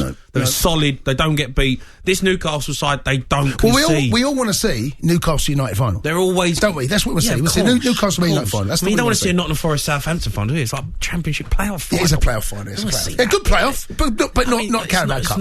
And do you know what? The Carabao Cup. Right, the sponsors will be sitting there going, come on, Newcastle. Come on, Man United. Just, come on. Absolutely. Thanks, everyone, for your calls. We're going to move on. We're going to be speaking to the Moose on some transfer rumours. So, Everton fans, stay tuned, because Anthony Gordon continues to be linked away from Everton. If you want to big up the baggies, talk about the tune, man, or go rah, rah, rah for QPRRR. Then don't bottle it, full throttle it, and have your say, your way on TalkSport Drive with Motorpoint. Join the UK's most fearless fans and outspoken supporters on the Drive Time show, where high-octane opinion comes as standard. TalkSport Drive, tomorrow afternoon from 4 on TalkSport with Motorpoint. There's no car like a Motorpoint car. It wasn't me, I swear. I wasn't even there. Then please remind the court what exactly you were doing that night. Remember, you're under oath. I was on a comparison site buying car insurance. And which insurer did you choose, Mr. Beckett? Direct Line. He's a liar. Everyone knows Direct Line aren't on comparison sites. Judge, I rest my case. Search Direct Line, because everyone knows we're not on comparison sites. There are lots of little things you can do to save money on your energy bill. Like turning your boiler flow temperature down to 60 degrees, swapping to an energy-saving light bulb, switching off unused appliances, dialing down the temperature on your washing machine, closing all of your curtains at night, and if you can, finding and filling drafts. On their own, they may not sound like much, but they all add up and could save you hundreds of pounds. Visit gov.uk/save energy for all of our energy saving tips. I just entered that competition again to win £3,000 of BP Me rewards points. So did I. But you didn't buy the fuel. I did. Didn't have to. It's with any purchase. And I purchased Jelly Babies. Oh, did you get me some? I did. Not. Win £3,000 worth of points every day until the 28th of February to spend on anything from a year's free fuel to your favourite BP treats. Just scan your BP Me rewards card each time you shop. BP, here for all of life's journeys. Terms and conditions apply. For full conditions, see bpmerewards.co.uk. Let's get ready to rumble! Let's get ready. Are you ready? Ready for Sykes? Unique holiday cottages across the UK. Selected by Sykes, perfect for you. Rated excellent on Trustpilot. Get ready to explore. Get ready to relax. Get ready for Sykes. Get ready to book your next holiday at sykescottages.co.uk. A traffic update for all late-night travellers. There are delays outside getting to bed due to a hold-up at Grand's Never-Ending Stories. Please take the diversion via Mayo Chicken or a warming latte, which will see you home. Plenty of McDonald's restaurants are open late tonight. See mcdonalds.com for opening times. As another big day of football dawns, stay on the ball with the Weekend Sports Breakfast on TalkSport. And make sure you're ready for the day's sporting action with all the latest form, odds and expert speculation ahead of the big games of the Coral Weekend Favourite. Every Sunday morning from 6 on the Weekend Sports Breakfast on TalkSport with the Coral Racing Club. Experience racehorse ownership. Join the club for free. Terms and conditions apply. 18+. BeGambleAware.org. Live Gallagher Premiership Rugby over on TalkSport 2. Friday evening from 7. It's got the distance, it's got the accuracy. Try, score! Hear tough tackling rugby union commentary as Sale Sharks take on Bath. Oh, what a break that is from James out to the right-hand side. Straight through the middle, and he will score a try for the Sale Sharks. Sale Sharks take on Bath. Friday evening from 7. Live over on TalkSport 2. Sleep, sleep.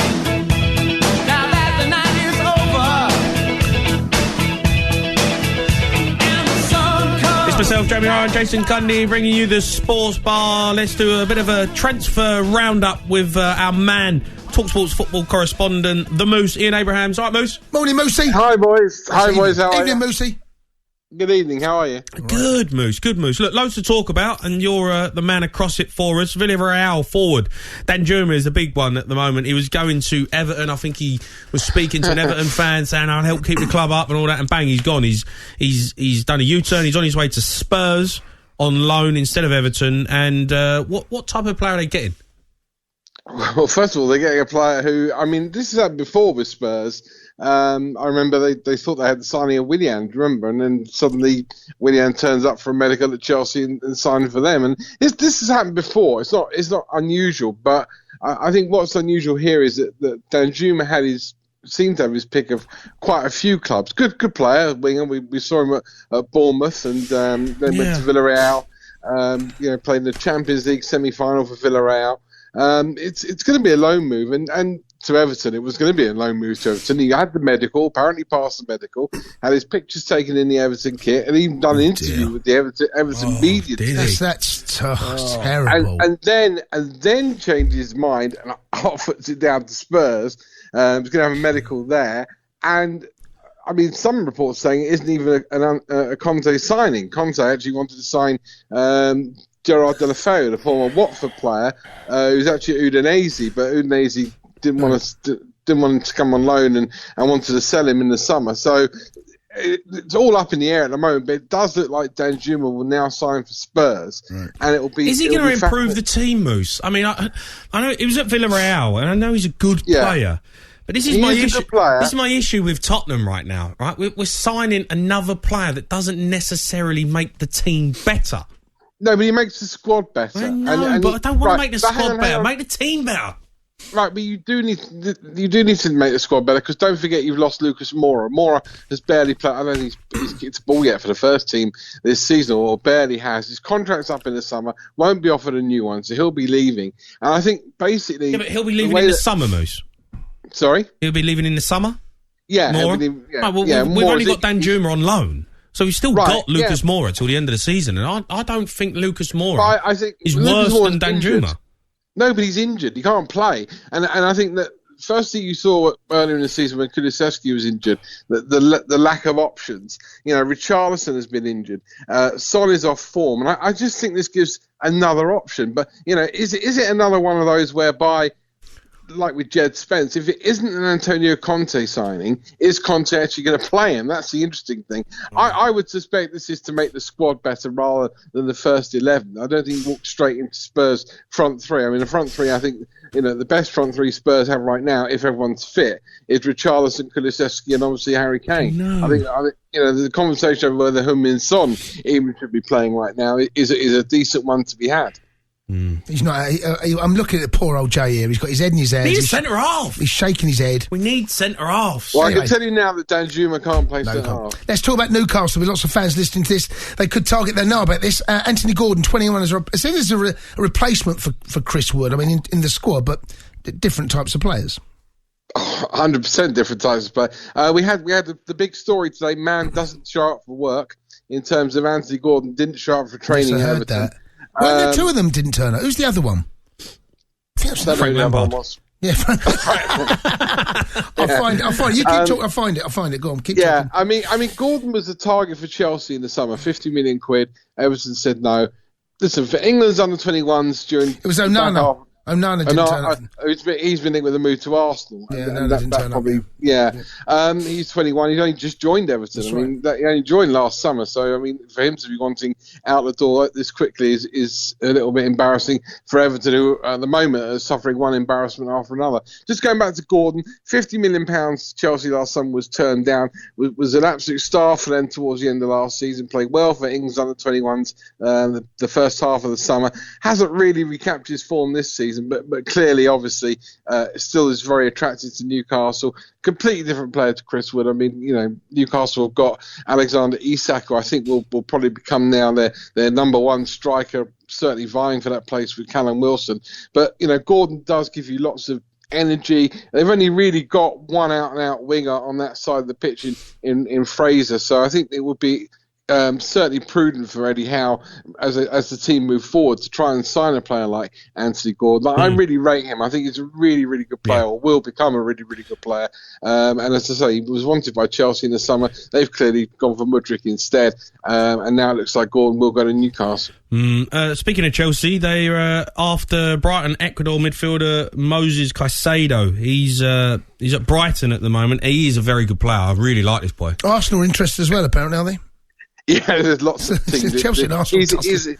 He's an absolute monster of a player. I've seen reports that Brighton have slapped a £100 million price tag on him. That's ridiculous because Brighton don't put price tags on their players. What they do is they let clubs bid for their players, and when the clubs reach a point whereby Brighton think that's an acceptable bid, we'll sell. We saw that with Cucurella in the summer. We saw that with Basuma when he went to Spurs. I don't see Caicedo moving in this window. I don't think the £55 million that Chelsea have so far tabled a bid for, that's nowhere near enough for me. I think he's an absolutely outstanding player. Unlike Trossard, who looked like he did have to take for a move away, there's no suggestion at all that Caicedo is doing that and is happy to stay at Brighton. I think Brighton's problem comes in the summer when I think the vultures really will be circling over Caicedo, Alexis McAllister, players like that. I think that's when their real problem will come. I don't see Caicedo moving to Stamford Bridge this window. All right, Moose, just quickly, West Ham, I know they're your team. Anything going on for them?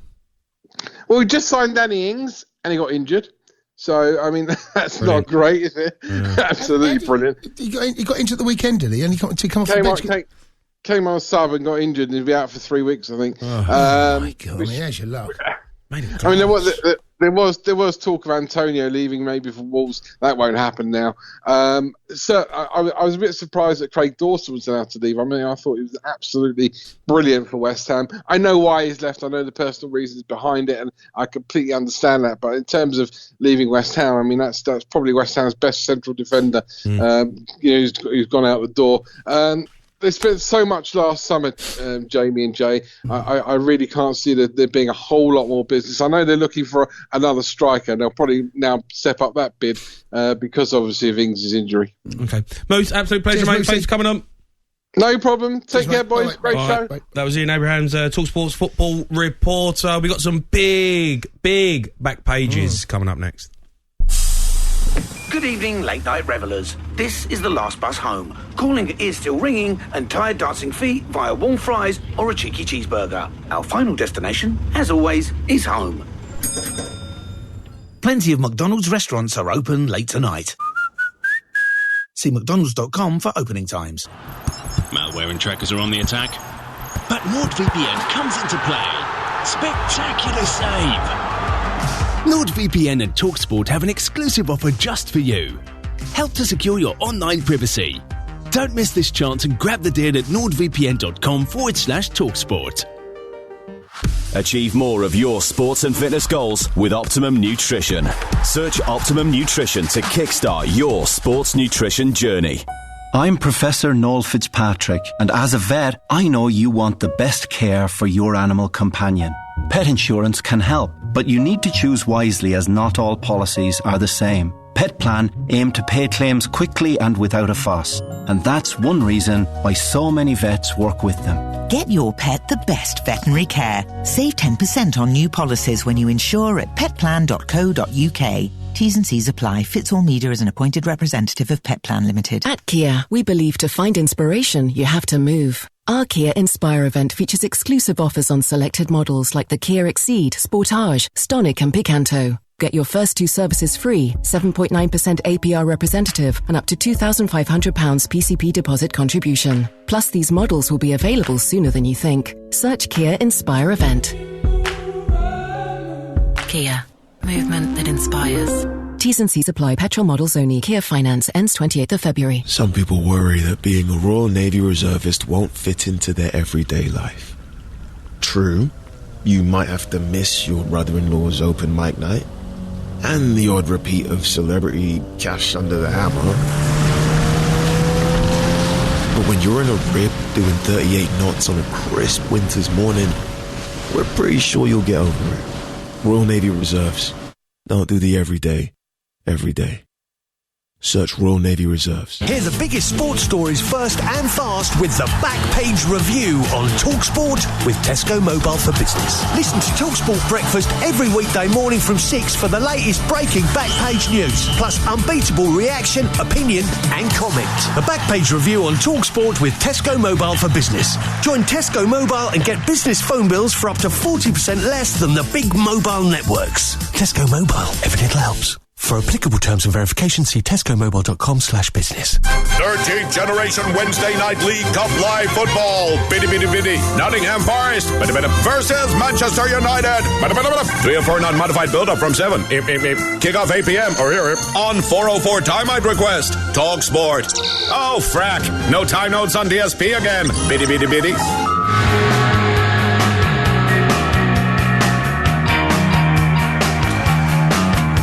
We've got live trivia coming up at midnight. Get your calls ready for that. 03717 22 3344. But now it's time for this.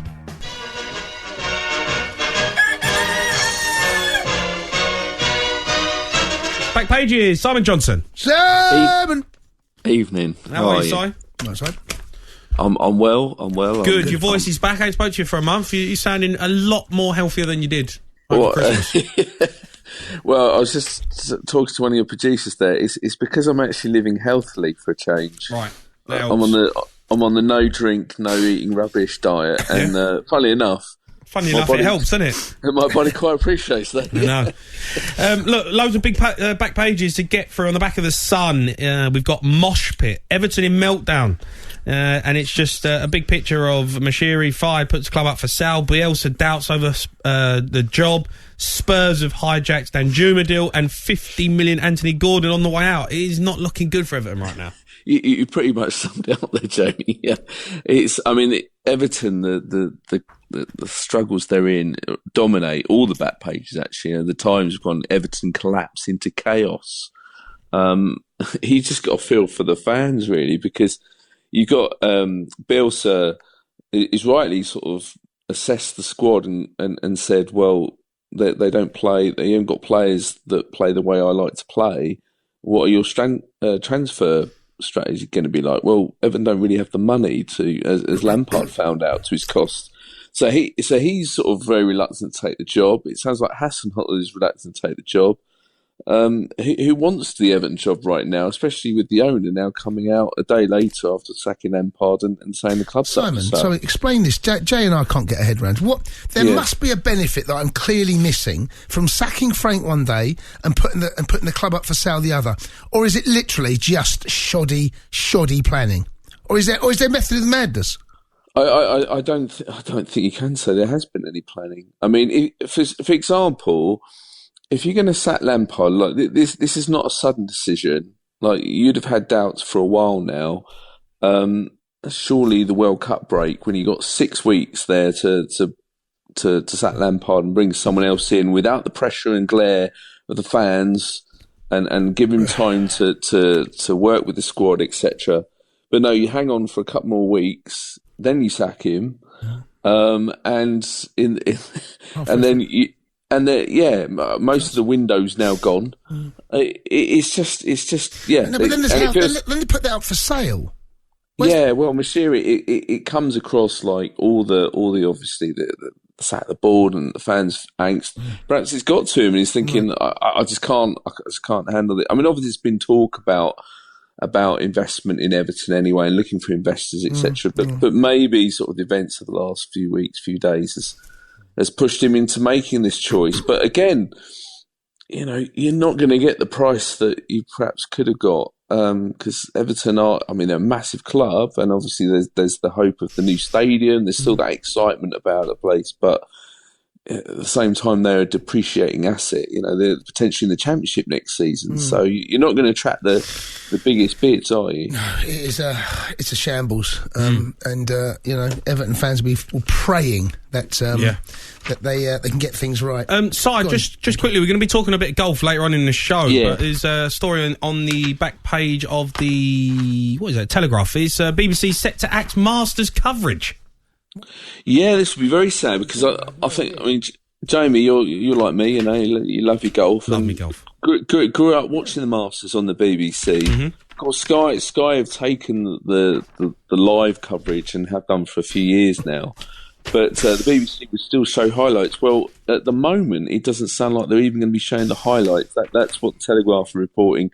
Which again, it would be okay. I'm fortunate enough to be able to afford to pay for Sky, etc. But there'll be a lot of golf fans out there that rely on the BBC to watch what is one of the crown jewels. You consider the crown jewels, it okay? Oh yeah, the Masters is it's unbelievable. It's absolutely. But how come? So sorry.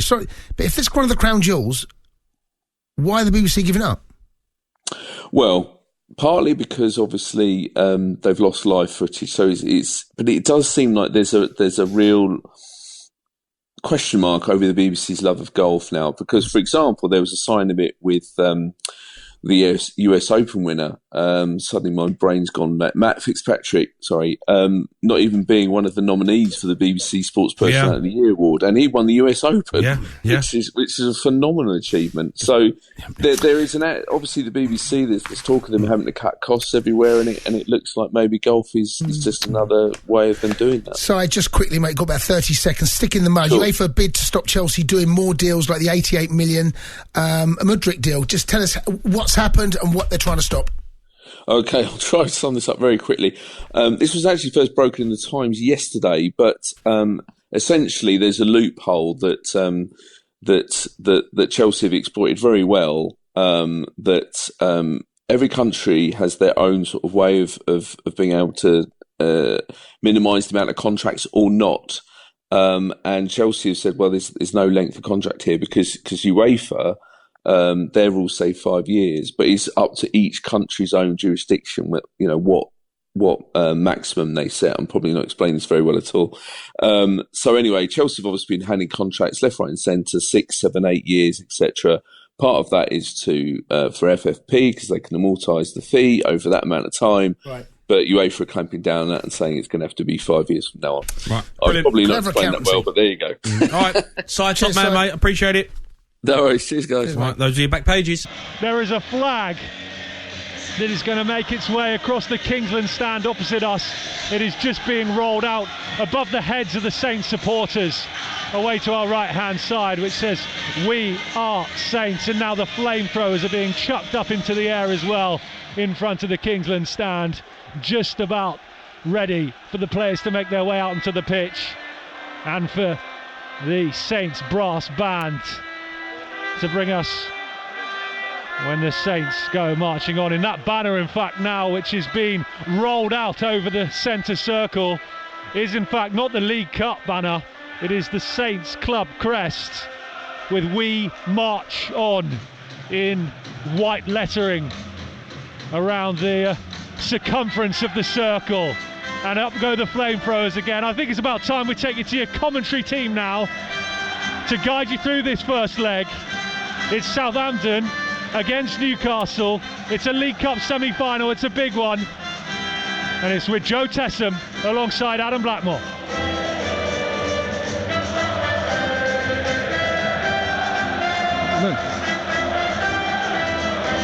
Thank you, Jordan. Couldn't hear him past me then. That's no way to start a semi-final, is it? Why don't we try something like this, everybody? Welcome to St Mary's on a huge night for Southampton and Newcastle United. Both sets of fans, not exactly regular visitors to Wembley. Saints, it's their fourth semi-final in the last 6 years. 6 years ago, they got to the final after upsetting the odds against Liverpool over 2 legs. Now, with the team bottom of the Premier League table, can they do the same against high-flying Newcastle United? They have only won, the FA Cup years ago, 1955. The Toon Army feel they're starved of silverware. Both these sides struggling for cup finals in their history. Newcastle only in the League Cup final once back in 1976, and they lost that. And Saints have lost both their League Cup finals by 3 goals to 2. Who is going to get back to the home of football at the end of February and create some memories for their supporter base? Saints need a lift from the league. Newcastle United need to show some silverware to their new owners and for their big spending. On the pitch tonight, Saints have made 4 changes, and the 2 January signings, Mislav Orsic and Charlie Alcaraz, both start tonight. Their full debuts for Saints. Sekou Mara and Moussa Djenepo also come into the team, as the front 3 on the pitch all change. Newcastle are unchanged from the team that drew 0-0 at Crystal Palace on Saturday evening. Newcastle, of course, struggling to score goals of late, but they just don't concede, and that's the biggest battle for Saints tonight. Can they get the initiative? Can they shoot and fire and strike first against Newcastle United? And can they head back to Newcastle next Tuesday with something, a lead to hang on to? They did it against Manchester City, 2-0 in the quarter-final a fortnight ago here. So why not?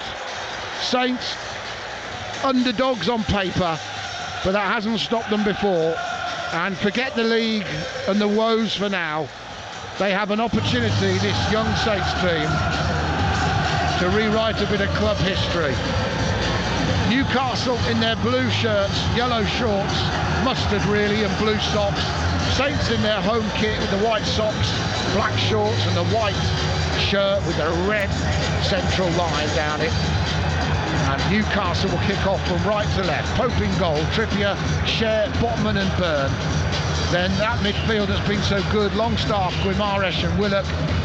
Almiron, Wilson and Joe Ellington, the front 3. Saints with Bazunu in goal. Lianco, Gilletta, Sarr, Salisu and Walker-Peters the back 4. And a midfield 3, Alcaraz, Diallo, Ward-Prowse ahead, with Djenepo right, Orsic left and Mara down the middle.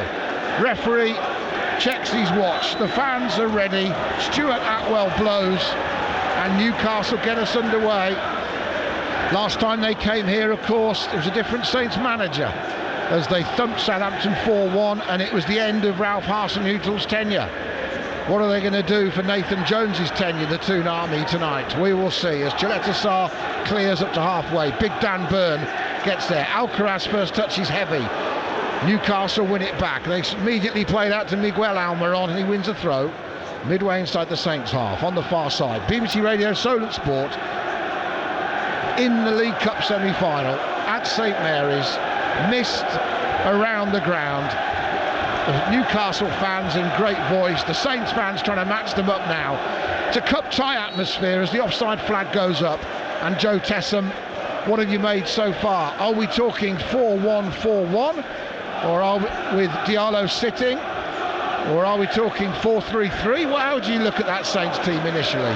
It's a bit of a mixture. It looks like a mixture between 4-3-3 with Diallo as a holding player and 3 up front. I prefer that. That's when they've been their best, with one sitter. Yeah, I think so too, and it easily becomes a 5 in midfield when they defend, but I like that. I like being a little bit more offensive, and Alcaraz is an offensive player, and I think Ward-Prowse play him a little bit further forward. It looks a little bit more like a 2 in front of it at times, but we'll see how it develops. Alcaraz is a box-to-box midfielder, Rasmus Ankersen described him as to me. So I'd rather him see him at 8 and give him a chance to get into the box and make those runs. As Newcastle break, lovely flick on from Wilson, driving in his Almiron. We know how good he can be. Squares it to the edge of the box. First time shot is shocking. Slammed over from Joe Willock, and that's a real missed opportunity for Newcastle on the break. But boy, did they catch Saints out there, and they had men over on this left-hand side. And Saints are glad that Willock, who likes scoring against them and scored here in November, has absolutely flashed that horribly over. Yeah, good news for us. And it comes from a throw-in from Newcastle side on the right-hand side. It's just a neat little flick on, and they are through. And and it goes down there and it drives through the middle and plays Joe Willock on the side, but he scarves it out. I mean, it goes far over. Almiron finds himself in acres of space there behind the midfield, running at the Saints' defence across the pitch. Southampton head it into the Newcastle half. Ward-Prowse helps it on. Mara can't get there ahead of Fabian Schär, and the Swiss heads it up to halfway line. Callum Wilson did very well to control it, but it's well watched and well covered and well dealt with by Lianco, tucked in there. And immediately we've seen Walker-Peters come over to this right-hand side. Terrible clearance from Lianco though. Joe Ellington into feet to Callum Wilson, edge of the penalty area, just left of centre. Plays it to Joe Ellington, the Brazilian still going. Tries to dribble past a couple, can't. Byrne chips it to the back post. Header crucial by Salisu. Shot comes back in from Kieran Trippier. Back it comes out to Bruno Guimaraes. He slides it to his right. Low ball across the 6-yard area, and no blue shirt gambled. Joe Ellington should have come in on the back post, but thankfully for Southampton he didn't. And Saints will clear, but they're at 6s and 7s at the back at the moment, as Mara wins a free kick well, as this time Botman got too tight to him, and that'll just relieve the pressure on Saints. But at the back, they're all over the shop in the first 3 minutes. Yeah, and the tempo from Newcastle, they're driving the game out the first few minutes, Adam, and that was Almiron put a brilliant ball in between the goalkeeper and the defence, and someone should have run to it. Perfect ball, and he was asking, now, where's the strikers? Well, switches the ball away from Botman. Does he foul again? I thought so. Stuart Atwell says no. This game is frenetic. It's the sort of cup tie you want in the first 4 minutes. 0-0. Newcastle, I think they should have already scored, and Saints will be glad they haven't. BBC Radio Solent Sport, the first leg of the League Cup semi-final. We'll do it all over again at St James's Park in a week's time. And all we want from tonight is for Saints to be heading north in the game, for you at home, for the fans travelling, for the players, for everybody. And who knows, they can beat Manchester City 2-0. Joe, they can beat anyone 2-0. Yeah, well, it's a cup game. You can, as long as you get things right, you're offensive, you try and win the game, you give yourself a chance, and you can see that Newcastle are really on it tonight. So you got to catch up with the mood of the team, and you got to catch that mood that Newcastle has set now. They set a kind of a precedence of what's going to come to you. So you got to catch up with it defensively, and then you got to kind of give the answers going forward, and that's what we're hoping. There's a little break in play, Adam. There's some injuries on the... Yeah, there is an injury on the far side. Eddie Howe looking on. I think it's Schär that took a little bit of a knock there from... Yeah, Eddie Howe making no changes, and Fabian Schär is down on that far side, getting treatment. Interestingly, Newcastle coach Graham Jones, who of course was at Belgium with Roberto Martinez, and at Bournemouth with Jason Tyndall, who's back to being Eddie's assistant. He was up in the stands for the start of this game, so he's watching it from up here and giving that different view. But the game has stopped. We've had 5.5 minutes on the clock, but really it's only 4. And Eddie Howe having words with Stephen Purchase on his touchline. Nathan Jones still on his own at the edge of his. And We'll see. He's got a long stop. They won't take any risks with Cher. Just got his leg caught by Mara, Joe. Yeah, and it's a tough challenge because he's out of balance, and that makes it kind of hurt a little bit more, though. Yeah, I mean, we'd be surprised if it was a knee injury because of the way he flipped around. More like a bruising one than a ligament or anything.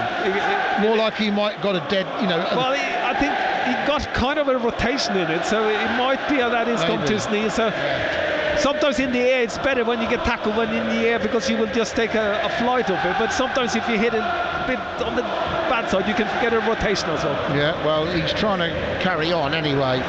And that ball across the pitch from Lianco, that's his second bad pass already. So what have Saints done with this lineup?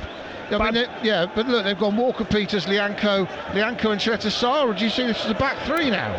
No, it's a back four, Adam. With Walker, Peters on the right and Salisu on the left. Yeah, that's exactly it. And I think Alcaraz and Diallo plays in front, and then you got Ward-Prowse in his free offensive role. He's definitely higher than Mara. He's the highest player up there for Saints. 7 minutes gone, everybody. That long stoppage has just slowed the game, but that might have done Saints a favour because Newcastle started very fast.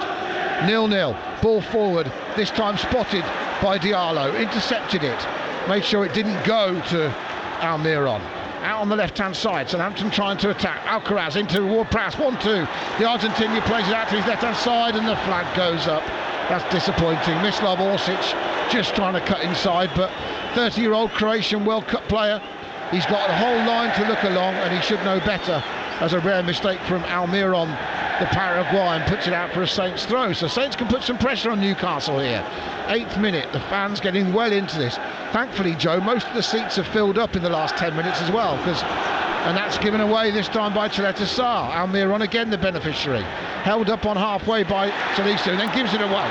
And here comes Diallo, across the centre circle to Ward-Prowse. 20 yards inside the Newcastle half on this right. Genepo, first chance to have a dart at Byrne. Half tackle, ball blocked, comes back to Diallo. Midway inside the Newcastle half. Salisu to his left. That's the downside of having a centre-back at left-back, Joe, is that as soon as he got that, he was never going to run down the flank and take Trippier on and cross it. But that's the decision, and that's a good ball. This time Lianco's got it right, out to Walker Peters on the right wing, deep in the Newcastle half, one-on-one with Dan Byrne. Back to Ward-Prowse. The first time cross right foot we've become so familiar with, just over hit. Trippier half clears. Newcastle still haven't cleared their lines, now they try to. And Longstaff brings it out, and that ball across the pitch, looking for Willock, intercepted well by Walker Peters, very well. Yeah, we settled down a little bit. We got a little bit control of the ball here, Adam, and it's really good play. It kind of hasn't led to anything, but we're keeping control of the game, and that's what we want to see. Absolutely. In the first 10 minutes here, still goalless. That little break for Fabian Scher's injury has definitely helped Saints more than Newcastle, I think. 9 minutes gone. Throw down the right into the Newcastle half. Dan Byrne, homegrown Geordie boy, like Adam Armstrong for Saints, will be disappointed he's on the bench tonight. Newcastle youngster, of course. Armstrong, born in the city. He'll be gutted to be on the bench as Bazunu clears and Joelinton controls. And Newcastle get possession back, but it's sloppy by Byrne, and Bruno Guimaraes rescues it for them. Yeah, and they have sloppy by Bazunu as well. Yeah, it was. Ball into feet. Strong challenge by Salisu. Excellent as well.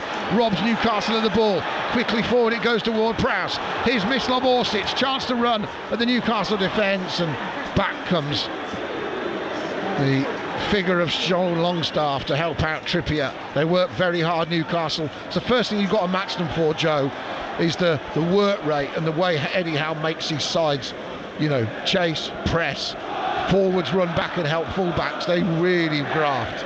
Yeah, and that's basic in football, Premier League football. You got to be able to players press. Don't do it. What you do, you got to try and win the ball back. If you lose it, if you can win it back in about 5 seconds, you have a chance to get a goal scoring opportunity. And I think that's what most Premier League teams look to do as well. And if you don't get it in 5 seconds, you drop back and let them play. Dan Byrne sends it back into his own half to Sven Botman in the summer signing. Gets it back to Nick Pope, who's been unbelievable. 14 clean sheets. Long ball forward looking for Callum Wilson. Just can't latch onto it, but Bazunu and Lianco, that worries you when they're running to each other, the decision, but Bazunu gathered it, thankfully. and he rolled it out quickly, and Diallo can get it to Ward-Prowse on halfway. No one forward, so he has to go square, and Walker-Peters goes back to Lianco. Yeah, it was a bit dangerous there, Adam, because Wilson and Willock were on their own with Lianco, and luckily it bounced all the way into Basuna. I think Chalata needs to come with him there if it's a long ball. They need to drop as a back four together in case there's a situation there. Well, you've got Joe Ellington. Willock has been playing right wing sometimes. Joe Ellington the last couple of games, they're combining, and then Callum Wilson comes across and they outnumber you, and that's what they're trying to do again as Guimaraes sends Willock away down the left. Early cross into the box. Callum Wilson chests it, trying to get it uncontrolled, get the shot, and he can't, and Salisu hooks it over his shoulder and half away. But Newcastle have another go. Almiron back out to the right hand side. That's a great tackle by Mohamed Salisu. And the Newcastle player, Sean Longstaff, I think it is, has stayed down. The home fans are booing. I mean, Newcastle can play on, but he's way offside for a start-off, lying there injured. So they're better off putting the ball out, and Kieran Trippier uses his experience to do exactly that. I think he's complaining he should have a penalty, but it was a really good tackle. That was a good, clear, good tackle. I don't know what Longstaff was. And this is what I don't like. You lay down like you're really injured, and then you get up and run back. That is really annoying. Once you realise you're not getting... What they do now is, of course, he's hoping VAR will have something to say about it. And he doesn't even get... Interestingly, Salisu is on did the tread ball. on his foot a bit, but he got the ball. So it looks like Longstaff steps on Salisu's foot. Well, there you go. You see, they're not going to overturn that as a clear and obvious error. We had enough trouble on Saturday against Villa with that nonsense. Now, this time, he is in too tight. Oh, and there's a little bit of afters going on there between Chaleta Sarr, as he just had a rough and tumble with Callum Wilson, and the Croatian letting Wilson know he's not messing around. But Wilson's got himself free a couple of times already and just takes up good positions, drifting off shoulders, and they do work the wide men into the striker well. They do, and they are really good. They're so organised. It's so simple as well. It's just a bit of pace, and it runs and movement, and Newcastle does that really well. 13 minutes gone, 0-0. Free kick to Newcastle just inside the Saints' half. Then lofted long, looking at the back post for Botman's run. He'll try and keep it in. Crosses back to the edge of the 6-yard area. Cleared away by Lianco on the hurry-up. Out it comes to Dan Burn on this left-hand side. Newcastle attacking the Chapel End. Willock drills across along the edge of the penalty area, headed away by Sekou Mara of all players, and then Diallo wins the free kick because Sean Longstaff bundled into him, and it's a free kick to Southampton. You're listening to BBC Radio Solent Sport on 96.1 FM, on digital radio in Dorset, on 103.8 FM in West Dorset, on Freeview channel 726, on your smart speaker, and online via BBC Sounds, the home of live sport across the south. If you're going out, if you're staying in, you've got no excuse. You can listen to us a million ways tonight. 0-0. That's the good news after 14 minutes, Joe Tetson. Yeah, good news, but bad news. Newcastle have been dangerously in our final third for a long time at the moment. We haven't got up there yet, Adam, have we? No, it's going to be one of those games, though, where I think Newcastle are going to dominate, but the way things are, I've just got a feeling Saints are going to do what they did against Man City, who dominated, and find a goal out of nowhere and change the tie. We'll see. Orsic forward. Looking for Ward-Prowse, can't find him. Simple enough for Cher, who seems to be okay now. Guimaraes at the base of that midfield. Gives it away.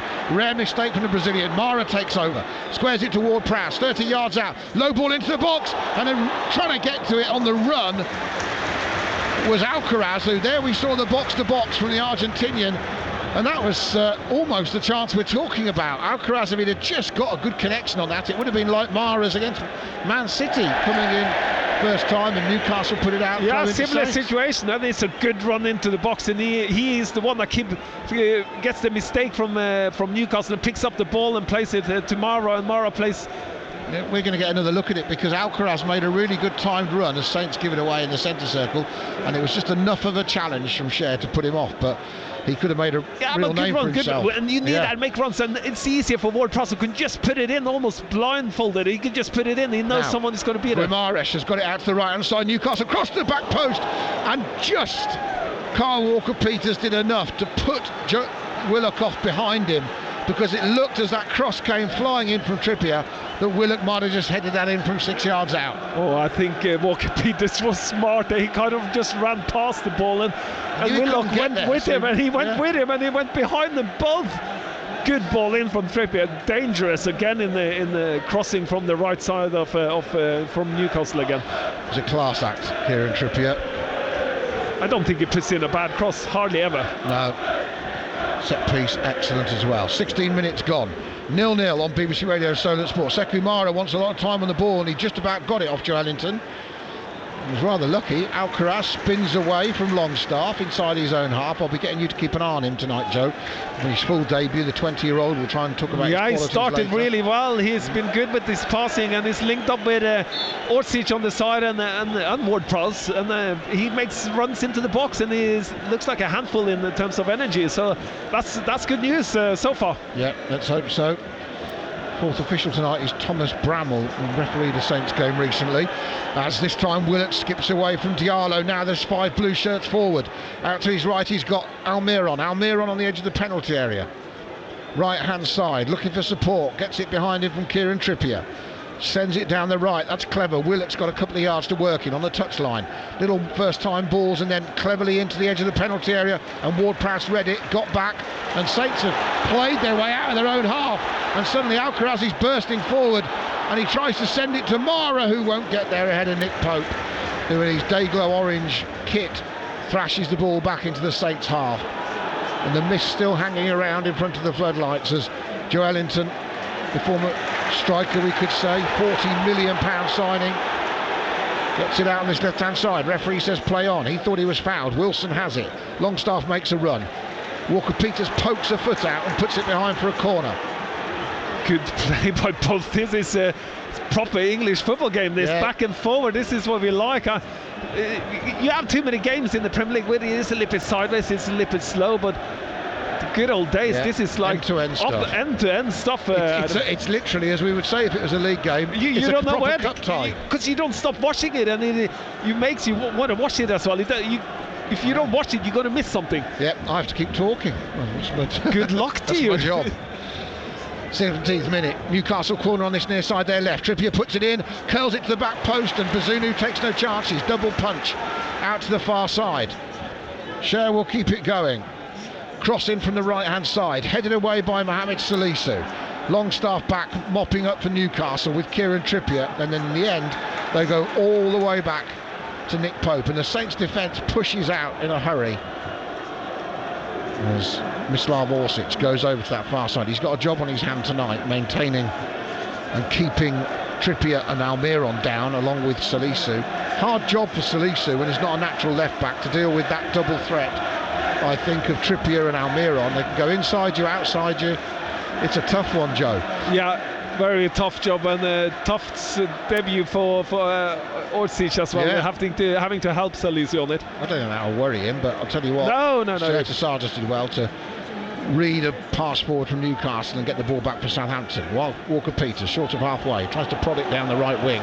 Got it past Joelinton, but then he gave it to Newcastle. They gave it back to Saints, and then that pass doesn't quite find its mark. Yeah, Ward-Prowse should have turned. Someone should have told him he could have turned, and then that would have made it more dangerous, but he should have made the pass. That's not a difficult pass, but he made it look difficult. Byrne takes the throw midway inside the Newcastle half. Sloppy pass from Willett. Got lucky there. Screwed off the outside of his right foot, and it's rescued by Trippier on the far side. Almiron's come deep into his own half. Accelerates. Puts a little ball to Guimaraes. He's now driving over halfway. No one closing him down. Pokes a clever ball through on the right-hand side. Longstaff's made the run again. He's been lung-busting so far in this game. Almiron, back inside it goes, gets a return ball, and it's going to be Bazunu's as it went just too far ahead of the Paraguayan. Bazunu just slow to get up as he slid along the turf on the edge of the 6-yard area. And Guimaraes was brilliant here last game they played when they won 4-1. He dominated midfield there, Adam, and we can't let him. Well, what we've seen so far is that we're trying to put pressure on, which is good.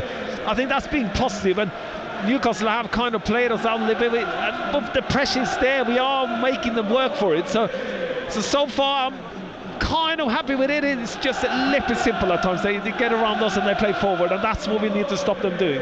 Seems a little bit innocuous, doesn't it, the injury to Bazunu? He's still down. The game hasn't restarted. Yeah, I think treatment. I don't know if he was caught by the Newcastle man. We'll get a replay here. You're at home. He just, took a little whack in the face. Yeah. I mean, Cool. He wouldn't last long in a boxing ring, would he? No. Come on, Gavin. Anyway, 21 minutes. We're going to have some stoppage time at the end of this first half, Joe. I know that. Yeah, it's going to be like the World Cup is. Yeah, I know. 24 minutes extra time. We said we're going to stay on air till 10:30, everybody. We might need to, the way this is going. We had couple of minutes for Cher's injury. Now a good couple of minutes already for Bazunu. Thing is, with a goalkeeper, you can't say get off the pitch while the game carries on, really, can you? No, you can't, and he's got to have to stay on. Yeah. So you got to fix him, and then he's back on the pitch. Can you imagine that? Yeah, send him off, take him off, and you carry on playing without your goalkeeper. That would be quite funny, wouldn't it? Yeah, maybe that's an idea. Roll on, roll off subs, Adam. Hey. Yeah, it'd be quite entertaining. You didn't take to that idea, did you? No, he's still getting treatment. No, I wasn't doing my job properly, Joe. So what do you reckon? How have Saints got on in the first quarter of this game, Joe Tesson? Yeah, well, Newcastle have put us under pressure a little bit, but we have dealt with it. We're dealing with the problem. They come to half chances. They haven't had one chance here, except for Willock. Had a shot up on the stand, and other than that, they haven't had any shot on target. So limited them to a few small things and a few good crosses, though, which we need to watch out for. Yeah, I mean, Saints have lived on the edge a bit for me, Joe. Yeah, they have. Newcastle have opened them up a few times. I'd like to see Saints just get control of the ball a bit more, but they're put under so much pressure by Newcastle's energy that it's always difficult. But they have been brave when they've been able to. Saints tried to make things happen, transition quite well at times, like they're trying to do now in tight areas. Now Carras skipped past one, but it's given away by Dan Burn. Not the first time. Newcastle themselves have been sloppy with the ball. Orsic trying to drive towards the penalty area, just showed too much of it to Fabian Cher, who thrashes it away for Newcastle back into the Saints half. BBC Radio Solent in the League Cup semi-final. 23 minutes gone, 0-0, and the ball back with England goalkeeper Nick Pope. I mean, Newcastle's record, yes, they're third in the Premier League, Joe, but they're looking for a 10th clean sheet in their last 11 games. The only team to score against them since they came here, when Saints scored through Roman Perrault on November the 5th or 6th. The only player to score against them is Josh Windass for League One Sheffield Wednesday in the FA Cup. It's an unbelievable defensive record as Willock gets it. Support from Byrne on his outside. He's near the edge of the Saints penalty area on this left-hand side. Back inside to Willock and on again to Guimaraes. Saints defending well, forcing Newcastle to come again and try again from the right. Almiron's come inside. Furthest man back in front of in the Newcastle half. It's not a goalkeeper. It's Sven Botman, and Byrne almost got caught on the ball by Gineppo. Saints are hunting. They're being positive so far. Yeah, they're hunting, but when it comes to a point where you got to just sit back a little bit and don't keep running after them, because Newcastle are keeping the ball really well. Now, little ball, clever ball inside from Almiron. Willock's again going down the left. Crosses. It's intercepted by the head of Lianco. Somehow managed to get that out of the penalty area. He was almost heading it facing his own goal, but he did brilliantly. And then Gineppo's got to make a decision. Dummies once. Where's he going to put this ball? He wants it to go out for a goal kick, and Willock doesn't want to let him. And the referee says it's a goal kick. Joe Willock not happy with that. Scored here for Newcastle, scored here for Arsenal, but missed a really good chance early on in this game where he blasted over in the second minute. And really, even though Newcastle have threatened to score, they haven't set up anything as clear-cut as Willock's early chance. No, they haven't. And you said about they haven't let in many goals, and they haven't sat back and defended games. No. They gone off and attacked the games, and sometimes the best way of defending is to attack. Yeah, well, they keep you away from their penalty area by pressing you, don't they?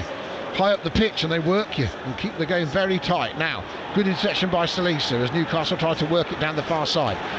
Mara does well to hold the ball away from trouble on the halfway line. The referee's blown his whistle. What's he given here? What's he given, Stuart Atwell? Is he given a handball against Mara? A drop ball? Is the ball okay? What's Stuart Atwell seen that the rest of us haven't? Well, I've no idea what that was about. We're going to play on with Newcastle having possession. Well, the only thing I can make out of that is that the deflection from the Newcastle player hit the referee, and then the referee says maybe the referee, because he did a drop ball, didn't he? That pass back into Newcastle's penalty area has put them under pressure. Cleared by Sven Botman, and the Dutchman gets it up towards Willock, and then Saints have done well. They're just not allowing Newcastle time on the ball.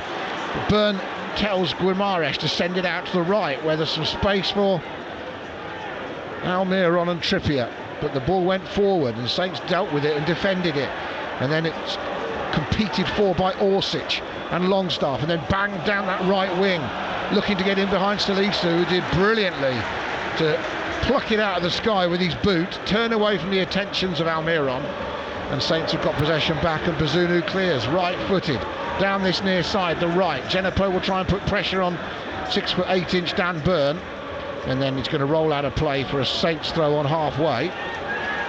Nathan Jones pointing one way, Lianco wanted to send it the other way.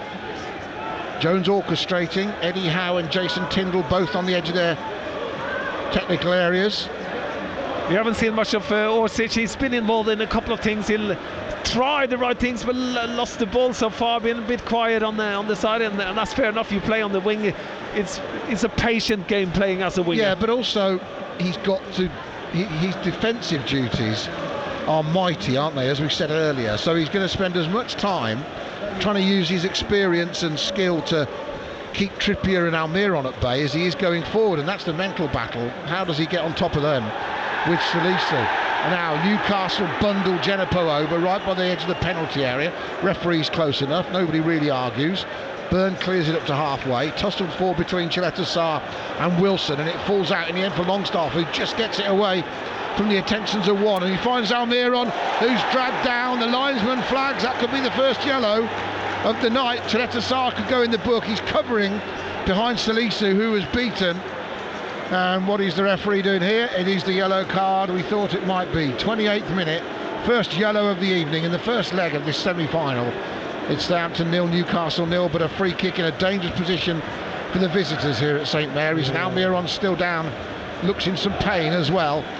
Definitely caught by Chileta Sarr. It's a correct yellow card. It's not more than that, but that is late, I have to say. It starts with Alcaraz on the middle, loses, kind of has a ball, goes up in the air. It's a bad first touch. Unfortunately, it lands to Trippier, who play, and because Salisu goes forward to try and win the ball, and he doesn't, and he lands to Trippier, who then can just plot in Almiron, who runs forward, and I don't think Chileta Sarr had any choice there to tackle him. I was going to say, I think that's a good yellow card, to be honest, because he was away. Cynical good yellow card, because he would have been on to goal if he hasn't tackled him. Yeah, don't mess with the big Croat. And he's quick, Almiron, and I think Chileta Sarr needs to be careful. Salisu that ended up on his backside first. He put Chileta Sarr in that pressure. Yeah, it was Salisu made a wrong decision. He should have held back in that battle in midfield. He went forward and tried to help Alcaraz, who had a bad touch, and that led to the ball going to Trippier, who didn't just play him forward. Well, it's 0-0 here on BBC Radio Solent Sport as we approach the half-hour mark. I can tell you that Portsmouth are 1-up at Fleetwood, just short of half-time. That was a 7:45 kick-off. It's live on digital radio in Hampshire, Freeview Channel 722, and via Express FM. If you're a Pompey fan and you're listening to the wrong game, thinking, hang on, I thought we were on the radio, you are. You're both on. Hampshire is covered tonight on BBC Radio Solent as Almiron gets up and limps into the penalty area. So Pompey 1-up through Colby Bishop just for half-time. Easy job, this management game, for John Messino so far. Here comes the free kick. It's dangerous for Saints. Half an hour coming up on the clock. 0-0. Trippier's delivery to worry about. Right-footed. Good header up in the air from James Ward-Prowse of all people, then helped away by Salisu, and Saints might break now. Alcaraz trying to get on the end of Orsic's challenge, but almost got there, and Alcaraz will bundle Guimaraes over, and the referee's given a free kick to Brazilian as the South American clash takes place between Argentina and Brazil on the halfway line. Orsic could have been a little bit tougher in that. He tried to flick Alcaraz in, and if he had flicked him in there, there would have been a 2-on-1 there. So that's the small little details in football, and they are challenges you need to win, and that is one of them. I thought we were going to go into Sabutio then, mate. A flick to kick. I used to love playing Sabutio. Little flick. It's a great word, flick, and it was a flick. I think he should have buried the Newcastle player and wiped him out with the ball. But I'm with you. It was there, wasn't it? In the air. He was. Yeah. Now Right-hand side, cross for Newcastle, missed by everybody. Comes over to Joelinton, inside left, edge of the penalty area, back to goal. Support to his left from Willock. Back to Joelinton. Here's Guimaraes. And then he's challenged by Diallo, and its ball squirts up in the air, and it's dealt with by Orsic. And then Saints want a free kick for the challenge by Guimaraes. And if Stuart Atwell deems that a free kick, he really should book Guimaraes, because if it's a free kick, it's for having his arms in his face. Yeah, he did. Kieran Trippier's arguing the toss with Stuart Atwell, but quite honestly, if you're going to blow the whistle, then what are you blowing for if it's not an arm in the face? So here's Sekou Mara. Oh, it is a right arm. I think that's a proper arm. Yeah, it's a proper. We've had a look at that at home on the screen for you all, and I'll tell you what, Guimaraes swings his right arm, and he's whacked Sekou Mara in the face, and quite honestly, he's got away with that. He's not being booked anyway. Diving header, stooping header from Kieran Trippier is very clever from Saints long ball forward. The referee some time to give the decision as well. So I'd like VAR to have had a look at it. I thought that was quite dangerous, but Bruno Guimaraes scored here, of course, in November. One of the 4 goals, as did Almiron. And Willock, of course, as the ball played forward. Chris Wood not at Newcastle anymore. He scored here. Here's Joelinton back inside towards Almiron. Cleared away, he couldn't gather it. Lovely step over from Genepo. Now's what his decision is to, well, bit of a hospital pass to Walker-Peters, who's got past Dan Burn, who then gets the ball off Jason Tyndall and throws it in quickly. But Diallo doing that job, shielding in front of his back 4, read it early, got across, puts it out for Newcastle. I think we've gone to back 5 with wing backs, back 3 with wing backs, Adam. Well, that's taken Orsic out of the attacking area then, but I don't know, we'll see. It looks quite high to me. He's going across now to stop Cher going too far, and then Longstaff finds Trippier. He plays it first time. Lianco comes across, chests it down well, dealt with that very well, and a lovely little interplay between Alcaraz and Salisu. Actually put Orsic forward down the left. He's played it back inside to Diallo, the young Frenchman with his gloves on, to Carl Walker-Peters on the right. Genepo turns past Byrne, who couldn't get back. Genepo to the edge of the box, and then Byrne got some help from Willock, slowed Genepo up and then made the tackle. It's out for a Saints throw. Deep in Newcastle's half. Can Southampton turn this tie in their favour as we approach half time? 34th minute. Throw in a good area, but how you do a long throw and get someone to win the headers against Joelinton, Botman, Cher, Byrne, the land of giants back there for Newcastle. But Genepo did the right thing. He turned Byrne, and that's the way to get him off, because he's big and heavy. So. Yeah. Now here comes the throw from Lianco towards the edge of the 6-yard area, headed to the edge of the box by Newcastle. They'll clear. They'll look for the counter attack. Almiron scurrying to the halfway line in his bright orange boots, has to go back to Kieran Trippier, but quickly plays it forward to the Paraguayan again. Gets a 1-2 down that right hand side with Longstaff. Brilliant counter so far from Newcastle. Level with the edge of the Saints box, and Trippier again on the outside. Cross into the box. Willock shoots, and he skied another one into the chapel end under pressure from Lianco. But that was a lightning quick counter attack as Newcastle took the ball from the middle of the park all the way down the right wing, and Willock yet again can't provide the finishing touch when his club needed him to. And this time with his right foot, the other one was with his left foot, and it's from our throw-in, Adam.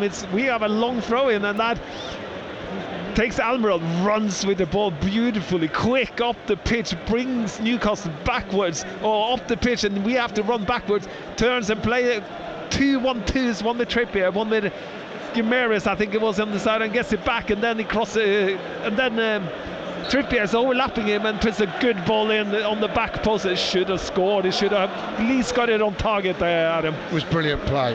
Half time at Highbury Stadium in the northwest. Fleetwood 0, Pompey 1. Reaction to come from both our games. Here it's 0-0, but Saints are growing in confidence, you feel. Into the last 10 minutes of the first half. Sekou Mara tries to shoot, gets a deflection, spins away, and behind for a Southampton corner.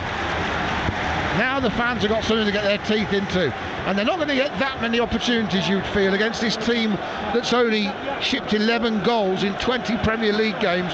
So you have to make set pieces count rather than being scored against from set pieces. Saints need to own them a bit. Yeah, set pieces are it's a brilliant to get goals on them, because you don't have to work that out, but it has to be a good ball in, and I don't think we've been that good on set pieces so far this season. First Saints corner of the game, and eventually, having thought about someone else taking it, Genepo working it with Ward-Prowse, they've changed their mind, and Ward-Prowse is going to lump it into the penalty area. Genepo goes to corner of the box. Now, is this some sort of dummy there trying to sell Newcastle? Is there a trick? No, it's put into the 6-yard area, away by Newcastle. Diallo's got the decision to make, goes backwards, groans around St Mary's, and Walker-Peters goes all the way back to Bazunu, and more groans. As right-footed, the young Irishman launches it towards Mara, headed away by Newcastle in the form of Botman. Saints aren't going to get too much change in the air tonight. They need to put Mara down the channels and let him use his pace, I'd say, between Botman and Byrne. Now, we've got another free kick here. Referee blows again. Oh, and he's given a yellow card, I think, to young Alcaraz for a challenge on Guimaraes, was it? As all the screens go blank here. Yeah, he picked the ball up, a second ball, and got control of it, turned a few times, tried to play it to Genepo, wasn't on really, and lost the ball. Yeah. And then he tries to win it back, and he basically rugby tackled Bruno Guimaraes. He's got both arms around him, Joe. And we can't argue with that. That's a clear yellow card, so we can't argue with that. He can't argue with that either. Unnecessary yellow card. Second one for Saints in this half. Gilletta Sarr and Alcaraz, both in the book, as the Brazilian won that battle against the Argentinian. Bruno against Alcaraz. Now, long ball out to the right-hand side for Newcastle again, headed on by Trippier. He's probably the shortest player on the pitch, along with Walker-Peters. And then suddenly, popping up in space, is Bruno Guimaraes, near the right-hand corner of the penalty area. Orsic can't get the right side of him to challenge him, but they do force him back 5 or 6 yards. Still in control of the ball, Bruno. Trippier into feet, deflects though off Longstaff. Easy for Ward-Prowse. Saints trying to play out from the back, but it's unsuccessful, and they give it back to Newcastle. Joelinton to Callum Wilson, into the edge of the penalty area on the right hand side to Almiron, wants it on his left foot, gets it, blocked by Diallo, and the young Frenchman comes out with the ball. Another young Frenchman, Sekou Mara, goes ahead of him and races to give him an outlet down the left.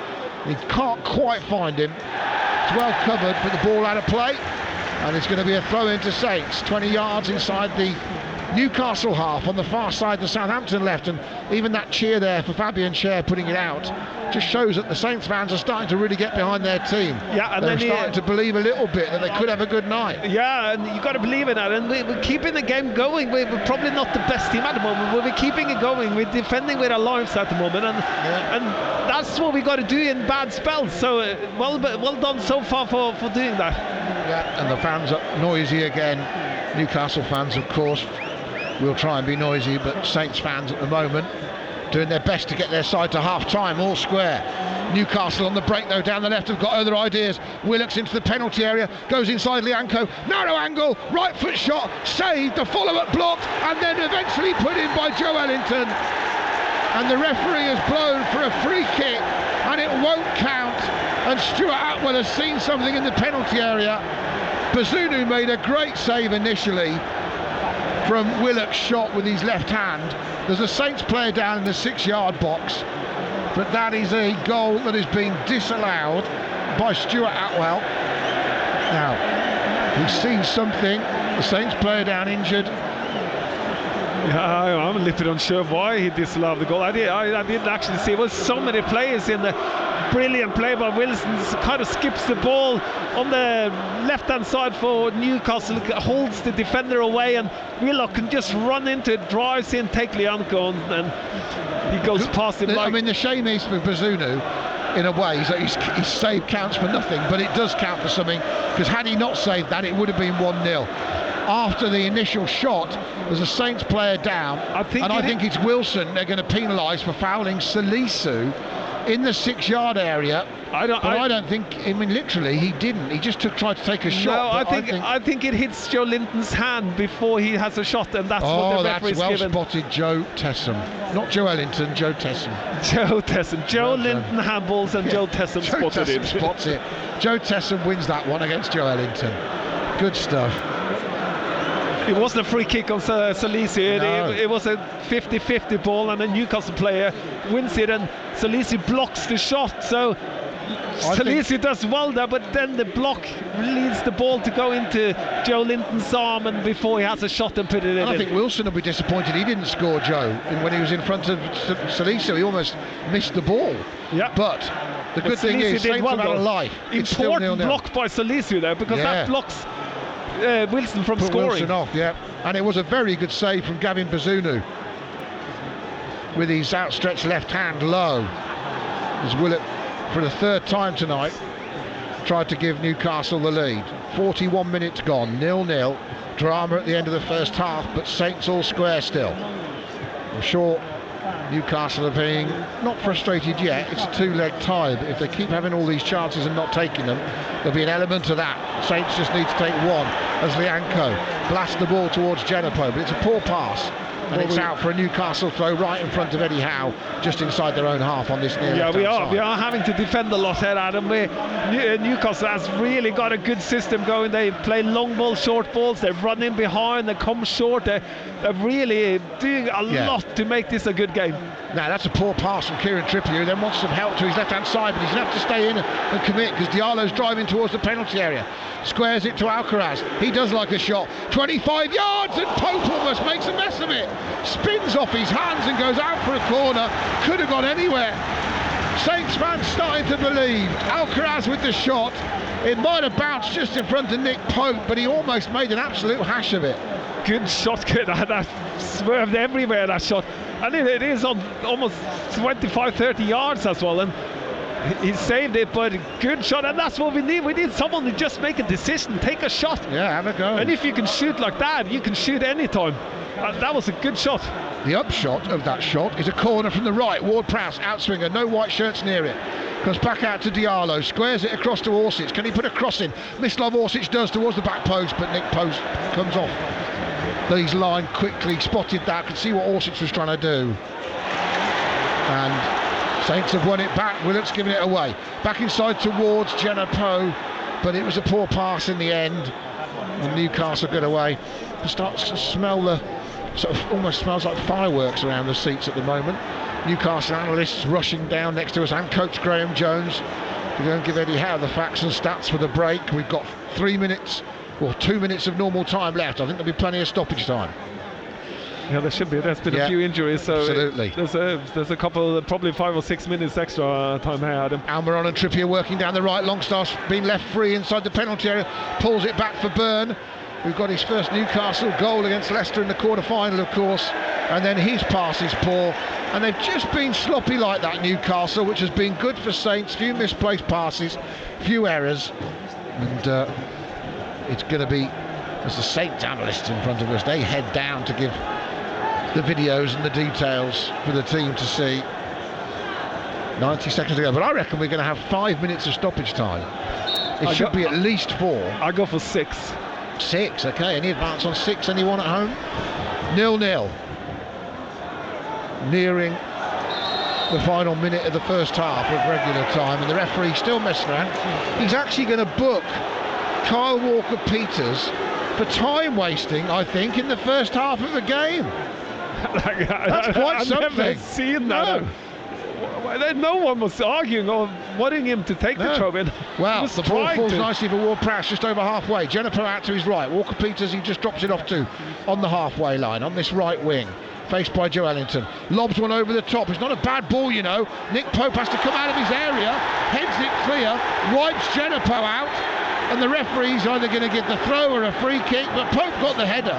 There's no doubt he touched the ball. But did he foul Genepo as well, or is that impossible, Joe Tesson, given that he headed it?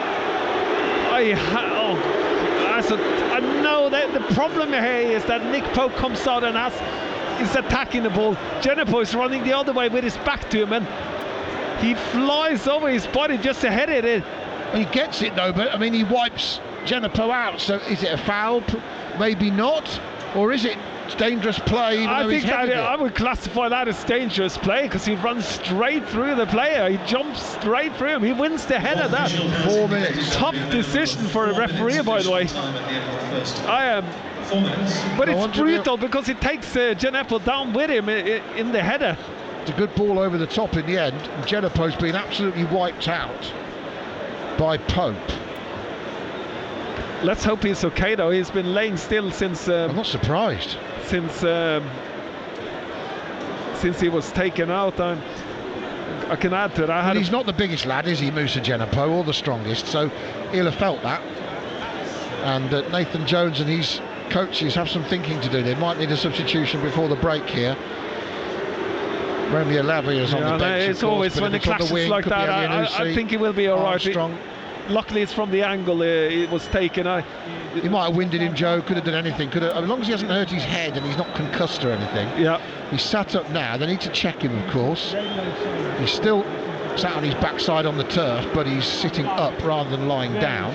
We've had a minute or so of the 4 minutes, but who knows how much time we're going to have now, because the 4 minutes has gone up. But can I change my 6 minutes? No, it's 4. He's put 4 up, but it's going to be 6. I think you're right, frankly, because we're going to have 2 minutes here. I mean, really, ever since the 4 minutes went up, we haven't played any football because of this injury. So really, the 4 minutes is only going to start, Joe. All this should be added on this time. Then the 4 minutes should start is the easiest way to work it out. Yeah. Because the game hasn't resumed since the 4 minute went up. So I think we've got this time plus 4 minutes. Yeah, probably. Djenepo being checked. He's on his feet now, thankfully, everybody. But he's walking very gingerly. Not ginger like I walk, but gingerly as in carefully. And he's coming off to this near side. Even some Newcastle fans cheering him, maybe. Luckily, it's okay. It's good to see players get up, and that was a tough challenge for him. I think he's okay, but we don't know how okay he is. And Adam Armstrong, I think he's stripping off. I think he's struggling. He's up, but he's definitely struggling. I mean, I don't think he knows where he is, you know. His legs aren't... He's like a boxer who's taking an uppercut, and his legs look a bit wobbly. Yeah, he is walking. Saints have got on with the game. Legs, by the way. Yeah, Walker-Peters back to Lianco. Saints down to 10 men, remember. They're at the disadvantage. I didn't even see Pope get booked or anything. There was no free kick given, Joe. Throw-in was the resumption. That's the other thing that came out of that. It wasn't a foul. And Guimaraes plays it out to the right-hand side to Trippier. Newcastle midway inside their own half. Yeah, we're playing with 10 men at the moment. Yeah, in stoppage time at the end of the first half, and Adam Armstrong is going to get his chance against his hometown club, the club he started his career at, and deep in stoppage time. Armstrong comes on for Jenna. Maybe it's written in the stars, Joe Tessam, that Adam Armstrong gets on and becomes the hero against his own club he supports as a boy, and he'll upset his whole family and all his friends in Newcastle. Yeah, let's hope he does that. Yeah, exactly. Let's hope he can't spend Christmas there next year. Well,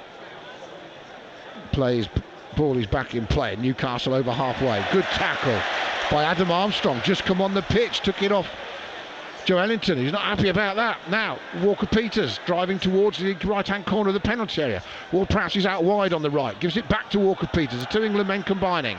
Back to the skipper. Couldn't get the angle for the cross that he likes from that right-hand side, so they have to keep the ball, recycle it. Lianco with Walker-Peters. Sliding in goes Guimaraes. Poor challenge. Walker-Peters slips past him. Joe Ellington shoulders him. And then the first time cross this time will come in from Diallo. Stooping header away from Cher. Alcaraz gets the first touch, tries to bring it down, bumps off Bruno Guimaraes.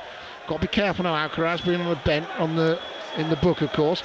Callum Wilson down the left wing for Newcastle, slides it for the angled run from Almiron, who's come all the way over to this left wing. Salisu's followed him all the way there. Looked to me like Almiron was tugging his shirt.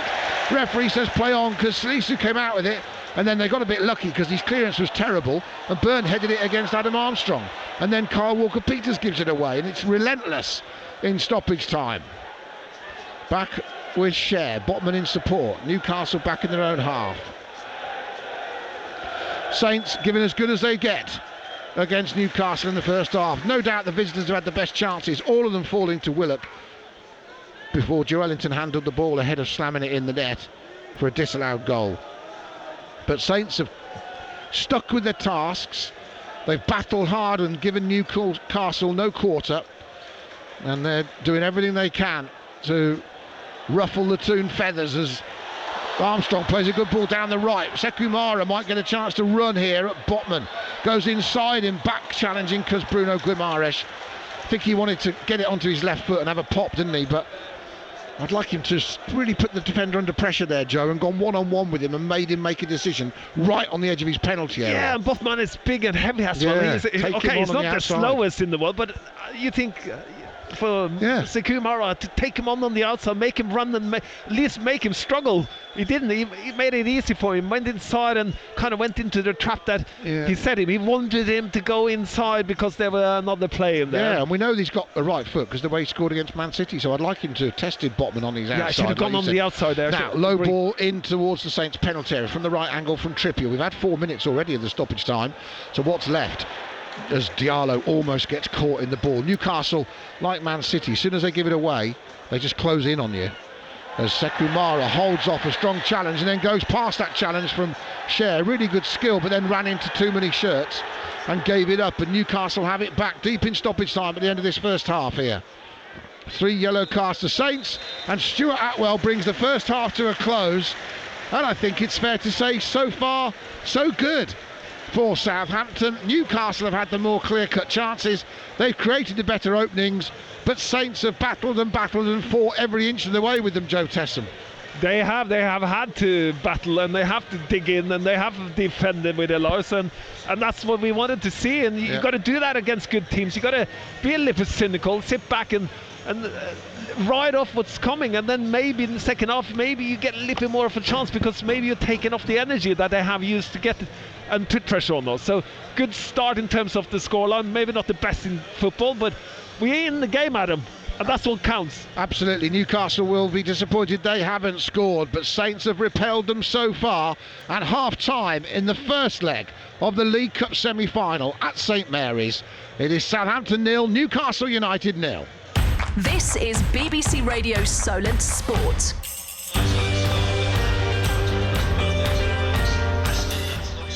Adam, Joe, thank you very much. Second half commentary to come then in around 15 minutes time when the players are back out from the dressing room.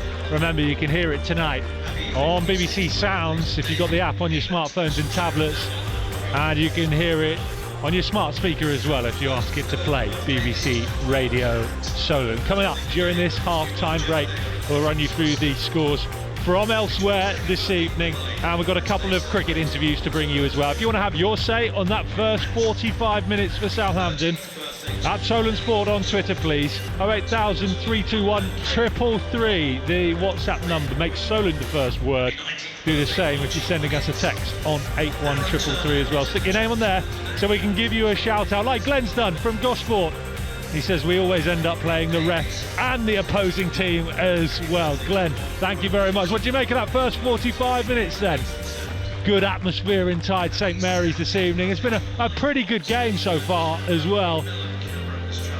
At Solent Sport on Twitter, 08000 321 333 on WhatsApp, 81333 on the text. This is the home of live sport across the south. BBC Radio Solent Sport. BBC Radio Solent's big winter giveaway. Beat the January Blues. Where will we send you? Listen for the cue to call klaxon. Weekdays between 10 and 6. The big winter giveaway. BBC Radio Solent. Jordan Clark. BBC Radio Solent Sport. Just coming up to 5:29 on BBC Radio Solent Sport. Evening, Chris. Says Saints outclassed and outplayed for much of the first half. Somehow we've survived. And that said, Saints looked a bit better in the last 10 minutes of the half. Chris, that's all that matters really, isn't it? You've got to keep yourself in these games. Maybe nick one in the second half. Who knows? Second half commentary to come with Joe Tessam and Adam Blackmore in the not too distant future. Bob in touch as well. He says exactly that, still in it. So got to be happy. Like to see a bit more pressure on Newcastle's goal. Fancy a James Ward-Prowse special in the second half. Bob, great to hear from you. Thanks for getting in touch. Right, scorelines from elsewhere then at the moment. Not a great deal of games taking place. Many postponed due to frozen pitches in the FA Cup. Third round replay. It is Accrington Stanley 0, Boreham Wood 0, a 7:45 kickoff, so they are into the second half now. That one was postponed from last week, I think it was.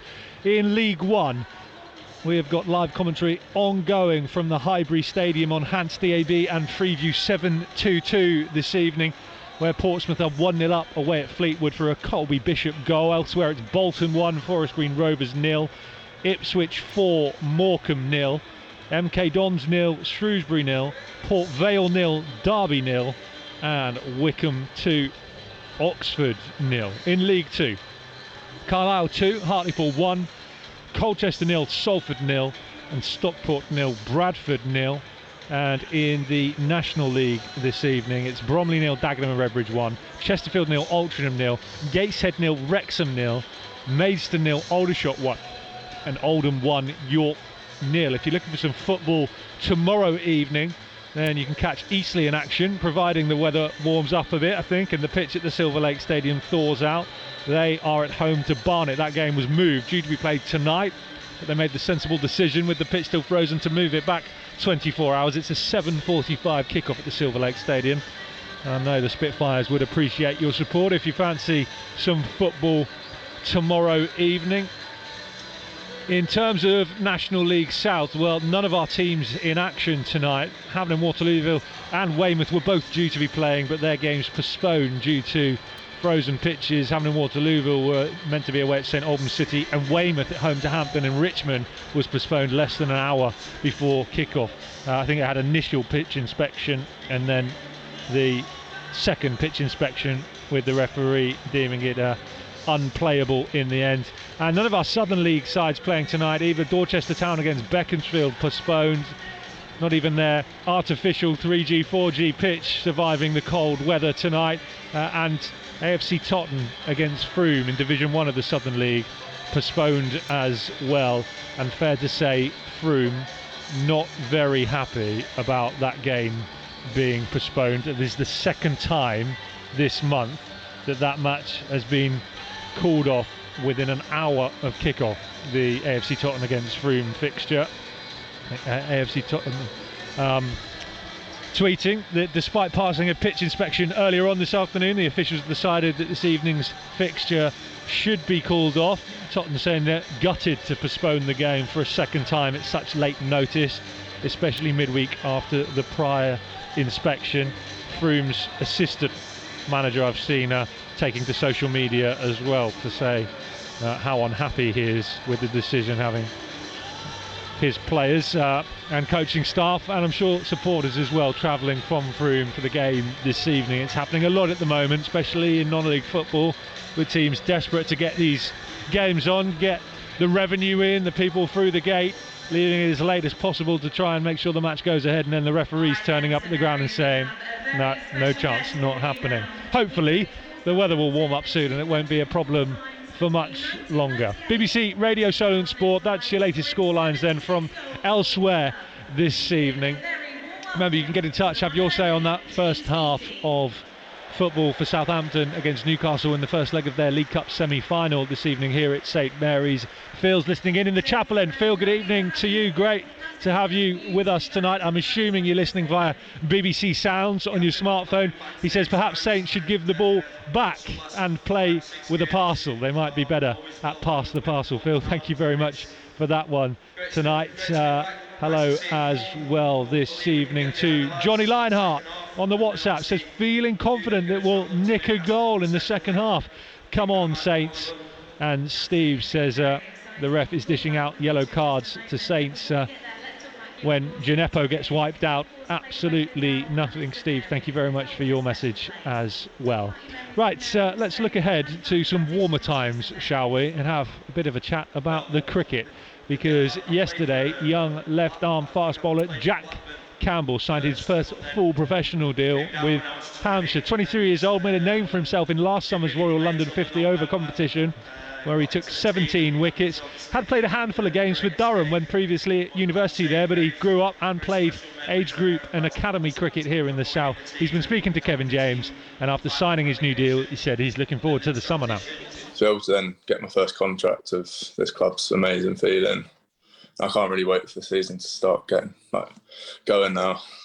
After the season you had, particularly in the Royal London One Day Cup, I think a lot of people would feel and I'm sure you do as well, that you actually deserve this contract? Yeah, obviously, it was a bit of a tough start. I moved down, got injured, tore my sides. So came back for the one-day comp, and then obviously, I was buzzing how that went. So yeah, couldn't have been happier really. But you'd obviously had first team experience when you were up at Durham beforehand, but were you surprised at how well you did in the Royal London? 17 wickets at 21 apiece, economy rate of under 5 and over. I'm not surprised, but were you more than pleased with that return? Yeah, definitely. Obviously, I think for me, there was obviously limited chances at Durham. I played a bit of the one-day comp the year before, but then to be able to play every game and stuff, it meant I think I just got a run of, and my confidence built everything. So I think that was the main thing, which just helped. But yeah, I was buzzing with how it went.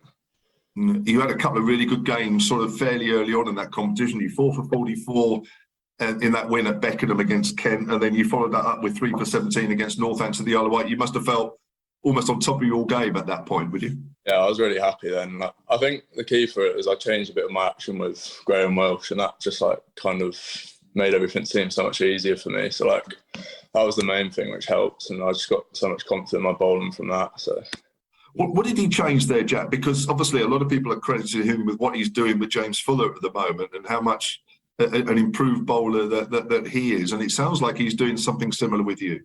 Yeah, I think the way he says it, he just wants to simplify everything really, and just make bowling seem so easy for us and on our body. And I think I've changed a few things in my action. It's just made it literally feel like I'm not even bowling, but I'm bowling quicker and more accurate. And yeah, it's just helps a lot. Interesting you say a bit quicker as well, because obviously pace is quite important. Once you're now obviously thinking towards playing more in the first team, that's going to be a good asset. Yeah, definitely. I think especially this winter, I've noticed my paces have gone up. So yeah, I think that should help a lot this year. Is that something else you're working on? I mean, I guess a lot of that comes from Graham Welsh, and I guess a lot of that comes from training that you put in pre-season and obviously during the winter close season. Yeah, there's a lot of we're gymming 4 times a week at the minute, so it's that alongside the bowling is definitely going to help get stronger and more resilient bowling. So now you've got a full contract on that one. Another one. It's when you look at the first team, because obviously the aim is to play not just the Royal London, I guess, as T20, which I know you played for with Durham a bit, but the championship side. When you look at the championship side at Hampshire, you've got to somehow dislodge Keith Barker, who you've just mentioned. You've got obviously Kyle Abbott. You've also got Mohammed Abbas and then James Fuller bowling as well. It's going to be quite difficult, I guess, to break into that, isn't it? Yeah, definitely. I think obviously they've had so much experience and stuff. So I think I'll speak to Pop quite a lot about it. And I think for me, it's just keep bowling well as I can in the second team. And then if that opportunity does come through injury or just being rested, I've got to take it as well as I can, really. So I think that's my aim, just be as ready as I can if I get the opportunity. Left arm fast bowler Jack Campbell there speaking to Kevin James after signing his first full professional deal with Hampshire yesterday. Let's stay with cricket and just squeeze in a bit of Charlotte Edwards, because as well as the contract yesterday for Jack Campbell, we had the fixtures for the 100 announced earlier on today, when it will get underway not until the 1st of August. Charlotte Edwards, of course, manager of the Southern Brave women's side, the head coach. They have lost the last 2 finals, both to the Oval Invincibles, so she's hoping they can go one better this time around. With the fixtures coming out, both the women's and men's sides will travel to Trent Rockets on the opening day, and Edwards told Kevin James that she's looking forward to working in a competition that she really enjoys. Yeah, can't wait. It's always a great time of the year, and getting the Brave team together, and no different this year. And can't wait for August to come around. Now, last year, the first 2 rounds were exclusively men. You're back to where you were the first year, all double headers, men and women. Yeah, and I think I think the tournament missed the sort of women's games early part of the tournament. But yeah, it's great to be back, and with the 8 games, I think obviously the more games the better. And hopefully looking to go one further this year. 2 years beaten finalists at Lord, Oval Invincibles. Yeah, it's tough, but like I keep saying to players, you've got to be in them to win them, and it hasn't worked out for us the last 2 years, but hopefully third time lucky this year. But we're hoping to put a good squad together again, and hopefully keep playing here and enjoying the atmosphere and enjoying the competition. First game though, away up at Trent Rockets, the side you beat here in the Eliminator last year. Yeah, we played our first ever game of the 100 actually at Trent Bridge as well a few years ago. So, yeah, no, we're looking forward to that one. They're a good team. Like you said, we played them in eliminator. We've got a good record against them, but yeah, that means nothing going into this year's comp, I feel. And you know, it would be a nice place to start the tournament up at Trent Bridge. Such good crowds in the 100 competition as well. The home games here, you've got a few, and obviously Welsh Fire, Northern Superchargers, Birmingham Phoenix, and Oval Invincibles all here as well. Yeah, I think home games for us are the highlight of the 100. I think we've had wonderful support down here at the Ageas Bowl for both men's and women's teams, and it's a real atmosphere, and the girls absolutely love playing here. So yeah, to start here on the 4th of August against the Welsh Fire will be a special day. Southern Brave women's head coach Charlotte Edwards speaking to Kevin James there after the fixtures for the 100, which gets underway the 1st of August, when the weather will be much warmer than it is right now inside St Mary's Stadium. BBC Radio Solent Sport. Here come the players for the second half of this League Cup semi-final first leg. The scoreline still locked at 0-0. Will we get a breakthrough in the second half? Remember, you can hear the game on BBC Sound, on your smartphones, your tablets, if you've got the app downloaded. If you're at home, you can listen on your smart speaker, ask it to play BBC Radio Solent, or you've got 96.1 FM, 103.8 FM, digital radio in Dorset, and Freeview television channel 726. Remember, we're on the air through until 10:30. Stick with us for some post-match reaction. But first of all, the second half with Joe Tessam alongside Adam Blackmore. Jordan, thank you very much. Welcome back to everybody. A quarter of this cup tie gone, and it's all square. It's nip and tuck. It's tight. And I think if you're a Saints fan, you would say so far so good with a quarter of the tie gone. Remember 6 years ago it was a 1-0 in each leg against Liverpool that sent Saints to Wembley. It's looking equally tight here this evening as Saints get the game underway, playing from right to left in this second half towards the chapel end. Newcastle playing towards their supporters in the northern end as Gavin Bazunu clears long down this near side. Kieran Trippier now operating on this side of the pitch, of course, but right back for Newcastle, plays it to halfway, and it's out for a Saints throw. And Saints with Bazunu in goal, Walker-Peters at right back, Lianco, Chaleta-Sarr and Salisu the back four. Then Diallo sitting, Alcaraz and Ward-Prowse slightly further ahead, I'd suggest. And then a front three of Orsic, Mara and Adam Armstrong on during the end of the first half in stoppage time for the injured Genepo, who was wiped out by Nick Pope, who was about to get the ball away to my left in front of the chapel end. The England goalkeeper has in front of him his centre-backs Scher and Botman, the full-backs Byrne on the left, Trippier on the right, then a middle three of Guimaraes, Willock and Longstaff, with Guimaraes sitting, and they're almost matched up, these two sides, in the formations, as Newcastle give it away cheaply on the far side. Opportunity for Adam Armstrong, drives outside Byrne, uses his pace, flashes it into the penalty area.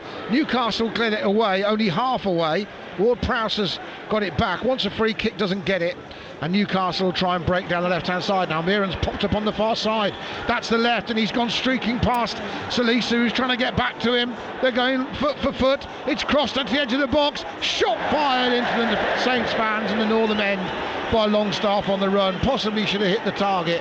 Good pressure on him from Alcaraz in the end, but it's another chance for Newcastle that's gone begging. Sorry, Joe, end to end again, Adam, and well done by Adam Armstrong. Robs Newcastle for the ball and takes Byrne on the side, and which is the right idea. Yeah. Takes him on the outside and just uses his pace, and that's what he should do every time he gets the ball against him, and puts a decent cross in, and they have to defend, and then the ball just pops up on the other end, and Almiron does really well. He probably runs 60 yards with the ball, and Salisi hanging after him, crosses it across, but Longstaff, like you said, Adam, should have hit the target, but I think so. I think him and Willock are guilty of that, and Willock's had two great chances. Well, if you hit the target, you give yourself a chance to score. Yeah, exactly. 48th minute, still 0-0, and again that came from a Saints attack. Newcastle countering. They're playing out on that left-hand side again. Drilled down the left wing by Byrne on the floor. No chances taken by Lianco. could have tried to let it run out of play but didn't risk it, and Saints will try and clear down the right. Ward-Prowse flicks it on. Mara won't get there. It's easy time for Scher to mop up, and then Pope gets it back to him as Mara tries to slide in front of the keeper, and that's a poor clearance from Fabian Scher, picked up by Carlos Alcaraz. Diallo almost midway inside the Newcastle half, can't find anywhere forward to pass it. Armstrong wanted it into his feet and it went backwards, and now Saints are being pushed back by Newcastle, who again driving on the ball as they rush up the pitch. Wilson leading the charge as he tries to close down Bazunu, who dummies the clearance bravely, and Saints trying to play out still, and again Newcastle trying to close in on them as Salisu has nowhere to go, drifts in field away from Almiron, who caught him, tripped him. Play on, says the referee. And all this comes from we picked the ball up quite decent on 20 yards inside the half, Newcastle's half. But we don't punish them when we pick up mistakes. We've got to be a little bit quicker in decision making as well, and people needs to the players needs to make some good runs for them. Yeah, give them some options. A man on the ball, give him some options. But Saints, got gifted the ball and then didn't make the most of it, and then Newcastle have shut them down as they look to clear again. Scrappy still, to be honest, everybody, but that's okay for Southampton. The form they've been in or not in compared to Newcastle, anything scrappy and tight is good. And that's a great ball from Armstrong down the right wing for Mara. Mara tackled though by Scher, who this time did get it right and got his clearance right, and Guimaraes gives it away, not like him. Up steps Lianco, takes it off his compatriot, out on the right hand side. Saints trying to attack now. Walker-Peters jinking. Guimaraes wants to win it back, but he gets it to Armstrong. Little ball in on it, gets into the penalty area. Challenge from Joe Ellington, and the volley scissor kick from Mara goes well wide in the end, but good intent from Saints. And Adam Armstrong has made a difference since he's come on, wanting to do well against his boyhood club. And he's done the right thing in football. You got to be good at taking people on. That's the one thing you got to be good at in the Premier League. You got to take him on, and he's taking on Byrne every time he gets the ball now, and he should, because he's so much quicker than him. So that will lead to, and he led to this scissor kick from Sekou Mara. It was far off target, but that's what you got to do. Lead, take him on, create situations, and then you can see what happens. Poor from Newcastle again, playing out, and this time Orsic is trying to get around them, and Almiron's back helping out Trippier, and he's put the ball out of play. Good pressure from the Croatian star on his full debut tonight. Remember, him and Alcaraz, big night for both of them, big night for Southampton Football Club, and the big January signings on the pitch. Adam Armstrong has really given this Saints team a little bit of a lift since he's come on. Chaleta Sarr back into the centre circle to halfway to Lianco. Everyone bar Bazunu in the Newcastle half. Byrne clears though. Always hard to get a hanging diagonal ball in above Dan Byrne, but Saints do get the throw from Byrne's headed clearance. Walker-Peters isn't going to win that battle, but he's trying to get in behind the big man, who's got about a foot on Carl Walker-Peters. And then they play the throw in down that right hand side, Saints. Clever little back flick from Mara, but only to a blue shirt. Challenge goes up and it falls out kindly for Newcastle on the left wing. Driving down that left wing too is Willock, and then good pace that time, covering from Ibrahima Diallo. Did very good, showed good speed, didn't he? We did.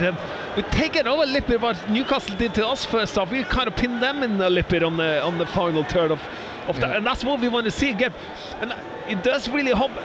That's kind of football. Sometimes you have a good half, but you don't have a second half. You come out and you use all your energy. Now ball out of play, Salisu can let that go out. Almiron won't catch it up.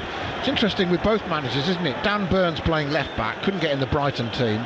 Now really doing well for Newcastle since he signed a year or so ago, and loving playing for his hometown club. But Saints playing with Salisu at left back, so both managers wanting some height in the team, and really Byrne and Salisu are centre backs by trade.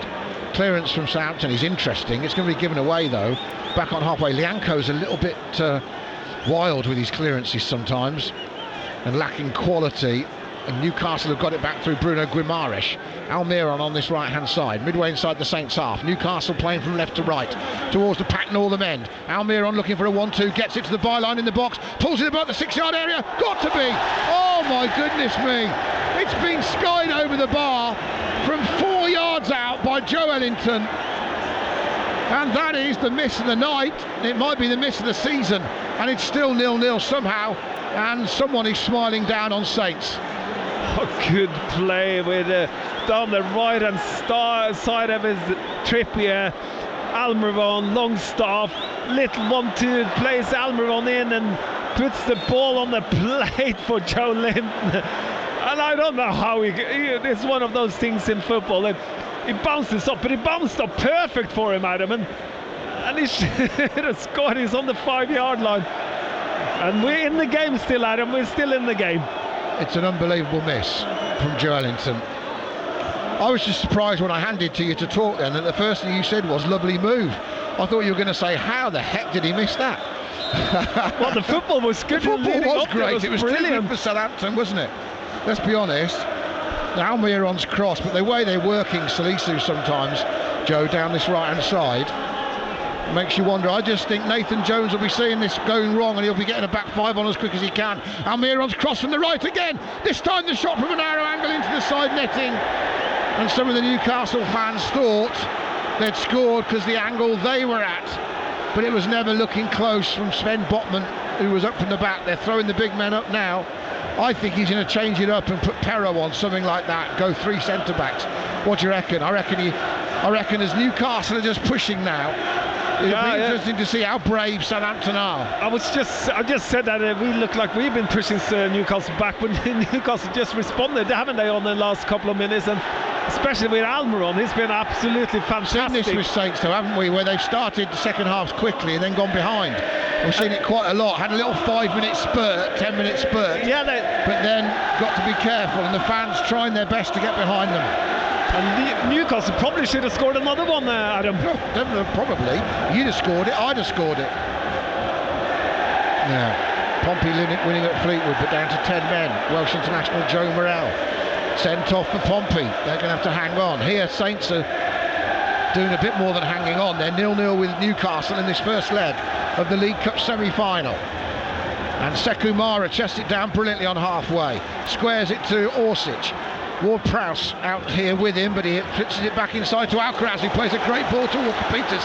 Right-hand corner of the penalty area, faced by Joe Ellington and Byrne. What's he going to do? Tries to cross it, hits Big Byrne, still kept in by Mara, trying to get round Bruno Guimaraes, doesn't want to foul him. Oh, and it's gone out, and it's going to be a Saints corner, as Bruno tried to stop Mara coming round him, but he couldn't control the ball. And now we wait for Edozie and Shea Adams to come on for Saints, looking down below me at the bottom of this itching stand. I don't know what that's going to do for the formation. It might just be fresh legs, because Orsic has, of course, making his first start. Adams may be coming on for Mara. But meanwhile, before that, there is a corner to Saints. 10 minutes into the second half. It's going to be sent in, right-footed by Orsic. Low one to the corner of the 6-yard area. And Mara tried to hook his leg around it, but couldn't. He's been bright in times in this game. And James Ward-Prowse stumbles as he tries to latch on to Pope's long throw out, and they manage to recover him and Diallo between them. And then Armstrong can get it past the defence, and Armstrong skip past 3. He's in the box. He shoots, going away from goal. Always difficult from that angle, but he's been a bright spark since he's come on the Geordie against his hometown club, and he's lashed that one into the chapel end. And now we're going to see the changes where Saints make as we get towards the hour mark here. The second substitution for the Saints. So Adams on for Mara, who I think has done well.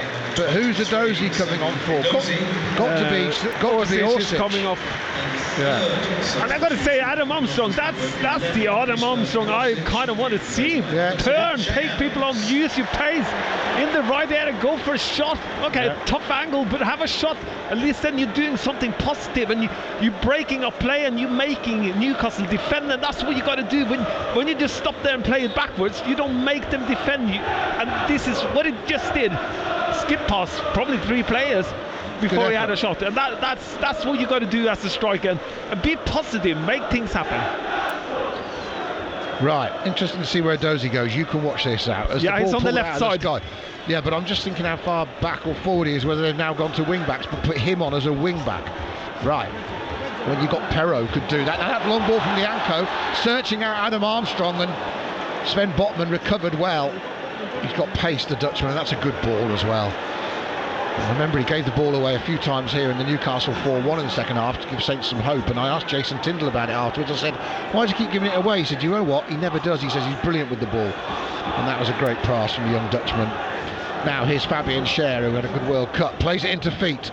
Joelinton's come inside, he's pulled down by Diallo. No foul, says the referee.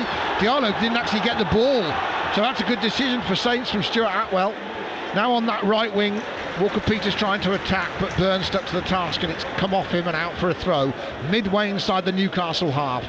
On that far side, the Saints right, it's 0-0 on BBC Radio Solent. Here's former Saints forward Joe Tesson. Yeah, and we are still in the back four with two holding players in front and the 3-1, and Shea Adams is the top player in that kind of lonely striker role. Thank you. Now, long ball, I was going to say long ball. Salisu's long ball was charged by Almiron, but came back to the Ghanaian, and a lovely flick from Alcaraz has meant Shea Adams can spray the ball out to the right-hand side, and Walker-Peters can bear down on the penalty area.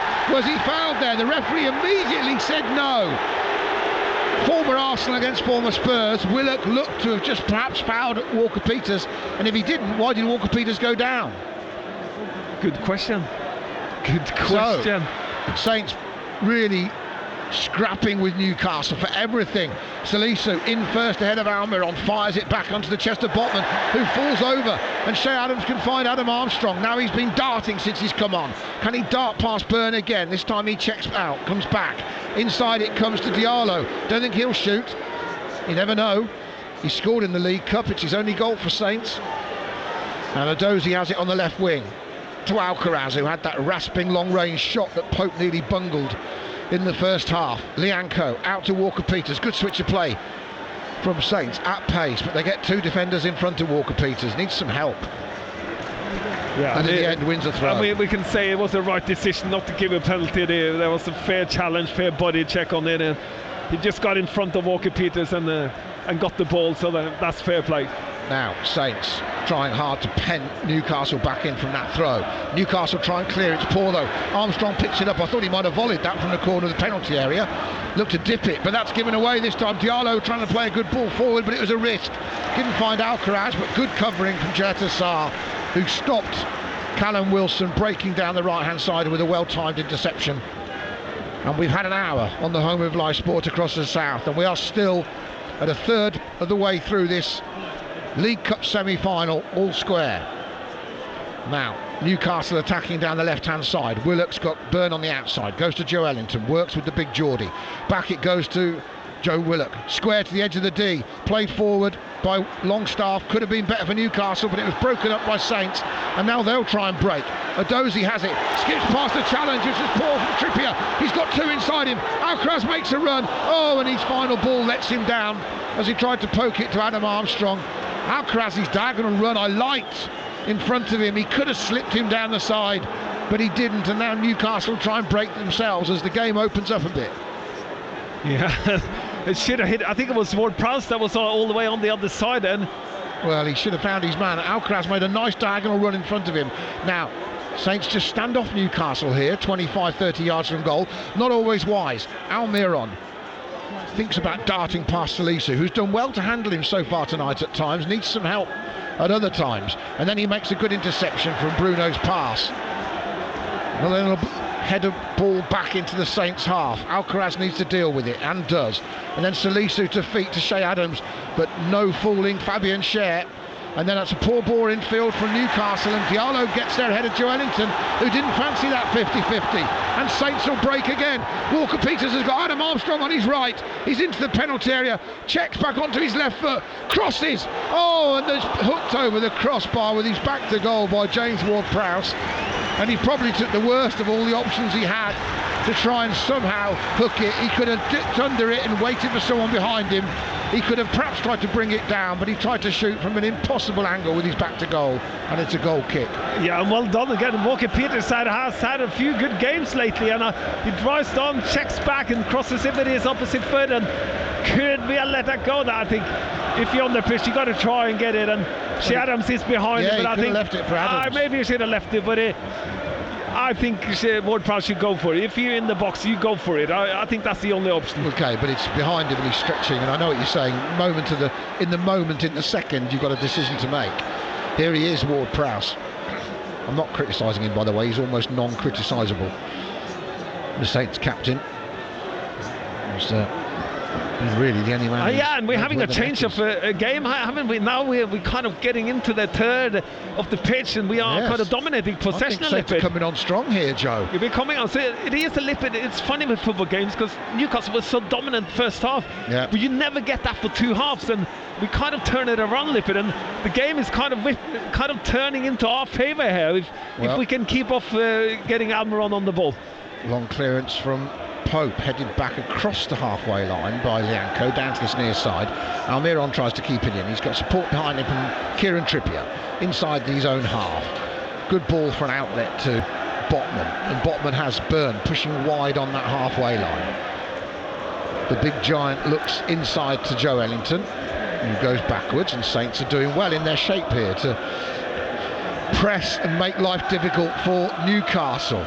Trying to stop their channels, shifting across the pitch, blocking the avenues of passes. Then they go for the long switch, Newcastle, from left to right. And this time it's well judged by Salisu. And a good clearance. Alcaraz plays a perfect through ball. And here's Shea Adams. Shea Adams in the penalty area. Saved by Pope with his left foot. Tried to place it past him. Nothing really wrong with the shot from Shea Adams. A good save from Pope. And Walker-Peters is darting into the box again. Down the right, caught by Pope, too close to the near post, and it's a let-off for Newcastle. Shea Adams, story of his season, one-on-one with a keeper, can't get it past him. No, he does everything right again.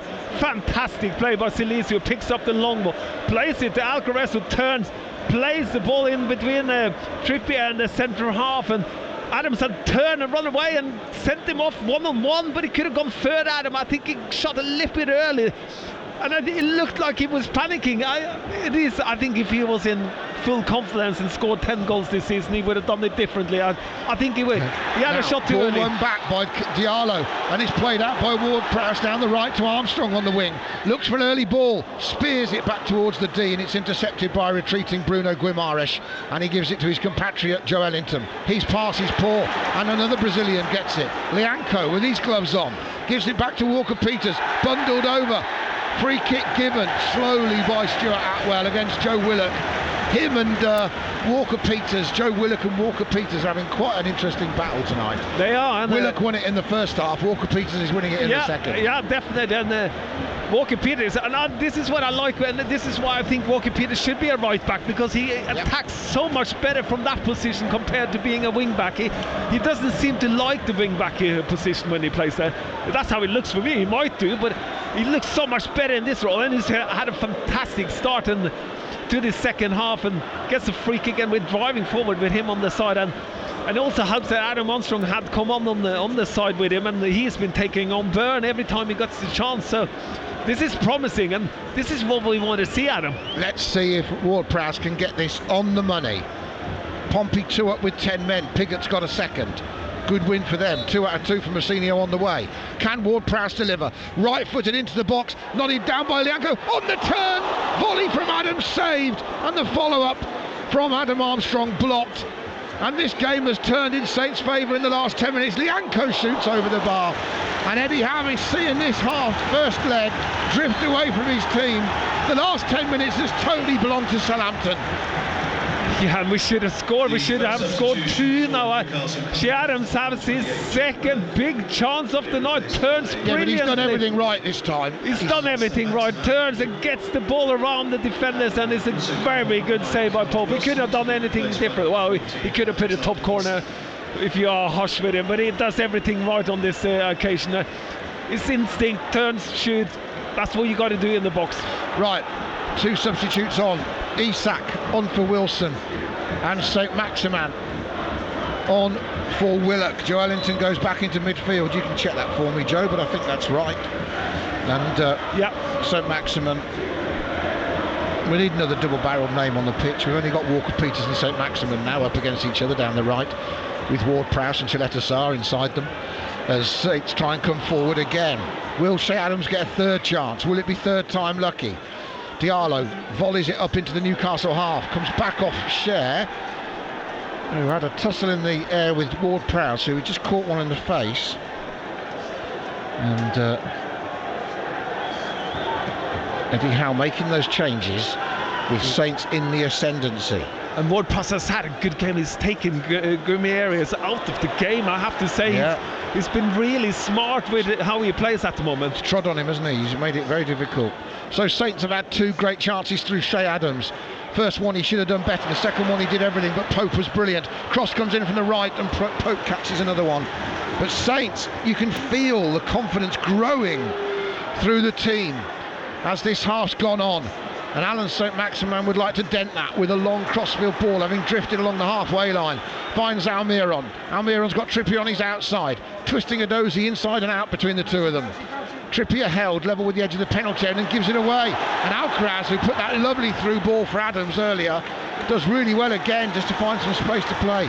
He's grown, Alcaraz, as the game's gone on. Oh, he's got better and better. He is a really proper football player. I've never seen him play before today, Adam, and he's a proper box-to-box midfielder. Rasmus Ankersen was correct in his description of him. Good passes, good vision. Good with the ball as well. He doesn't just run. He's good with the ball. Oh, his passing's been excellent. And dribbling skills as well. Against Everton last week, he couldn't pass the ball. He really struggled to get into the pace of it. But another week or so on, he looks a lot more assured. 69 minutes gone. Saints coming again down the left with Ward-Prowse. His pass blocked by Trippier. And Newcastle have it back 10 yards inside their own half on this right wing. Almiron plays it inside to Bruno, who's not enjoying lording it over Saints in this second half. And again he's caught on the ball by Ward-Prowse and Alcaraz. They swarm round him. Alcaraz back to Ward-Prowse. Here's a dozy midway inside the Newcastle half. Can he take on it? Trippier again, he can. And Trippier's going in the book. He did him once and he wasn't going to let him go past the second time. And the England man is booked, and a dozy, as he always seems to do, takes an age to get back up. He's still on his back. Let's hope he's okay. But that's a good play from him again. He sucked Trippier in and then skipped it past him like a young deer. And that's what he's got to do. He's good at this. This is his position, playing higher up on the pitch on the wing, taking people on one-on-one. It's such an important skill if you're going to become a good Premier League player. And firstly, it starts with Alcaraz, who picks up the second ball, keeps it alive. And what I like with Alcaraz, he drives into the middle, stops, has nothing to play, no one to play it to, but he doesn't panic. And because he's so good and so quick, he seems to have all the time in the world and plays a good ball out, and we've got a good chance on the free kick, Adam. And it all stemmed from Ward-Prowse robbing Bruno of the ball in the middle of the park. 71st minute, the ball 8-9 yards outside the penalty area on his left-hand side. Whipped in by Ward-Prowse, just needs a head. That came off a Newcastle head. That's a corner to Southampton at the chapel end. Great delivery from Ward-Prowse. There was a Saints player, got his head to it, I think Lianco, but onto the Newcastle player, and it ballooned out for a corner. Southampton pushing for a first leg advantage here. Yeah, and they need that. It's been so nice going up to Newcastle with a 1-0 lead, I have to say. I think it was Alcaraz that had a head at it, Adam, and it got blocked, and that was a good header as well. Here goes the second attempt from the corner, from the left, whipped in right foot. It's high hanging. Pope's come a long way, and it just gave him too much time to get in position under it, as Lianco tries to stop him throwing the ball out instead of getting back to defend, and the ball was thrown out, and now they're missing a man on that side, and St Maximin has it. Inside he goes to Bruno, squares it to Joe Ellington, out to Trippier. Trippier has Almiron, but he goes for the early cross. Saints haven't cleared it. Oh, and it's a hash clearance again from Salisu. 2 bites. Will they pay? Out it goes to St Maximin. Lovely drifted pass from Trippier. Back inside. Low ball from Byrne into the box and scrambled away. And Saints will try and push away from their own penalty area. Newcastle reminding them they're not going to have it all their own way. And they're good when they go forward. Newcastle, they're so quick. St Maximin has been a really good substitute for Eddie Howe here. And he's driving the team as well, and when they get forward, but it's end-to-end stuff again, Adam. It's great stuff. It's a really good football game. 18 minutes to go in this first leg. It is still 0-0, but it's a rip-roaring cup tie at St Mary's on BBC Radio Solent, as Fabian Schär now brings it forward. Down the right wing he goes. Alexander Isak turns to Chileta way too easily. He's in the box at the byline, pulls it back, and that is 1-0 to Newcastle. And this time there is no mistake made from Joe Ellington, who arrived in the 6-yard area at the right time. And the Toon Army go mad away to our right. And having made a hash of his effort 20 minutes ago, Joe Ellington makes no mistake from 3 yards out. Put on a plate for him after Isak turned Chileta inside out. And it's Saints 0, Newcastle 1. And it's good play by Newcastle. And it's down to the individual error. Because Chileta get turned too easily by Isak. And he goes in, drives in. Joe Linton again. He's done it all game and he's missed a few. Like you said, Adam. You can't miss that. That's almost on the line. It's served. Well, I said that about the one 20 minutes ago. He put over the crossbar. No, but this was even closer. It was. He did chip it up, but he couldn't miss that. And good play by Newcastle down the right-hand side, and it comes from good attacking play, and they showed us that they are dangerous when they go forward. Right. So what Southampton need to do now? Redouble, in my view, Joe. Just redouble their thoughts. Take their thoughts. Stay calm. Make sure that by the time we get to full time, this is the worst the scoreline is. If you only take a goal up their deficit, you've still got hope. Any more than that, and you're almost taking yourself out the time. Yeah, no, you can't give up because it's only 1-0, as you say, and there's another game, and it is possible to score goals up at Newcastle. But you've got to concentrate about this game first. You've got to get in there and try and get back. Yeah, but I don't want them to be too desperate to equalise that they leave themselves wide open at the back again and get punished. I would rather them probe and push and keep going and realise that if they have to take a 1-goal deficit, then they have to do it. But they can't be 2, because there's no way you can see them scoring 3 times at Newcastle against a team that don't concede. No, but they've got to score. Adam Armstrong's done well. Eventually meets a wall in Byrne. Cross from Ward-Prowse into the box. Shea Adams' header goes up, comes out to Edozie, lobs it back in. Armstrong tries to get there, and it's gone in! And Adam Armstrong, the Newcastle boy, has scored against his hometown club, bundling it over the line after good work from Adams and Edozie. And Newcastle had the lead for just moments. And Adam Armstrong, off the bench against the club he started his career at, has his dream moment against Newcastle. It is Southampton 1, Newcastle 1, and the tie is alive again. Oh, he kind of misses the ball and it hits him and goes in, and because he miskicks it, Pope is totally played out of the game. It's a missed pass on the side, which Ward-Prowse I think is picking up there. And though it's Adam Armstrong that picks it up, and it's a cross in from Ward-Prowse that goes into the back post of Edozie, who flicks it in just a hit and hope ball. And Adam Armstrong got up on his feet and just ran in and he's just bundled it over the line perfectly. Perfect. I mean, it's absolutely an absolute dream for Saints because there's nothing in it really. It might even be an own goal, Adam. Hang on, they're checking VAR, Joe, for a handball. Oh, I can't see a handball there. It hits Adam Armstrong's hand. Can you see that? Yeah, you can see it. It hits his hand. I'm watching the replay. I'm not sure I can even say that. It bounces up to his hand, Adam. Whether it's his hand or it just touches his hand, it does. But where? There. I'm looking at the replay. There, you can see it there. Oh, this is tight, everyone. Touches his hand. Is the referee going to be asked to have a look, or is it going to be disallowed? If you can see it, Joe, you can see it.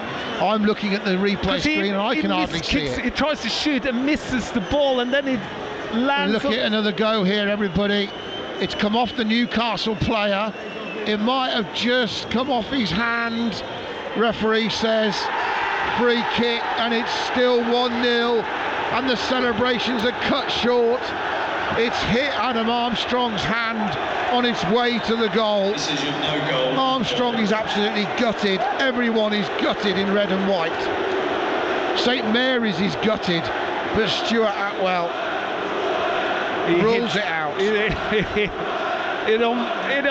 does hit his hand. It's his hand that drives the ball. There's no intention whatsoever. No. It's the no intention of. And it's done him. The rule is an ass. It is a tough rule, that I have to say. That is, he doesn't even know the ball is hitting his hand. Exactly, that's my point. There's no intent at all.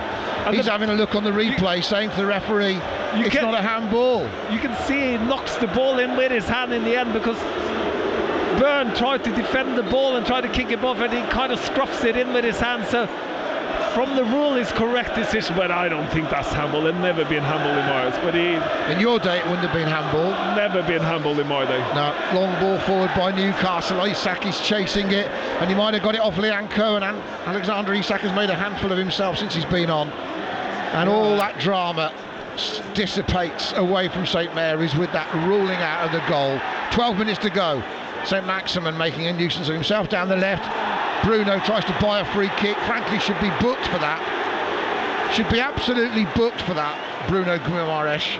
He's just fallen to the floor, trying to con the referee. Why hasn't he booked him, Stuart Outwell? He's let him off the hook there. Oh, it's a terrible dive, but anyway. Well, the only thing you can say about Adam Armstrong, he should have scored. I know, that's the problem. It wasn't quite as bad as Shea Adams heading it onto his own hand at a Wolves, but it wasn't far away, was it? No, but he should have got something on the balls. He shouldn't have ended up in that situation. That's the unfortunate. But it hits his hand on the last body part. It hits his hand before it goes in. So, but you know what? They've got the ball in the net. It might have been disallowed, but it shows he can score against Newcastle. Yeah, it does. And that ball from Diallo is wild, under some pressure, but he wasn't given a great pass from Cherta Sarr, to be fair. He's facing his own goal. He's passed it 10 yards into his feet. He doesn't know who's behind him. No, he didn't need to make it that difficult, though. But I agree. And Diallo's had a good game. Don't let it say defensive job he's done today. It's been absolutely fantastic. He's broken up the play from Newcastle better, hasn't he? Time after time. So today he's had a good game on the defensive job. Well, I think he was put under pressure there. We're approaching the final 10 minutes. It's 1-0 to Newcastle, and Saints through Alcaraz this time, who's got boundless energy, the Argentinian. On his full debut, just raced 30-40 yards to close down Pope's clearance. It's headed back towards halfway, where Diallo will volley it out of play. A few groans around St Mary's. Don't need that. Everybody's got to stay with the team here. It's still just over 10 minutes to go, and it's only the first leg, remember. I think the players have done the club proud in the first 80 minutes of this game. They might be trailing 1-0, but they have put in a right, I think, stoic performance and really battled toe-to-toe with Newcastle right the way through, Joe. Yeah, and I agree, and that's what I say with the Southampton fans. If you try and win the game and you don't, and you end up losing, I think they will forgive you. I think they will applaud you for your effort and for the game. And I just don't want groans when things go wrong. No, it's a bit early. It's not even half time in this tie. There's no need for that, because they have tried to win the game. They tried to come back. They tried to score. They won behind, and now they're trailing. Before that, they were close of scoring. Shadham should have scored. So we've been driving the game so far, second half, and Newcastle has been smart. We've got to give them credit. Going forward, they are very good. Yeah, of course. Now, Diallo can't touch Guimaraes, and it's played out then by Isak cleverly. And Newcastle's the goal scorer, Joelinton, plays it to Sam Maximin. Another good counter-attack from Newcastle. Down the left wing, they have it with the thin frame of Alexander Isak. And it's a goal kick as he tries to dribble it round Lianco, and here comes Romeo Lavia, and that is going to be the end of Diallo, who's had a very good game, one of his best games in a Saints shirt. Ibrahima Diallo, he's done a really good job. He has. He's done a proper defensive job today, breaking up play, being in the right places at all the time, stopping Newcastle from going forward. So it would have been tempting, Joe, to take Alcaraz off, making his full debut in his first game in English football. But he's opted to keep him on because he's been effective in this second half. Yeah, he's grown into the game. It's been very good. You can't now, take him off. Playing out from the back worries me. Bazunu tries to clear, and it ricocheted off the Newcastle player and went behind for a goal kick. But quite honestly, that could have gone anywhere, and I'm not sure why Saints need to take that risk, if I'm honest with you. And Jacob Murphy's come on. Yeah, and we've got to give credit to Eddie Howe's substitutes. He's put on them when he needed to change things. He has, and the players that's come on for him has been very good. Isak. Yeah, Sam Maximin. Now Murphy has been unbelievable on the side end. Well, he's changed the front three because he wants to be able to close Saints down still, doesn't he? So he's changed all three of the front guys now. 8 minutes left of normal time, everyone. Newcastle lead 1-0. This tight affair. Saints have had their moments, and I'd say, even though Newcastle have scored in the second half, Saints have had the better of the second half. Had a great 10-15 minute period where Adams forced saves out of Pope twice, First one he probably should have made harder for the keeper. Second one was a good volley. They've had a goal disallowed, and the referee's going to give a free kick against Lianco here. And he said something to Bruno, and St. Maximin's joined in. Lianco's done something. The referee's pushing him away. Now either Bruno's winding him up or he's trying to wind Bruno up, but the all-Brazilian clash has ended with players being pulled apart here. And referee Stuart Atwell's going to, I'm sure, issue a yellow card to Lianco, who's trying to walk away from the problem. Stuart Atwell's chasing him with the card. He's having a word. What card is it going to be? We need to hope it's just yellow, which I think it is. And he's taking I'm a bit worried name for this one, Adam. Let's have a look. I'm thinking this is not going to be good news. It's yellow, and the Newcastle fans are booing because they think it should be red. Now, that could have easily been a red card, by the way. What do you reckon happened then? And Alan St. Maximin booked for his reaction, by the way. Yeah, he got a yellow as well, so he did the same for both players.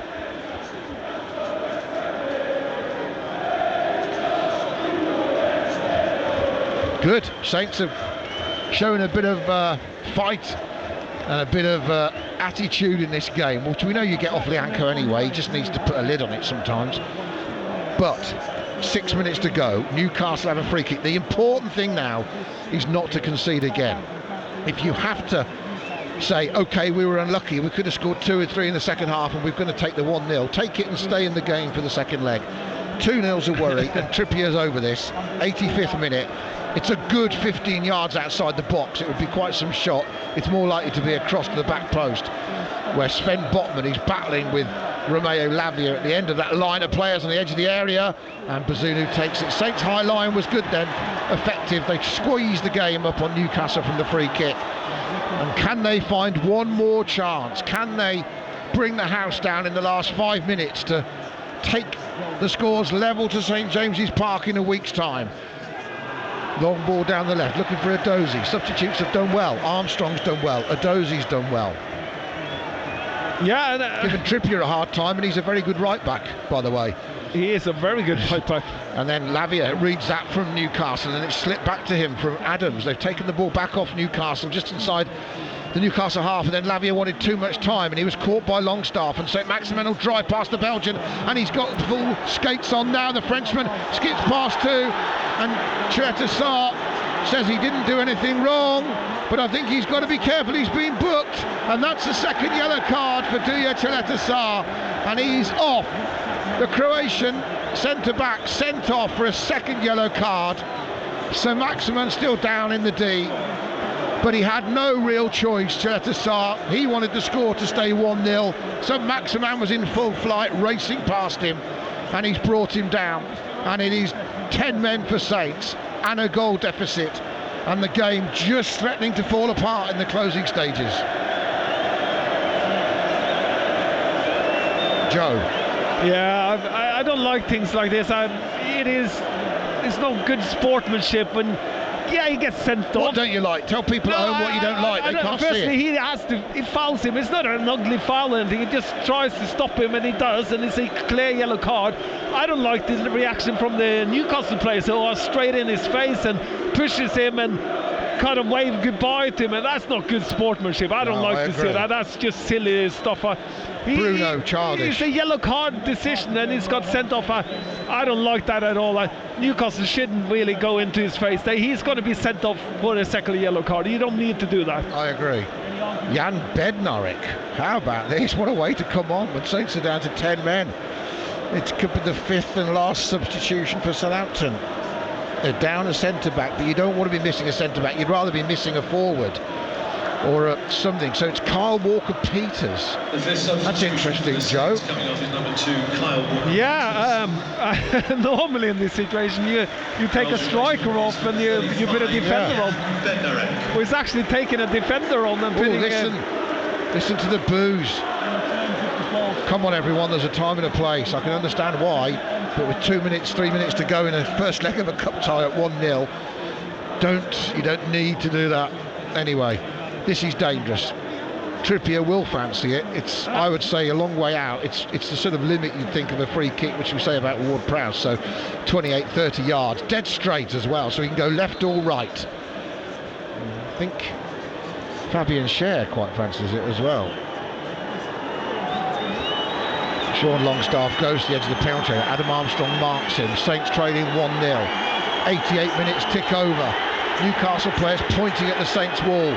Southampton down to 10 men for the last few minutes of this first leg. They scrapped all the way, but they're trailing. Trippier hits it, curls it, and it goes wide and into the Newcastle fans. It remains 1-0, and now Saints need to get out of here with this 1-0 deficit with 10 men, regroup and get ready for next Tuesday. Now it's just about seeing the game out. I've got to say as well, I talked about sportsmanship. The referee was quite good. He gave Guimaraes a yellow card for bad sportsmanship, and I like that. That's good. That's the good way of doing it. Yeah, and Bruno was lucky not to be booked earlier, so in the end he's got away with just one, so he's a bit lucky as well. As the ball headed by the goal scorer Joe Ellington down in towards the edge of the centre circle, and the aforementioned Bruno Guimaraes plays it to Dan Burn, and now St Maximin will look to use that pace again, and he's running out of play, and that'll do. And if I'm Saints, I'm not rushing to take this throw in. Nope. As we approach the 90th minute of the game, 1-0 to Newcastle. We're almost halfway through the tie. Advantage narrowly to the Magpies. And Saints. And now it's a different scenario. Now it's about seeing it through and not conceding any more goals. Let's be honest, Saints have done well. They have scrapped and fought better than we've seen in some games, and they've created some chances in this game. Remember, this is a Newcastle side that might well keep a clean sheet again tonight, 10 out of 11. But Saints have really tested that record tonight in the second half, particularly as the ball played by Bednarek and then lashed clear as he's first headed it down away from St Maximin.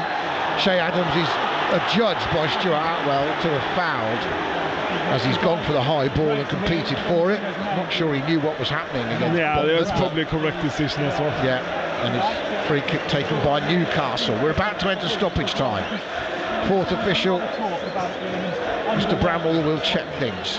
Back here again Saturday, remember, for Blackpool in the FA Cup, which will be like the hors d'oeuvre before the return leg next Tuesday. 5 minutes of stoppage time at St Mary's. 10-man Saints need to survive with this 1-0 deficit as the worst case scenario to take to St James's Park. I said before, to be honest with you, Joe, in reality I said, given what could happen against a very good team, you know, level or one behind still makes the tie very competitive. Of course, ideally you want to be 1 or 2 up, but this is the worst case scenario, but it's almost the acceptable worst case scenario for me. 1-0. Yeah, 1-0 is nothing in a football game, because you only need one goal to make it level. Yeah, keep it tight for 80 minutes up there, yeah, exactly. And then have a go. And I've been quite happy with some of the things I've seen today. They've been fighting, they've been playing good football second half. First half they kind of rolled off the pressure that they had, and I would say this is their best performance under Nathan Jones, bar the Man City game. Yeah, and this is what they need to do in the league as well. They need to fight for the points. Yeah. And I think the fans will forgive them if they play like this and lose. Now, long ball over the top, looking for St Maximin by Bruno, and he thinks about the cross. He gets it square in the end. This is the problem. Back to Bruno, 20 yards out. Clever pass out to this right-hand side, and fired into the side netting by Jacob Murphy. And Nathan Jones out on the edge of his area, just telling everyone to calm down. 2 hands out like Tommy Cooper, going just like that. Just getting his hands out. Yeah. Calm down, slow down, use the clock. We don't want any more goals. Down. We don't want any more goals. That will kill the chapel. I think that will kill the tie, Adam. Yeah, I agree. That's what I'm worried about. 90 seconds gone of the 5 minutes of stoppage time. 10-man Saints need to keep battling here. Shea Adams does well, wins the ball near halfway, lashes it back into the penalty area. Might count as a shot on target by the time Nick Pope. Is that a shot on target, Adam? Yes, he's third then, because he's had 2 good chances. And Dan Burns strides away with it as Nick Pope rolls it out. You wonder whether Newcastle are going to protect their lead or whether they think they should go for the jugular against 10 men. 2 minutes gone of the 5 allotted. Long clearance from Fabian Schär, great ball as well to Jacob Murphy. So he decides not to engage him and lets him bring it down. He gives it to Alexander Isak, who's been a nuisance since he's come on, supplied the goal for Joe Ellington. Back to Trippier, Newcastle keeping possession but working Saints. Here's Schär, extra man almost, a spare man against 10, drifted out to the left hand side. St Maximin onto his right foot, finds Bruno. Bruno has a man outside him, tries to thread it through, but it just hasn't been his night, which is good news for Saints. Number of misplaced passes, and he's been caught in possession a few times. Saints have done well with Ward-Prowse hassling him. Ward-Prowse has done a brilliant job on him. 3 yellow cards to each side, a red card for Chileta Sarr. 11 against 10, 1-0 to Newcastle, and Saints have the ball back with Gavin Bazunu, and Alexander Isak will pressure him, so he'll have to clear it up to halfway again. Adams will compete in the air. Actually, it squirts off the head of Cher, and then Edozie couldn't take advantage. He's been quiet since he got tripped up by Trippier. Sam Edozie needs to get in the game more. Now, Alcaraz, who's been very good on his debut. Out to Edozie on this left wing now. Can he have one more go at Trippier, who's been booked, remember? Cuts inside him. Oh, it was unlucky.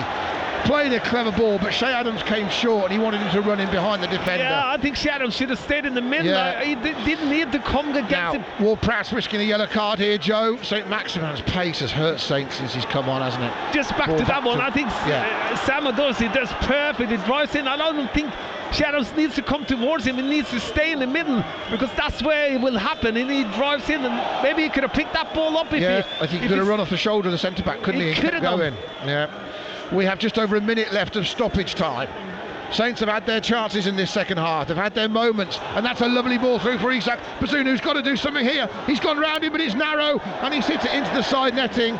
And in the end, the Swede could have made a better fist of that than he did. Eddie Howe will be disappointed. He could have even stopped and played it back inside the penalty area, but he's tried to shoot off balance, right-footed, and Bazunu did well not to foul him, but he did enough not to let him get the shot on target, and that's a little let off for Saints. Big let off, Adam. He could have pulled it back into the box. He had men there who wanted it, and that's a big let off. First good pass from Guimaraes today, and that leads to Isak's one-on-one with the keeper, and the angle is tight though, so now he's going again, and this time Salisa will take the yellow card. The yellow cards are flying. It's proper cup-tie football now.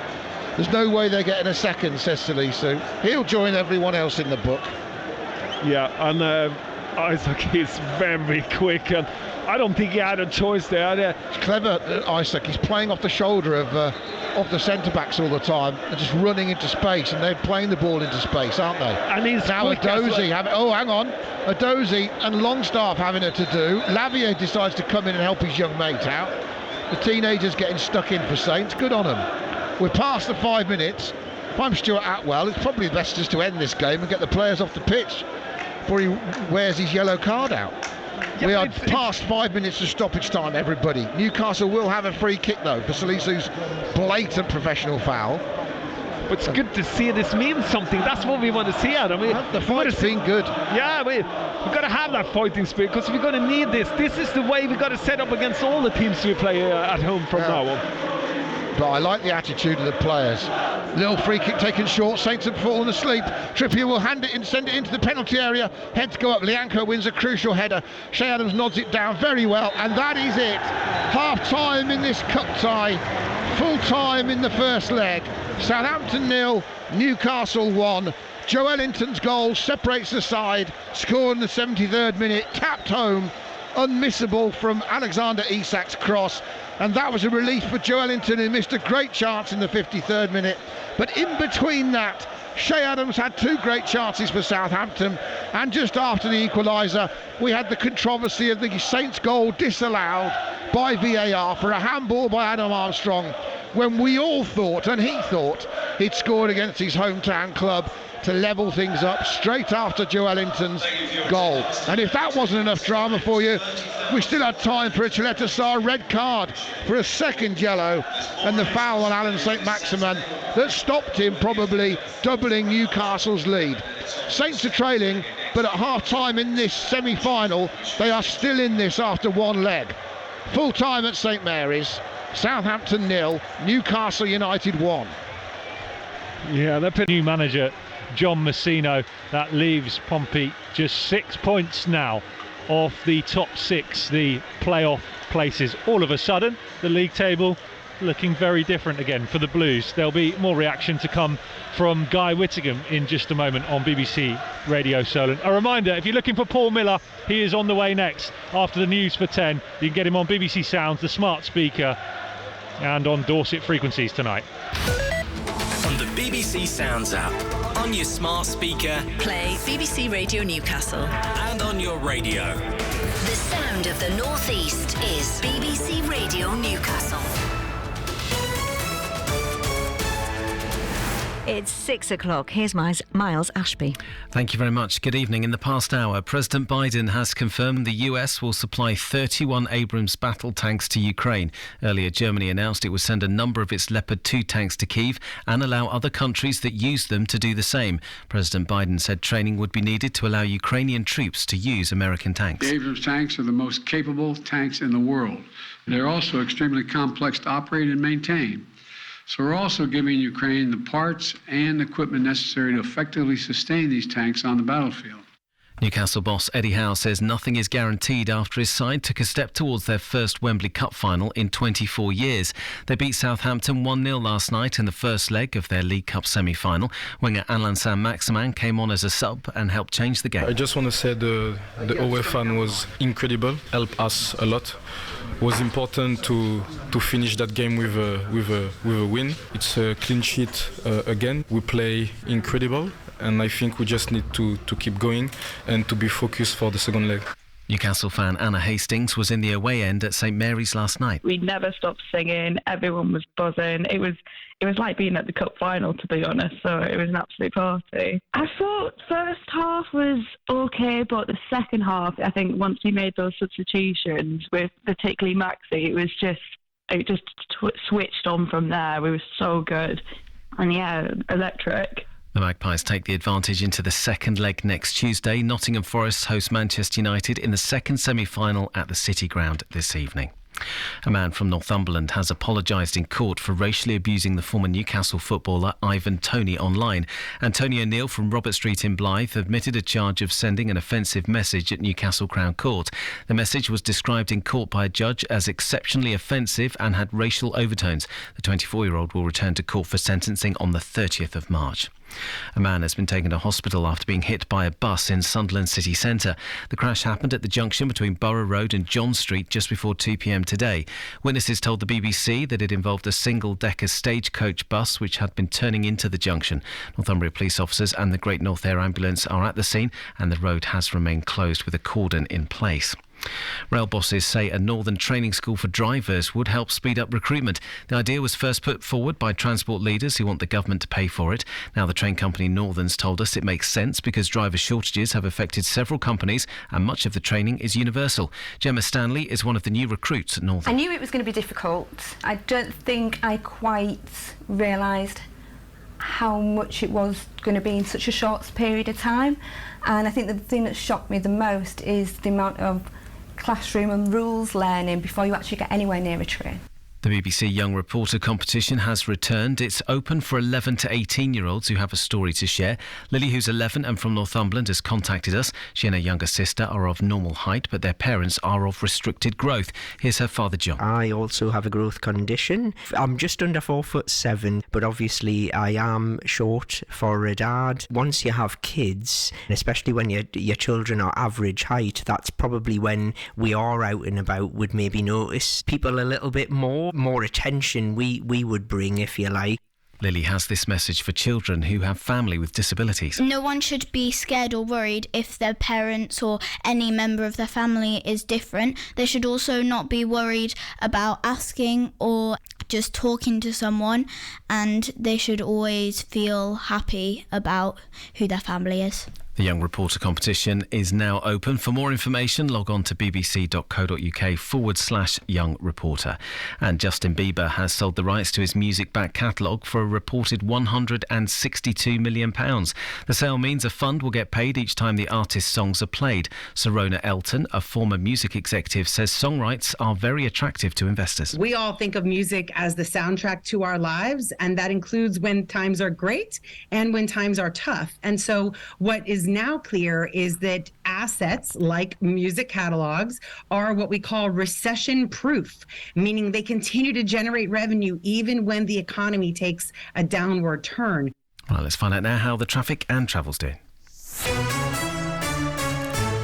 In Sunderland, on the A1231 Sunderland Highway westbound near the A19, there's been an accident and there are reports of slow traffic in the area.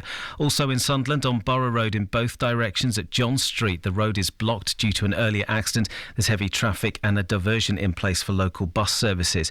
In Newcastle, it's slow going on the A189 Redheugh Bridge heading into the city northbound. Take you around 4 minutes to get through there at the moment. Slow in Gateshead on the A1 southbound from the Metro Centre to the Angel of the North, travel time of around 16 minutes. And due to an operational incident, there are currently delays of up to 15 minutes on the Metro between Northumberland Park and St James. That's the latest BBC Radio Newcastle news. I'm Miles Ashby.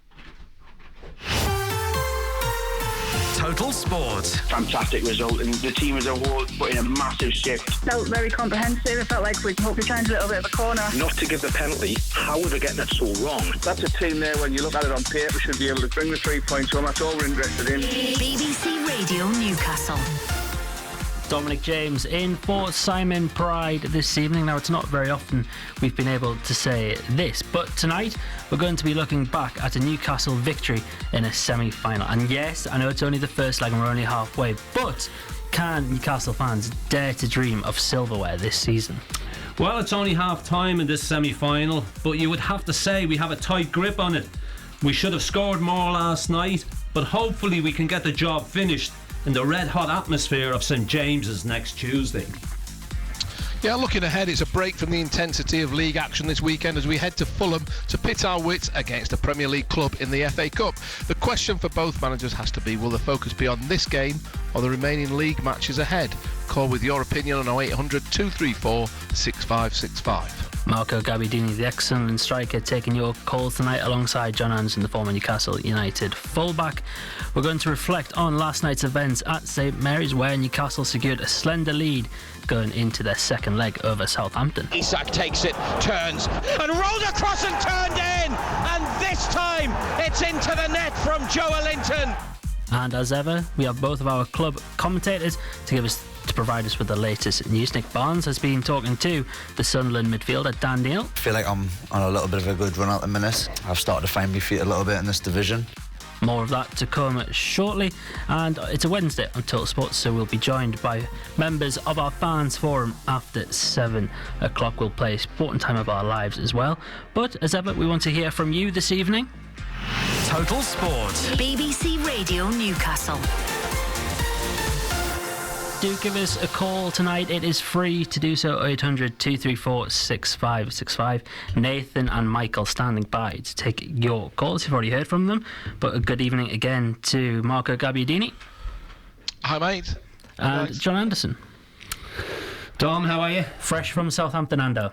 I wouldn't go as far as to say fresh, but yeah, from Southampton. And a good evening to our Sunderland commentator Nick Barnes. Good evening. And to our Newcastle United commentator Matthew Raisbeck. Hi, Dom. You can send us a message tonight as well. Text us 81333.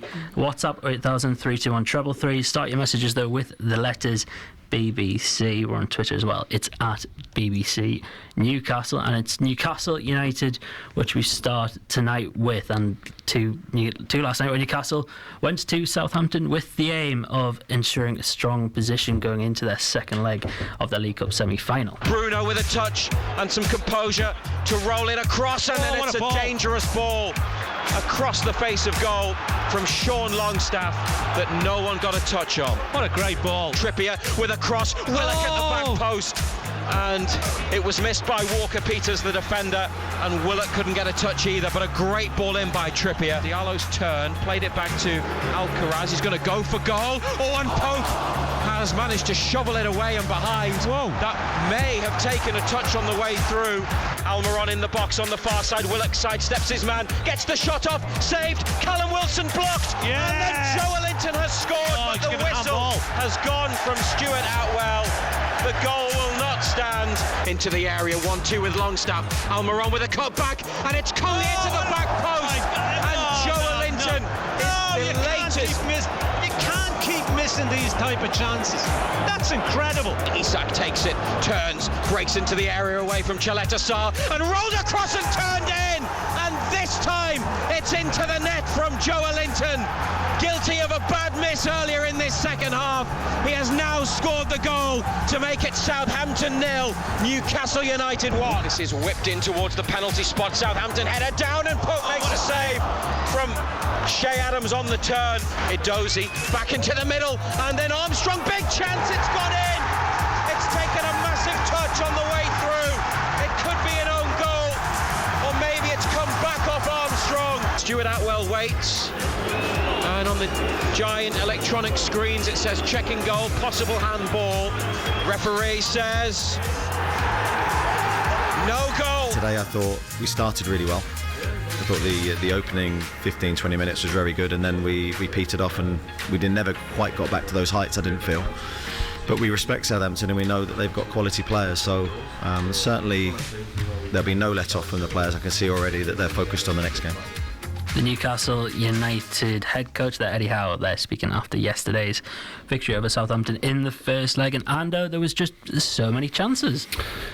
Yeah, similar to previous league games, chance after chance. Joe Willock had 2, Sean Longstaff had another one. I suppose the biggest one was Joe Linton's. It looked harder to miss.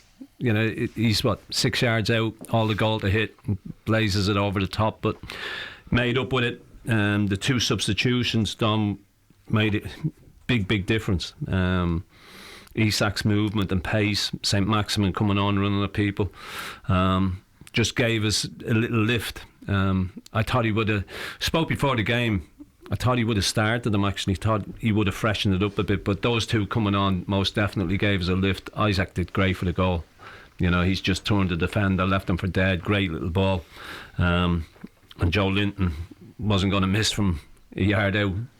But look, we deserved to win. You know, they had a 10-15 minute spell where they upped the game a little bit, but over the course of the 90 minutes we were the better side. We had all the chances. I don't think Pope had a save to make in the first half. He had a couple to make in the second half, but it was a good performance. You get the semi-finals, it's all about, it's not really about performances, it's about results. And you know, we went away from home, we're coming back with another clean sheet, and we've got a goal in the bag. And as I said, the atmosphere at St James's next Tuesday will be absolutely electric. Razor, were you ever getting concerned that they were just never going to take any of them chances? Maybe, yeah. I think especially with the Joelinton one that he put over in the second half, that should have been in, no doubt about it. But they got there in the end, Dom, despite coming quite close to yet another goalless draw. The goal from Newcastle's point of view was really nice, really well created, and we'll come on to Isak's impact in a bit more detail shortly. But in terms of the opportunities that they had and the fact it took a while for the goal to come, Eddie Howe knows that making chances isn't the problem, it's taking them. Well, I think it's been the same pattern for the previous few games for us. We've created a lot of opportunities, we've had a lot of shots at goal, we just haven't taken those moments. But I think from the team's perspective, we are functioning well, we are creating openings, which I think is the hardest thing to do. So we bank on the players' quality ultimately to score more goals the more we create. And the potential two goals last night, Joe Linton's handball in the first half and then Armstrong's in the second. Your thoughts on them? Do you think they were handballs or not? I don't know. I've given up on all these rules now, Dom, to be quite honest. I'm 1 week they are, 1 week they're not. The one thing you would say is he was consistent with both of them. You know, it came up and Joe Linton didn't know a great deal about it, the same way Adam Armstrong didn't know anything about the one hitting his arm. But the law is now, if it hits your arm, it hits any part of your arm, knowingly or unknowingly, now it's not a goal. And that's, you know, as I say, at least he was consistent with both of them. Yeah, Reza, for a moment, I guess you were hoping that the Southampton one was going to be a handball, given what happened to Joe Linton in the first half. Well, I suppose if they disallow Joe Linton's, then they have to disallow Armstrong's, even though they were slightly different. The Joe Linton one should stand because I don't think it hits his arm. I can see why the referee on the pitch has given it absolutely no issue with that judgment because of his position, but it's VAR that I would have a problem with in the Joe Linton case because yes, it's not necessarily the easiest one to detect, and if you look at different camera angles and they have access to all of them, you can see that it's maybe difficult, it's borderline. Ando wants to come in a moment. Let me just finish. It's reared up and hit him on the side of the chest near the arm. I don't think it's touched him on the arm, therefore the Joe Linton one should stand, although Southampton may have had a case for a possible foul by Wilson on Salisu, I think, just as the ball came to Joe Linton. But they'll have been really pleased, Dom, Ando, that the Armstrong one was disallowed, not because it was him scoring against his old club, and he was very good and lively when he came on and a threat, and I'm sure it'll be the same next week at St James's, but because of the timing. It came 3 or 4 minutes after Newcastle had taken the lead, and that would have been a big problem for them. Better to be 1-0 up than 1-1 after the first game. But look, I think the Joe Linton one wasn't handball. Are you saying that VAR gets things wrong? Is that what you're saying? That's what he's saying, isn't it? They've effectively admitted that they have got decisions wrong this season, including one that affected Newcastle against Palace in the league in September. I can see why the referee on the pitch has given that. I just think that VAR... They didn't send the referee over to a monitor, though, did they, to look? And we said this during the match in the commentary, Dom, that there was the penalty that was conceded by Kieran Trippier against Fulham.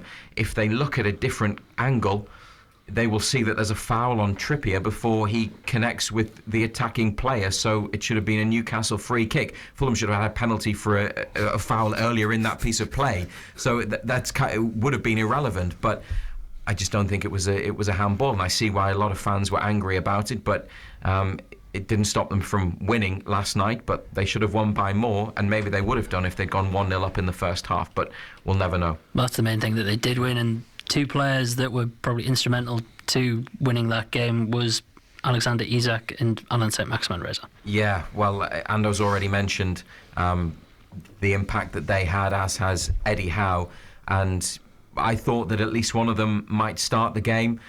They have put themselves into a really strong position to play from the start next Tuesday in the second leg.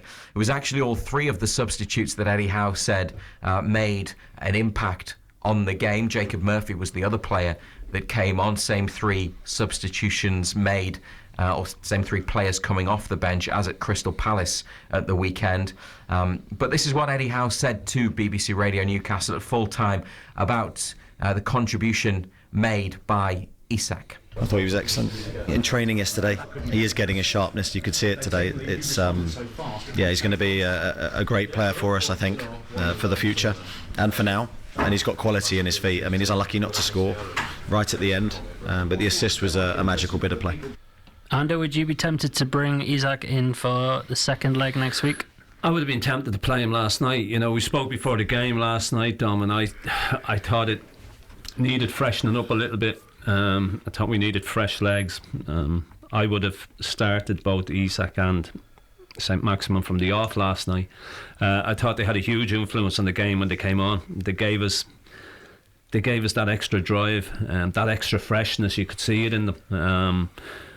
So as Razor said, I don't think they've done themselves any harm whatsoever. That they put themselves in with a great opportunity of playing next week in the second leg. I think he's got a big decision to make now next week, Eddie Howe, because as I say, two of them came on. St-Maximin's pace and running with the ball and running at people, Isak's movement, and he's got pace about him as well, did great for the goal, as I've already stated. I think Eddie Howe will be delighted there's no game this weekend, but it'll be interesting to see what he does next week, when next Tuesday night when Southampton come, because as I say, I just think it needed freshening up a little bit, and those two definitely gave us that. So Maximin had a big impact, and he probably managed to get Southampton players sent off because he drew a foul in on the edge of Southampton's box right. Well, I thought he was just going to go through and score what would have been a brilliant solo goal, but he was taken down outside the area, and a second yellow card for the Southampton defender Douye Chaleta-Sarr. So he left the field. It was close to the end of the 90 minutes, and then things got a little bit bad-tempered again, Ando, didn't they? There were one or two flashpoints during the match, and Bruno was involved, and Murphy was involved as well, and you didn't like that, did you? No, I didn't like the Murphy incident. I thought it was out of order. I thought it was Sunday morning-ish, if I'm perfectly honest. If I'd have been Sarr, I know what I would have done, but there you go, that's another story. But look, we've started to do that. We've started to wind people up and get in people's faces, and all of a sudden St. Maximin as well. He was in. When did he become a fighter? He's going around pushing and shoving people, and So look, it is what it is. It works for us. But the Murphy one, no, I didn't like. Because he waved goodbye to the player off the pitch. Moving on, Newcastle now favourites to reach the final, Ando, would you say? Huge favourites. Yeah, you'd say that, yeah. Look, on the evidence of what we seen last night, Southampton had 10-15 minutes, but that was it. I thought Southampton neat, tidy. No physicality about them, though. Get pushed and shoved. A lot of young boys in there as well. And I just feel that coming to St James's next Tuesday night, where the atmosphere will be absolutely electric. I thought it didn't feel like a cup semi-final down there last night. Their fans just seemed to accept that they were going to get beat. There was no atmosphere about them whatsoever. Well, even in our lower down last night ahead of Southampton, we had BBC Solent, and the colleagues there were just they were so negative about the whole situation. Yeah, even though they're in a semi-final still, they beat Manchester City in the round before. But yeah, you watched them last night and you wondered how they beat Manchester City. You really did. But look, they did what they did. They were there on merit, but I thought they were second best last night, apart from that 10-15 minute spell. And I think it'll be really, really difficult for them next week at St James's, because, as I say, I think the atmosphere is going to be absolutely electric. They will be fired up, Southampton, and maybe some of the situations towards the end of the game, perhaps the Murphy sarcastically waving off Chaleta-Sarr after he received his second yellow and then the red, will stay with their players. I mentioned the impact, Dom, that Adam Armstrong had. He caused some problems down the right side. He wasn't playing directly through the middle. Was tricky. Obviously was involved with the disallowed Southampton goal, and Dan Burn found it tough at times against him. And they do have some good players, we know that, not just the likes of James Ward-Prowse, who's obviously their main man. Samuel Edozie, a winger, came on and won a free kick in a dangerous area. So Newcastle will need to be mindful of the threats that Southampton carry. But as Ando said, physically, you don't see them as being particularly imposing. They are a young team, and maybe they just lack a little bit of experience as well. And are they good enough to come to St James's Park and win by a couple of goals? Maybe not. Could they take it to extra time, to penalties? Well, I suppose it's a possibility, but that might only be a possibility if Newcastle create more chances and fail to take them, or stop creating chances. So they are favourites to go through. Just looked at the competition odds to win the League Cup, and Manchester United, Dom, Ando, are still clear favourites ahead of Newcastle, who are second in the betting. The other semi-final is tonight, and it's Nottingham Forest versus Manchester United. Forest are at home in the first leg. That one kicks off at 8. Last night was a long away trip midweek for the 3,200 who made it to St Mary's. And Eddie Howe, looking back at the way that they backed the players last night and ahead to what they'll need next Tuesday, says the fans are just so important. We're united. I think they see, hopefully, that we're giving our all and trying to win and entertain and trying to attack and just giving our all in every match and every moment for the club. We're feeding off their energy and the support they're giving us, the positivity that they're showing us in every game really does make a difference. And we're going to need them next week because this is we're in a real fight to try and get to the final. It's going to be very difficult. And you mentioned the fans there. Yeah. The fans in the away section made a loud noise. You mentioned the fans at home next week. You mentioned it earlier. It's going to be some atmosphere next week. Yeah. Look, I think it'll be a carnival atmosphere next week. I think there'll still be one or two little nerves about, but I think the noise and the occasion is going to be immense. It's good news for once. Yeah, without a doubt. You know, it's great to be in the position that we're in. You know, it's a long time since we've been in a semi-final. As I said earlier, it's only half time in the tie, but we're 1-up at half time, and just when Razor was going on about the odds, I mean, we're 1-2 to win next week. Southampton are 6.5 to 1, you know, to beat us at St James's next week. So that's what the bookmakers think of it, you know. But I just think if we go about it the way that we've been going about games in recent weeks, and like we did last night, I just don't see Southampton having enough to turn it around. Yesterday, among the game itself, there was lots of transfer talk, Razor, about one player in particular. Yes, he is Newcastle's leading target at the moment, and it's the Everton forward Anthony Gordon. Chelsea have also been keen on him. A repeat of a situation in the summer, really, where Chelsea tried to sign him and Newcastle were also interested. Chelsea have signed a lot of players this month and may not be finished. Not sure what the situation at Everton following the departure of Frank Lampard as manager would mean for it. It could complicate things, but Anthony Gordon is a player that Newcastle have wanted. So I asked Eddie Howe after the game last night, why are you laughing, for the latest on the club's attempts to sign him. I've got nothing for you, Razor. Been preparing for this game, so I've got no idea what's going on. But certainly regarding any players, I'd never talk about them. An expected response there from Eddie Howe. Razor, today there's been a couple of fixture changes as well. Yes, these are the games done for March in the Premier League, the 3 that Newcastle will play. There'll be no cup football for them beyond their participation in the League Cup, and the final, if they get there, is at the end of February. So 3 Premier League matches in March before an international round at the end of March.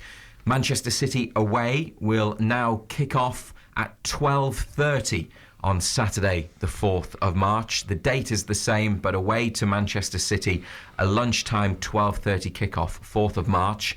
Newcastle at home to Wolves the following weekend has been put back. So that's on Sunday the 12th of March at 4:30 at St James's. And then this one, Nottingham Forest against Newcastle United, has been brought forwards from Saturday to Friday the 17th of March. You're pleased about that one, Ando, aren't you? Scandalous. Why is that, Ando? Where's the Friday night game come from all of a sudden? Well, but why are you so pleased that it's on that day in particular? I'm writing a letter to the Premier League. It's on a certain day for you, isn't it? I think that they're being what's the word I'm looking for? Razor, help me out here. Where are they being? Do you feel targeted personally? I think that's what they've done. Yeah, they've seen what day it is and they've targeted. Friday the 17th of March for Forest against Newcastle, 8 o'clock kickoff, and it was a Friday night game, famously in the Championship under Rafa Benitez, and that was quite an affair. But the Forest game, you may earn a reprieve, Ando, in terms of St Patrick's Day, because it could move again if Forest make further progress in the FA Cup. Come on, so Forest. It's not set in stone. You'll be cheering on Forest in 2 cup competitions, won't you? I thought Forest were out of the FA Cup. Are they? They lost to Blackpool. Oh. The information. They got battered by Blackpool. Yeah. Thanks for getting me hopes up, Razor. He's done that deliberate as well. Everybody's jumping on the bandwagon now. I thought, all right, go on. I'll pop. See, the information that I read earlier said that it would be dependent on on the FA Cup, but it's not. You can stop laughing and all. Sorry for getting your hopes up. Ah, cheers, thanks. Oh, you can still cheer them on. You'll be able to fit 1 pint in before you get back on the car to go home. No, don't do things like that. Matthew Racebeck, thank you very much. Obviously, I'm out with your chauffeur beside me. Here on Total Sport, it's time to have your say this evening. Call free 0800 234 6565. BBC Radio Newcastle. Dominic James sitting in for Simon Pride this evening on Total Sport. With me, as ever, is the former Newcastle United fullback John Anderson and the excellent striker Marco Gabbiadini. Get in touch 0800 234 6565. Send us a text 81333. WhatsApp at 8000 321 333. Start your messages with the letters BBC. We're on Twitter as well. It's at BBC Newcastle. To the phone lines then, and our first caller up is a Newcastle one. It's Daryl, and Daryl, you're through to John Anderson. Hi Tom, hi Marco, hi Ando. Hi Daryl. What's the point you want to make tonight, Daryl? Well, just going on from the game last night, it was very much a rerun, I thought, of Palace, and I was at Palace on Saturday, and in terms of creating chances and not being able to take them, it was very similar. I would have said that some of the chances we created last night were a little bit more clear-cut. I think Joe Willock is probably guilty of spinning a couple of good chances in the first half, and a few others were as well. But it was just really good to see we actually get the reward of being consistent towards the end of the game. We kept pressing forward to create chances and put balls into the box. The run from Isaac was fantastic in beating the man the way he did and just driving into the box. A great ball across. It's into such a dangerous area where the keeper can't really get down to get onto it. It was between him and the defenders. It was just perfectly put in, and thankfully Joe Linton was able to put it home at the third time of asking. The earlier goal that he had ruled out the handball, I think it was quite inconclusive really in terms of VAR. For me it should have stood, because I don't think it came off his hand. And at first, when it first happened, I thought they were trying to look and see if there was a foul on the defender because of the way he went down screaming. And they came to that decision that they couldn't decide, so it was left with the referee's decision on the field at the time. And in terms of what Ando was saying earlier about some of the antics, let's call them, I can understand why he would get wound up by them, because I'm sure if I was the opposition team, I'd get wound up by them as well. But when you see when it's your boys doing it, there's an element of they're showing a bit of character and a bit of grit, and it you've seen other teams do it before, and we've mentioned before as well that it seems to have a bit of a you can only really liken it to like an Atletico Madrid under Simeone. You don't know, it's hard to say where that's come from, whose influence that is, because we know Eddie's been out there. And we know that he's got Kieran Trippier coming in from Atletico. So I don't know how they've come up with this, but it's good to see, because it shows that we're not there to be messed around with. I don't mind some of the stuff they do, Daryl. And I said earlier in the season, we've mastered this, and I don't mind that at all. I didn't like the Murphy one. I thought that was out of order. But people will have different views on it, and you're right. I think if somebody had done that to one of our players, I think supporters would be up in arms, and I think rightly so.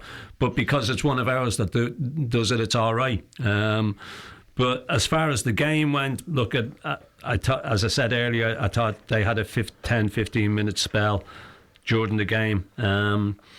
But over the 90 plus minutes, we were the better side. We had the better chances. We should have won it by more. And we've given ourselves a huge opportunity. It's another clean sheet. Pope last night made the saves that we've become accustomed to. He's just a top keeper. I think on the evidence of what we've seen this season, you would say he's the best keeper in England at this moment in time. What is it? 10 clean sheets now. Yeah. So he's in the form of his life. I think for £10 million as well. Yeah, it was a snip. You know, I mean, when you think what you paid for him, when you look at the transfer market nowadays, got him for absolutely nothing. I thought the substitutions had a huge influence on the game as well. I thought they gave us that extra spark, that extra little bit of zip. And I think they've set a marker down to the manager now, you know, because I think he's got big decisions to make for the second leg. Yeah, absolutely. I'm looking forward to it next week, because I think, you know, I think what flags have put out into their bit there to fetch the scarves again next week, and if they've got, you know, they know how to help generate the atmosphere in terms of their display, so I'm sure they've got something really good lined up for it, and that place is going to be rocking next week, and I think that'll be one of the key factors that sees us through the tie. You said earlier that Southampton will struggle. I absolutely agree with you. I think they'll struggle really when they come up next week. We'll make it very difficult for them, and I'm sure we'll stick with the team no matter what. I mean, if we go through a period like we did last night and we're making chances but not finishing them, a little bit like Leicester, it'll be relying on us to not, like, the team can't lose us and we can't lose the team, you know what I mean? There's got to be harmony there, and we've got to keep backing the lads to eventually put those chances away. But yeah, I'm really looking forward to it. And I think in terms of Nick Pope there, just talking about Nick Pope, I would probably put him down as signing of the season across the country. Never mind just for us. Oh, that's a bold shout. Yeah, I mean, he's had an incredible season. But I think you've got to give the boys in front of him a lot of credit as well. You know, they've given them a lot of protection. The back four, 2 centre backs have been superb, 2 full backs as well. But you know, we've defended from the front. You know, we defend in the opposition's half of the pitch, if that makes sense, because we try and get the ball back as quickly as we possibly can, which takes an awful lot of strain and an awful lot of pressure off your back four. But when they've had to defend, they've defended really, really well. And when you're playing in front of a goalkeeper that you know is coming for everything, and he just commands his box, you know, he's anything in the air he just comes and gets, and it just gives centre backs all the confidence in the world, knowing that your goalkeeper is coming from anything, for anything and everything. But just getting back to the 2 substitutions, Darryl. Do they start next week for you? For me, I would certainly be looking to start one of them. Probably Isaac over Wilson. St Maximin, I mean, it's going to be a really tough call for Eddie. And I think it'll depend on how he sees them during training this week. I think I like the idea of St Maximin as the impact sub, because he, like you say, he came on last night and he absolutely tore them to shreds. He really put them under pressure as they were tired late in the game. So I would probably start Isaac out with the 2 of them, yeah. Give us your thoughts on that as well tonight. Darryl, thank you very much for your phone See you, call. Darryl. Total Sport. BBC Radio Newcastle. As I say, Dominic James sitting in for Simon Pride this evening. He'll be back tomorrow, hopefully, but it's time to introduce one of our Fans Forum members. Our Sunderland guest is running just a tad late, but we can introduce our Newcastle Fans Forum member, Jonathan Coates. Good evening, Jonathan. Evening, John. Fresh from Southampton as well, a bit like Ando. Yeah, very fresh.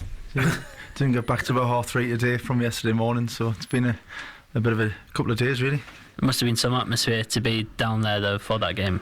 Yeah, it was quite surreal. I was actually at the last semi-final, 2005, and we got absolutely pummeled by Man United, and it was just, totally different now. So, one more step to go, really. And I guess favourites now to reach the final, hopefully, Jonathan? Southampton are bottom of the table. You've got to be favourites when you're 3rd place in the league, but I think if you go away from home and you win 1-0, you keep your clean sheet and you kind of limit them in terms of chances. I think you've got to be favourite at home next week. I'd be very disappointed if we didn't make the final. And with just seconds to spare, our Sunderland Fans Forum member this evening joins us, Ian Scott. Evening, Ian. How are you doing? Oh, not so bad. Bit of a rush to get here, but a bit traffic, but you got here and then. That's the main thing. Good man, Ian. Glad you made it. Yeah, so we're going to get all your thoughts on various different things tonight, but we will start with Newcastle. We'll let Ian grab his breath for just a moment. We just mentioned it there, Jonathan, about the game last night. St Maximin and Isak the big difference for you? Absolutely, yeah, totally changed the game. And I've said for a few weeks now, I don't think Joe Linton is suited to playing on the left, but when you're playing Arsenal away from home, him and Willock did really well to contain Saka. But I prefer Joe Linton in the middle of midfield, and I think it is time to probably introduce Isak from the beginning. I hope he can do what he did last night from the start. But I also think Wilson has looked off the pace since he was ill before the World Cup. I don't know if he's suffering, but he doesn't look the same player. And I think Isak was tremendous when he came on, and St Maximin did the runs that we've seen him do. It's whether they can do it consistently from the start. That's the next sort of challenge for them too. Andrew, have you been surprised by Wilson's maybe dip in form? Or do you think it's just one of those striker things that happens? Yeah, I have, because I thought going to the World Cup would have given them a lift, and he would have came back and he would have been buzzing now. Whether he's carrying a knock or whether he's still feeling the effects of illness, I don't know, but he definitely hasn't looked the same player. And I'm a big admirer of Wilson. I think he's a top player. I think he's a real good player. I think not just goal scoring, but his movement, his all round play as a centre forward. He frightens centre backs. He bullies centre backs, and he hasn't been doing that lately. Now whether he needs a break or not, I think Isak and St Maximin coming on yesterday, as Jonathan has said, I thought changed the game. We look fresher. The fresh legs, players who haven't been in the team. They've got that little bit of hunger, a little bit of desire, want to play. And Isak did great for the goal. Great turn, great pace, got the byline, put the ball into an area where you can't miss, basically. So big decisions for Eddie Howe to make next Tuesday. I know he's a big admirer of Wilson, but somewhere along the line you just think, because Isak's been out injured for a long time, but against Sheffield Wednesday in the Cup he played 45 minutes. I thought he did really well. I thought he was excellent for that 45 minutes. When he's come on in games ever since, he's done well. So is it time to throw him? Is it time to start him? And the same with St Maximin. St Maximin again last night, got the boy sent off. We know what he's capable of.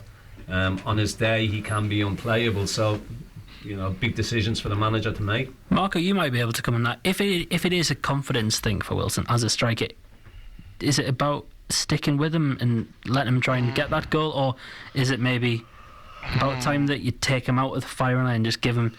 No striker wants to give up his place, but sometimes as a manager that's what you have to do. And I think you could tell by the way he walked off last night, it was like almost like a resigned sort of look in his face, where I just can't seem to get it right at the moment. And like John said, he's one of these players who thrives on work rate, on being in people's faces, but high tempo. That's he's a nuisance of a centre forward, isn't he, John? Yeah. And you'd hate to play against him, yeah. Yeah, but is he doing that enough at the moment? I don't know. And also I think there is a little bit of, Newcastle, although they're doing really well, they're not the entertainers team of a bygone age. They're a little bit attritional, and sometimes that's hard for a centre forward if the ball isn't getting up to you as that often, or creating that many chances. And maybe that's it. But the difference is I think we're creating chances. They're just not falling to him. I don't think it's a confidence thing either. And I think. Yeah. If half the chances that we've created were falling to him, he'd have put them away. Put them away. Yeah. It's one of the things as well. The way that you play as well now is that it's a lot of it is about the midfielders going beyond the centre forward, isn't it, John? Yeah. He links up. They'll go down the sides, and then people before he can get turned, people are flying past him, which is a great asset to have. But unfortunately, they're the ones arriving in the box probably before he is. But the difference with Isak came on was, God, he's got some acceleration, hasn't he? That turn was amazing, wasn't it? It was. He should have gone backwards to the pass, but he was away. Yeah, he looked like he was on a tight corner against the touch line. Right. Yeah, he had no right to win that. The other thing, that's the difference between the two players. Yeah, Andrew, I don't know if you agree with this, but it's probably slightly controversial. When we were scoring loads of goals before sort of November, it was Jacob Murphy who was on the left wing, and I think what he does, his end product has always been poor, but he puts players under pressure. He makes them panic, like Brentford. like Fulham, those type of games, and it allowed Wilson to become freer. And I wonder, because he's not doing that, and Wilson's having to take more of that responsibility on, I think he's become isolated a little bit. And I think Murphy's a decent player in terms of what he can do in and around. He doesn't obviously finish stuff off. He hits the post every time he shoots. But I just wonder if there's something to do with the change in time of Joe Linton going on the left or Willock going on the left. It's slightly different. I think since the World Cup as well, and we've spoken about this as well, Marco, I think since the World Cup, I think teams have sussed us out a little bit as well. Yeah. They're giving us an awful lot more respect compared to what they were prior to the World Cup. They're getting a lot of bodies behind the ball, they're filling areas. So he hasn't got as much room to play in, Wilson. But he just doesn't look at it at the minute. Now, as I say, whether that's down to the fact that he's got a knock that we don't know about, or whether he's still feeling the effects of illness or whatnot, but look, it's a decision that the manager's going to have to make. Jonathan, just quickly, in terms of the transfer window, Anthony Gordon seems to be Newcastle's main target at the moment. Is he somebody you would like to see come in? And if so, how much would you be willing to pay for him? It's a tricky one, because I think he breakthrough season last season, he did well, but he wasn't setting the world alight. I think with a good bit of coaching and the right sort of structure around him, I think he could become a really good player. He's got raw talent, he's got pace, he's got trickery, he wins you free kicks in dangerous areas. Price tag, I don't know what is a good price these days. You're talking like 40 million. I think it's ridiculous. But if it's part of the deal seems to be having add-ons. I don't know. Ando, if it's a lot of money, isn't it? What would be the sort of the upfront cost, and then potential add-ons? There's been talk of 20-30 million as the potential. I don't know. I mean, initial fee, and then 15 million add-ons after that. Yeah, I mean, we had this conversation the other night when we were talking about St Maximin. If you were going to sell St Maximin, how much would you take? And a lot of Newcastle fans thought between 30-35 million for St Maximin. Then somebody else said 60 million. It all varies depending on who you talk to. It's all opinions, I guess. Yeah, of course it is. Gordon, I don't know. He's got the potential, and I guess you have that factor of him being a young British player who's played in the England under 21s. And you almost have that inflation of having to pay that as well. Yeah, and I've seen a lot of things where Newcastle fans say they don't want him, they don't like him, he's a diver, he's this, he's that.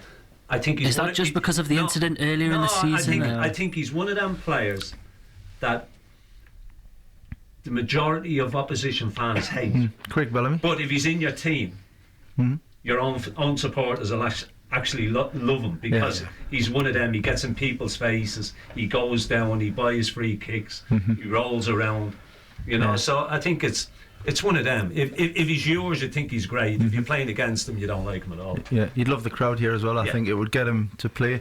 And I think what's happened at Everton, according to some of their fans down there, they've kind of, the team hasn't played well, so he's become a scapegoat a little bit. And he's 21 years old, he needs some development, and there's no better manager or coaching sort of team than Eddie Howe's team at the minute, I think. So if anybody can make it work, I think he would.